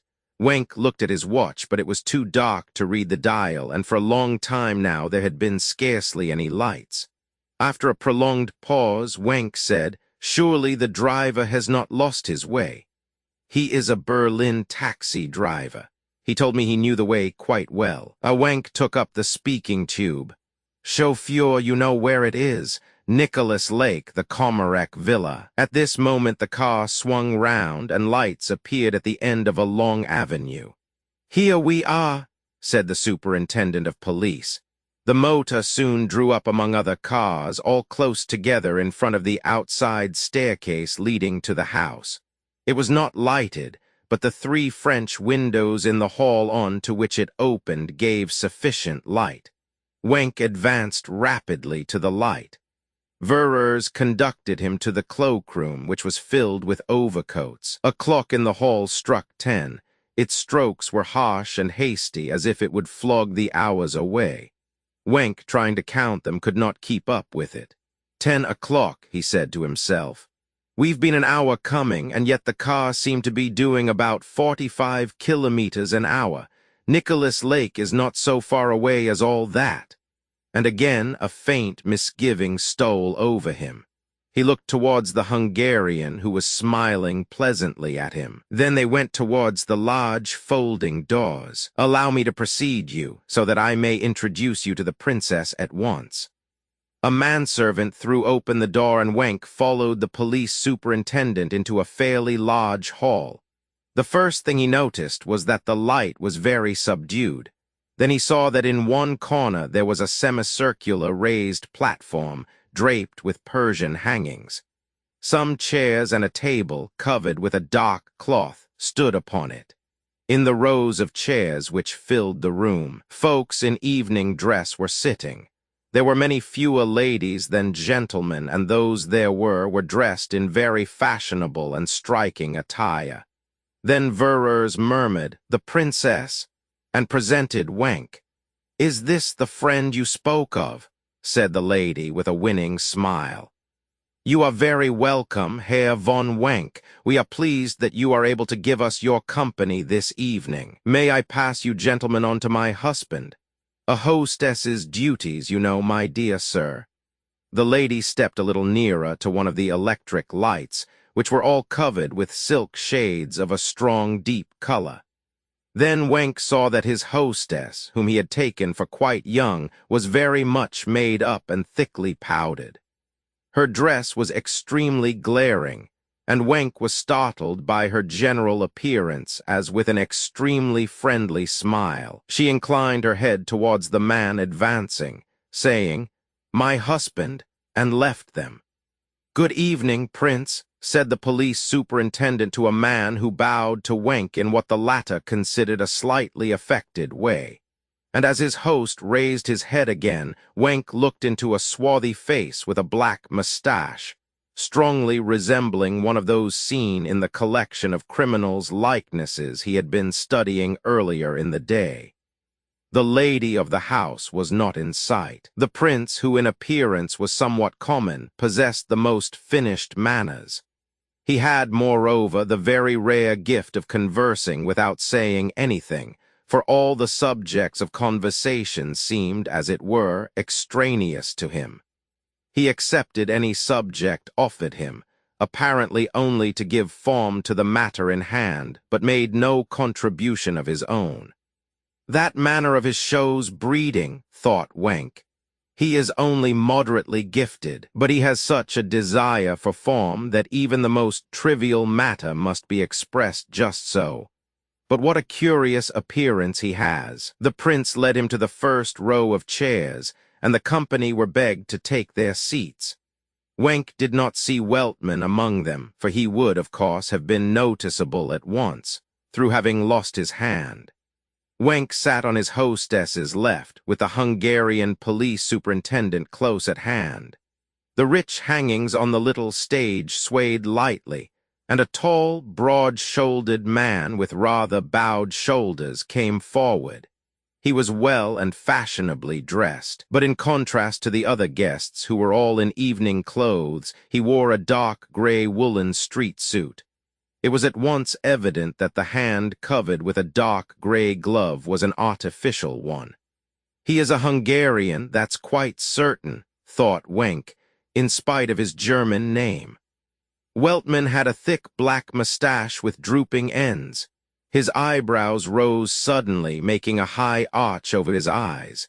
His black hair was combed right back and plastered smooth. The few words he spoke were simple and somewhat rough. He said that the gifts he was about to display before the prince and princess and their guests were matters of fact, and he thought that the guests would prefer facts rather than an attempt to explain in words what would probably never be explainable. He would first offer himself as subject and ask someone to name a lady and a gentleman in the company. Perhaps the princess would name one. Then the princess said, "As the gentleman you want, I should like to name my neighbor, Herr von Wenk." And the lady, perhaps the prince would name the lady. The prince answered at once, "Then I shall name my wife." Weltman seated himself, laying his artificial hand upon his knee in a way which everyone noticed. The other hand he kept in his coat pocket. After a pause in which he had collected his thoughts, he said, "Princess, have I ever had your watch in my hand, the little watch you carry in your handbag?" "I don't believe you ever have," answered the princess. "The number of that watch is 56,403. It is an oval-shaped Dernier-Cry design." The princess drew out her watch, opened it, read the number, and nodded. She showed it to both her neighbors and said eagerly, "That's quite right. Please to think of a color and write it down upon a piece of paper and show it to your neighbors." The princess considered a while. Then she wrote down the amethyst color of Herr von Wenk's ring and handed the piece of paper to Wenk. Weltman thought for some time, then he said hesitatingly, "It is a color in your immediate neighborhood, but it is rather indefinite. It is transparent, so it is probably that of a jewel. I cannot say exactly what two colors it is made up of, but there is violet in it." "Lift your ring up to the light, Herr von Wenk," said the princess, and all could see that a deep violet was mingled with a transparent bluish-white. "Which gentleman did the princess name?" asked Weltman. "My neighbor, Herr von Wenk," she replied. "You, sir," went on Weltman rapidly, as Wenk nodded slightly, "have your pocketbook in your right-hand breast pocket. In it there are 2 notes for 1,000 marks each. One is dated 1918, Series D, no, 65,045, and the other Series E, no, 5567. Shall I go on, or will you see first whether this is correct?" Wenk felt his pocket laughingly. "No," said Weltman. "I meant the right-hand pocket, not the left. In the left you have your Browning pistol, stamped with the Serang trademark, no. 201,564. Wenk looked in amazement at Weltman, for it was quite true. His Browning was in his left-hand pocket, and it was one of the Serang make. From all sides folks gazed at him, and the princess leant towards him so that he could distinguish the scent of the powder she used. "Well, what do you think of that, Herr von Wenk?" The entertainer smiled down at him, saying, "You need not mind showing the revolver, for in another compartment of your pocketbook you have the permit which allows you to carry firearms. It was renewed in Munich on January 1, 1921, and its number is 5. You must have been in a hurry to get your weapon authorized." Was he dreaming, and was this singular man sneering at him? Thought Wenk. He brought it out, and everything was just as stated. "Enough of that sort of thing," said Weltman. "Now, if you will allow me, we will have some examples of transference of will. I should like one of the gentlemen to come up here." Someone stepped onto the stage. "Do you know this gentleman, Princess?" "Yes, it is Baron Prewitz." "Is the Baron's being known to the Princess sufficient for the company to rule out the idea of any private understanding between him and myself?" There were cries of "certainly." Meanwhile, Weltman was writing on a table something which it was impossible for the Baron to read. Then he threw the small writing block down to the company below. He looked at Prewitz quite quietly for a short time. Then Prewitz, with stealthy movements, left the platform and went slowly and cautiously from chair to chair, looking everyone in the face. Weltman called out, "I should like 4 ladies or gentlemen to come up here quickly. Be quick, please." Several started up. 3 gentlemen and 1 lady remained on the platform, the others returning to their seats. Weltman placed them round the table, pointing at a pack of cards lying there. "Are this lady and these gentlemen known to the company?" The princess nodded, and there was a chorus of yes. Meanwhile, Prewitz was advancing towards Wenk. Again Weltman wrote for some time upon a memorandum, casting from time to time his glance upon the 4 sitting at the table. Suddenly one of them said, "Shall it be Vingtetton or polka?" Weltman went on writing. They decided upon Vingtetton and at once began to play. "We want one more," said the lady. "I am just coming, dear lady," said Weltman. "You take the bank." By this time Prewitz had come to Wenk. He looked at him steadfastly for a while, then suddenly seized his left breast pocket and drew out the revolver, placing himself at Wenk's side, the weapon in his hand. Weltman said from the stage, "That is because you are so incautious as to carry a loaded revolver in your pocket. Please," he turned to the audience, "be so good as to read what I have written there." Someone read out, "The Baron is to go along the first row, chair by chair, and where he finds someone with a loaded revolver in his pocket, he is to take it out and sit beside him with it." They all clapped their hands, a proceeding which Weltman, by a brief gesture, stopped. He left off writing, handed the block down to the princess, and sat down with the card players. "Page 1, he said to his hostess. She read it to herself, then handed it to her right-hand neighbor and looked anxiously towards the stage where the following incidents were taking place. Weltman won game after game. Sometimes he looked away from the table, and then it seemed to Wenk as if he were beckoning him to come up. Wenk knew it must be a delusion due to some effect of the light striking Weltman's eye, but none the less he felt uneasy. The idea occurred to him to yield, and go up so that he might face this man at close quarters and make sure that those lightning glances had no reference to him. Yet that would be very foolish, he said to himself, striving to get rid of the impulse. Suddenly, without a single word having been spoken, one of the players leaned back, saying in a clear, ringing voice, as if speaking aloud in a dream, "What have I just done? I had 21, and then someone spoke with my voice and said, 'I have lost again.'" He seized the cards he had thrown aside and showed an ace, a knave, and a 10. "Too late," said Weltman, who was holding the bank. Wenk put his hands to his head. He had already lived through such a scene once before. When was it, where, and to whom did it occur? He cudgelled his brains to remember. The image of it stood out distinctly, but it stood apart from any suggestion of the time and place and person. From the recesses of his mind, a form seemed to emerge simultaneously with his groping efforts to recover the recollections he sought. A form. Was it a human being, a lifeless column, a monster? He could not say which.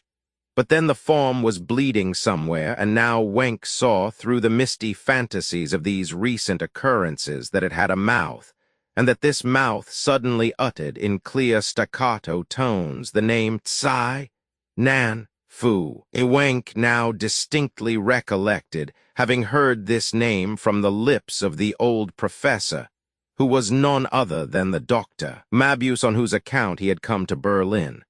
Dr. Mab, whispered the secret voices. Wenk tried to call to mind the features of the old professor, but he could not recollect them clearly. Only the mouth which had uttered the name of the Chinese town with such strange impressiveness was distinct to his vision. Now why, said Wenk to himself in the midst of the images raised in him by these recollections, why should I think at this moment of the pseudo-professor? Why do I think of the professor and not of Mabuse under another form, his real form, such as I saw him that evening in reality in the Four Seasons Hall? Mabuse as a hypnotist, what audacity! As a hypnotist appearing in public. Had Mabuse the same disconcerting capability as Weltman, and had Weltman the same dark background of crime as Mabuse? He asked himself. His thoughts grew ever more remote, more indistinct and unreal. They were no longer thoughts. They were misty images which had arisen in his fantasy under the compelling power of those eyes yonder. He sought to fix his eyes on Weltman, striving to picture him with a reddish beard, such as Mabuse had appeared possessed of when he first encountered him. And then suddenly Wenk realized how it was he felt some unmistakable connection with the player there who threw away his cards, although he held 21, and must undoubtedly have won the game. These words were familiar to him from the story told by the murdered Hull. They were written upon the first page of the notebook stolen from him by Mabuse's chauffeur when he left him that night in the Schlesheim Park, and he had copied them down word for word after his first talk with Hull. Yes, the bleeding form was that of Hull, and it drooped like a weeping willow over Wenk's spirit. The blood-besprinkled leaves whispered ever, "It is I, Hull, it is I, Hull."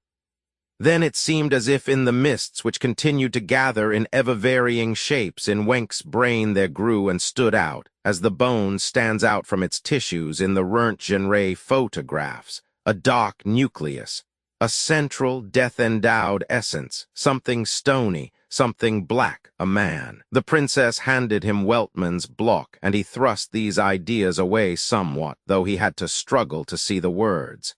Then he read, "The banker wins every game. If one of the players has a better card than he who holds the bank, he is incapable of holding them against him." He had hardly read this when Weltman, speaking from the midst of his game in a voice which seemed to strike Wenk to earth, said, "Read the second page." Wenk turned the page in a fright. He read, "Under the hypnotist's influence, one of the players tries to cheat by dealing himself an ace. He is caught in the act. Then the blood rushed to Wenk's heart, and like molten lava it coursed along his veins. His eyes were fixed and glassy, and his trembling fingers let fall the block.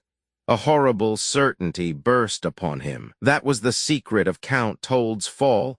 Mabuse had subconsciously forced him to cheat, to ruin him in the eyes of the wife whom Mabuse desired to possess. That was why he had seen the Countess leaving Mabuse's house that night. Mabuse it was who had killed her husband. What Mabuse had written down occurred on the stage. The lady, who had in the meantime taken over the bank, dealt the cards so as to cheat and was caught in the act. Thereupon Weltman brought the experiment to an end. He released the 4 subjects from their hypnotic state, and disturbed and still dreamy-eyed, they sought their seats once more. Weltman looked down at Wenk, and the latter knew without a doubt that he was Mabuse. The suddenness of the discovery paralyzed him for the moment, and he struggled to regain calm and self-control. Had he been enticed into a snare? Was the Hungarian police superintendent appointed as a decoy? Was this whole place so far removed from other dwellings, and this assembly merely an ambush arranged on his account? Slowly he fought the matter out. He stood between two poles. Either all around were in league with Mabuse, and in that case there was no hope of escape, and what he was now going through was merely the preparation of a revenge which could only end with his death, or else it was merely by chance that he found himself in a company in which Mabuse also appeared accidentally. It might well be that Mabuse was a Hungarian. He might also have been a barrister in Budapest formerly, for his relations with the Privy Councillor Wendell proved that he had had a twofold career. It was not, therefore, to be assumed straight away that he and this criminal could not have met by accident. The next question Wenck asked himself was whether Mabuse recognized him, and he told himself that it must be so, for Mabuse had seen him both at Schramm's and at the Four Seasons Hall. That was certain. But could this man be so foolhardy and so certain of himself that in spite of that he could represent before Wenck's eyes, with a devilish mockery, what he had just seen occurring on the tiny stage? If so, it provided the solution to all the enigmatic acts with which he had concealed his crimes. The help of the police was quite out of the question, for Wenck did not even know where he was. But how would it be to let the prince into the secret, and get help in the company itself to secure the murderer? He could only do it if he were quite sure of the company, otherwise it was doomed to failure from the start. He knew from experience that this master criminal was always surrounded by a bodyguard of accomplices, and that they were people who shrank from no devilish deed. Around him there must be many of Mabuse's confederates. Should Wenck, as if accidentally, make his way to some door and escape under cover of the darkness, leaving Mabuse to be dealt with at a later time, when he was better prepared to accomplish his overthrow, or should he try unobserved to find a telephone in the house and summon the police? But then again, where were they to come to? "Isn't it remarkable, Herr von Wenck? Have you ever seen anything like it before?" said Verers. Wenck had heard the question, but he was so preoccupied with his own train of thought as to forget to answer it enthusiastically, as he had intended to do. In the torrent of ideas and possibilities which rushed through his mind, he forgot his resolution. Verers gave him a hasty glance, and just at that moment Weltman asked for fresh assistance. Wenck, coming to a sudden resolve, pulled himself together and calmly and boldly ascended the stage, the very first to respond. Far better to look the wild beast in the face than be behind him. Then he noticed that Baron Prewitz, whom everybody had forgotten, followed him up. Stepping forward as before, automatically he came after him, still holding the revolver. "You don't venture into my domain without protection, I see, Herr von Wenck," smiled the hypnotist. "That is just sarcasm," said Wenck to himself. "He knows who I am." Wenck merely bowed, as much as to say that in Rome he did as Rome does. He was now standing next the hypnotist, and each took the other's measure. Wenck had pursued this werewolf with vindictive fury, because in him he saw the enemy of all that could heal and restore the nation. When he stood there on the platform with him, isolated for a moment from all the rest, he felt as if they were two great powers going in opposite directions. To his mind it was no longer the conflict of good and evil. It was the struggle of man to man, and oppressed as he felt, he still had something almost like confidence in the chivalry of his opponent, a confidence that rested upon an impelling yet hardly perceptible instinct. Both were staking their lives on the result of the struggle. Each was directing a fierce attack upon the other, yet both must make allowances in this last supreme moment. If only I could sleep, thought Wank with an inward yearning. He looked closely into Weltman's eyes, taking in all his features. His was a powerful, muscular figure, and in imagination Wank divested the face of its false mustache, eyebrows, and wig, seeing beneath it the smooth-shaven, well-formed cranium of Dr. Mabuse. Wank would have recognized him now beneath all his disguises. He gazed at him calmly, and the other's glance flickered. The large gray eyes seemed to withdraw into their own fiery depths. For a time, the performer paid no attention to Wank. He concentrated on those who were advancing. No sooner had one of them set foot upon the stage than he unexpectedly turned right round again and hurried back into the hall. One after another did this, a dozen and even more. Those below were laughing heartily, and the little hall reechoed with their merriment. More and more pressed forward, but the effect was the same on all. With one hand, Wank grasped the wrist of the other, anxious to see whether he retained consciousness of nerves and muscles. He meant to resist. The welling up of generous and magnanimous feelings had rapidly cooled. He hated, menaced, and execrated his enemy now and prepared himself for the final conflict. His eager blood was inflamed against his foe, and he watched him warily while still upon his defense. Somewhere in his being a stringed instrument like a guitar seemed to be playing a melody, and he began to listen to this mysterious music. It was so tender and yet so distant. But then he fell back again upon his position of guard and defense.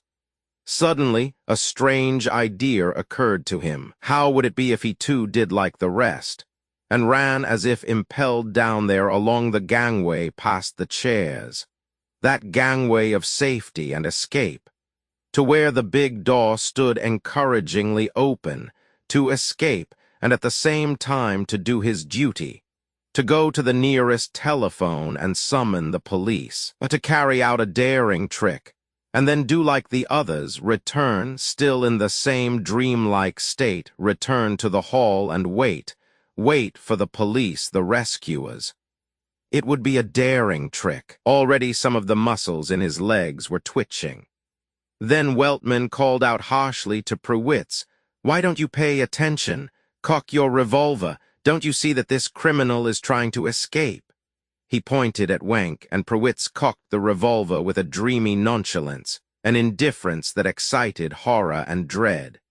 He raised the revolver to Wank's face, and Wank saw in its little orifice the dark hell of danger before him, for he knew that the weapon was loaded. "The first step that he takes without my orders you will shoot," said Weltman with an ambiguous smile.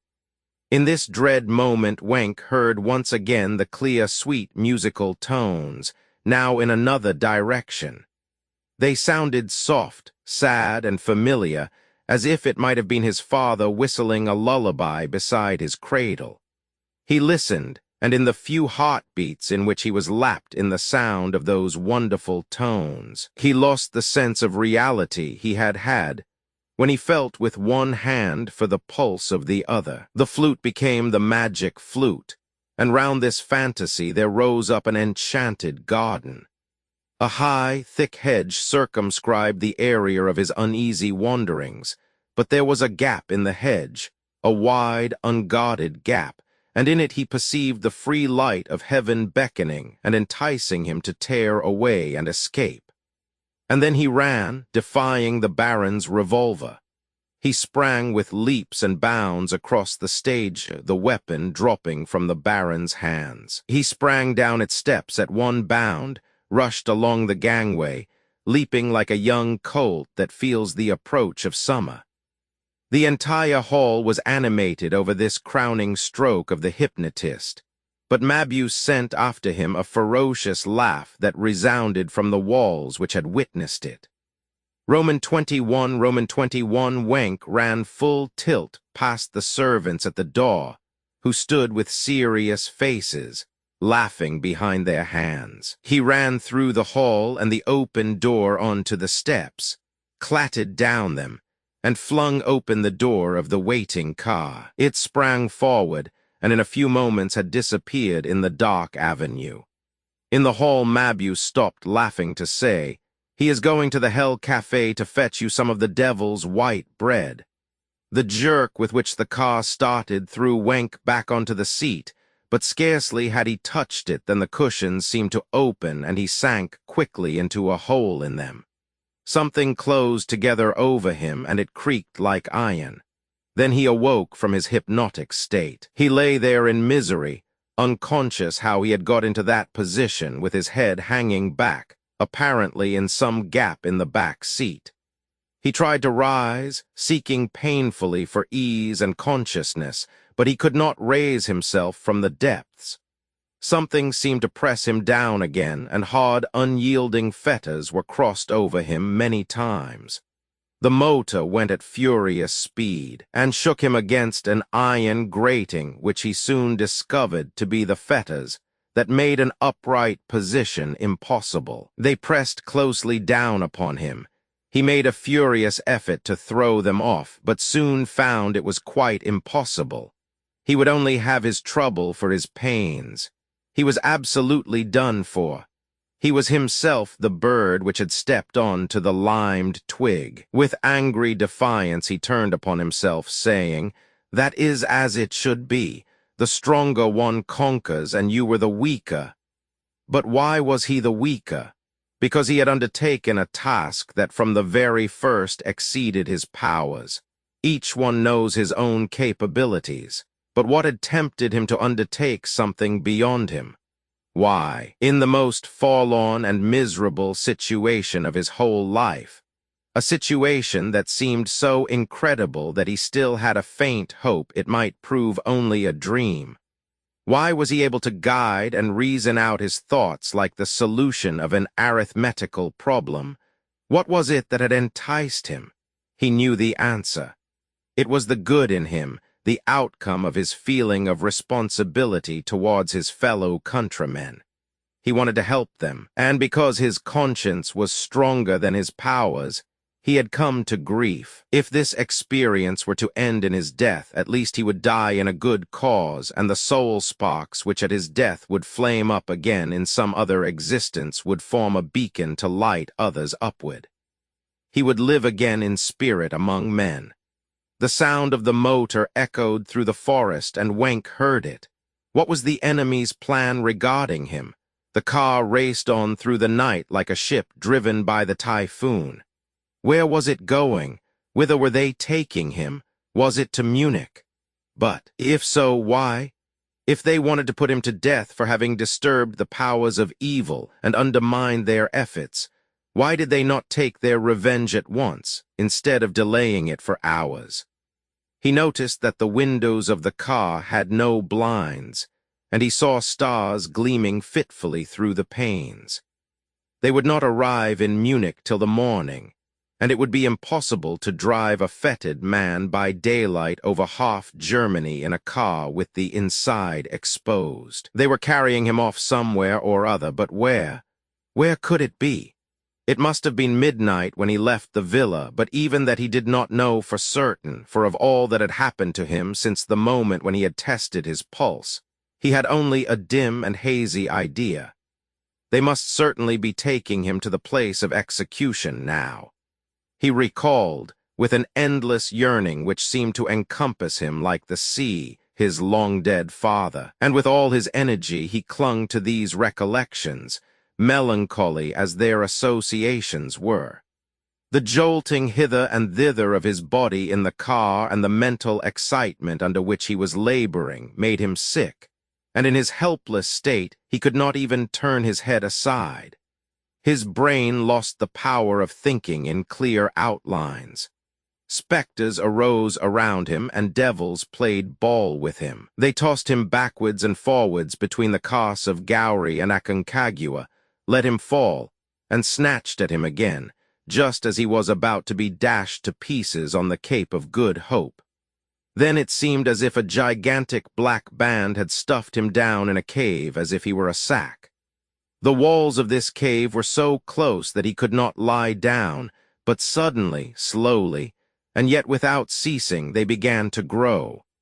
They did not grow apart, however, but proceeded, always at the same pace, towards him, and the moment was already close at hand when they would crush his bones together and burst his brains.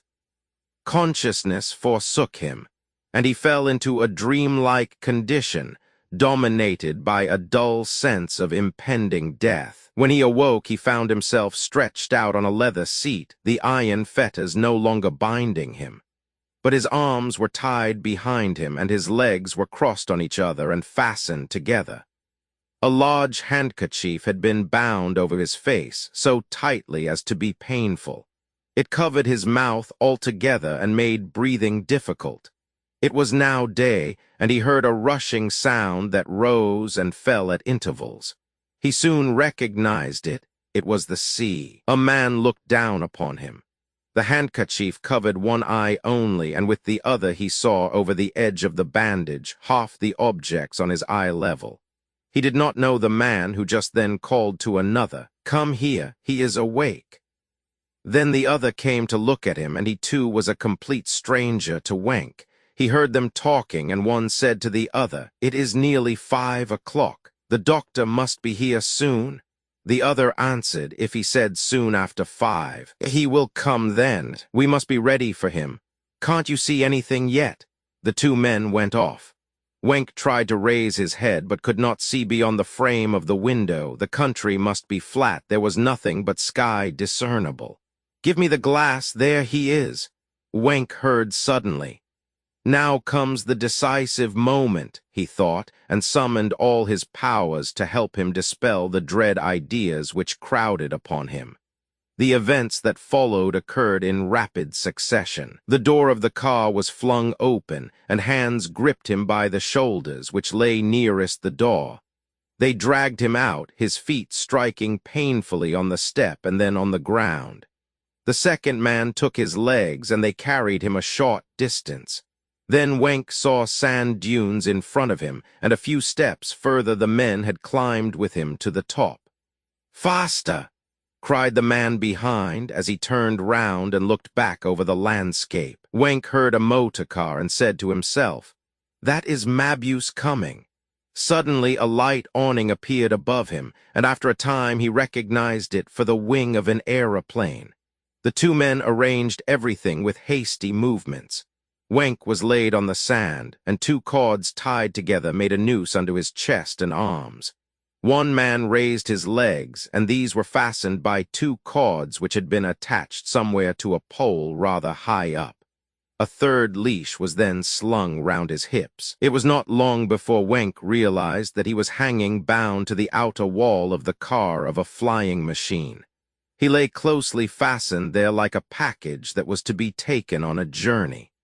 With his uncovered right eye, he saw beyond the edge of the bandage that the aeroplane stood on a prepared landing stage over a course which sloped down to the sea. Beyond it stretched the shore. It was ebb tide. "I am going to have a sea voyage," cried a despairing voice within Wank sadly. "How long it is since my last voyage. All the years of war lie between, and yet now for me comes the war. The bombshell is prepared."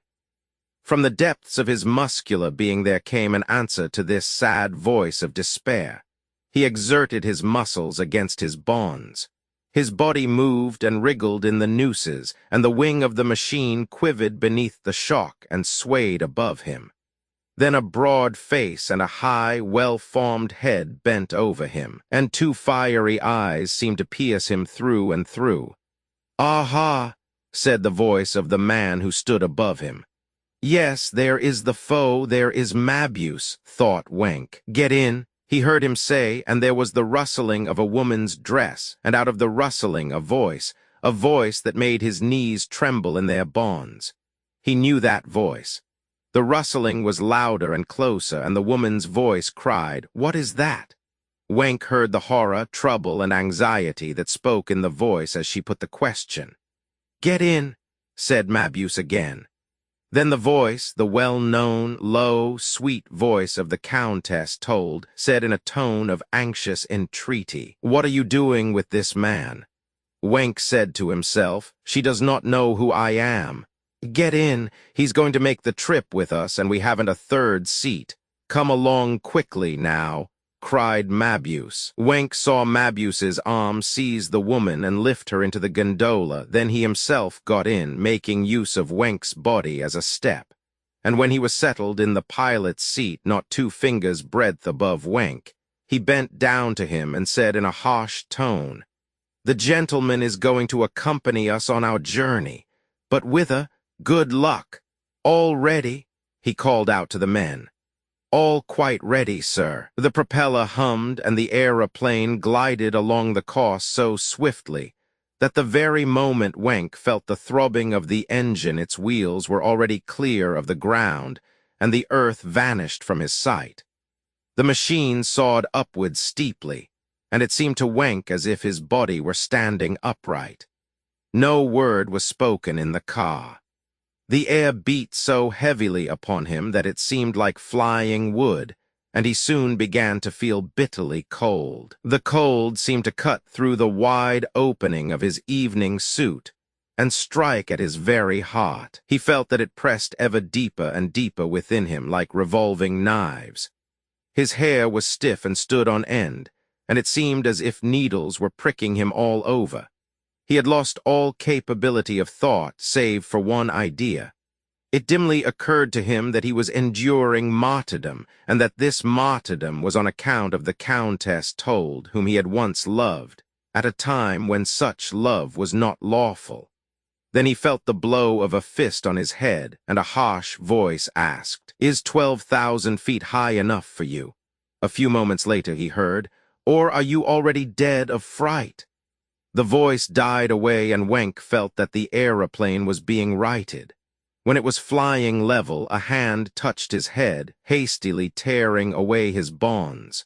Then Wenk saw the face of Mabuse bending over him. He was silent, but his features were distorted with a malicious joy which aroused horror. His gray eyes had neither shape nor pupils. They were like old weather-beaten stones, and as Wenk recognized with a shudder, they were glowering death at him. Then the capacious mouth opened like the yawning chasm in a rocky gorge, and the harsh voice said, "You have dared to oppose your will against mine. You are now facing your last moment, and I have taken the gag from your mouth so that my ears may enjoy the shriek with which you fall 12,000 feet down to your own world." Wenk heard his voice, and it sounded like thunder rolling along after the lightning flash.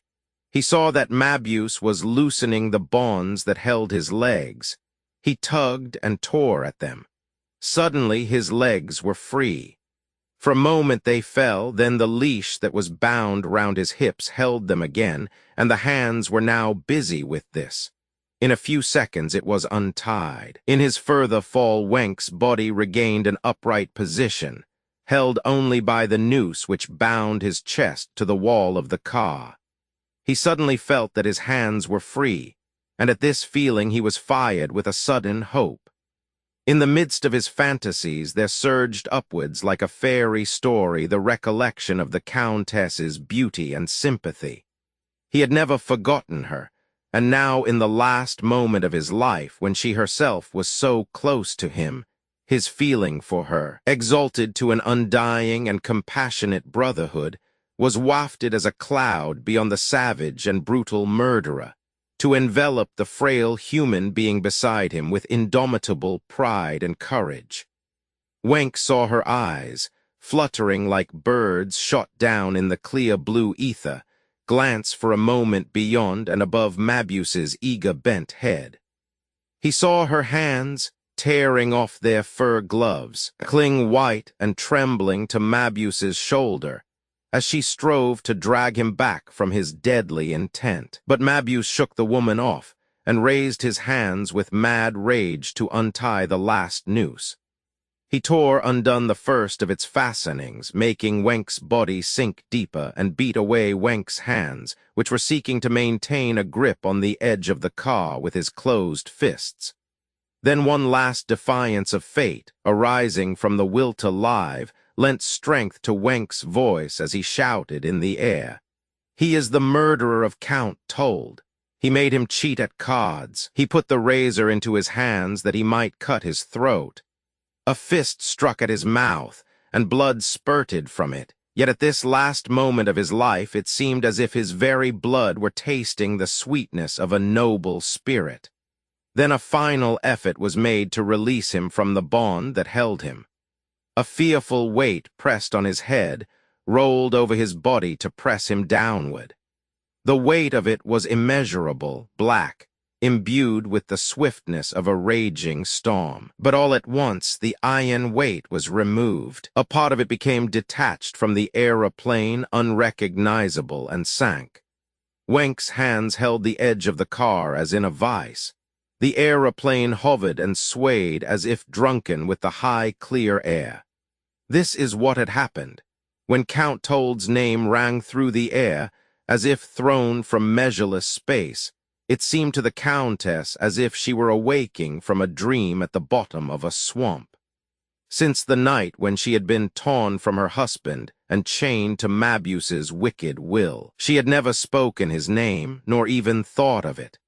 The memory had crept into her inmost being and hidden itself away, deep in the welter in which her life was inextricably bound. It had been forced there by the diabolic power of Mabuse's lust for domination, and the wife had suffered it in a kind of subconscious self-defense. Were it not so, she would have been absolutely and entirely without escape from the werewolf. There within her the name had lain and waited and watched, until now it arose again to provide her with a way of escape. Wenk's last words had brought it forth from the subconscious recesses once more. The Countess had received it as a direct weapon against the secret power of this man who had so long taken forcible possession of her will and her entire person. She suddenly came to herself, and all that was frozen within her melted. The gloom and darkness in which she lay bound grew lighter, and it was day within. Then, too, she regained all the proud, youthful force of her disposition. She fell into a God-given fury, and her muscles were endowed with unconquerable strength and vigor. Her hands and her heart were like iron, and she seized the first weapon to hand, the heavy screw-wrench, striking the murderer from behind and dealing a terrific blow upon his skull. Mabuse, judged and condemned, lost his balance and fell over Wenk into the depths below, which instantly swallowed him up. Wenk reached a thwart with his legs, raised himself up at lightning speed, the knots at his breast breaking of themselves. He fell into the car. The aeroplane was already swaying in space, but Wenk seized the throttle and righted it. It flew on, and after he had found his whereabouts, he shut off the engines and allowed it to descend to earth and glide along the shore. He landed on the sand dunes of the East Frisian coast. He helped the Countess out of the machine. She was pale, but fully conscious. She fell down before him, pressing her hands to her face. He raised her, saying, "We have saved each other's lives. Let us keep silent and strive to forget. We part here." But the Countess answered, "No, I have nothing to conceal and nothing to forget. The blood that I have shed was entirely evil. I have saved him from himself and mankind from him. Who can bear witness against me?" Wenk looked at her, dumb with astonishment, but slowly he understood. Then he was seized with awe. He wanted to say, "How proud, how courageous she is!" But his heart glowed within him. He spread out his arms in a gesture of self-abandonment and appeal. Life, his regained youth and vigor, came over him like a flood, and at the same moment the love which had been shaken by so many vicissitudes, but had never yet found its fulfillment, regained its sway over him. Then they ascended the dunes together, to seek the nearest village and return to daily life. Dr. Mabuse, the Gambler was published in 1921 by Norbert Jacques. It was translated from German in 1923 by Lillian A. Clare. This ebook was produced for Standard eBooks by Alex Cabal and is based on a transcription produced in 2025 by David E. Brown and distributed proofreaders for and on digital scans from the Internet Archive. The cover page is adapted from the Bezique game, a painting completed in 1881 by Gustave Caillebotte. The cover and title pages feature the League Spartan and Sorts Mill Gaudi typefaces created in 2014 and 2009 by the League of Movable Type. This edition was released on June 30, 2026, 248 a.m., and is based on revision B9 to 62C. The first edition of this ebook was released on June 30, 2025, 4:32 p.m. You can check for updates to this ebook, view its revision history, or download it for different e-reading systems at Standard Books. org/ebooks/Norbert/Jacques/Dr. Mabuse the Gambler/Lillian Clare. The volunteer-driven Standard eBooks project relies on readers like you to submit typos, corrections, and other improvements. Anyone can contribute at Standard Books. Uncopyright, may you do good and not evil. May you find forgiveness for yourself and forgive others. May you share freely, never taking more than you give. Copyright pages exist to tell you that you can't do something. Unlike them, this uncopyright page exists to tell you that the writing and artwork in this ebook are believed to be in the United States public domain. That is, they are believed to be free of copyright restrictions in the United States. The United States public domain represents our collective cultural heritage, and items in it are free for anyone in the United States to do almost anything at all with, without having to get permission. Copyright laws are different all over the world, and the source text or artwork in this ebook may still be copyrighted in other countries. If you're not located in the United States, you must check your local laws before using this ebook. Standard eBooks makes no representations regarding the copyright status of the source text or artwork in this ebook in any country other than the United States. Non-authorship activities performed on items that are in the public domain, so-called sweat of the brow work, don't create a new copyright. That means that nobody can claim a new copyright on an item that is in the public domain for, among other things, work like digitization, markup, or typography. Regardless, the contributors to this ebook release their contributions under the terms in the CC01. 0 Universal Public Domain Dedication, thus dedicating to the worldwide public domain all of the work they've done on this ebook, including but not limited to metadata, the title page, imprint, colophon, this uncopyright, and any changes or enhancements to or markup on the original text and artwork. This dedication doesn't change the copyright status of the source text or artwork.